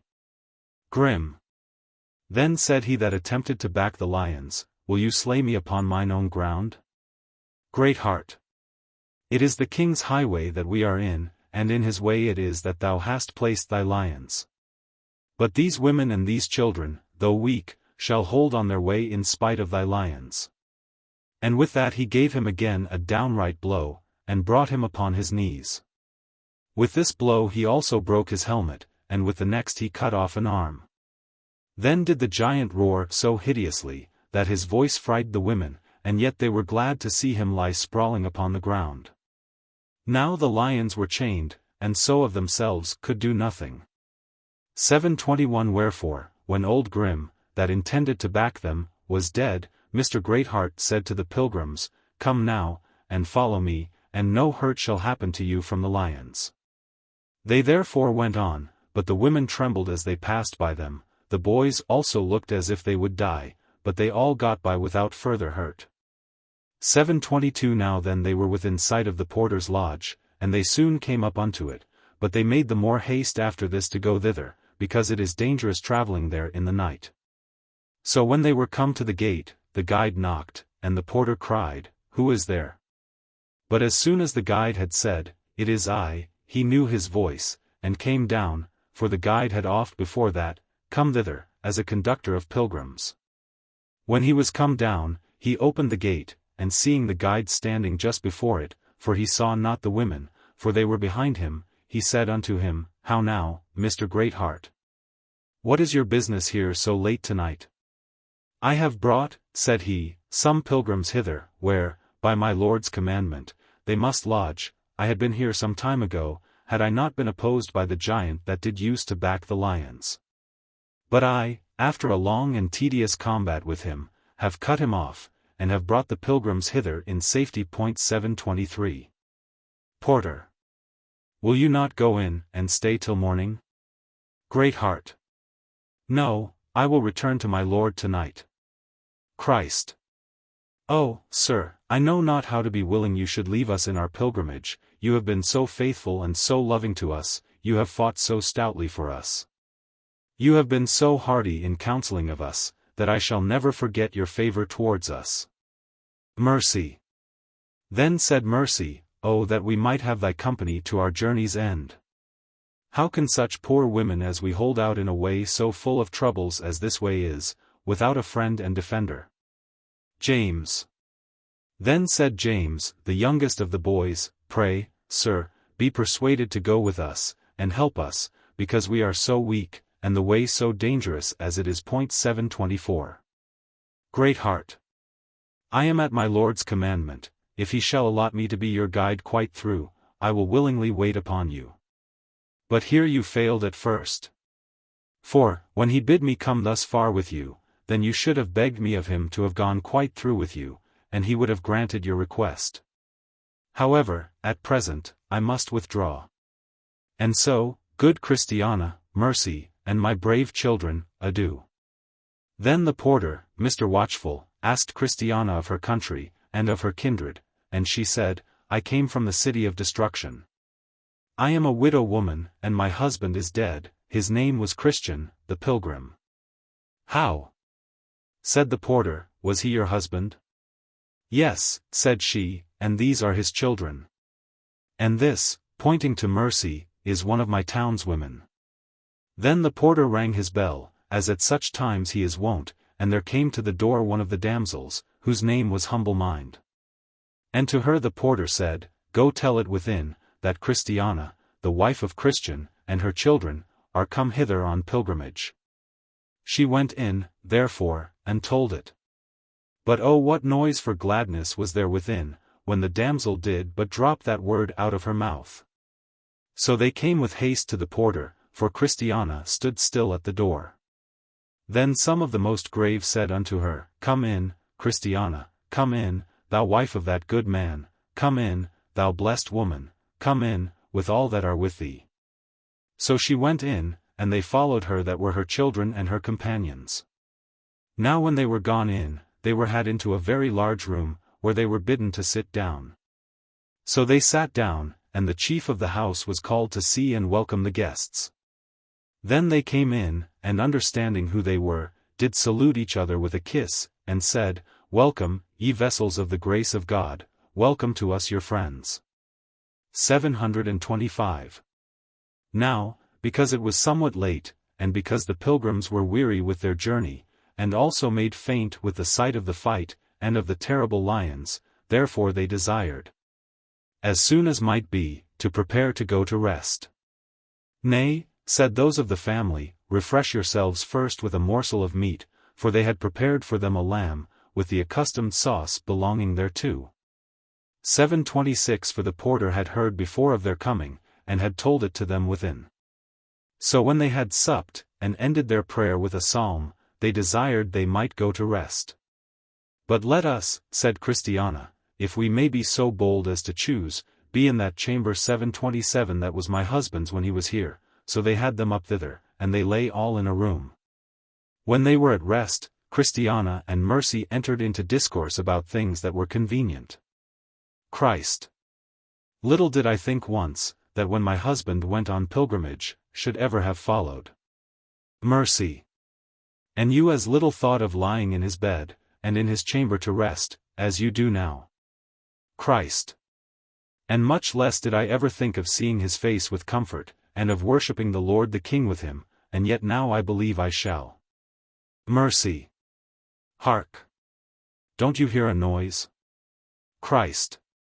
Yes, it is, as I believe, a noise of music, for joy that we are here. 728. Mercy. Wonderful. Music in the house, music in the heart, and music also in heaven, for joy that we are here. 729 Thus they talked a while, and then betook themselves to sleep. So, in the morning, when they were awake, Christiana said to Mercy, Christ. What was the matter that you did laugh in your sleep tonight?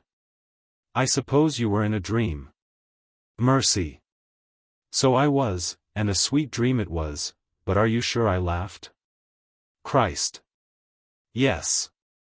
You laughed heartily, but, prithee, Mercy, tell me thy dream. Mercy. I was dreamed that I sat all alone in a solitary place, and was bemoaning of the hardness of my heart. Now, I had not sat there long, but methought many were gathered about me, to see me, and to hear what it was that I said. So they hearkened, and I went on bemoaning the hardness of my heart. At this, some of them laughed at me, some called me fool, and some began to thrust me about. With that, methought I looked up, and saw one coming with wings towards me. So he came directly to me, and said, Mercy, what aileth thee? Now, when he had heard me make my complaint, he said, Peace be to thee. He also wiped mine eyes with his handkerchief, and clad me in silver and gold. He put a chain about my neck, and earrings in mine ears, and a beautiful crown upon my head. 7:30 Then he took me by the hand, and said, Mercy, come after me. So he went up, and I followed, till we came at a golden gate. Then he knocked. And when they within had opened, the man went in, and I followed him up to a throne, upon which one sat, and he said to me, Welcome, daughter. The place looked bright and twinkling, like the stars, or rather like the sun, and I thought that I saw your husband there. So I awoke from my dream. 7:31 But did I laugh? Christ. Laugh. Aye, and well you might, to see yourself so well. For you must give me leave to tell you, that I believe it was a good dream. And that, as you have begun to find the first part true, so you shall find the second at last. God speaketh once, yet twice, yet man perceiveth it not. In a dream, in a vision of the night, when deep sleep falleth upon men, in slumberings upon the bed, 7:32 We need not, when Abed, lie awake to talk with God. He can visit us while we sleep, and cause us then to hear his voice. Our heart ofttimes wakes when we sleep. And God can speak to that, either by words, by proverbs, by signs and similitudes, as well as if one was awake. 7:33 Mercy. Well, I am glad of my dream. For I hope, ere long, to see it fulfilled, to the making me laugh again. 7:34 Christ. I think it is now high time to rise, and to know what we must do. Mercy. Pray, if they invite us to stay a while, let us willingly accept of the proffer. I am the willinger to stay a while here, to grow better acquainted with these maids. Methinks prudence, piety, and charity have very comely and sober countenances. 7:35 Christ. We shall see what they will do. So when they were up and ready, they came down, and they asked one another of their rest, and if it were comfortable, or not. Mercy. Very good, said Mercy. It was one of the best nights' lodging that ever I had in my life. Then said Prudence and Piety, if you will be persuaded to stay here a while, you shall have what the house will afford. Char. Aye, and that with a very good will, said Charity. So they consented and stayed there about a month, or above, and became very profitable one to another. And because Prudence would see how Christiana had brought up her children, she asked leave of her to catechize them. So she gave her free consent. 7:36 Then she began at the youngest, whose name was James. Prudence. And she said, Come, James, canst thou tell me who made thee? James. God the Father, God the Son, and God the Holy Ghost. Prud. Good boy. And canst thou tell me who saves thee? James. God the Father, God the Son, and God the Holy Ghost. Prud. Good boy still. But how doth God the Father save thee? James. By his grace. Prud. How doth God the Son save thee? James. By his righteousness, death, and blood, and life. Prud. And how doth God the Holy Ghost save thee? James. By his illumination, by his renovation, and by his preservation. 7:37 Then said Prudence to Christiana, You are to be commended for thus bringing up your children. I suppose I need not ask the rest these questions, since the youngest of them can answer them so well. I will therefore now apply myself to the next youngest. Prud. Then she said, Come, Joseph, for his name was Joseph, will you let me catechize you? Joseph. With all my heart. Prud. What is man? Joseph. A reasonable creature, so made by God, as my brother said. Prud. What is supposed by this word, saved? Joseph. That man, by sin, has brought himself into a state of captivity and misery. Prud. What is supposed by his being saved by the Trinity? Joseph. That sin is so great and mighty a tyrant, that none can pull us out of its clutches, but God. And that God is so good and loving to man, as to pull him indeed out of this miserable state. Prod. What is God's design in saving, of poor men? Joseph.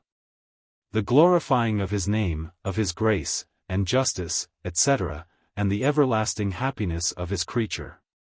Prod. Who are they that must be saved? Joseph. Those that accept of his salvation. 738. Prod. Good boy, Joseph, thy mother has taught thee well, and thou hast hearkened to what she hath said unto thee. Then said Prudence to Samuel, who was the eldest but one. Prod. Come, Samuel, are you willing that I should catechize you also? Samuel. Yes, forsooth, if you please. Prod. What is heaven? Sam. A place and state most blessed, because God dwelleth there. Prod. What is hell? Sam. A place and state most woeful, because it is the dwelling place of sin, the devil, and death. Prod. Why wouldest thou go to heaven? Sam. That I may see God, and serve him without weariness, that I may see Christ, and love him everlastingly, that I may have that fullness of the Holy Spirit in me that I can by no means here enjoy. Prod. A very good boy also, and one that has learned well. Then she addressed herself to the eldest, whose name was Matthew, and she said to him, Come, Matthew, shall I also catechize you? Matthew. With a very good will. Prod.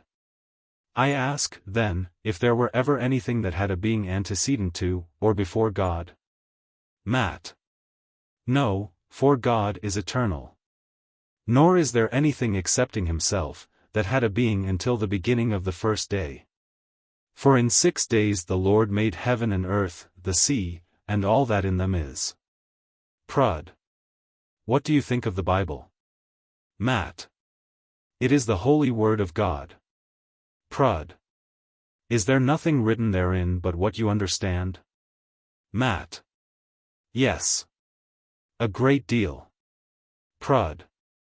What do you do when you meet with such places therein that you do not understand? Matt. I think God is wiser than I. I pray also that he will please to let me know all therein that he knows will be for my good. 739. Prod. How believe you, as touching the resurrection of the dead? Matt. I believe they shall rise, the same that was buried, the same in nature, though not in corruption. And I believe this upon a double account, first, because God has promised it, secondly, because he is able to perform it.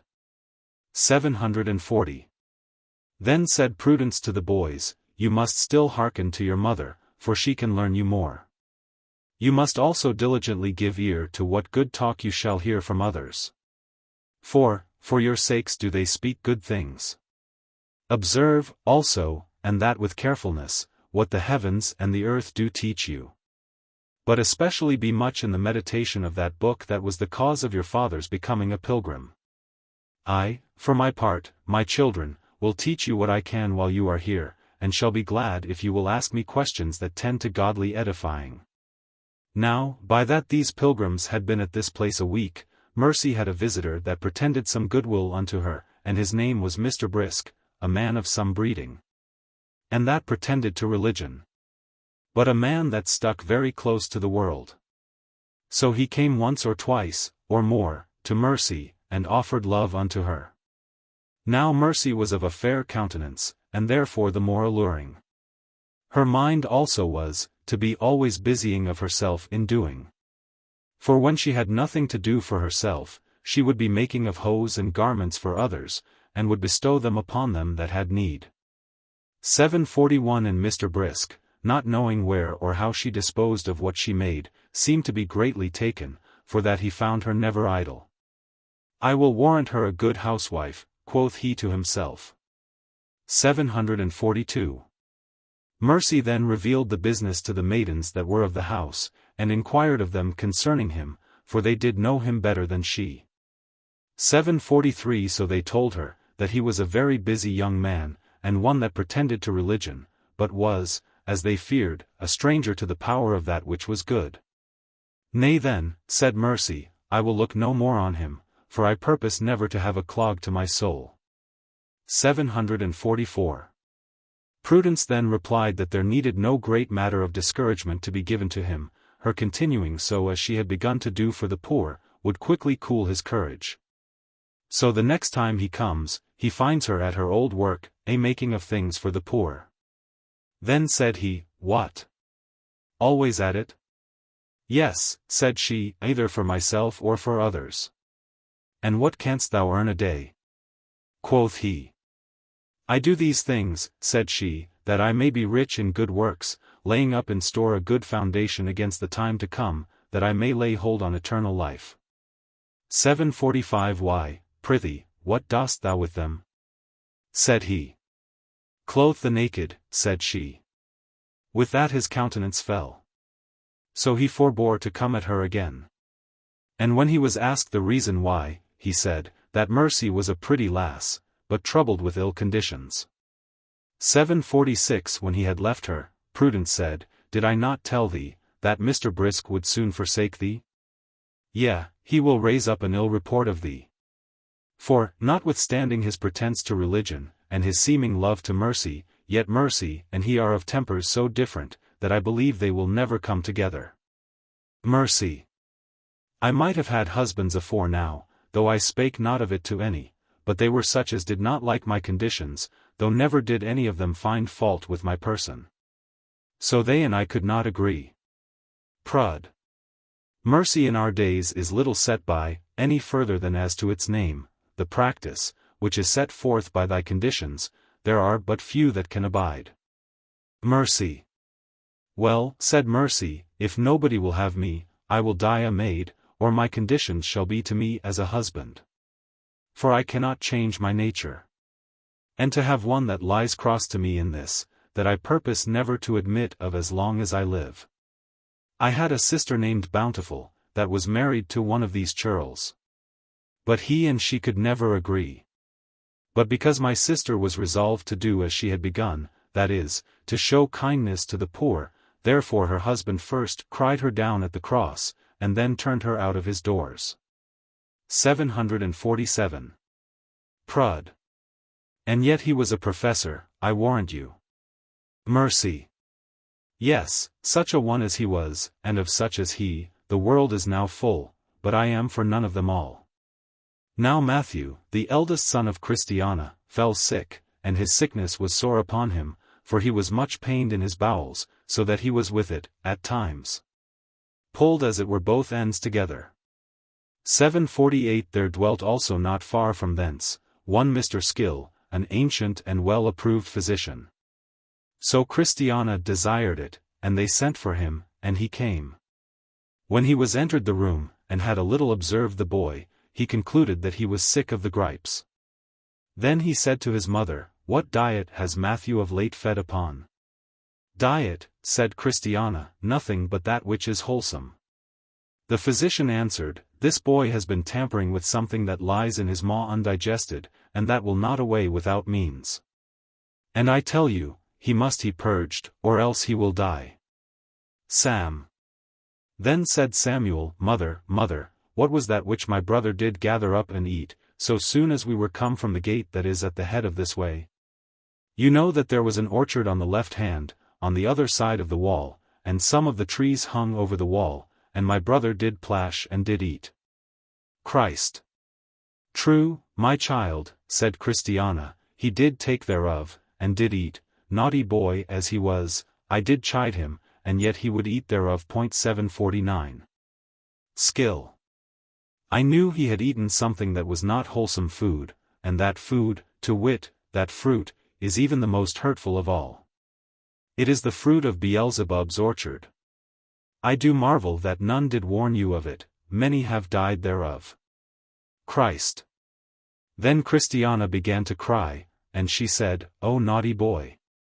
And O careless mother! What shall I do for my son? 750. Skill. Come, do not be too much dejected, the boy may do well again, but he must purge and vomit. Christ. Pray, sir, try the utmost of your skill with him, whatever it costs. Skill. Nay, I hope I shall be reasonable. So he made him a purge, but it was too weak, it was said, it was made of the blood of a goat, the ashes of a heifer, and with some of the juice of hyssop, etc. 751 When Mr. Skill had seen that purge was too weak, he made him one to the purpose, it was made excarniti sanguine Christi. 752 You know physicians give strange medicines to their patients. And it was made up into pills, with a promise or two, and a proportionable quantity of salt. 753 Now he was to take them 3 at a time fasting, in half a quarter of a pint of the tears of repentance. When this potion was prepared, and brought to the boy, he was loath to take it, though torn with the gripes, as if he should be pulled in pieces. Come, come, said the physician, you must take it. It goes against my stomach, said the boy. 754 I must have you take it, said his mother. I shall vomit it up again, said the boy. Pray, sir, said Christiana to Mr. Skill, how does it taste? It has no ill taste, said the doctor, and with that she touched one of the pills with the tip of her tongue. Oh, Matthew, said she, this potion is sweeter than honey. If thou lovest thy mother, if thou lovest thy brothers, if thou lovest mercy, if thou lovest thy life, take it. So with much ado, after a short prayer for the blessing of God upon it, he took it, and it wrought kindly with him. It caused him to purge, it caused him to sleep, and rest quietly. It put him into a fine heat and breathing sweat, and did quite rid him of his gripes. 755 So in little time he got up, and walked about with a staff, and would go from room to room, and talk with prudence, piety, and charity, of his distemper, and how he was healed. 756. So when the boy was healed, Christiana asked Mr. Skill, saying, Sir, what will content you for your pains and care to, and of my child? And he said, You must pay the master of the College of Physicians, according to rules made in that case and provided. 757. Christ. But, sir, said she, what is this pill good for else? Skill. It is an universal pill, it is good against all the diseases that pilgrims are incident to, and when it is well prepared, it will keep good time out of mind. Christ. Pray, sir, make me up 12 boxes of them, for if I can get these, I will never take other physic. 758. Skill. These pills are good to prevent diseases, as well as to cure when one is sick. Yeah, I dare say it, and stand to it, that if a man will but use this physic as he should, it will make him live forever. 759 But, good Christiana, thou must give these pills no other way but as I have prescribed, for, if you do, they will do no good. 760 So he gave unto Christiana physic for herself, and her boys, and for mercy, and bid Matthew take heed how he eat any more green plums, and kissed them, and went his way. It was told you before, that Prudence bid the boys, that if at any time they should ask her some questions that might be profitable, and she would say something to them. Matt. Then Matthew, who had been sick, asked her, why, for the most part, physic should be bitter to our palates. Prud. To show how unwelcome the word of God, and the effects thereof, are to a carnal heart. Matt. Why does physic, if it does good, purge, and cause that we vomit? Prud. To show that the word, when it works effectually, cleanseth the heart and mind. For look, what the one doth to the body, the other doth to the soul. 761. Matt. What should we learn by seeing the flame of our fire go upwards? And by seeing the beams and sweet influences of the sun strike downwards? Prud. By the going up of the fire we are taught to ascend to heaven, by fervent and hot desires. And by the sun sending his heat, beams, and sweet influences downwards, we are taught that the Saviour of the world, though high, reacheth down with his grace and love to us below. Matt. Where have the clouds their water? Prud. Out of the sea. Matt. What may we learn from that? Prud. That ministers should fetch their doctrine from God. Matt. Why do they empty themselves upon the earth? Prud. To show that ministers should give out what they know of God to the world. Matt. Why is the rainbow caused by the sun? Prud. To show that the covenant of God's grace is confirmed to us in Christ. Matt. Why do the springs come from the sea to us, through the earth? Prud. To show that the grace of God comes to us through the body of Christ. Matt. Why do some of the springs rise out of the tops of high hills? Prud. To show that the Spirit of grace shall spring up in some that are great and mighty, as well as in many that are poor and low. Matt. Why doth the fire fasten upon the candlewick? Prud. To show, that unless grace doth kindle upon the heart there will be no true light of life in us. Matt. Why is the wick and tallow, and all, spent to maintain the light of the candle? Prud. To show that body and soul, and all, should be at the service of, and spend themselves to maintain, in good condition, that grace of God that is in us. Matt. Why doth the pelican pierce her own breast with her bill? Prud. To nourish her young ones with her blood, and thereby to show that Christ the blessed so loveth his young, his people, as to save them from death by his blood. Matt. What may one learn by hearing the cock crow? Prud. Learn to remember Peter's sin, and Peter's repentance. The cock's crowing shows also that day is coming on. Let then the crowing of the cock put thee in mind of that last and terrible day of judgment. 762. Now, about this time their month was out. Wherefore they signified to those of the house that it was convenient for them to up and be going. Then said Joseph to his mother, It is convenient that you forget not to send to the house of Mr. Interpreter, to pray him to grant that Mr. Greatheart should be sent unto us, that he may be our conductor the rest of our way. Good boy, said she, I had almost forgot. So she drew up a petition, 763, and prayed Mr. Watchful, the porter, to send it by some fit man, to her good friend Mr. Interpreter. Who, when it was come, and he had seen the contents of the petition, said to the messenger, Go tell them that I will send him. When the family where Christiana was, saw that they had a purpose to go forward, they called the whole house together, to give thanks to their king for sending of them such profitable guests as these. Which done, they said to Christiana, And shall we not show thee something, according as our custom is to do to pilgrims, on which thou mayest meditate when thou art upon the way? So they took Christiana, her children, and Mercy, into the closet, and showed them one of the apples that Eve did eat of, and that she also did give to her husband, and that for the eating of which they both were turned out of paradise. And asked her what she thought that was? Then Christiana said, It is food or poison, I know not which. 764. So they opened the matter to her, and she held up her hands and wondered. 765.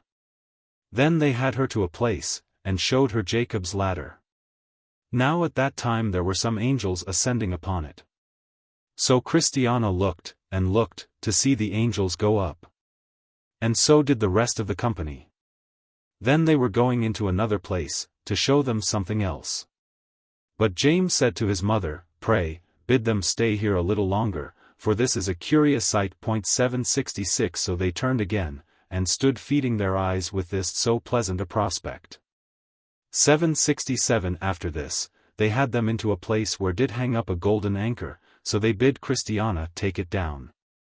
For, said they, you shall have it with you, for it is of absolute necessity that you should, that you may lay hold of that within the veil, and stand steadfast, in case you should meet with turbulent weather. So they were glad thereof. 768. Then they took them, and had them to the mount upon which Abraham our father had offered up Isaac his son, and showed them the altar, the wood, the fire, and the knife. For they remain to be seen to this very day. 769. When they had seen it, they held up their hands and blessed themselves, and said, Oh, what a man for love to his master, and for denial to himself, was Abraham. After they had showed them all these things, Prudence took them into the dining room, where stood a pair of excellent virginals. 770 So she played upon them, and turned what she had showed them into this excellent song, saying, Eve's apple we have showed you. Of that be you aware. You have seen Jacob's ladder, too, upon which angels are. An anchor you received have. But let not these suffice. Until, with Abram, you have gave your best a sacrifice. Now, about this time, one knocked at the door, so the porter opened, and behold Mr. Greatheart was there, but when he was come in, what joy was there! For it came now fresh again into their minds, how but a while ago he had slain old grim bloody man the giant, and had delivered them from the lions. Then said Mr. Greatheart to Christiana, and to Mercy, My lord hath sent each of you a bottle of wine, and also some parched corn, together with a couple of pomegranates. He has also sent the boys some figs and raisins, to refresh you in your way. 771. Then they addressed themselves to their journey, and Prudence and Piety went along with them. When they came at the gate, Christiana asked the porter if any of late went by. He said, No. Only one some time since, who also told me, that of late there had been a great robbery committed on the king's highway, as you go. But, he said, the thieves are taken, and will shortly be tried for their lives. 772 Then Christiana and Mercy were afraid. But Matthew said, Mother, fear nothing, as long as Mr. Greatheart is to go with us, and to be our conductor. Then said Christiana to the porter, Sir, I am much obliged to you for all the kindnesses that you have showed me since I came hither. And also for that you have been so loving and kind to my children, I know not how to gratify your kindness. Wherefore, pray, as a token of my respects to you, accept of this small mite. So she put a gold angel in his hand, and he made her a low obeisance, and said, Let thy garments be always white, and let thy head want no ointment. 773 Let mercy live, and not die, and let not her works be few. And to the boys he said, Do you fly youthful lusts, and follow after godliness with them that are grave and wise. So shall you put gladness into your mother's heart, and obtain praise of all that are sober-minded. So they thanked the porter, and departed. Now I saw in my dream, that they went forward until they were come to the brow of the hill, where Piety, bethinking herself, cried out, Alas! I have forgot what I intended to bestow upon Christiana and her companions, I will go back and fetch it. So she ran and fetched it. While she was gone, Christiana thought she heard in a grove, a little way off, on the right hand, a most curious melodious note. With words much like these. Through all my life thy favor is so frankly showed to me, that in thy house forevermore my dwelling place shall be. And, listening still, she thought she heard another answer it, saying, For why? The Lord our God is good. His mercy is forever sure. His truth at all times firmly stood, and shall from age to age endure. So Christiana asked Prudence what it was that made those curious notes. They are, said she, our country birds. They sing these notes but seldom, except it be at the spring, when the flowers appear, and the sun shines warm, and then you may hear them all day long. 774 I often, said she, go out to hear them. We also ofttimes keep them tame in our house. They are very fine company for us when we are melancholy, also they make the woods, and groves, and solitary places, places desirous to be in. 775. By this time Piety was come again. So she said to Christiana, Look here, I have brought thee a scheme of all those things that thou hast seen at our house, upon which thou mayest look when thou findest thyself forgetful. And call those things again to remembrance for thy edification and comfort. 776. Now they began to go down the hill into the valley of humiliation. It was a steep hill, and the way was slippery, but they were very careful, so they got down pretty well. When they were down in the valley, 777 Piety said to Christiana, "This is the place where Christian your husband met with the foul fiend Apollyon, and where they had that dreadful fight that they had. I know you cannot but have heard thereof, but be of good courage, as long as you have here Mr. Greatheart to be your guide and conductor, we hope you will fare the better." So when these two had committed the pilgrims unto the conduct of their guide, he went forward, and they went after. Greatheart. Then said Mr. Greatheart, "We need not to be so afraid of this valley, for here is nothing to hurt us, unless we procure it to ourselves. It is true, Christian did here meet with Apollyon, with whom he also had a sore combat, but that fray was the fruit of those slips that he got in his going down the hill. For they that get slips there, must look for combats here. And hence it is, that this valley has got so hard a name. For the common people, when they hear that some frightful thing has befallen such a one in such a place, are of an opinion, that that place is haunted with some foul fiend, or evil spirit. When, alas! it is for the fruit of their doing, that such things do befall them there. This valley of humiliation is of itself as fruitful a place, as any the crow flies over. Christian was, and I am persuaded, if we could hit upon it, we might find somewhere hereabouts, something that might give us an account why Christian was so hardly beset in this place. Then James said to his mother, "Lo, yonder stands a pillar, and it looks as if something was written thereon, let us go and see what it is." So they went, and found there written, "Let Christian slips, before he came hither, and the battles that he met with in this place, be a warning to those that come after." "Lo," said their guide, "did not I tell you, that there was something hereabouts, that would give intimation of the reason why Christian was so hard beset in this place?" Then, turning himself to Christiana, he said, "No disparagement to Christian, more than to many others, whose hap and lot his was. For it is easier going up, than down this hill, and that can he said but of few hills in all these parts of the world. But we will leave the good man, he is at rest, he also had a brave victory over his enemy, let him grant that dwelleth above, that we fare no worse, when we come to be tried, than he. But we will come again to this valley of humiliation. It is the best and most useful brave piece of ground in all those parts. It is fat ground, and, as you see, consisteth much in meadows. And if a man were to come here in the summertime, as we do now, if he knew not anything before, thereof, and if he also delighted himself in the sight of his eyes, he might see that that would be delightful to him. Behold how green this valley is, also how beautified with lilies. 778 I have also known many laboring men that have got good estates in this valley of humiliation, for God resisteth the proud, but gives grace unto the humble. 779 For indeed it is a very fruitful soil, and doth bring forth by handfuls. 780 Some also have wished, that the next way to their father's house were here, that they might be troubled no more with either hills or mountains to go over. But the way is the way, and there is an end. 781 Now, as they were going along and talking, they espied a boy feeding his father's sheep. The boy was in very mean clothes, but of a very fresh and well-favored countenance, and as he sat by himself, he sang. "Hark," said Mr. Greatheart, "to what the shepherd's boy saith." So they hearkened, and he said, "He that is down needs fear no fall. He that is low, no pride. He that is humble, ever shall have God to be his guide."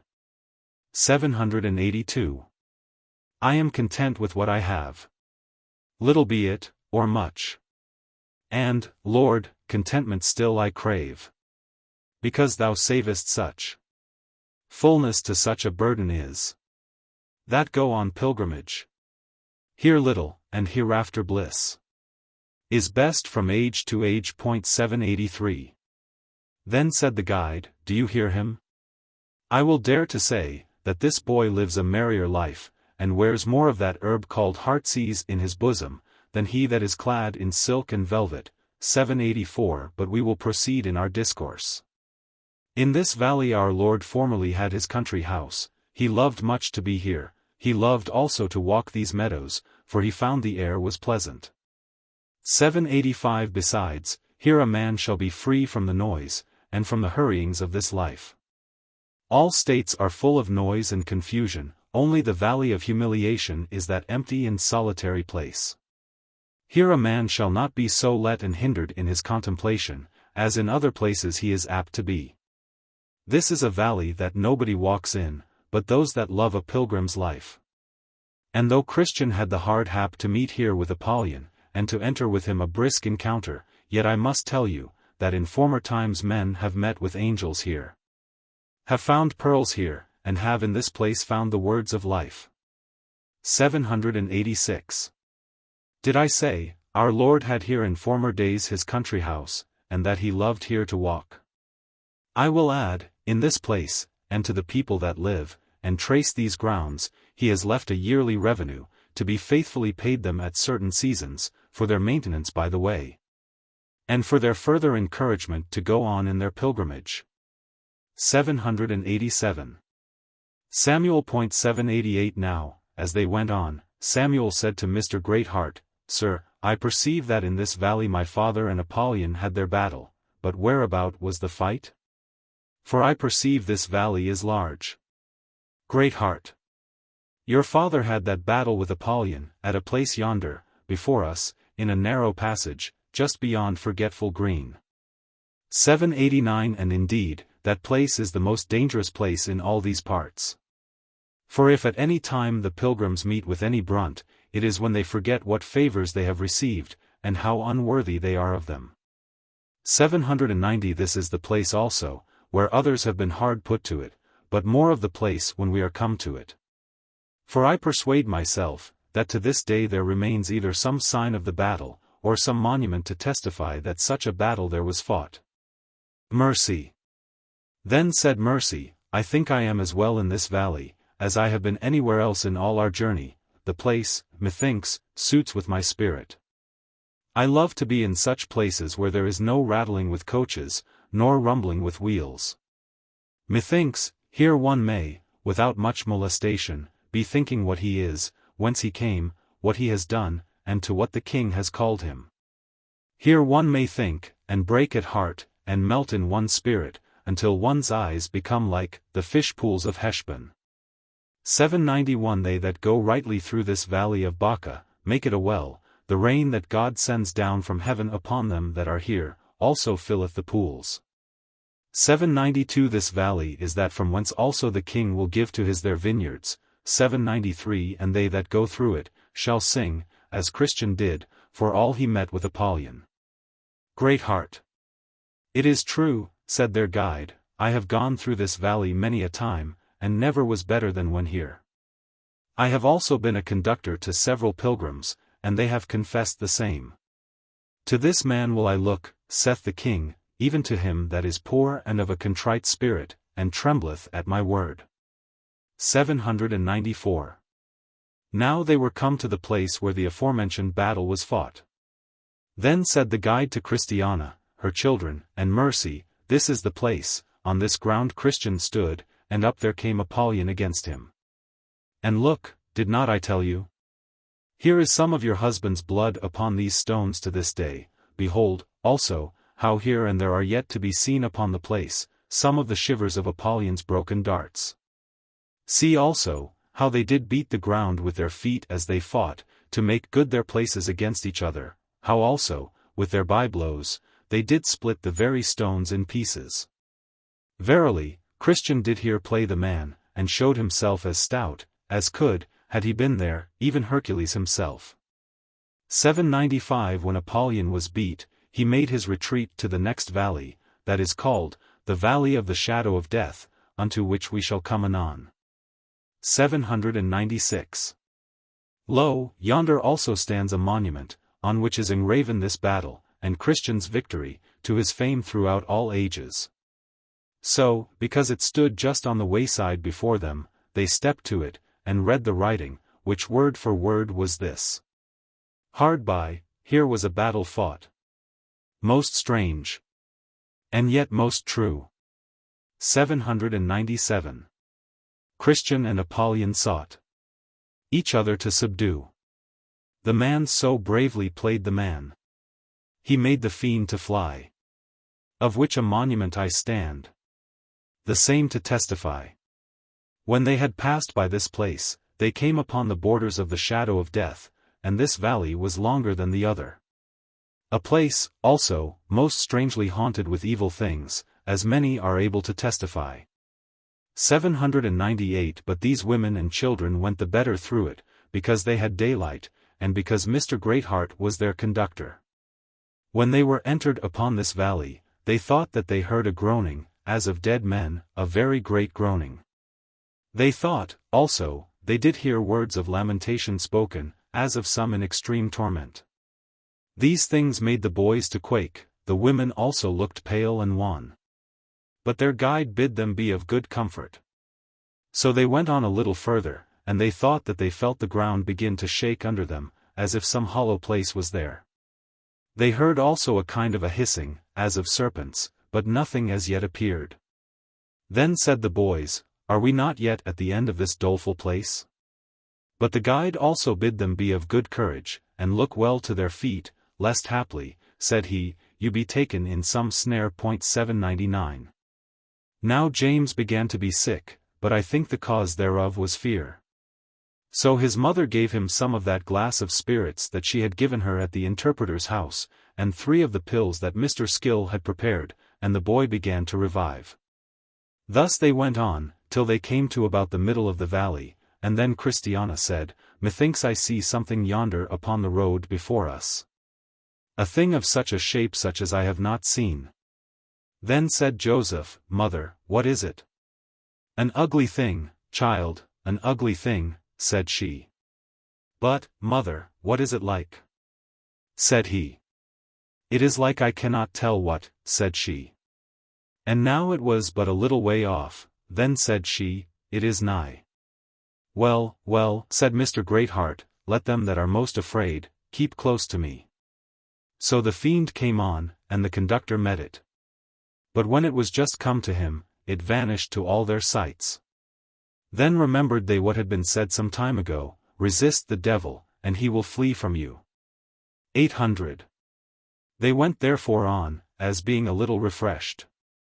But they had not gone far, before Mercy, looking behind her, saw, as she thought, something most like a lion, and it came a great padding pace after, and it had a hollow voice of roaring.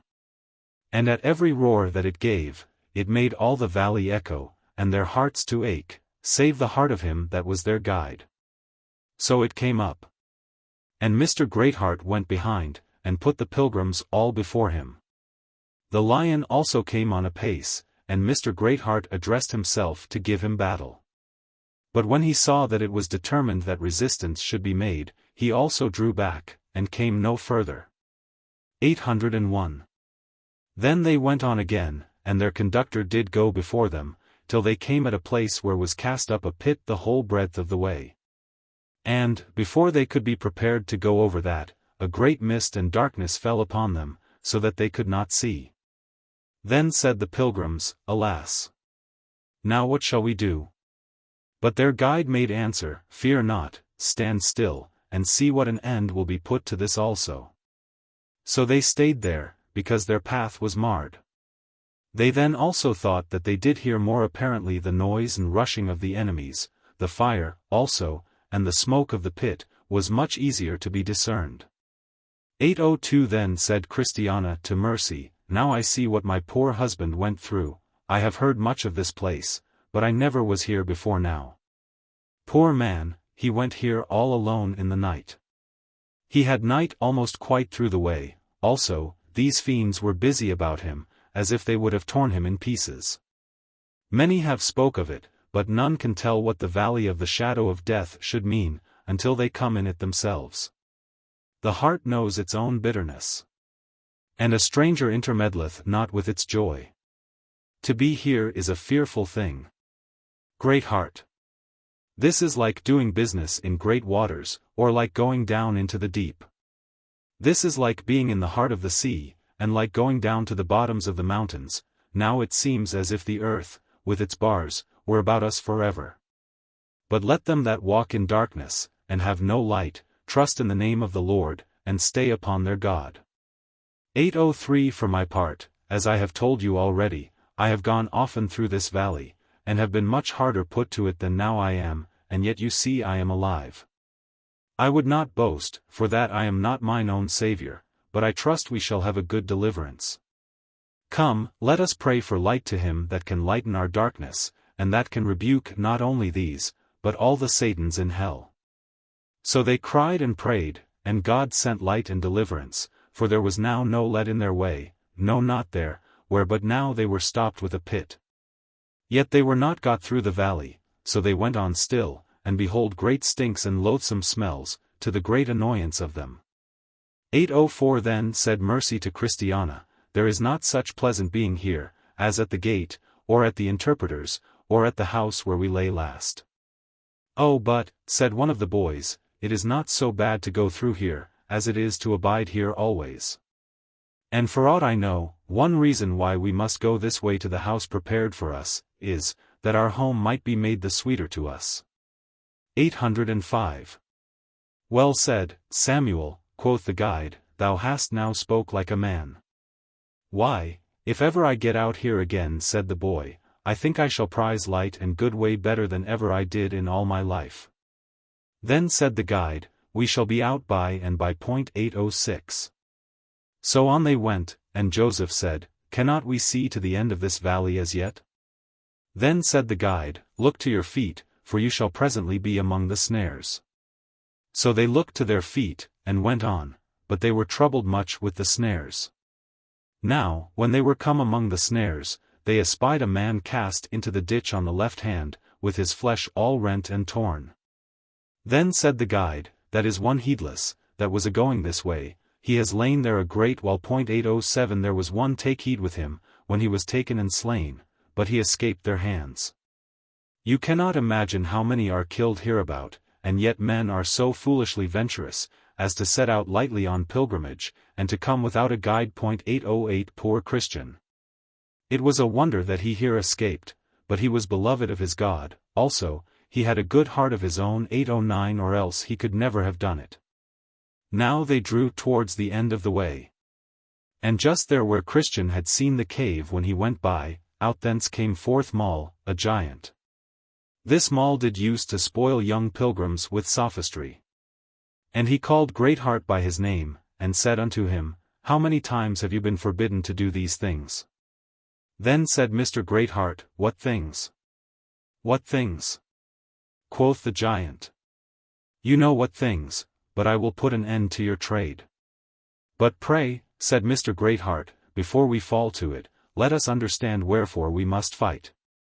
Now the women and children stood trembling, and knew not what to do. Quoth the giant, You rob the country, and rob it with the worst of thefts. 810 These are but generals, said Mr. Greatheart. Come to particulars, man. Then said the giant, Thou practisest the craft of a kidnapper.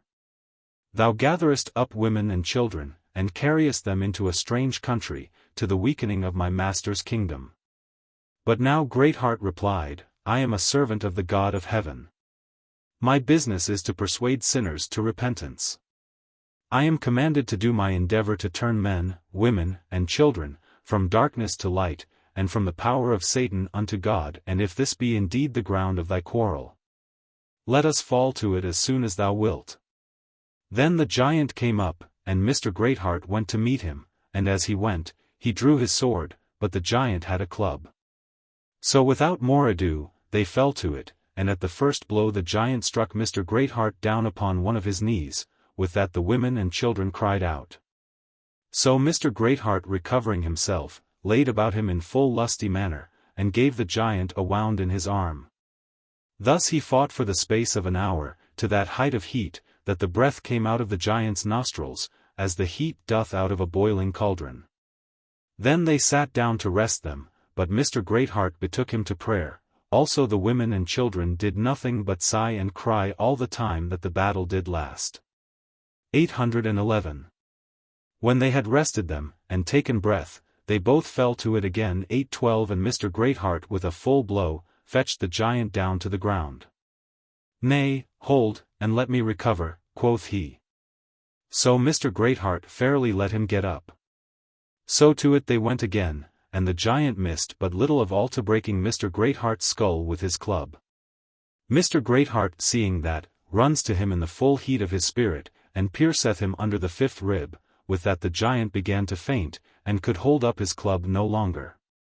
Then Mr. Greatheart seconded his blow, and smote the head of the giant from his shoulders. Then the women and children rejoiced, and Mr. Greatheart also praised God, for the deliverance he had wrought. 8:13 When this was done, they among them erected a pillar, and fastened the giant's head thereon, and wrote underneath in letters, that passengers might read. He that did wear this head was one that pilgrims did misuse. He stopped their way, he spared none, but did them all abuse. Until that I, Greatheart, arose, the pilgrim's guide to be.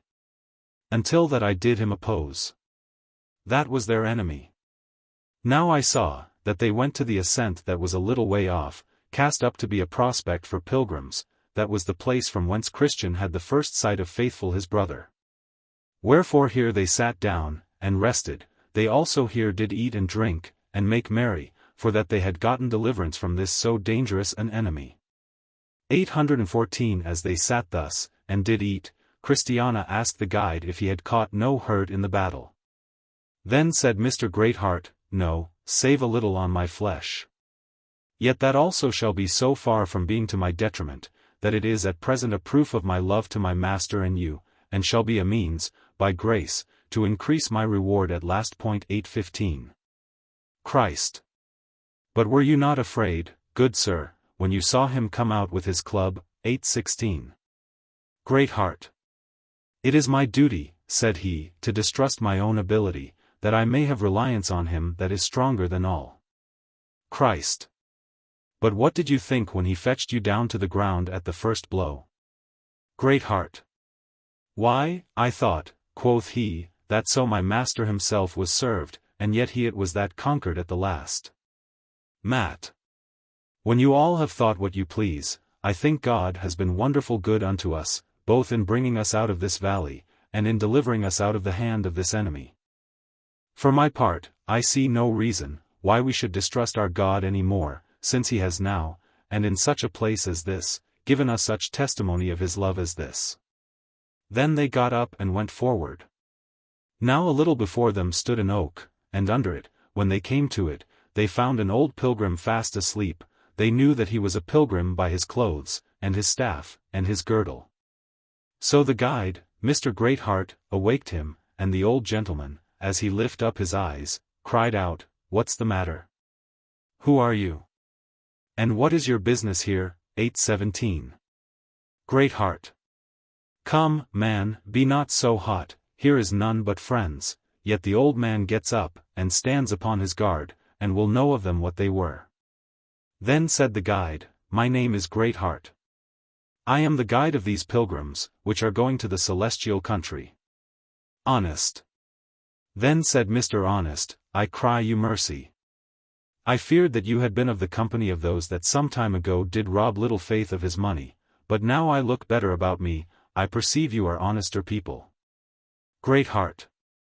Why, what would, or could you have done, to have helped yourself, if we indeed had been of that company? Honorable done. Why, I would have fought as long as breath had been in me. And had I so done, I am sure you could never have given me the worst on it, for a Christian can never be overcome, unless he should yield of himself. 8:18. Greatheart. Well said, Father Honest, quoth the guide, for by this I know thou art a cock of the right kind, for thou hast said the truth. Han. And by this, also, I know that thou knowest what true pilgrimage is, for all others do think that we are the soonest overcome of any. Greatheart. Well, now we are so happily met, pray let me crave your name, and the name of the place you came from.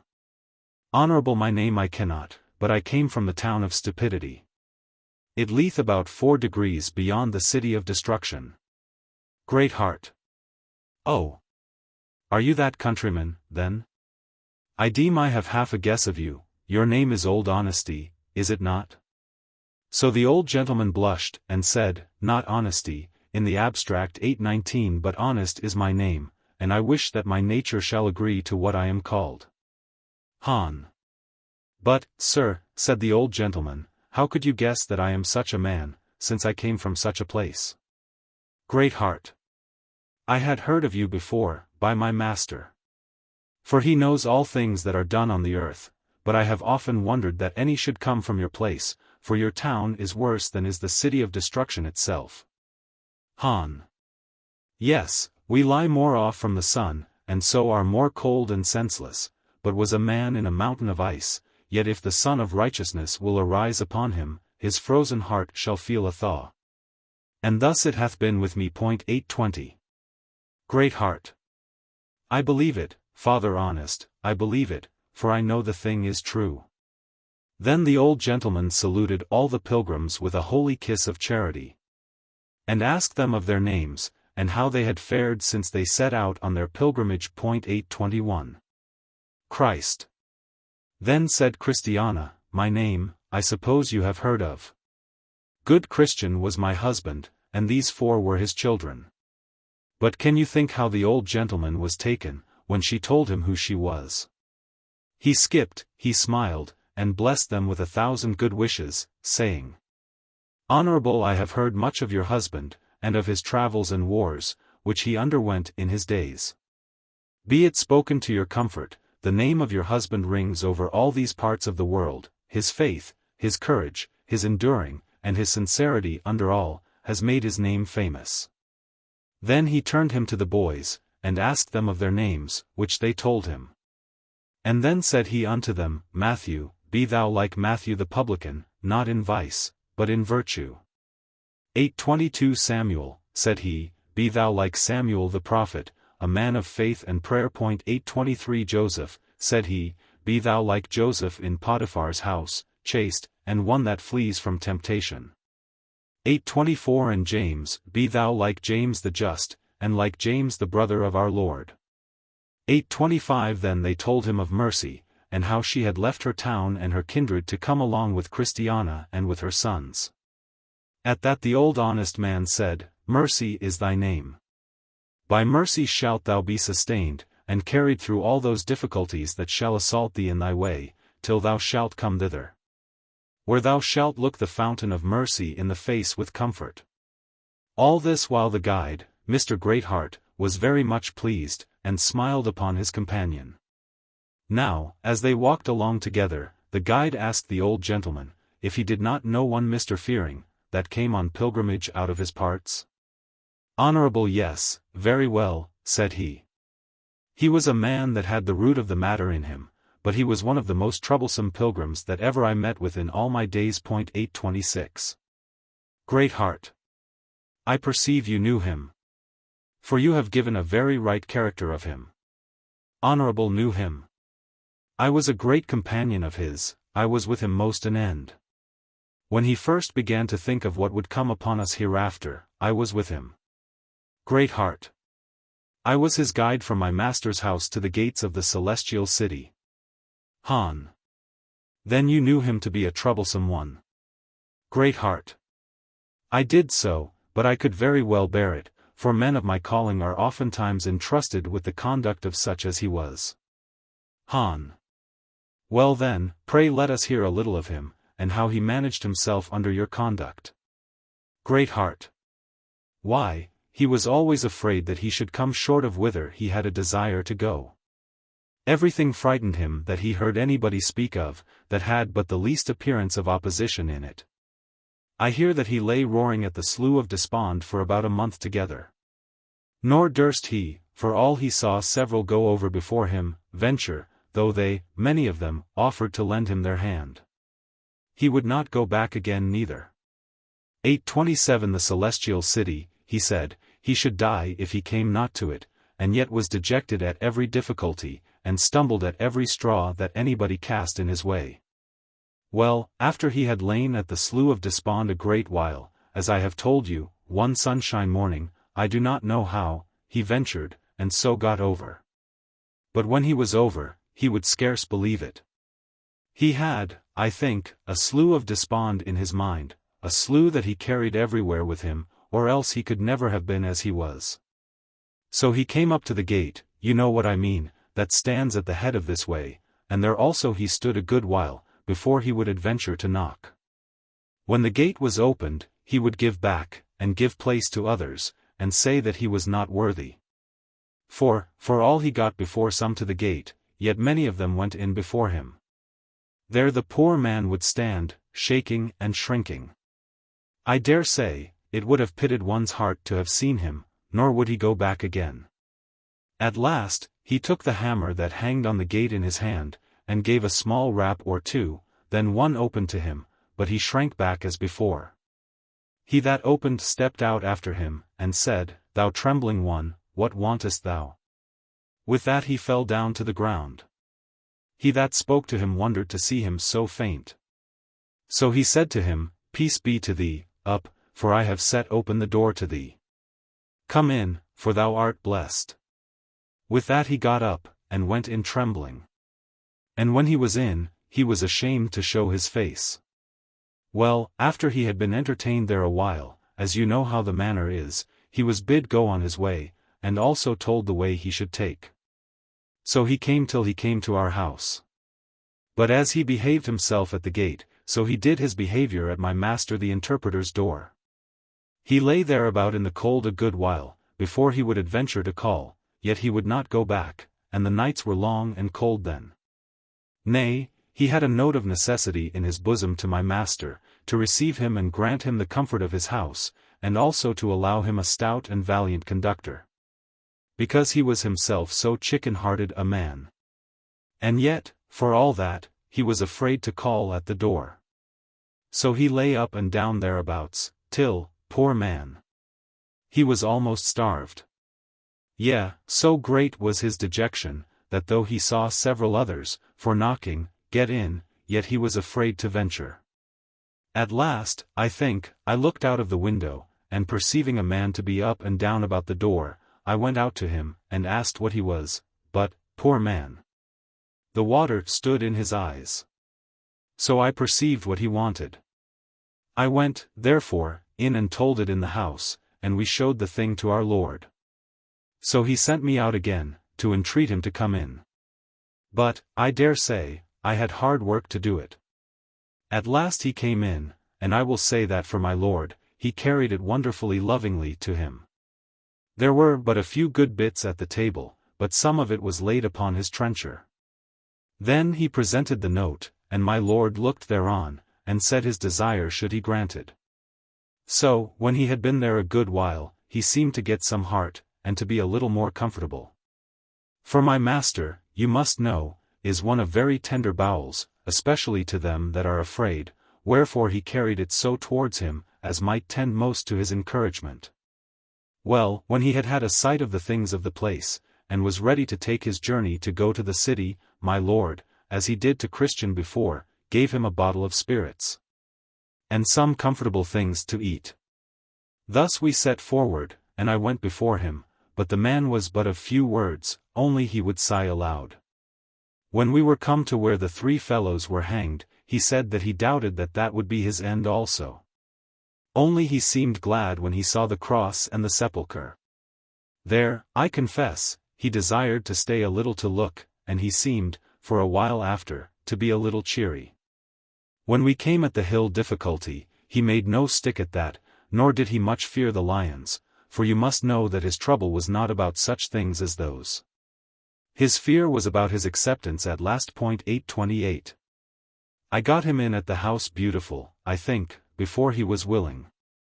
Also, when he was in, I brought him acquainted with the damsels that were of the place, but he was ashamed to make himself much for company. He desired much to be alone, yet he always loved good talk, and often would get behind the screen to hear it. He also loved much to see ancient things, and to be pondering them in his mind. He told me afterwards that he loved to be in those 2 houses from which he came last, to wit, at the gate, and that of the interpreter, but that he durst not be so bold to ask. When we went also from the house Beautiful, he went down the hill, into the valley of humiliation, he went down as well as ever I saw man in my life. For he cared not how mean he was, so he might he happy at last. I think, there was a kind of a sympathy betwixt that valley and him. For I never saw him better in all his pilgrimage than when he was in that valley. 829. Here he would lie down, embrace the ground, and kiss the very flowers that grew in this valley. 8:30 he would now be up every morning by break of day, tracing and walking to and fro in this valley. But when he was come to the entrance of the valley of the shadow of death, I thought I should have lost my man, not for that he had any inclination to go back, that he always abhorred. But he was ready to die for fear. Oh! The hobgoblins will have me! The hobgoblins will have me! Cried he, and I could not beat him out on it. He made such a noise, and such an outcry here, that, had they but heard him, it was enough to encourage them to come and fall upon us. 831. But this I took very great notice of, that this valley was as quiet while he went through it, as ever I knew it before or since. I suppose these enemies here had now a special check from our Lord, and a command not to meddle until Mr. Fearing was passed over it. It would be too tedious to tell you of all. We will, therefore, only mention a passage or two more. When he was come at Vanity Fair, I thought he would have fought with all at the men at the fair. I feared there we should both have been knocked on the head, so hot was he against their fooleries. 832 Upon the enchanted ground, he was also very wakeful. But when he was come at the river, where was no bridge, there again he was in a heavy case. Now, he said, he should be drowned forever, and so never see that face with comfort that he had come so many miles to behold. And here, also, I took notice of what was very remarkable. The water of that river was lower at this time than ever I saw it in all my life. So he went over at last, not much above wet shod. 833 When he was going up to the gate, I began to take his leave of him, and to wish him a good reception above. So he said, I shall. Then parted we asunder, and I saw him no more. Han. Then, it seems, he was well at last. Great heart. Yes, I never had doubt about him. He was a man of a choice spirit, only he was always kept very low, and that made his life so burdensome to himself, and so troublesome to others. 834 He was, above many, tender of sin. He was so afraid of doing injuries to others, that he often would deny himself of that which was lawful, because he would not offend. 835. Han. But what should be the reason that such a good man should be all his days so much in the dark? 836. Great heart. There are two sorts of reasons for it. One is, the wise God will have it so. Some must pipe, and some must weep. 837 Now Mr. Fearing was one that played upon this bass. He and his fellows sound the sackbut, whose notes are more doleful than the notes of other music are. Though, indeed, some say the bass is the ground of music. And, for my part, I care not at all for that profession that begins not in heaviness of mind. The first string that the musician usually touches is the bass, when he intends to put all in tune. God also plays upon this string first, when he sets the soul in tune for himself. Only here was the imperfection of Mr. Fearing, he could play upon no other music but this, till towards his latter end. 838. I make bold to talk thus metaphorically, for the ripening of the wits of young readers. And because, in the book of the Revelations, the saved are compared to a company of musicians that play upon their trumpets and harps, and sing their songs before the throne. 839. Han. He was a very zealous man, as one may see by what relation you have given of him. Difficulties, lions, or Vanity Fair, he feared not at all.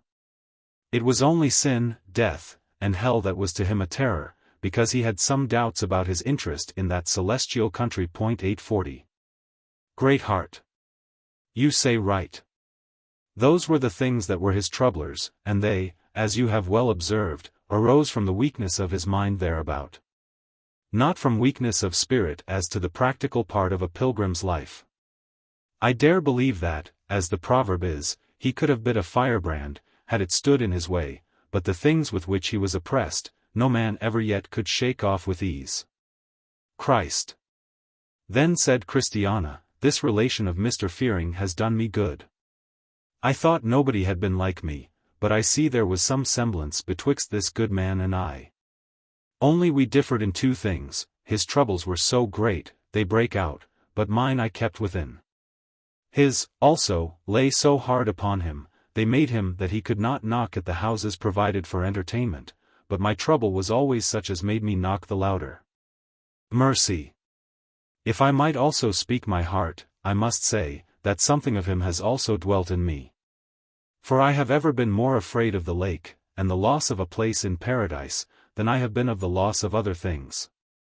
Oh, thought I, may I have the happiness to have a habitation there, it is enough, though I part with all the world to win it. Matt. Then said Matthew, fear was one thing that made me think that I was far from having that within me that accompanies salvation. But if it were so with such a good man as he, why may it not also go well with me? James. No fears, no grace, said James. Though there is not always grace where there is the fear of hell, yet, to be sure, there is no grace where there is no fear of God. 841. Great heart. Well said, James, thou hast hit the mark. For the fear of God is the beginning of wisdom, and, to be sure, they that lack the beginning, have neither middle nor end. But we will here conclude our discourse of Mr. Fearing, after we have sent after him this farewell. Well, Master Fearing, thou didst fear thy God, and wast afraid of doing anything, while here, that would have thee betrayed. And didst thou fear the lake and pit? Would others did so too? For, as for them that want thy wit, they do themselves undo. 842. Now I saw, that they still went on in their talk. For after Mr. Greatheart had made an end with Mr. Fearing, Mr. Honest began to tell them of another, but his name was Mr. Self-will. He pretended himself to be a pilgrim, said Mr. Honest. But I persuade myself he never came in at the gate that stands at the head of the way. Greatheart. Had you ever any talk with him about it? Honorable, yes, more than once or twice. But he would always be like himself, self-willed. He neither cared for man, nor argument, nor yet example, what his mind prompted him to, that he would do, and nothing else could he be got to. Greatheart. Pray, what principles did he hold? For I suppose you can tell. Honorable, he held, that a man might follow the vices as well as the virtues of the pilgrims. And that if he did both, he should be certainly saved. Greatheart. How? If he had said, it is possible for the heart to be guilty of the vices, as well as to partake of the virtues of pilgrims, he could not much have been blamed. For indeed we are exempted from no vice absolutely, but on condition that we watch and strive. 843. But this, I perceive, is not the thing. But if I understand you right, your meaning is, that he was of that opinion, that it was allowable so to be. Honorable, so I mean, and so he believed and practiced. Greatheart. But what ground had he for his so saying? Honorable, why, he said he had the scripture for his warrant. Greatheart. Prithee, Mr. Honest, present us with a few particulars. Honorable, so I will. He said, to have to do with other men's wives, had been practiced by David, God's beloved, and therefore he could do it. He said, to have more women than one, was a thing that Solomon practiced. And therefore he could do it. He said, that Sarah and the godly midwives of Egypt lied, and so did saved Rahab, and therefore he could do it. He said, that the disciples went at the bidding of their master, and took away the owner's ass, and therefore he could do so too. He said, that Jacob got the inheritance of his father in a way of guile and dissimulation, and therefore he could do so too. 844. Greatheart. Highly base. Indeed. And you are sure he was of this opinion? Honorable, I have heard him plead for it, bring scripture for it, bring argument for it, etc. Greatheart. An opinion that is not fit to be with any allowance in the world. Honorable, you must understand me rightly. He did not say that any man might do this. But that those that had the virtues of those that did such things, might also do the same. Great heart. But what more false than such a conclusion? For this is as much as to say, that because good men heretofore have sinned of infirmity, therefore he had allowance to do it of a presumptuous mind. Or if, because a child by the blast of the wind, or for that it stumbled at a stone, fell down, and defiled itself in mire, therefore he might wilfully lie down and wallow like a boar therein. Who could have thought that anyone could so far have been blinded by the power of lust? But what is written must be true, they stumble at the word, being disobedient. Whereunto also they were appointed. 8:45. His supposing that such may have the godly men's virtues, who addict themselves to their vices, is also a delusion as strong as the other. It is just as if the dog should say, I have, or may have, the qualities of the child, because I lick up its stinking excrements. To eat up the sin of God's people, is no sign of one that is possessed with their virtues. 8:46 Nor can I believe, that one that is of this opinion, can at present have faith or love in him. But I know you have made strong objections against him. Prithee, what can he say for himself? 8:47. Han. Why, he says, to do this by way of opinion, seems abundance more honest, than to do it, and yet hold contrary to it in opinion. Great heart. A very wicked answer. For though to let loose the bridle to lusts, while our opinions are against such things, is bad, yet, to sin, and plead a toleration so to do, is worse. The one stumbles beholders accidentally, the other pleads them into the snare. Honorable there are many of this man's mind, that have not this man's mouth. And that makes going on pilgrimage of so little esteem as it is. Great heart. You have said the truth, and it is to be lamented, but he that feareth the King of Paradise, shall come out of them all. Christ. There are strange opinions in the world. I know one that said, it was time enough to repent when they come to die. 8:48.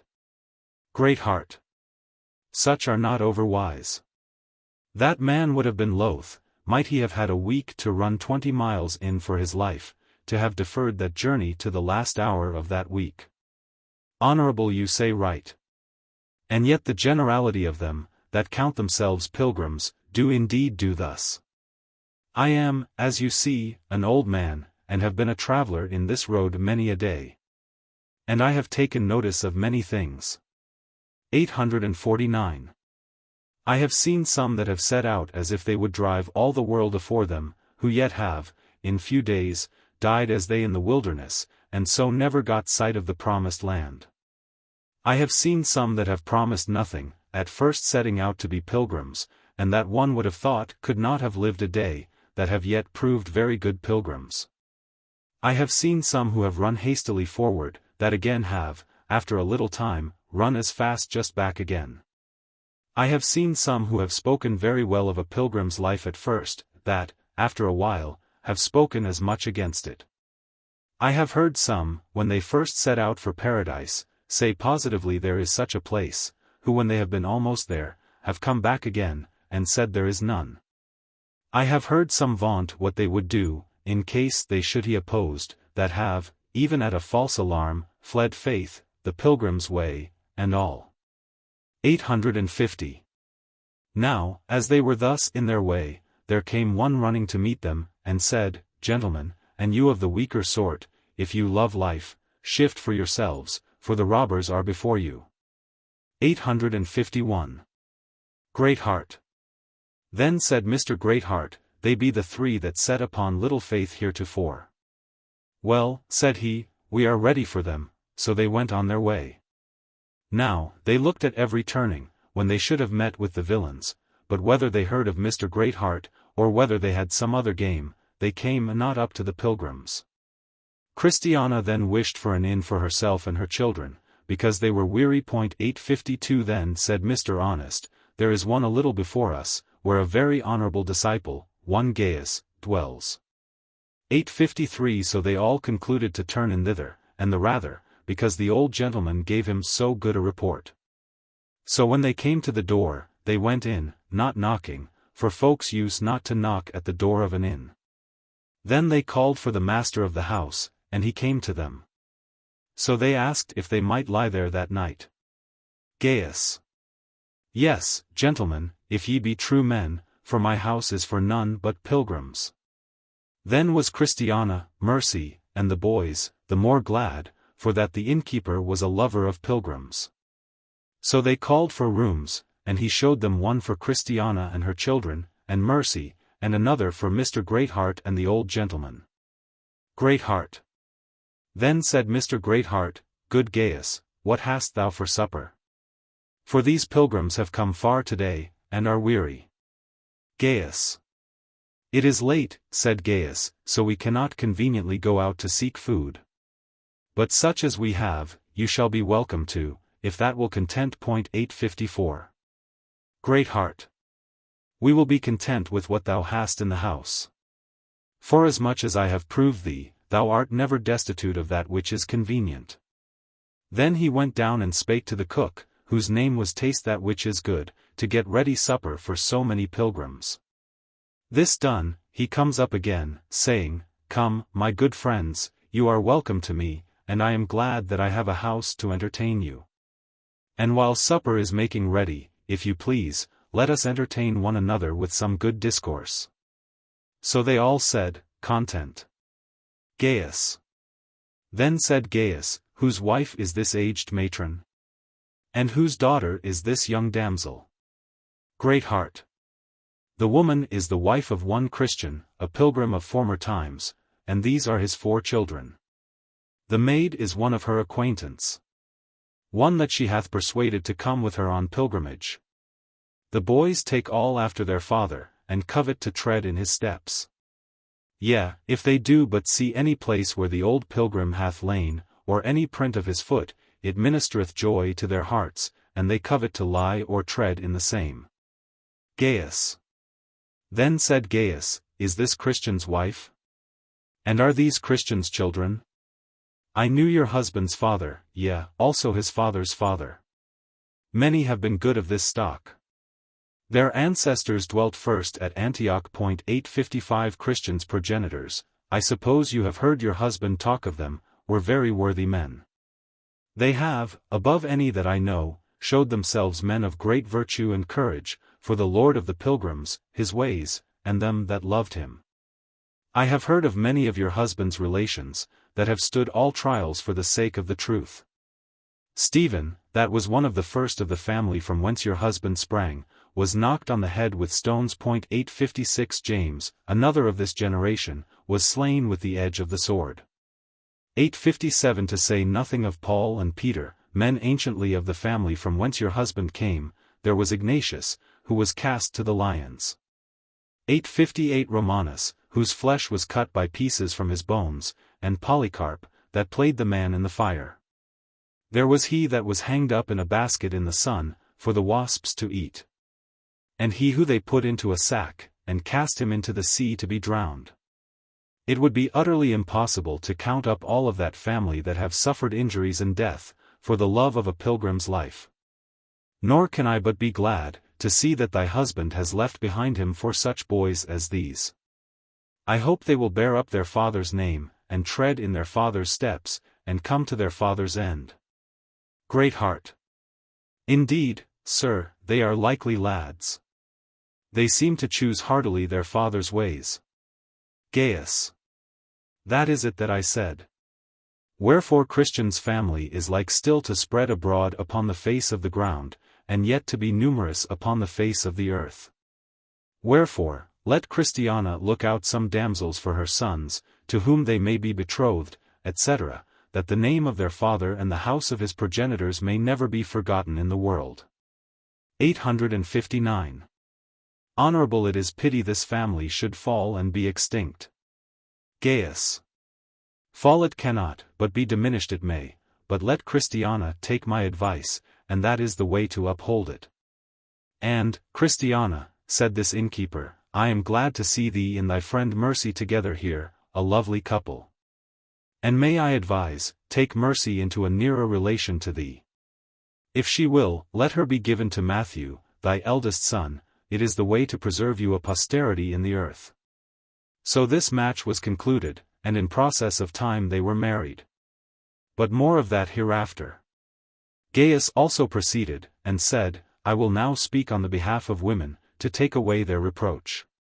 For as death and the curse came into the world by a woman 860, so also did life and health, God sent forth his Son made of a woman. 861 to show how much those that came after, did abhor the act of the mother, this sex, in the Old Testament, coveted children.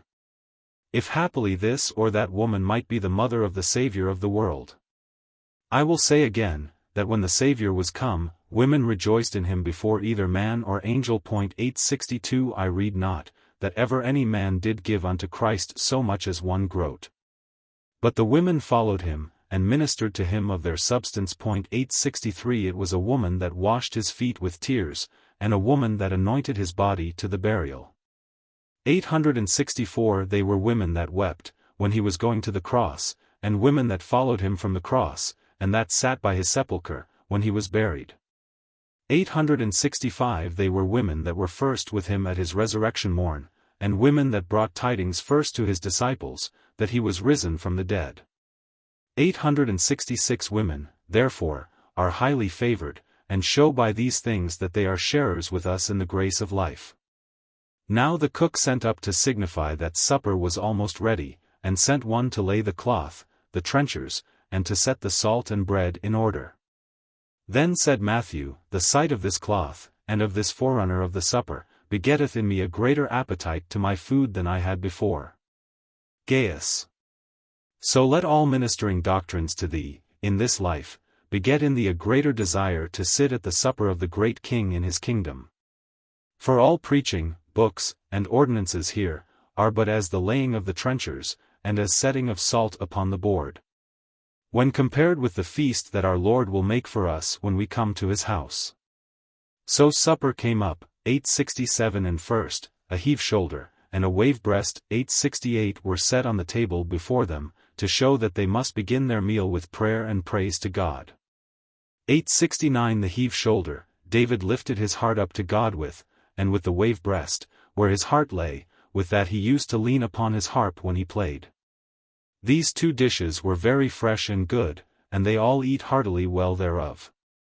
The next they brought up, was a bottle of wine, red as blood. 870 So Gaius said to them, Drink freely. This is the juice of the true vine, that makes glad the heart of God and man. 871 So they drank and were merry. The next was a dish of milk well crumbed. But Gaius said, Let the boys have that they may grow thereby. 872 Then they brought up in course a dish of butter and honey. Then said Gaius, Eat freely of this. For this is good to cheer up, and strengthen your judgments and understandings. This was our Lord's dish when he was a child, butter and honey shall he eat, that he may know to refuse the evil, and choose the good. 873 Then they brought them up a dish of apples, and they were very good tasted fruit. Then said Matthew, May we eat apples, since they were such, by, and with which, the serpent beguiled our first mother? Then said Gaius, Apples were they with which we were beguiled. Yet sin, not apples, hath our souls defilled. Apples forbid, if eat, corrupt the blood. To eat such, when commanded, does us good. Drink of his flagons, then, thou church, his dove. And eat his apples, who are sick of love. Then said Matthew, I made the scruple, because I a while since was sick with eating of fruit. Gaius. Forbidden fruit will make you sick, but not what our Lord has tolerated. While they were thus talking, they were presented with another dish, and it was a dish of nuts. 874 Then said some at the table, Nuts spoil tender teeth, especially the teeth of children. Which when Gaius heard, he said, Hard texts are nuts, I will not call them cheaters. Whose shells do keep their kernels from the eaters. Ope then the shells, and you shall have the meat. They here are brought for you to crack and eat. Then were they very merry, and sat at the table a long time, talking of many things. Then said the old gentleman, My good landlord, while we are cracking your nuts, if you please, do you open this riddle. 875. A man there was though some did count him mad. The more he cast away, the more he had. Then they all gave good heed, wondering what good Gaius would say. So he sat still a while, and then thus replied. He that bestows his goods upon the poor shall have as much again, and 10 times more. Then said Joseph, I dare say, sir, I did not think you could have found it out. Oh! Said Gaius, I have been trained up in this way a great while, nothing teaches like experience. I have learned of my Lord to be kind, and have found by experience, that I have gained thereby. There is that scattereth, and yet increaseth, and there is that withholdeth more than is meet. But it tendeth to poverty. 876. There is that mocketh himself rich, yet hath nothing, there is that mocketh himself poor, yet hath great riches. 877. Then Samuel whispered to Christiana, his mother, and said, Mother, this is a very good man's house, let us stay here a good while, and let my brother Matthew be married here to Mercy, before we go any further. 878. The which Gaius the host overhearing, said, With a very good will, my child. So they stayed there more than a month, and Mercy was given to Matthew to wife. While they stayed here, Mercy, as her custom was, would be making coats and garments to give to the poor, by which she brought up a very good report upon the pilgrims. 879. But to return again to our story. After supper the lads desired a bed, for that they were weary with travelling. Then Gaius called to show them their chamber. But said Mercy, I will have them to bed. So she had them to bed, and they slept well, but the rest sat up all night. For Gaius and they were such suitable company, that they could not tell how to part. Then after much talk of their Lord, themselves, and their journey, old Mr. Honest, he that put forth the riddle to Gaius, began to nod. Then said Greatheart, What, sir, you begin to be drowsy. Come, rub up, now here is a riddle for you. Then said Mr. Honest, Let us hear it. Then said Mr. Greatheart, He that will kill, must first be overcome. Who live abroad would, first must die at home. Ha! Said Mr. Honest, It is a hard one, hard to expound, and harder to practice. But come, landlord, said he, I will, if you please, leave my part to you, do you expound it, and I will hear what you say. No, said Gaius, it was put to you, and it is expected that you should answer it. Then said the old gentleman, He first by grace must conquered be. That sin would mortify. And who, that lives, would convince me? Unto himself must die. 880. It is right, said Gaius, good doctrine and experience teaches this. For, first, until grace displays itself, and overcomes the soul with its glory, it is altogether without heart to oppose sin.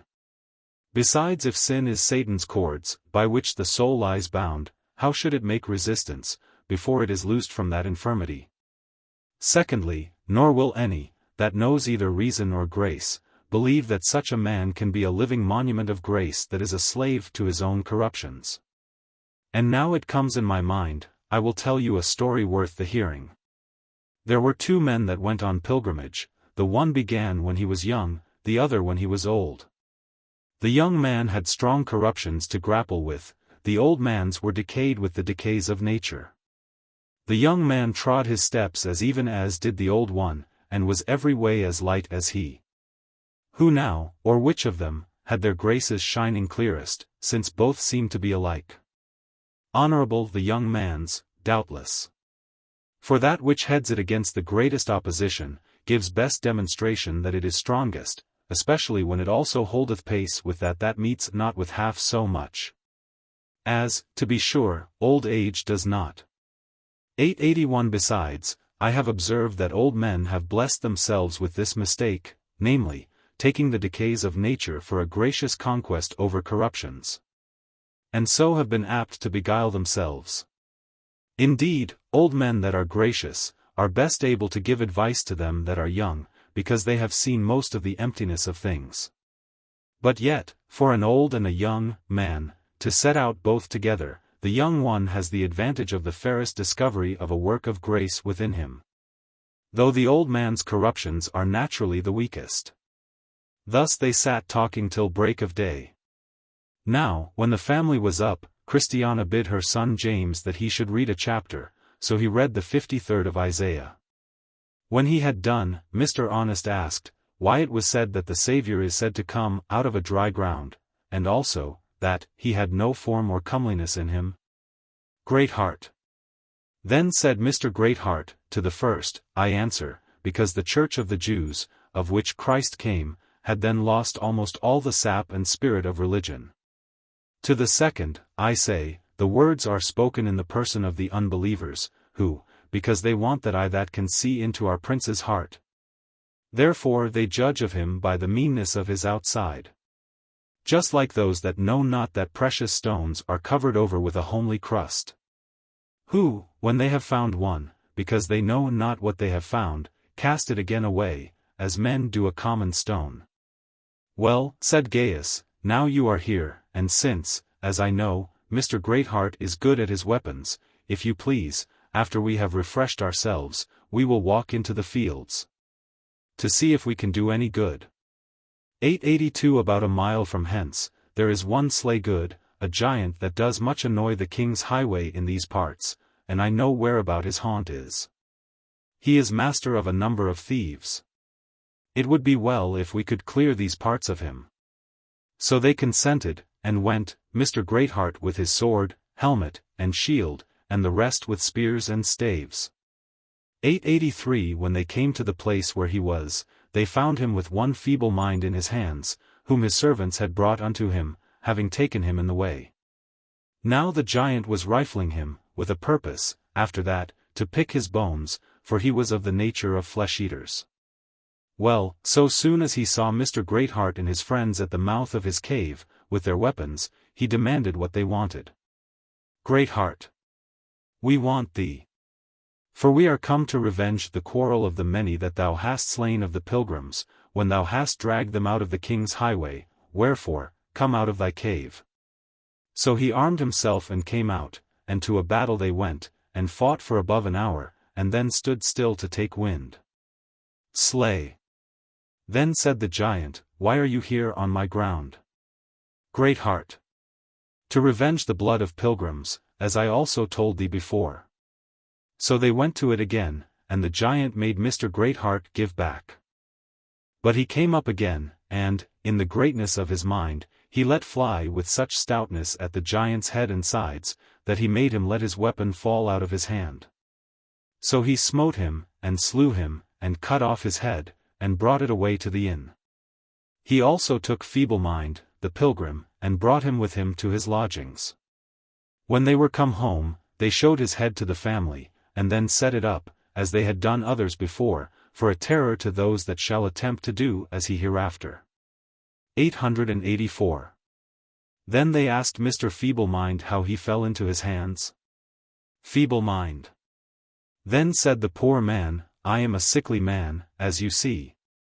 And, because death did usually once a day knock at my door, I thought I should never be well at home. So I betook myself to a pilgrim's life, and have travelled hither from the town of Uncertain, where I and my father were born. I am a man of no strength at all of body, nor yet of mind. But would, if I could, though I can but crawl, spend my life in the pilgrim's way. 885 When I came at the gate that is at the head of the way, the lord of that place did entertain me freely. Neither objected he against my weakly looks, nor against my feeble mind, but gave me such things that were necessary for my journey, and bid me hope to the end. When I came to the house of the interpreter, I received much kindness there, and because the hill difficulty was judged too hard for me, I was carried up that by one of his servants. Indeed, I have found much relief from pilgrims, though none were willing to go so softly as I am forced to do. Yet still, as they came on, they bid me be of good cheer, and said that it was the will of their Lord that comfort should be given to the feeble-minded, and so went on their own pace. 886 When I was come up to a salt lane, then this giant met with me, and bid me prepare for an encounter, but, alas! Feeble one that I was, I had more need of a cordial. So he came up and took me. I conceded he should not kill me. Also, when he had got me into his den, since I went not with him willingly, I believed I should come out alive again. For I have heard, that not any pilgrim that is taken captive by violent hands, if he keeps heart whole towards his master, is, by the laws of Providence, to die by the hand of the enemy. Robbed I look to be, and robbed to be sure I am, but I am, as you see, escaped with life, for the which I thank my King as author, and you as the means. Other brunts I also look for. But this I have resolved on, to wit, to run when I can, to go when I cannot run, and to creep when I cannot go. As to the main, I thank him that loves me, I am fixed. My way is before me, my mind is beyond the river that has no bridge, though I am, as you see, but of a feeble mind. 887. Han. Then said old Mr. Honest, have you not, some time ago, been acquainted with one Mr. Fearing, a pilgrim? Feeble. Acquainted with him? Yes. He came from the town of Stupidity, which lieth 4 degrees to the northward of the city of Destruction, and as many off of where I was born. Yet we were well acquainted, for, indeed, he was my uncle, my father's brother. He and I have been much of a temper. He was a little shorter than I, but yet we were much of a complexion. Han. I perceive you know him, and I am apt to believe also, that you were related one to another, for you have his whitely look, a cast like his with your eye, and your speech is much alike. Feeble. Most have said so that have known us both, and besides, what I have read in him, I have, for the most part, found in myself. Gaius. Come, sir, said good Gaius, be of good cheer, you are welcome to me, and to my house, and what thou hast a mind to, call for freely. And what thou wouldest have my servants do for thee, they will do it with a ready mind. Then said Mr. Feeble-mind, this is unexpected favor, and as the sun shining out of a very dark cloud. Did giant Slaygood intend me this favor when he stopped me, and resolved to let me go no further? Did he intend, that after he had rifled my pockets, I should go to Gaius, mine host? Yet so it is. 888. Now, just as Mr. Feeble-mind and Gaius were thus in talk, there comes one running, and called at the door, and told that, about 1.5 miles off, there was one Mr. Notright, a pilgrim, struck dead upon the place where he was with a thunderbolt. 889. Feeble. Alas! Said Mr. Feeble-mind, is he slain? He overtook me some days before I came so far as hither, and would be my company keeper. He also was with me when Slaygood, the giant, took me. But he was nimble of his heels, and escaped. But, it seems, he escaped to die, and I was took to live. 890. What, one would think, doth seek to slay outright, ofttimes delivers from the saddest plight. That very Providence, whose face is death, doth ofttimes to the lowly life bequeath. I taken was, he did escape and flee. Hands crossed gives death to him, and life to me. Now, about this time, Matthew and Mercy were married. Also Gaius gave his daughter Phoebe to James, Matthew's brother, to wife. After which time they yet stayed above 10 days at Gaius' house, spending their time, and the seasons, like as pilgrims used to do. 891. When they were to depart, Gaius made them a feast, and they did eat and drink, and were merry. Now the hour was come that they must be gone, wherefore, Mr. Greatheart called for a reckoning. But Gaius told him, that at his house it was not the custom for pilgrims to pay for their entertainment. He boarded them by the year, but looked for his pay from the Good Samaritan, who had promised him, at his return, whatsoever charge he was at with them, faithfully to repay him. 892 Then said Mr. Greatheart to him, Greatheart, beloved, thou dost faithfully whatsoever thou dost to the brethren, and to strangers, which have borne witness of thy charity before the church. Whom if thou, yet, bring forward on their journey after a godly sort, thou shalt do well. 893 Then Gaius took his leave of them all, and of his children, and particularly of Mr. Feeblemind. He also gave him something to drink by the way. Now Mr. Feeblemind, when they were going out of the door, made as if he intended to linger. The which when Mr. Greatheart espied, he said, Come, Mr. Feeblemind, pray do you go along with us, I will be your conductor, and you shall fare as the rest. Feeble. Alas! I want a suitable companion, you are all lusty and strong, but I, as you see, am weak. I choose, therefore, rather to come behind, lest, by reason of my many infirmities, I should be both a burden to myself and to you. I am, as I said, a man of a weak and feeble mind, and shall be offended and made weak at that which others can bear. I shall like no laughing, I shall like no gay attire. I shall like no unprofitable questions. Nay, I am so weak a man, as to be offended with that which others have liberty to do. I do not yet know all the truth, I am a very ignorant Christian man. Sometimes, if I hear some rejoice in the Lord, it troubles me, because I cannot do so too. It is with me, as it is with a weak man among the strong, or as with a sick man among the healthy, or as a lamp despised, he that is ready to slip with his feet is as a lamp despised in the thought of him that is at ease. 894 So that I know not what to do. 895. Greatheart. But, brother, said Mr. Greatheart, I have it in commission to comfort the feeble-minded, and to support the weak. 896 You must needs go along with us, we will wait for you.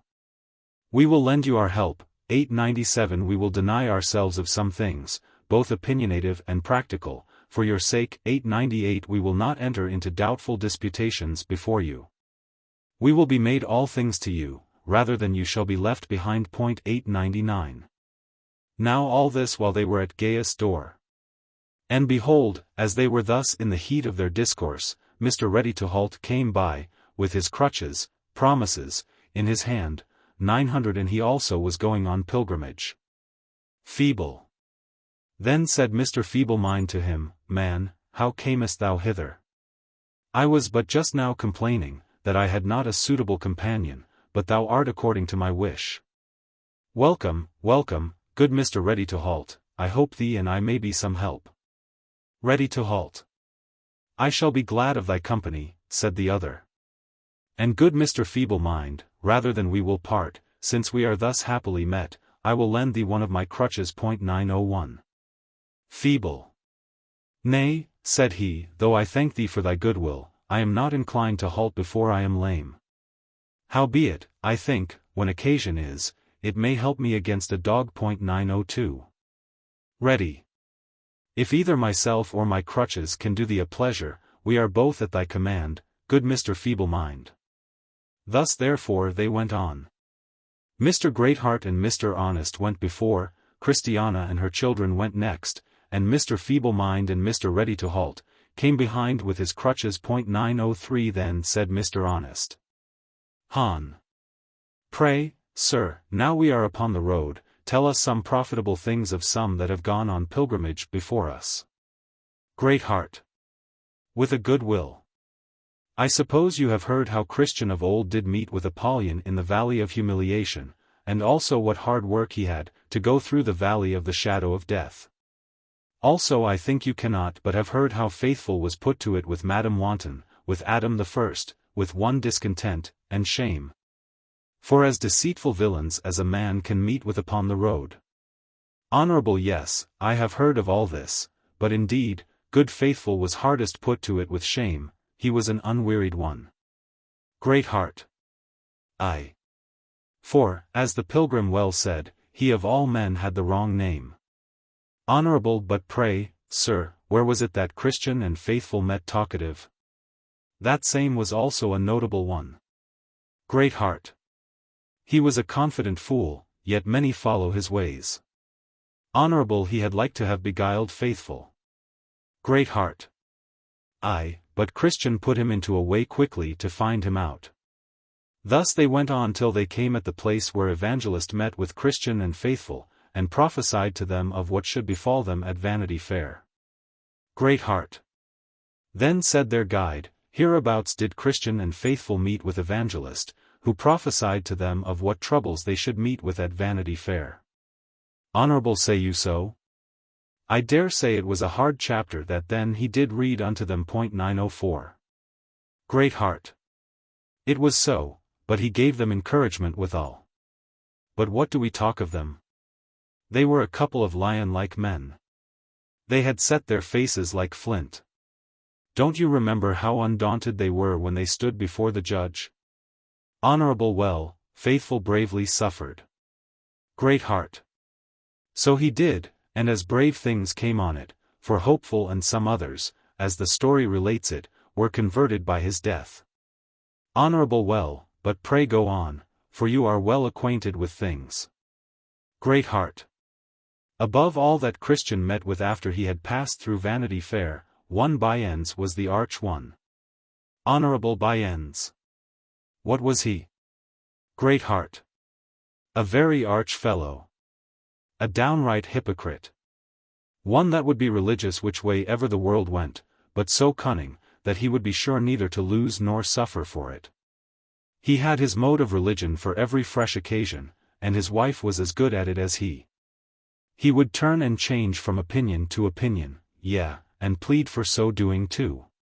But, so far as I could learn, he came to an ill end with his Byends, nor did I ever hear that any of his children were ever of any esteem with any that truly feared God. Now, by this time, they were come within sight of the town of Vanity, where Vanity Fair is kept. So, when they saw that they were so near the town, they consulted with one another, how they should pass through the town, and some said one thing, and some another. At last Mr. Greatheart said, I have, as you may understand, often been a conductor of pilgrims through this town. Now I am acquainted with one Mr. Nason, a Cyprian by nation, an old disciple, at whose house we may lodge. 905 if you think good, said he, we will turn in their. 906. Content, said Old Honest. Content, said Christiana. Content, said Mr. Feeblemind, and so they said all. Now, you must think, it was eventide by that they got to the outside of the town. But Mr. Greatheart knew the way to the old man's house. So thither they came, and he called at the door, and the old man within knew his tongue so soon as ever he heard it. So he opened, and they all came in. Then said Nason their host, How far have ye come today? So they said, From the house of Gaius our friend. I promise you, said he, you have gone a good stitch, you may well be a-weary, sit down. So they sat down. Great heart. Then said their guide, Come, what cheer, sirs? I dare say you are welcome to my friend. Nason. I also, said Mr. Nason, do bid you welcome, and, whatever you want, do but say, and we will do what we can to get it for you. Han. Our great want, a while since, was harbor and good company, and now I hope we have both. Nason. For harbor, you see what it is, but for good company, that will appear in the trial. Greatheart. Well, said Mr. Greatheart, will you have the pilgrims up into their lodging? Nason. I will, said Mr. Nason. So he had them to their respective places. And also showed them a very fair dining room, where they might be, and sup together, until time was come to go to rest. Now, when they were set in their places, and were a little cheery after their journey, Mr. Honest asked his landlord, if there were any store of good people in the town? Nason. We have a few, for indeed they are but a few, when compared with them on the other side. Honorable, but how shall we do to see some of them? For the sight of good men to them that are going on pilgrimage, is like to the appearing of the moon and the stars to them that are sailing upon the seas. 907. Then Mr. Nason stamped with his foot, and his daughter Grace came up.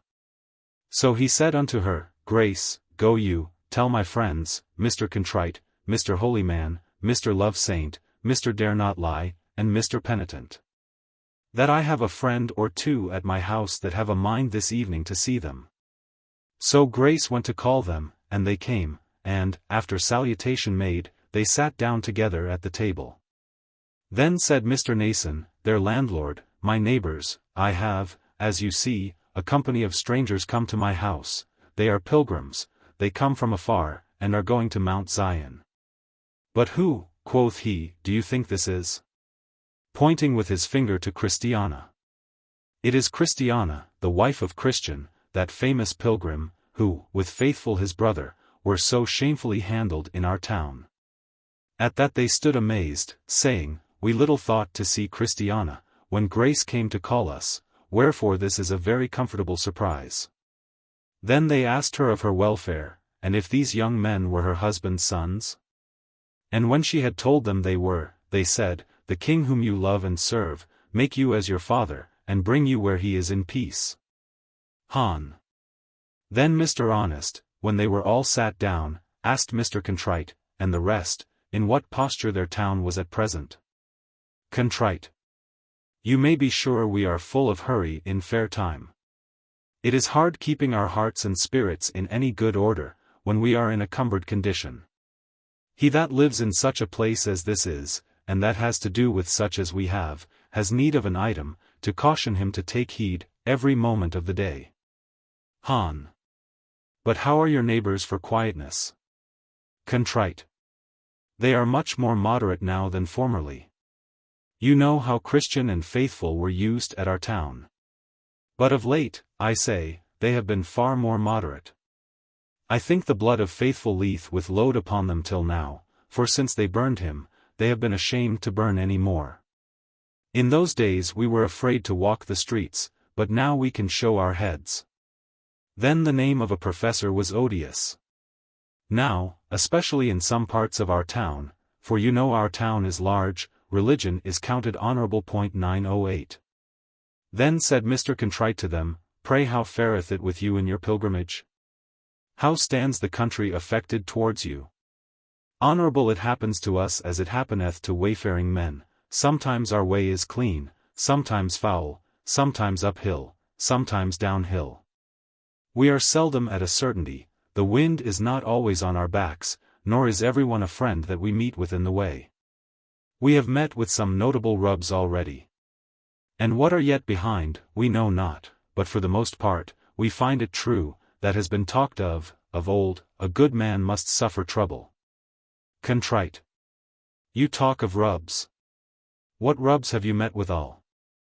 Honorable nay, ask Mr. Greatheart, our guide, for he can give the best account of that. Greatheart. We have been beset 3 or 4 times already.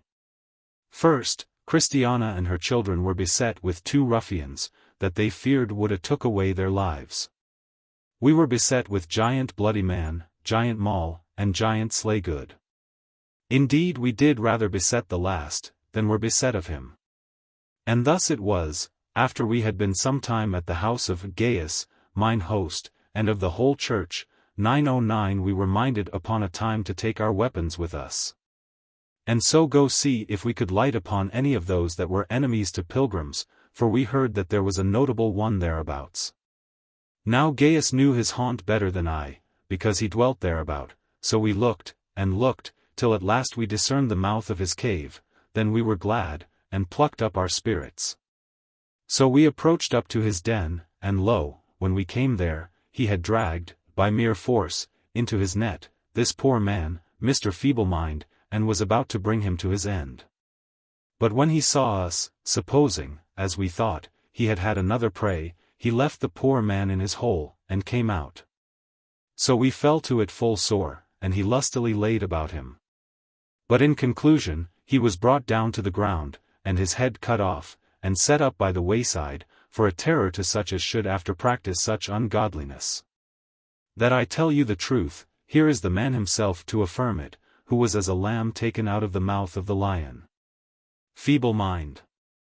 Then said Mr. Feeble-mind, I found this true, to my cost, and comfort, to my cost, when he threatened to pick my bones every moment. And to my comfort, when I saw Mr. Greatheart and his friends with their weapons, approach so near for my deliverance. Holy man. Then said Mr. Holy man, there are 2 things that they have need to be possessed with, that go on pilgrimage, courage, and an unspotted life. If they have not courage, they can never hold on their way, and if their lives be loose, they will make the very name of a pilgrim stink. Love Saint. Then said Mr. Love Saint, I hope this caution is not needful amongst you. But truly, there are many that go upon the road, that rather declare themselves strangers to pilgrimage, than strangers and pilgrims in the earth. Dare not lie. Then said Mr. Dare not lie, it is true, they neither have the pilgrim's need, nor the pilgrim's courage, they go not uprightly, but all awry with their feet. One shoe goes inward, another outward, and their hosen out behind, they're a rag, and they're a rent, to the disparagement of their Lord. Penitent. These things, said Mr. Penitent, they ought to be troubled for. Nor are the pilgrims like to have that grace put upon them and their pilgrim's progress, as they desire, until the way is cleared of such spots and blemishes. Thus they sat talking and spending the time, until supper was set upon the table, unto which they went and refreshed their weary bodies, so they went to rest. Now they stayed in this fair a great while, at the house of this Mr. Nason, who, in process of time, gave his daughter Grace unto Samuel, Christiana's son, to wife, and his daughter Martha to Joseph. The time, as I said, that they lay here, was long, for it was not now as in former times. Wherefore the pilgrims grew acquainted with many of the good people of the town, and did them what service they could. Mercy, as she was wont, labored much for the poor. Wherefore their bellies and backs blessed her, and she was there an ornament to her profession.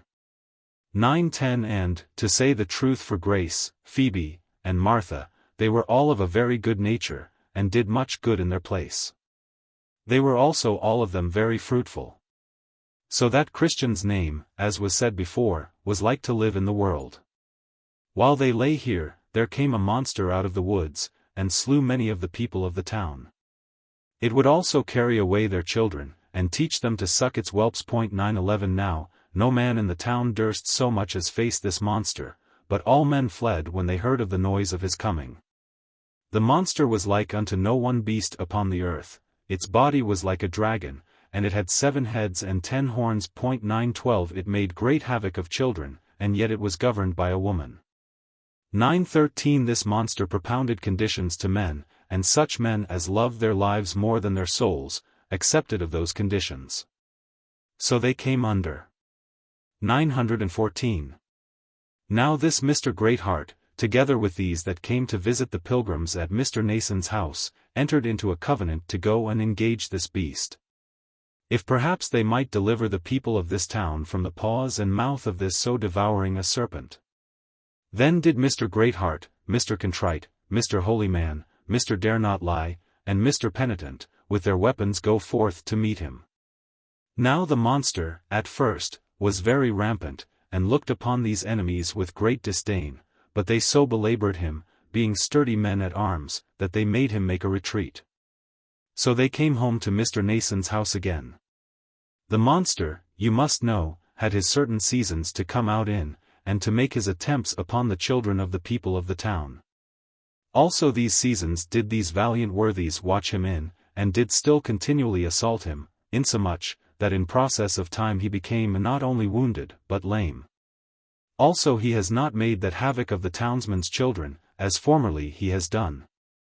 And it is verily believed by some, that this beast will die of his wounds. 915. This, therefore, made Mr. Greatheart and his fellows of great fame in this town, so that many of the people that wanted their taste of things, yet had a reverent esteem and respect for them. 916 Upon this account therefore it was, that these pilgrims got not much hurt here. True, there were some of the baser sort, that could see no more than a mole, nor understand more than a beast.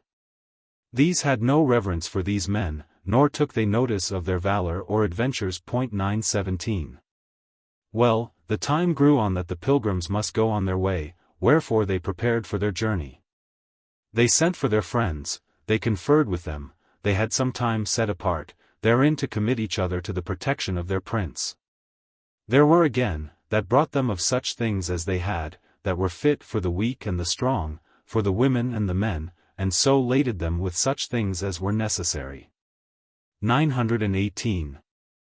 Then they set forward on their way, and their friends accompanying them so far as was convenient, they again committed each other to the protection of their king, and parted. They, therefore, that were of the Pilgrim's company went on, and Mr. Greatheart went before them. Now the women and children being weakly, they were forced to go as they could bear. By this means Mr. Ready to Halt and Mr. Feeblemind had more to sympathize with their condition. When they were gone from the townsmen, and when their friends had bid them farewell, they quickly came to the place where Faithful was put to death. There therefore they made a stand, and thanked him that had enabled him to bear his cross so well. And the rather because they now found that they had a benefit by such a manly suffering as his was. 919. They went on, therefore, after this, a good way further, talking of Christian and Faithful, and how Hopeful joined himself to Christian after that Faithful was dead.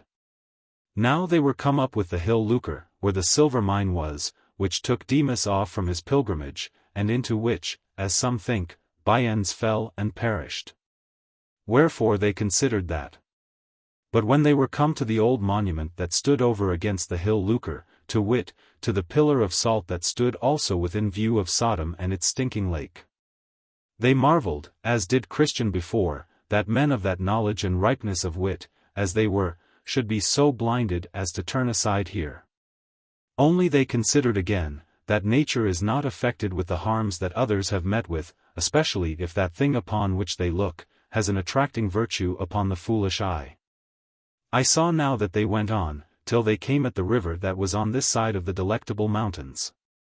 To the river where the fine trees grow on both sides, and whose leaves, if taken inwardly, are good against surfeits, where the meadows are green all the year long, and where they might lie down safely. 920.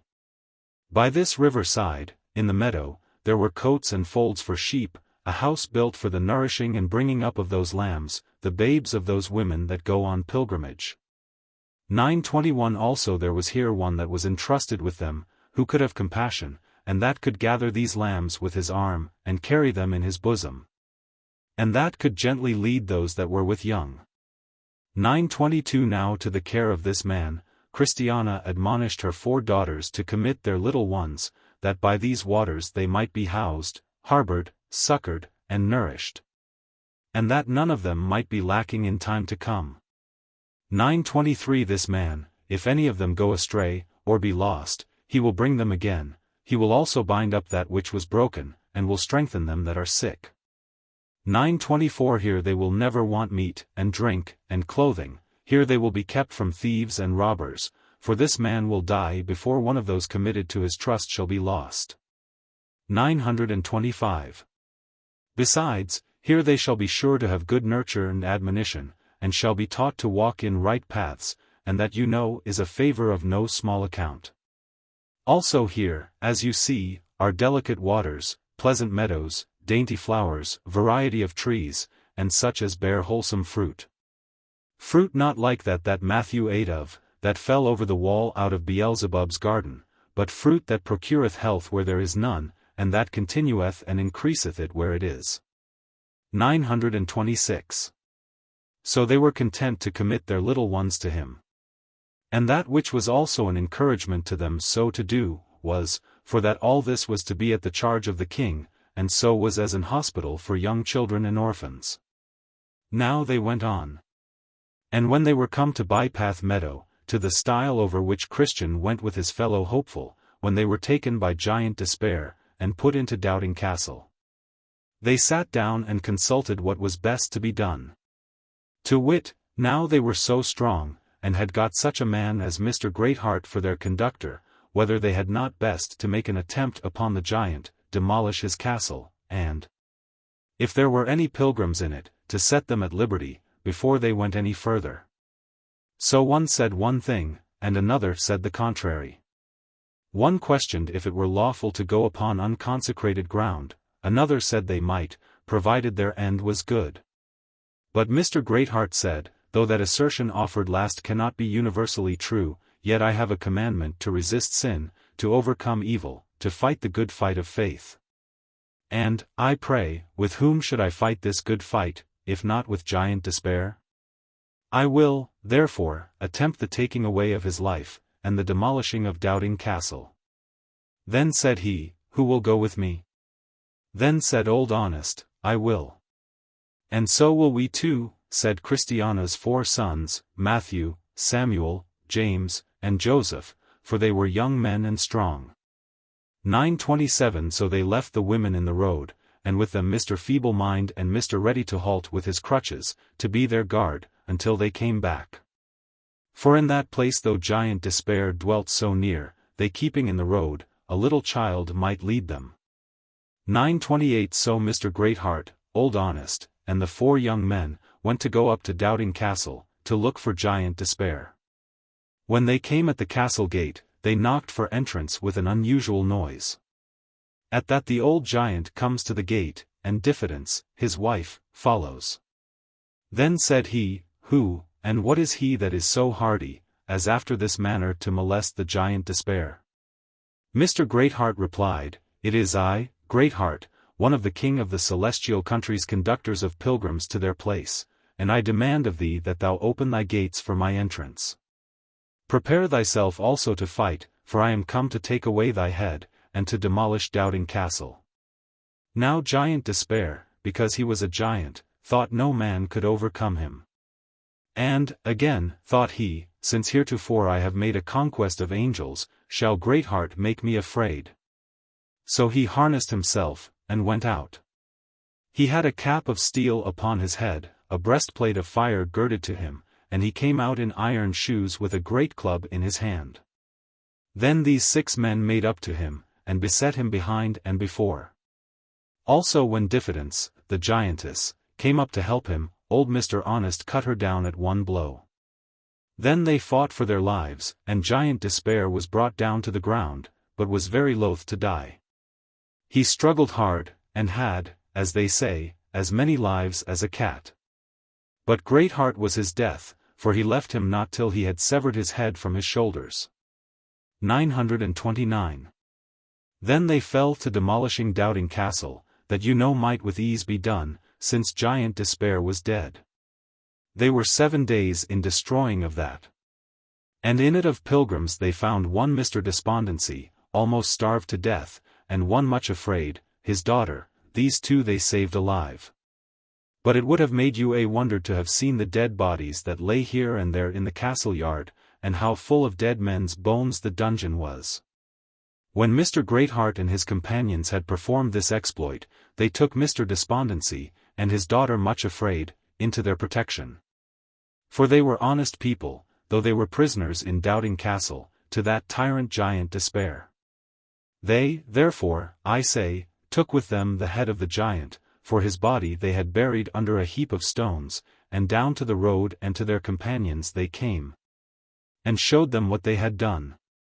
Now when Feeble-Mind and Ready-to-Halt saw that it was the head of Giant Despair indeed, they were very jocund and merry. 930 Now Christiana, if need was, could play upon the viol, and her daughter Mercy upon the lute, so, since they were so merry disposed, she played them a lesson, and Ready-to-Halt would dance. So he took Despondency's daughter, named Much Afraid, by the hand, and to dancing they went in the road. True, he could not dance without one crutch in his hand. But, I promise you, he footed it well. Also the girl was to be commended, for she answered the music handsomely. As for Mr. Despondency, the music was not much to him. He was for feeding rather than dancing, for that he was almost starved. So Christiana gave him some of her bottle of spirits, for present relief, and then prepared him something to eat. And, in little time, the old gentleman came to himself, and began to be finely revived. Now I saw in my dream, when all these things were finished, Mr. Greatheart took the head of Giant Despair, and set it upon a pole by the highway side, right over against the pillar that Christian erected for a caution to pilgrims that came after, to take heed of entering into his grounds. 931. Though Doubting Castle be demolished, and the Giant Despair hath lost his head, sin can rebuild the castle, make't remain, and make Despair the giant live again. Then he writ under it, upon a marble stone these verses following. This the head of him, whose name only in former times did pilgrims terrify. His castles down. And diffidence, his wife. Brave Master Greatheart has bereft of life. Despondency, his daughter much afraid. Greatheart for them also the man has played. Who hear of doubts, if he'll but cast his eye up hither, may his scruples satisfy. This head also, when doubting cripples dance, doth show from fears they have deliverance. When these men had thus bravely showed themselves against doubting castle, and had slain giant despair, they went forward. And went on till they came to the delectable mountains, where Christian and hopeful refreshed themselves with the varieties of the place. They also acquainted themselves with the shepherds there, who welcomed them, as they had done Christian before, unto the delectable mountains. Now the shepherds, seeing so great a train follow Mr. Greatheart, for with him they were well acquainted, they said unto him, Good sir, you have got a goodly company here. Pray, where did you find all these? Then Mr. Greatheart replied. First, here is Christiana and her train. Her sons, and her sons' wives, who like the wain 932. Keep by the pole, and do by compass steer. From sin to grace, else they had not been here. Next, here's old Honest come on pilgrimage. Ready to halt, too, who, I dare engage. True heart is, and so is feeble mind. Who willing was not to be left behind. Despondency, good man, is coming after. And so also is much afraid his daughter. May we have entertainment here, or must we further go? Let's know whereon to trust. Then said the shepherds, This is a comfortable company. You are welcome to us, for we have comfort, for the feeble as for the strong. Our prince has an eye to what is done to the least of these, therefore infirmity must not be a block to our entertainment. 933 So they had them to the palace door, and then said unto them, Come in, Mr. Feeble-mind, come in, Mr. Ready-to-halt, come in, Mr. Despondency, and Mrs. Much-afraid, his daughter. 934 These, Mr. Greatheart, said the shepherds to the guide, we call in by name, for that they are most subject to draw back. But as for you, and the rest that are strong, we leave you to your wonted liberty. Then said Mr. Greatheart, This day I see that grace doth shine in your faces, and that you are my Lord's shepherds indeed. For that you have not pushed these diseased neither with side nor shoulder, but have rather strewed their way into the palace with flowers, as you should. 935 So the feeble and weak went in, and Mr. Greatheart and the rest did follow. When they were also set down, the shepherds said to those of the weaker sort, What is it that you would have? For, said they, all things must be managed here to the supporting of the weak, as well as the warning of the unruly. So they made them a feast of things easy of digestion, and that were pleasant to the palate, and nourishing. The which, when they had received, they went to their rest, each one respectively unto his proper place. When morning was come, because the mountains were high, and the day clear, and because it was the custom of the shepherds to show to the pilgrims, before their departure, some rarities. 936 Therefore, after they were ready, and had refreshed themselves, the shepherds took them out into the fields, and showed them first what they had showed to Christian before. Then they had them to some new places. The first was to Mount Marvel, where they looked, and beheld a man at a distance, that tumbled the hills about with words. Then they asked the shepherds what that should mean. So they told them, that that man was a son of one great grace, of whom you read in the first part of the records of the Pilgrim's Progress. And he is set there to teach pilgrims how to believe down, or to tumble out of their way, what difficulties they shall meet with, by faith. 937 Then said Mr. Greatheart, I know him. He is a man above many. Then they had them to another place, called Mount Innocent. And there they saw a man clothed all in white, and two men, Prejudice and Ill Will, continually casting dirt upon him. Now, behold, the dirt, whatsoever they cast at him, would in little time fall off again, and his garments would look as clear as if no dirt had been cast thereat. 938 Then said the pilgrims, What means this? The shepherds answered, This man is named Godly Man, and this garment is to show the innocency of his life. Now, those that throw dirt at him, are such as hate his well-doing, but, as you see the dirt will not stick upon his clothes, so it shall be with him that liveth truly innocently in the world. Whoever they be that would make such men dirty, they labor all in vain. For God, by that a little time is spent, will cause that their innocence shall break forth as the light, and their righteousness as the noonday. Then they took them, and had them to Mount Charity, where they showed them a man that had a bundle of cloth lying before him, out of which he cut coats and garments for the poor that stood about him. Yet his bundle or roll of cloth was nevertheless. Then said they, What should this be? This is, said the shepherds, to show you, that he that has a heart to give of his labor to the poor, shall never want wherewithal. He that watereth shall be watered himself. And the cake that the widow gave to the prophet did not cause that she had ever the less in her barrel. They had them also to a place where they saw one fool, and one wantwit, washing of an Ethiopian, with intention to make him white, but the more they washed him the blacker he was.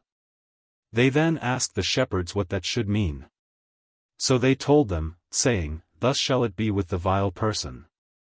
All means used to get such a one a good name shall, in conclusion, tend but to make him more abominable.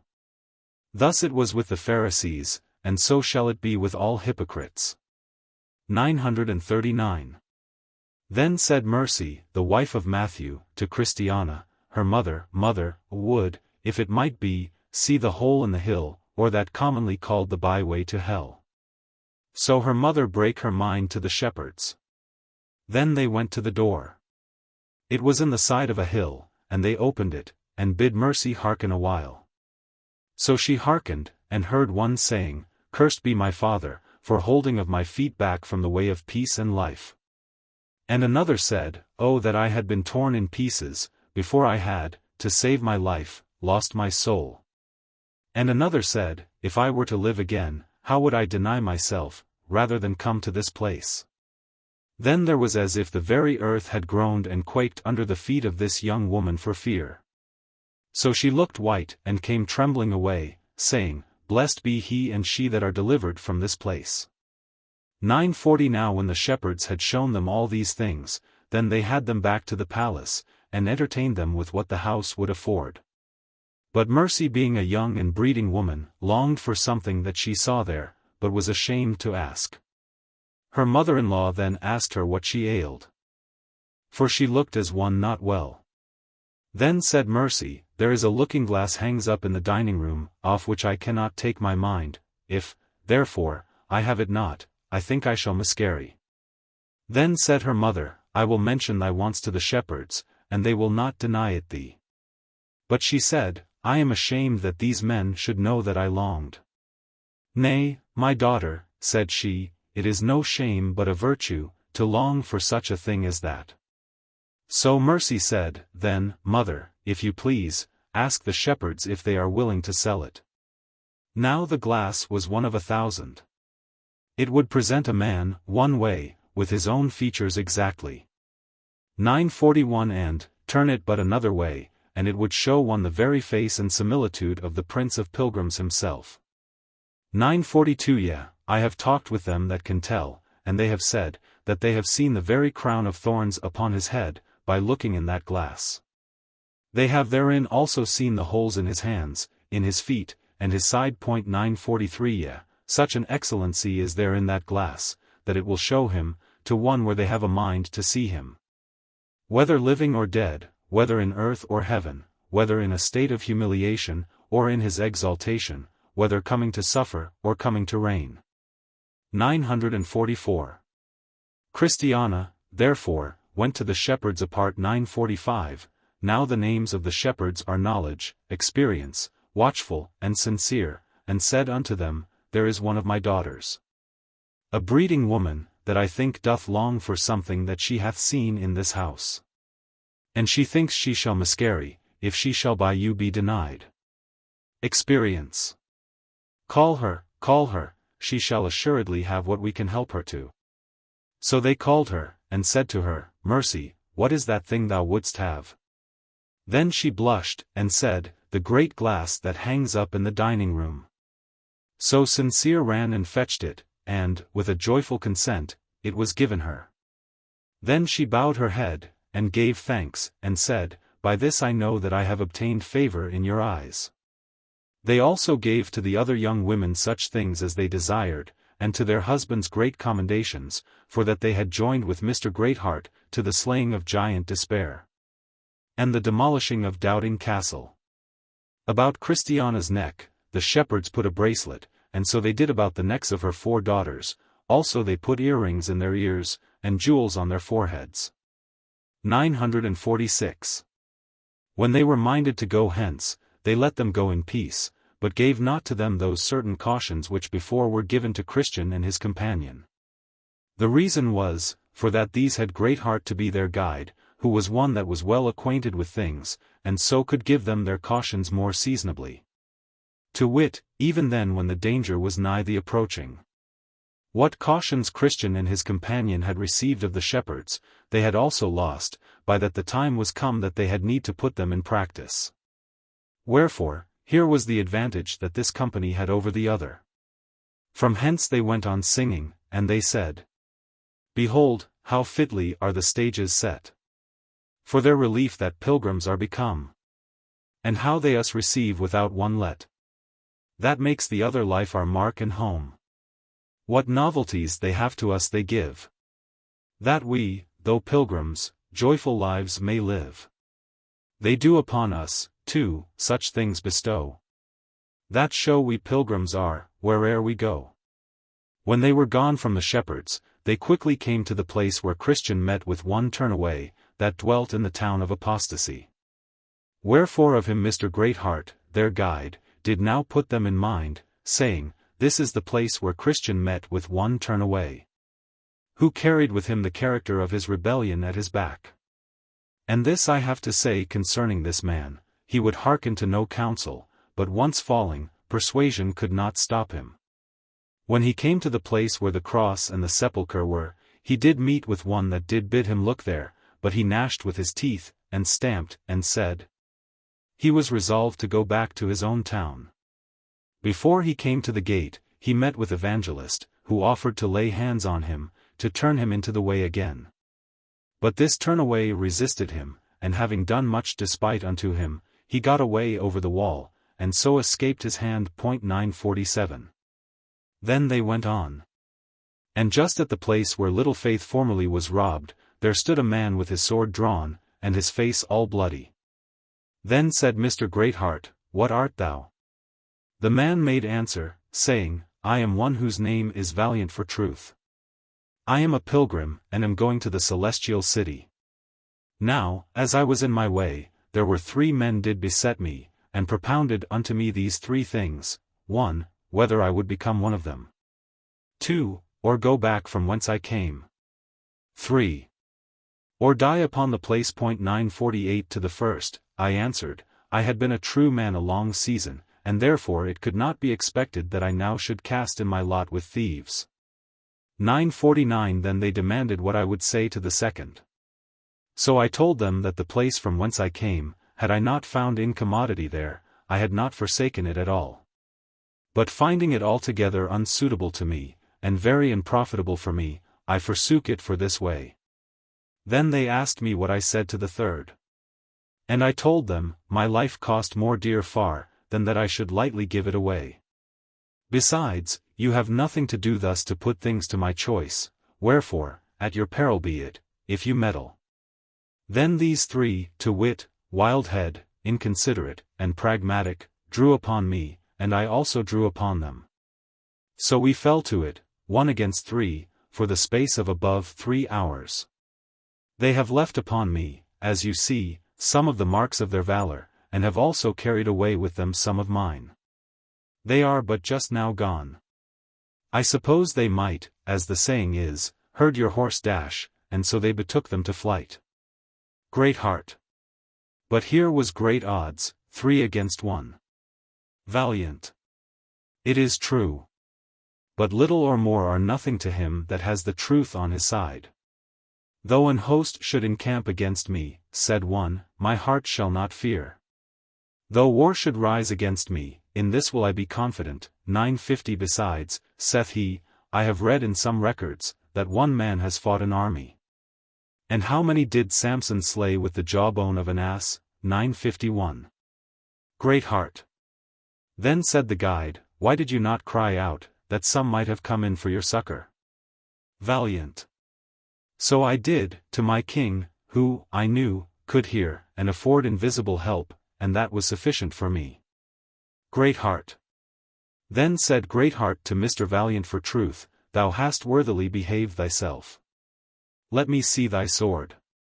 So he showed it him. When he had taken it in his hand, and looked thereon a while, he said, Ha! It is a right Jerusalem blade. 952. Valiant. It is so. Let a man have one of these blades, with a hand to wield it and skill to use it, and he may venture upon an angel with it. He need not fear its holding, if he can but tell how to lay on. Its edges will never blunt. It will cut flesh and bones, and soul and spirit, and all. 953. Great heart.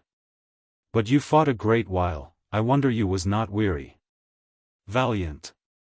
I fought till my sword did cleave to my hand, and when they were joined together, as if a sword grew out of my arm, and when the blood ran through my fingers, then I fought with most courage. 954.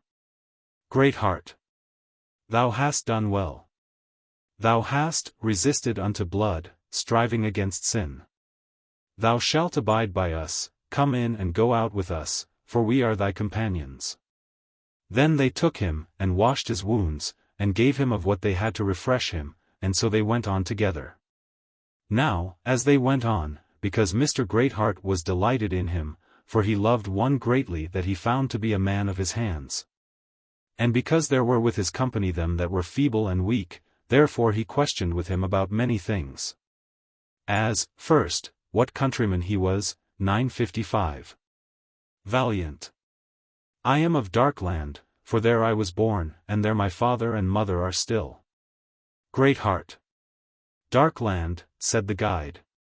Doth not that lie up on the same coast with the city of destruction? Valiant. Yes, it doth. Now, that which caused me to come on pilgrimage was this.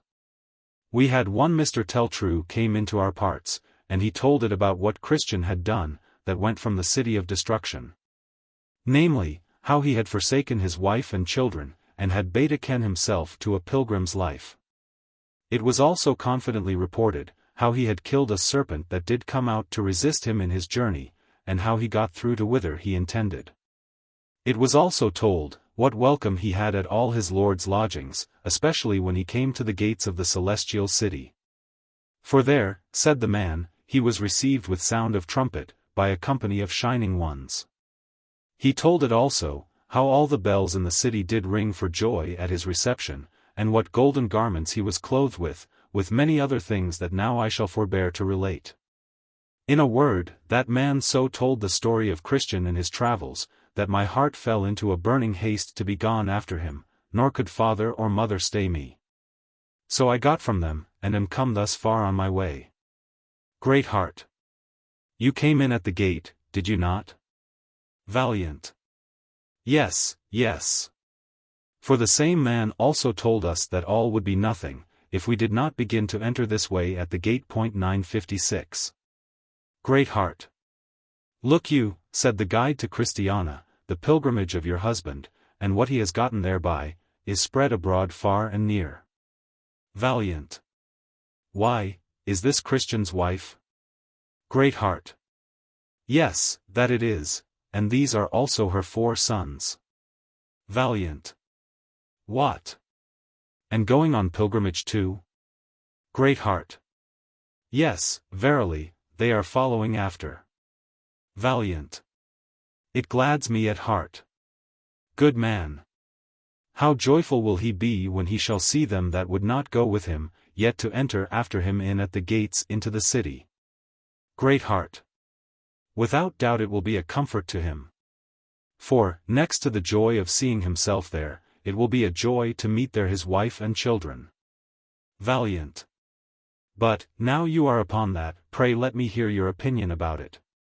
Some make a question, whether we shall know one another when we are there. Great heart. Do they think they shall know themselves then, or that they shall rejoice to see themselves in that bliss? And if they think they shall know and do these, why not know others, and rejoice in their welfare also? 957. Again, since relations are our second self, though that state will be dissolved there. Yet why may it not be rationally concluded, that we shall be more glad to see them there, than to see they are wanting? Valiant. Well, I perceive whereabouts you are as to this. Have you any more things to ask me about my beginning to come on pilgrimage? 958. Great heart, yes. Was your father and mother willing that you should become a pilgrim? Valiant. Oh no. They used all means imaginable to persuade me to stay at home. Great heart, what could they say against it? Valiant. They said it was an idle life. And if I myself were not inclined to sloth and laziness, would never countenance a pilgrim's condition. 959. Great heart. And what did they say else? Valiant.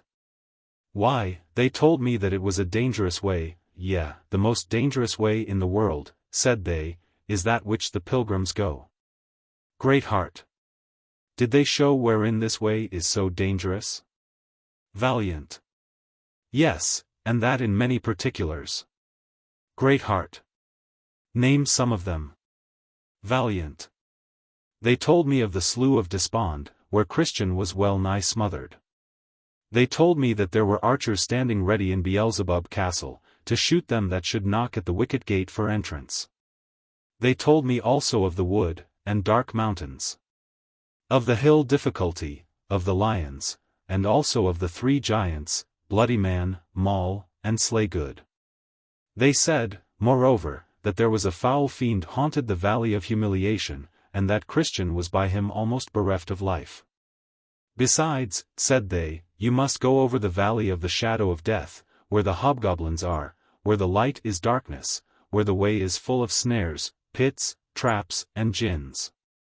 They told me also of Giant Despair, of Doubting Castle, and of the ruin that the pilgrims met with there. Further they said I must go over the enchanted ground, which was dangerous. And that, after all this, I should find a river, over which I should find no bridge, and that river did be betwixt me and the celestial country. Great heart. And was this all? Valiant. No. They also told me that this way was full of deceivers 960 and of persons that laid in wait there to turn good men out of the path. Great heart. But how did they make that out? Valiant. They told me that Mr. Worldly Wiseman did there lie in wait to deceive.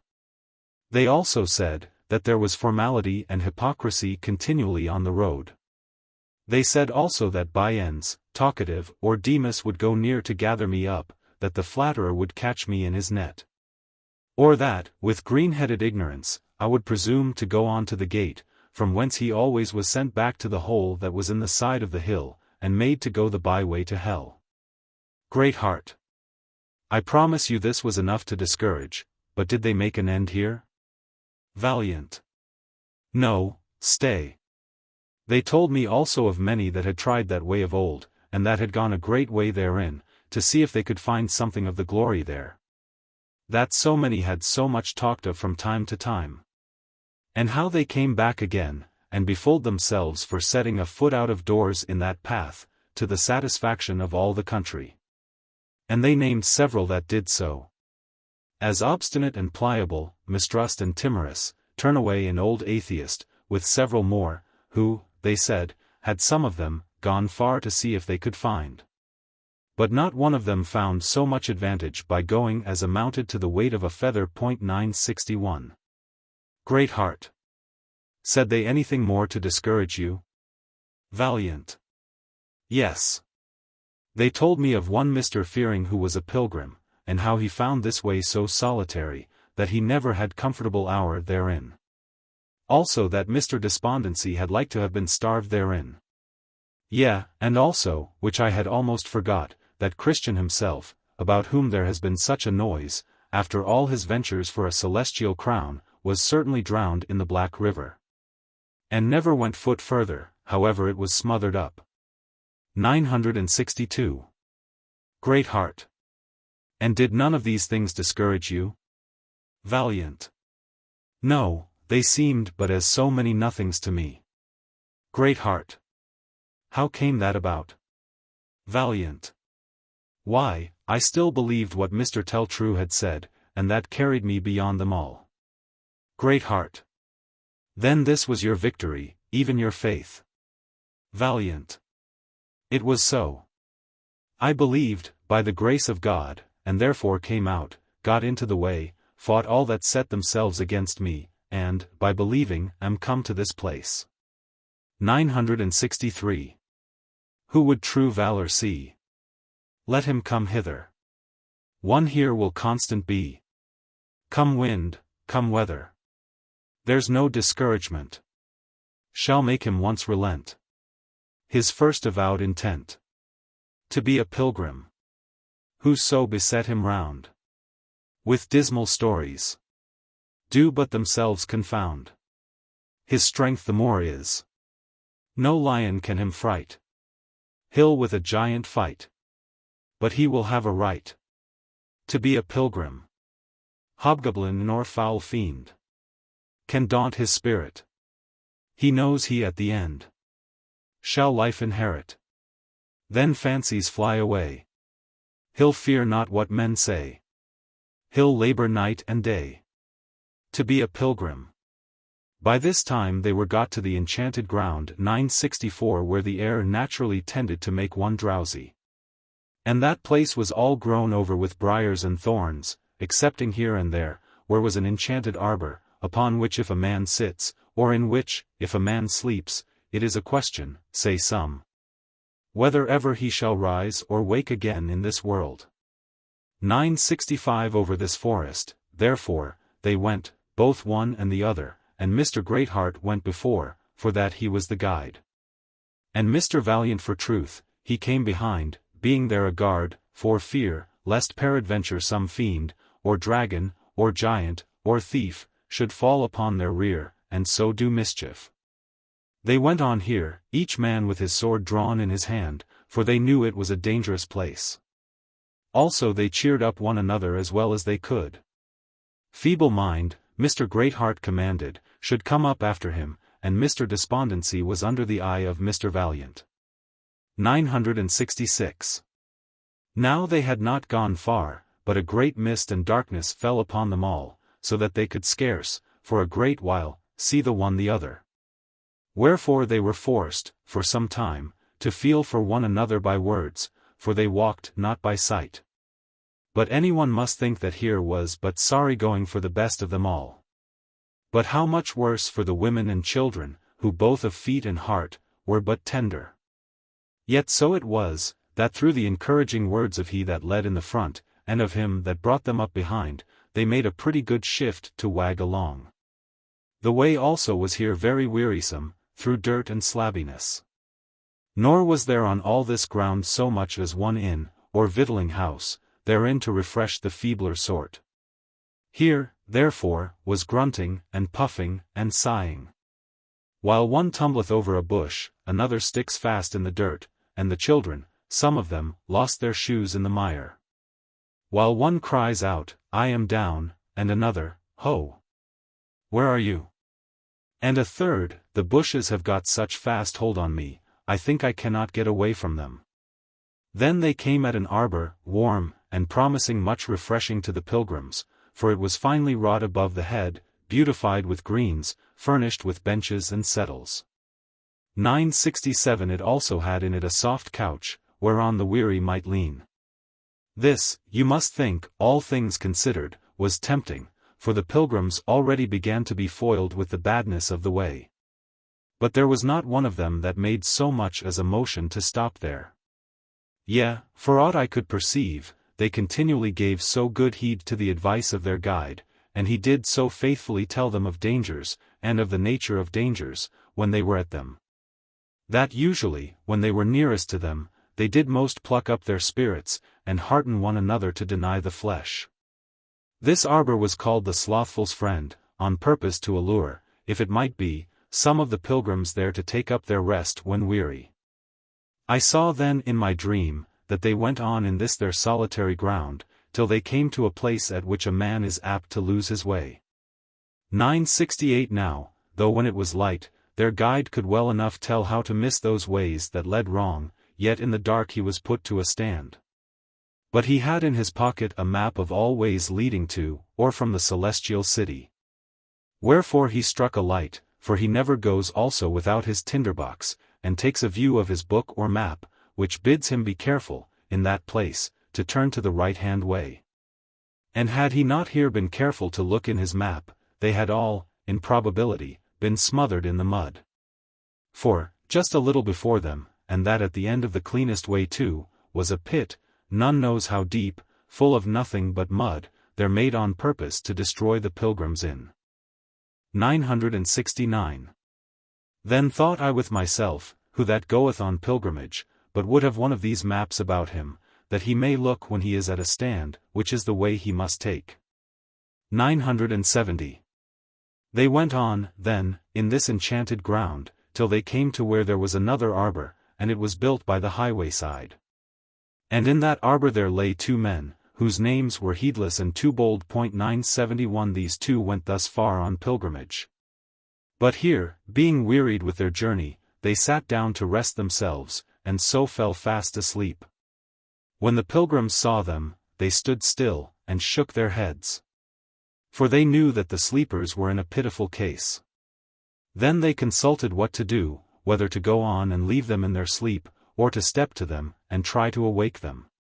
So they concluded to go to them, and awake them, that is, if they could, but with this caution, namely, to take heed that themselves did not sit down nor embrace the offered benefit of that arbor.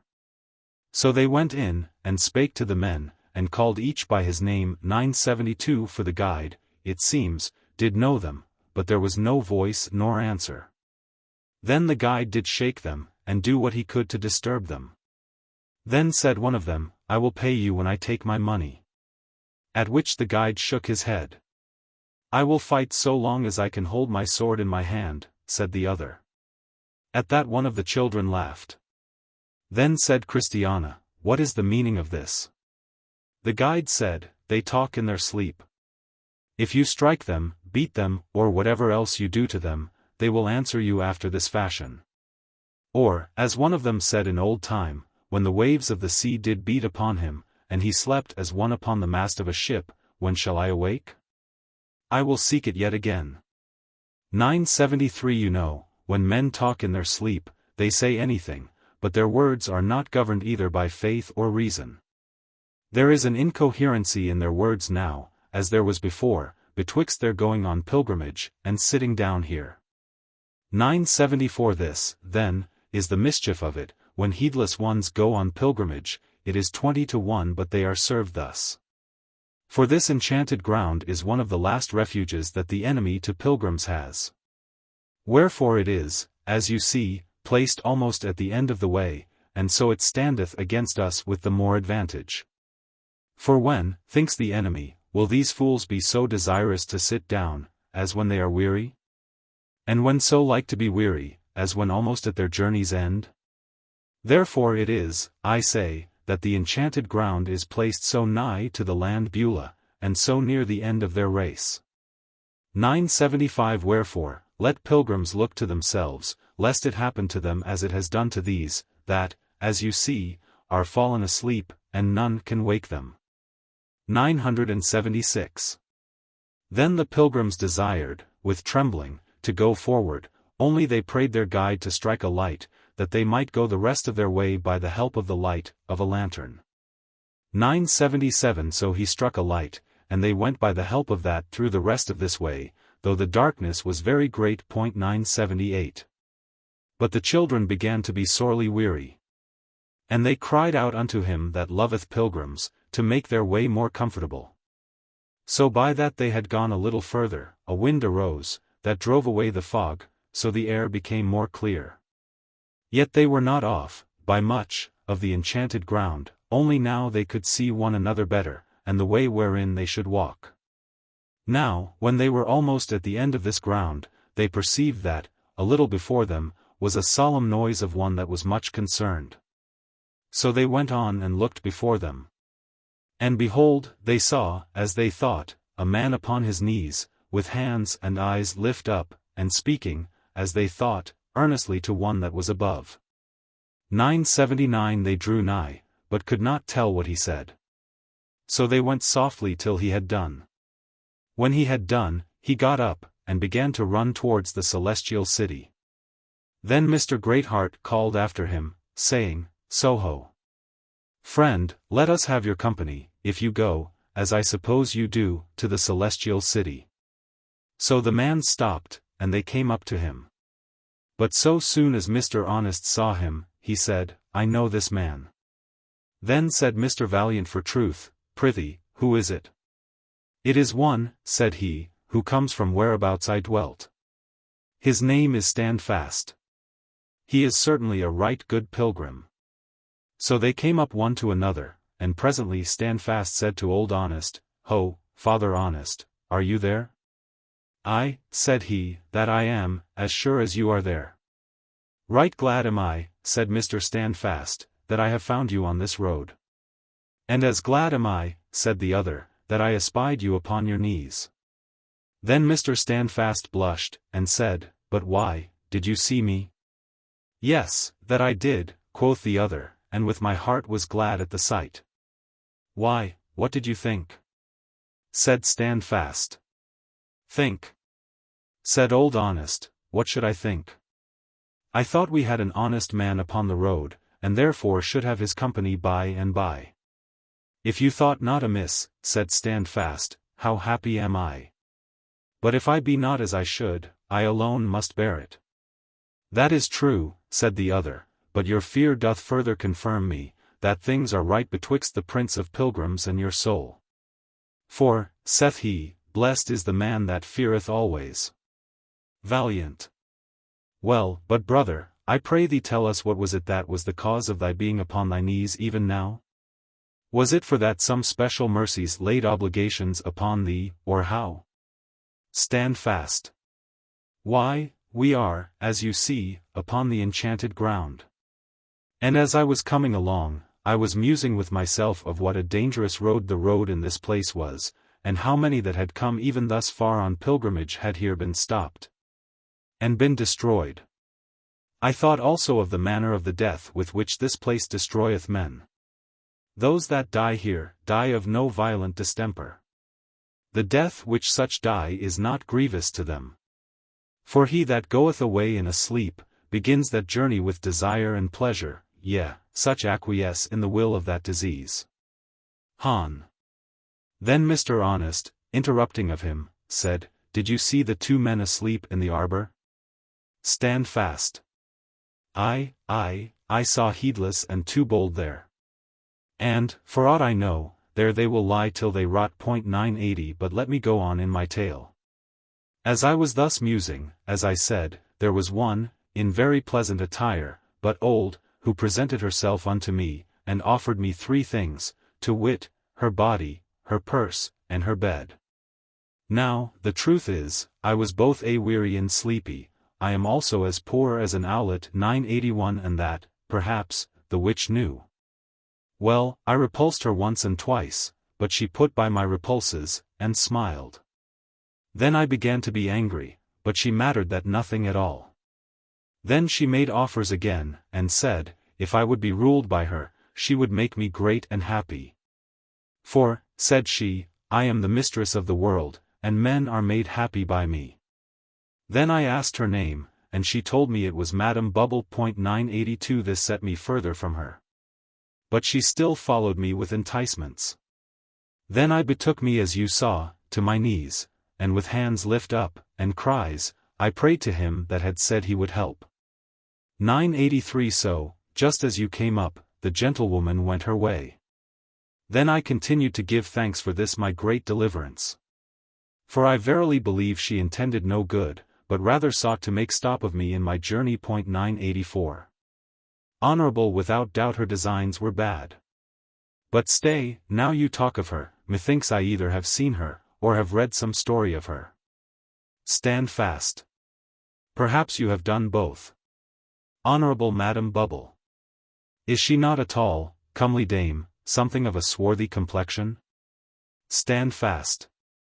Right, you hit it, she is just such a one. Han. Doth she not speak very smoothly, and give you a smile at the end of a sentence? Stand fast. You fall right upon it again, for these are her very actions. Han. Doth she not wear a great purse by her side, and is not her hand often in it, fingering her money, as if that was her heart's delight? Stand fast. It is just so. Had she stood by all this while, you could not more amply have set her forth before me, nor have better described her features. Han. Then he that drew her picture was a good limner, and he that wrote of her said true. 985. Great heart. This woman is a witch, and it is by virtue of her sorceries that this ground is enchanted. Whoever doth lay their head down in her lap, had as good lay it down upon that block over which the axe doth hang, and whoever lay their eyes upon her beauty, are counted the enemies of God. 986 This is she that maintaineth in their splendor all those that are the enemies of pilgrims. Yea, this is she that hath bought off many a man from a pilgrim's life. She is a great gossiper. She is always, both she and her daughters, at one pilgrim's heels or another, now commending, and then preferring the excellencies of this life. She is a bold and impudent slut. She will talk with any man. She always laugheth poor pilgrims to scorn, but highly commends the rich. If there be one cunning to get money in a place, she will speak well of him from house to house. She loveth banqueting and feasting mainly well, she is always at one full table or another. She has given it out in some places, that she is a goddess, and therefore some do worship her. She has her times and open places of cheating, and she will say and avow it, that none can show a good comparable to hers. She promiseth to dwell with children's children, if they will but love and make much of her. She will cast out of her purse gold like dust, in some places, and to some persons. She loves to be sought after, spoken well of, and to lie in the bosoms of men. She is never weary of commending her commodities, and she loves them most that think best of her. She will promise to some crowns and kingdoms, if they will but take her advice, yet many hath she brought to the halter, and 10,000 times more to hell. Stand fast. Oh, said Stand fast, what a mercy is it that I did resist. For whither might she have drawn me? Great heart. Whither? Nay, none but God knows whither. But, in general, to be sure, she would have drawn thee into many foolish and hurtful lusts, which drown men in destruction and perdition. 987. It was she that set Absalom against his father, and Jeroboam against his master. It was she that persuaded Judas to sell his Lord, and that prevailed with Demas to forsake the godly pilgrim's life. None can tell of the mischief that she doth. She makes variance betwixt rulers and subjects, betwixt parents and children, betwixt neighbor and neighbor, betwixt a man and his wife, betwixt a man and himself, betwixt the flesh and the heart. Wherefore, good master, stand fast, be as your name is, and, when you have done all, stand. 988. At this discourse there was, among the pilgrims, a mixture of joy and trembling. But at length they brake out, and sang. What danger is the pilgrim in? How many are his foes? How many ways there are to sin? No living mortal knows. Some of the ditch shy are, yet can lie tumbling in the mire. Some, though they shun the frying pan, do leap into the fire. After this, I beheld until they were come unto the land of Beulah, where the sun shineth night and day. 989 Here, because they were weary, they betook themselves a while to rest. And, because this country was common for pilgrims, and because the orchards and vineyards that were here belonged to the king of the celestial country, therefore they were licensed to make bold with any of his things. But a little while soon refreshed them here, for the bells did so ring, and the trumpets continually sound so melodiously, that they could not sleep. And yet they received as much refreshing, as if they had slept their sleep ever so soundly. Here also all the noise of them that walked in the streets, was, more pilgrims are come to town. And another would answer, saying, and so many went over the water, and were let in at the golden gates today. They would cry again, there is now a legion of shining ones just come to town, by which we know that there are more pilgrims upon the road. For here they come to wait for them, and to comfort them after all their sorrow. Then the pilgrims got up, and walked to and fro. But how were their ears now filled with heavenly noises, and their eyes delighted with celestial visions. In this land they heard nothing, saw nothing, felt nothing, smelled nothing, tasted nothing, that was offensive to their stomach or mind. Only when they tasted of the water of the river over which they were to go, they thought that tasted a little bitterish to the palate, but it proved sweeter when it was down.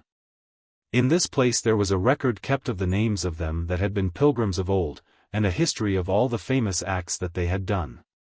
It was here also much discoursed how the river to some had had its flowings, and what ebbings it has had while others have gone over. It has been in a manner dry for some, while it has overflowed its banks for others. In this place the children of the town would go into the king's gardens, and gather nosegays for the pilgrims, and bring them to them with much affection. Here also grew camphire, with spikenard, and saffron, calamus, and cinnamon, with all its trees of frankincense, myrrh, and aloes, with all chief spices. With these the pilgrims' chambers were perfumed, while they stayed here, and with these were their bodies anointed, to prepare them to go over the river when the time appointed was come. Now, while they lay here, and waited for the good hour, there was a noise in the town, that there was a post come from the celestial city, with matter of great importance to one Christiana, the wife of Christian the pilgrim. So inquiry was made for her, and the house was found out where she was, so the post presented her with a letter, the contents whereof were, Hail, good woman! I bring thee tidings that the Master calleth for thee, and expecteth that thou shouldest stand in his presence, in clothes of immortality, within these 10 days. When he had read this letter to her, he gave her therewith a sure token that he was a true messenger, and was come to bid her make haste to be gone. The token was, an arrow with a point sharpened with love, let easily into her heart, which by degrees wrought so effectually with her, that at the time appointed she must be gone. 990. When Christiana saw that her time was come, and that she was the first of this company that was to go over, she called for Mr. Greatheart her guide, and told him how matters were. So he told her he was heartily glad of the news, and could have been glad had the post come for him. Then she bid that he should give advice how all things should be prepared for her journey. So he told her, saying, Thus and thus it must be, and we that survive will accompany you to the river side. Then she called for her children, and gave them her blessing, and told them, that she yet read with comfort the mark that was set in their foreheads, and was glad to see them with her there. And that they had kept their garments so white. Lastly, she bequeathed to the poor that little she had, and commanded her sons and her daughters to be ready against the messenger should come for them. When she had spoken these words to her guide and to her children, she called for Mr. Valiant for truth, and said unto him, Sir, you have in all places showed yourself true heart. Be faithful unto death, and my king will give you a crown of life. I would also entreat you to have an eye to my children, and if at any time you see them faint, speak comfortably to them. For my daughters, my sons' wives, they have been faithful, and a fulfilling of the promise upon them will be their end. But she gave Mr. Standfast a ring. Then she called for old Mr. Honest, and said of him, Behold an Israelite indeed, in whom is no guile. Then said he, I wish you a fair day, when you set out for Mount Zion, and shall be glad to see that you go over the river dryshod. But she answered, Come wet, come dry, I long to be gone. For, however the weather is in my journey, I shall have time enough when I come there to sit down and rest me, and dry me. Then came in that good man Mr. Ready to halt, to see her. So she said to him, Thy travel hither has been with difficulty, but that will make thy rest the sweeter. But watch and be ready, for at an hour when you think not, the messenger may come. After him came in Mr. Despondency, and his daughter much afraid, to whom she said, You ought with thankfulness, forever to remember your deliverance from the hands of giant Despair. And out of Doubting Castle. The effect of that mercy is, that you are brought with safety hither. Be ye watchful, and cast away fear, be sober and hope to the end. Then she said to Mr. Feeble-mind, Thou wast delivered from the mouth of giant Slaygood, that thou mightest live in the light of the living forever, and see thy king with comfort. Only I advise thee to repent thee of thine aptness to fear and doubt of his goodness, before he sends for thee. Lest thou shouldest, when he comes, be forced to stand before him, for that fault, with blushing. Now the day drew on, that Christiana must be gone. So the road was full of people to see her take her journey. But, behold, all the banks beyond the river were full of horses and chariots, which were come down from above to accompany her to the city gate. So she came forth, and entered the river, with a beckon of farewell to those that followed her to the river side. The last words that she was heard to say here, were, I come, Lord, to be with thee, and bless thee. 991. So her children and friends returned to their place, for that those that waited for Christiana had carried her out of their sight. So she went and called, and entered in at the gate with all the ceremonies of joy that her husband Christian had done before her. At her departure her children wept. But Mr. Greatheart and Mr. Valiant played upon the well-tuned cymbal and harp for joy. So all departed to their respective places. 992. In process of time there came a post to the town again, and his business was with Mr. Ready-to-halt. So he inquired him out, and said to him, I am come to thee in the name of him whom thou hast loved and followed, though upon crutches. And my message is to tell thee, that he expects thee at his table to sup with him, in his kingdom, the next day after Easter, wherefore prepare thyself for this journey. 993. Then he also gave him a token that he was a true messenger, saying, I have broken thy golden bowl, and loosed thy silver cord.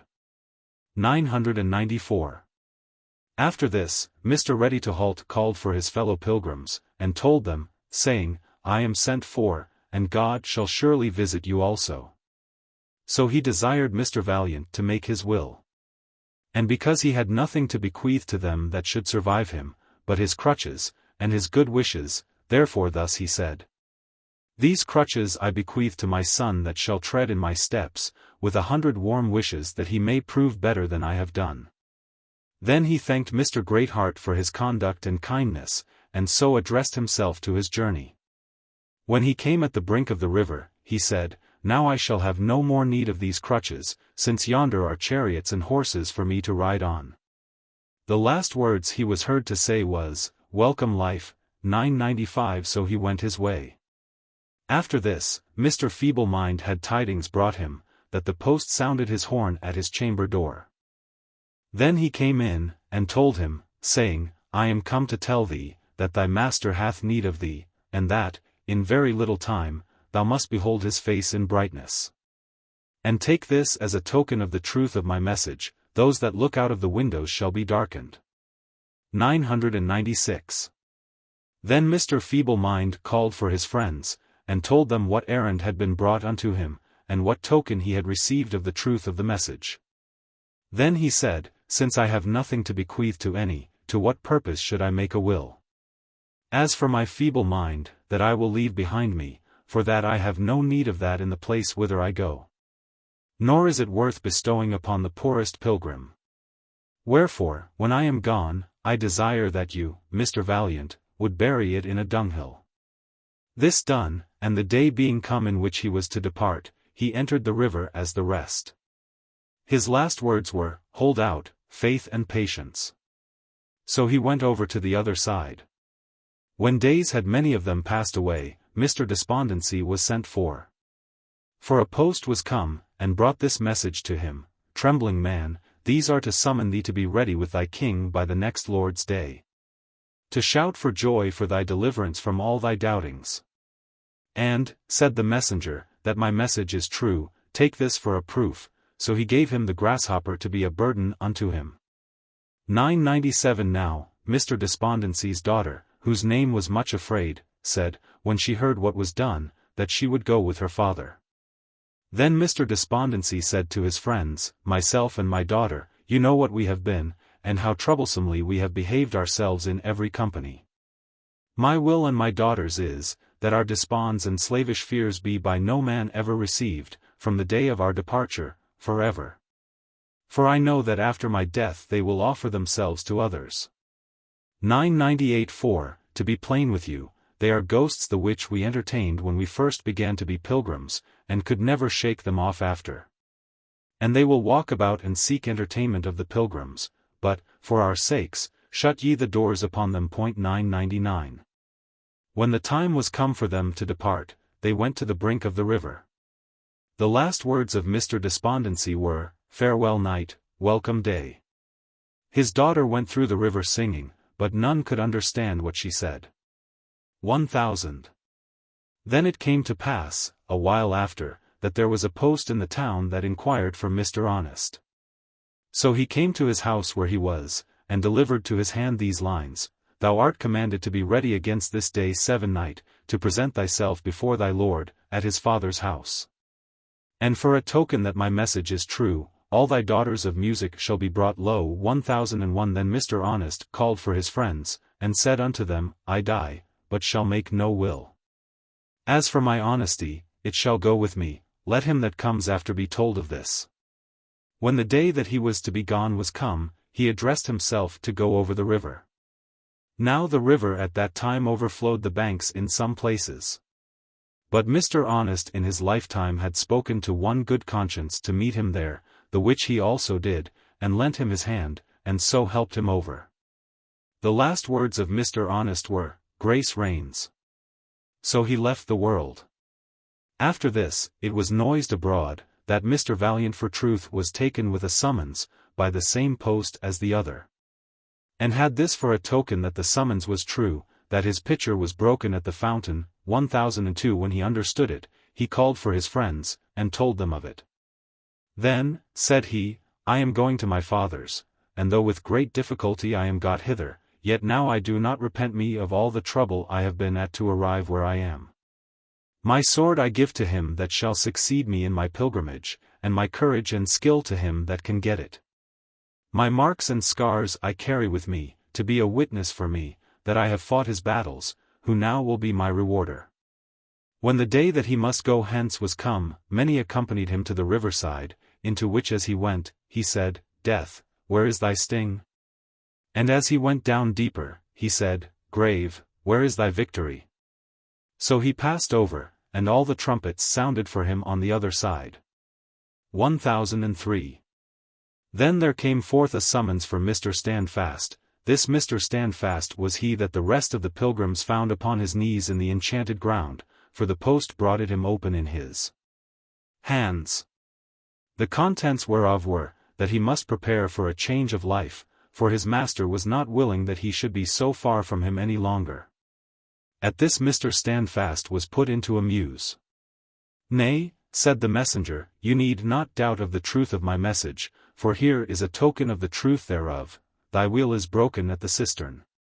1004 Then he called unto him Mr. Greatheart, who was their guide, and said unto him, Sir, although it was not my hap to be much in your good company in the days of my pilgrimage, yet, since the time I knew you, you have been profitable to me. When I came from home, I left behind me a wife and 5 small children. Let me entreat you, at your return, for I know that you will go, and return to your master's house, in hopes that you may yet be a conductor to more of the holy pilgrims, that you send to my family. And let them be acquainted with all that hath, or shall happen unto me. Tell them, moreover, of my happy arrival to this place, and of the present, and, late blessed condition that I am in. Tell them also of Christian, and Christiana his wife, and how she and her children came after her husband. Tell them also of what a happy end she made, and whither she is gone. I have a little or nothing to send to my family, except it be prayers and tears for them, of which it will suffice if thou acquaint them, if peradventure they may prevail. When Mr. Standfast had thus set things in order, and the time being come for him to haste him away, he also went down to the river. Now there was a great calm at that time in the river. Wherefore Mr. Standfast, when he was about halfway in, stood a while and talked to his companions that had waited upon him thither, and he said, This river has been a terror to many. Yea, the thoughts of it also have often frightened me. Now, methinks, I stand easy, my foot is fixed upon that upon which the feet of the priests that bear the ark of the covenant stood, while Israel went over this Jordan.